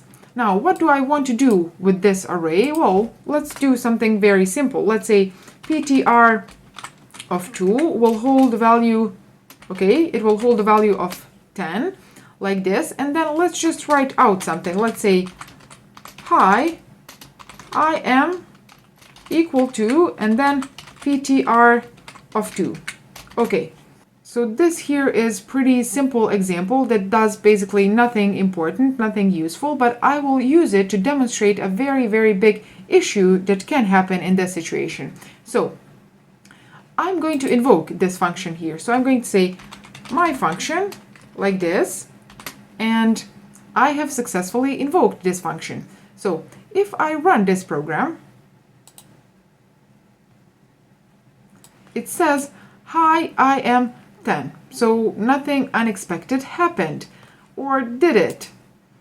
Okay, if I inspect my errors list, it says that I don't have any errors. So if you ask a compiler, it will tell you that everything is perfectly fine. So let's now ask PVS Studio. Here it has already detected 2 potential issues, but you can click PVS Studio and then check current file just to be sure. Okay, and it says visibility scope of the PTR pointer was exited without releasing the memory. A memory leak is possible. So what we have done here in this program is we have created memory leak. Where? Here. So here we have said, please give me, in my dynamic memory, give me an array of 5 integers. And this is going to be done in dynamic memory. So once this function is finished, once this function ends, we are going to lose this PTR. So we are going to lose the address of the first element of this array here. So here, if I try to do something like PTR, I cannot access this variable here anymore. This variable has its scope, and that scope is inside this function here. And once this function exits, we are going to lose the address of this array here, which means that we will not be able to deallocate this memory here. Now let's delete this. Okay, here, as you can see, this memory leak is not a big memory leak. Here we are leaking 5 integers. So we are leaking an array of 5 integers, and that is not very big problem. But usually what happens in real life is that you are not creating an array of 5 integers. Usually you are creating things that require much more memory than just an integer array of 5 elements. So here, as I said, we are leaking 5 integers, but imagine a situation where you're creating an array of 5,000 or 50,000, and not integers, but objects of type user, like this. And this user has some pretty heavy data in it. For example, it has some images and things like that. So here you are creating 50,000 users. And to make things worse, imagine not invoking this function only once, but imagine invoking this function in a for loop, for example. So invoking it 100 times or 1,000 times or 100,000 times. That is going to be a huge memory leak. So what this line of code here does is it asks your operating system for dynamic memory. So it says, please, can you give me new memory? So can you give me dynamic memory that I need to store this data here? And your operating system gives that memory to your program. So it allocates that memory for your program. And then once this function here finishes, you will lose all the variables that you have created inside that function. And that is this PTR variable here. So that means that the address of this array here, which was stored inside this PTR variable, is lost now. And now you will not be able to deallocate this memory here, which means that you will not be able to say, okay, now I am done with this memory, which is a lot of memory, and now I'm going to return that back to my operating system because I don't have unlimited amounts of memory, and my operating system maybe would like to give that memory to some other program. So once this function here ends and you don't deallocate this memory here, you are leaking that memory. And that is exactly the error that you have here. It says a memory leak is possible, whereas your compiler here said expected a type specifier, which is error that we have here because it does not know what is this user. So I'm going to return this back to int. Okay, now that error has disappeared, but your compiler does not know that you are leaking memory here, whereas your PVS Studio analyzer here says that a memory leak is happening. So how do you fix this error here? Well, for each new, you need to have delete. Again, you need to watch my C++ pointers playlist in order to understand pointers if you don't understand this already. So as I said, for each new you need to have delete. So I'm going to say delete, and let's delete this PTR. Let's see what is going to happen now. So if I click extensions and then PVS Studio check current file, it says the memory was allocated using new array type operator, but it was released using delete operator. And then it gives you a recommendation here. It says use delete array pointer instead. So here we are trying to allocate memory for an array, but we are not deleting that entire array. So here we are leaking memory again. So here I'm going to use these square brackets in order to indicate that I want to delete this entire array that I have allocated in this line of code here. So now we shouldn't be leaking memory anymore. So let's check that out. I'm going to say PVS Studio, check current file, and let's see. We have that error that we previously had, which is your license will expire in 5 days, but we do not have memory leaks anymore, which is great. So errors like this, memory leaks, are very common when you work with pointers in C++, and these memory leaks can create huge problems if you have them in your code. And as you could already see, in most cases you cannot really count on your compiler to tell you that you are leaking memory, because in most cases it will not even be able to see that. So tools like PVS Studio can be very helpful in those situations. You could see all those little tips and recommendations that we had from PVS Studio that helped us to fix issues that we had related to leaking memory.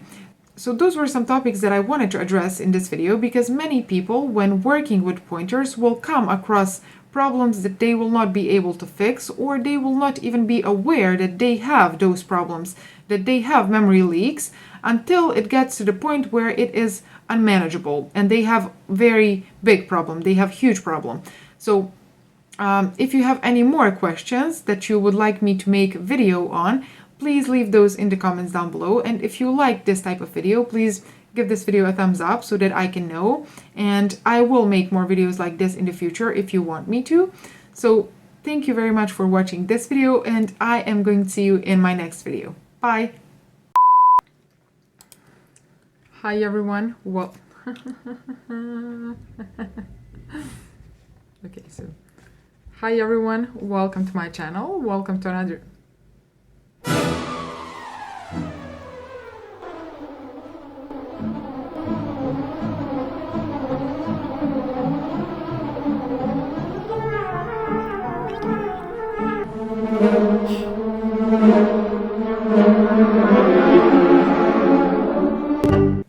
Hi everyone. Hi everyone. Welcome to my channel. So this here is the initialization step of our initialization Initialization.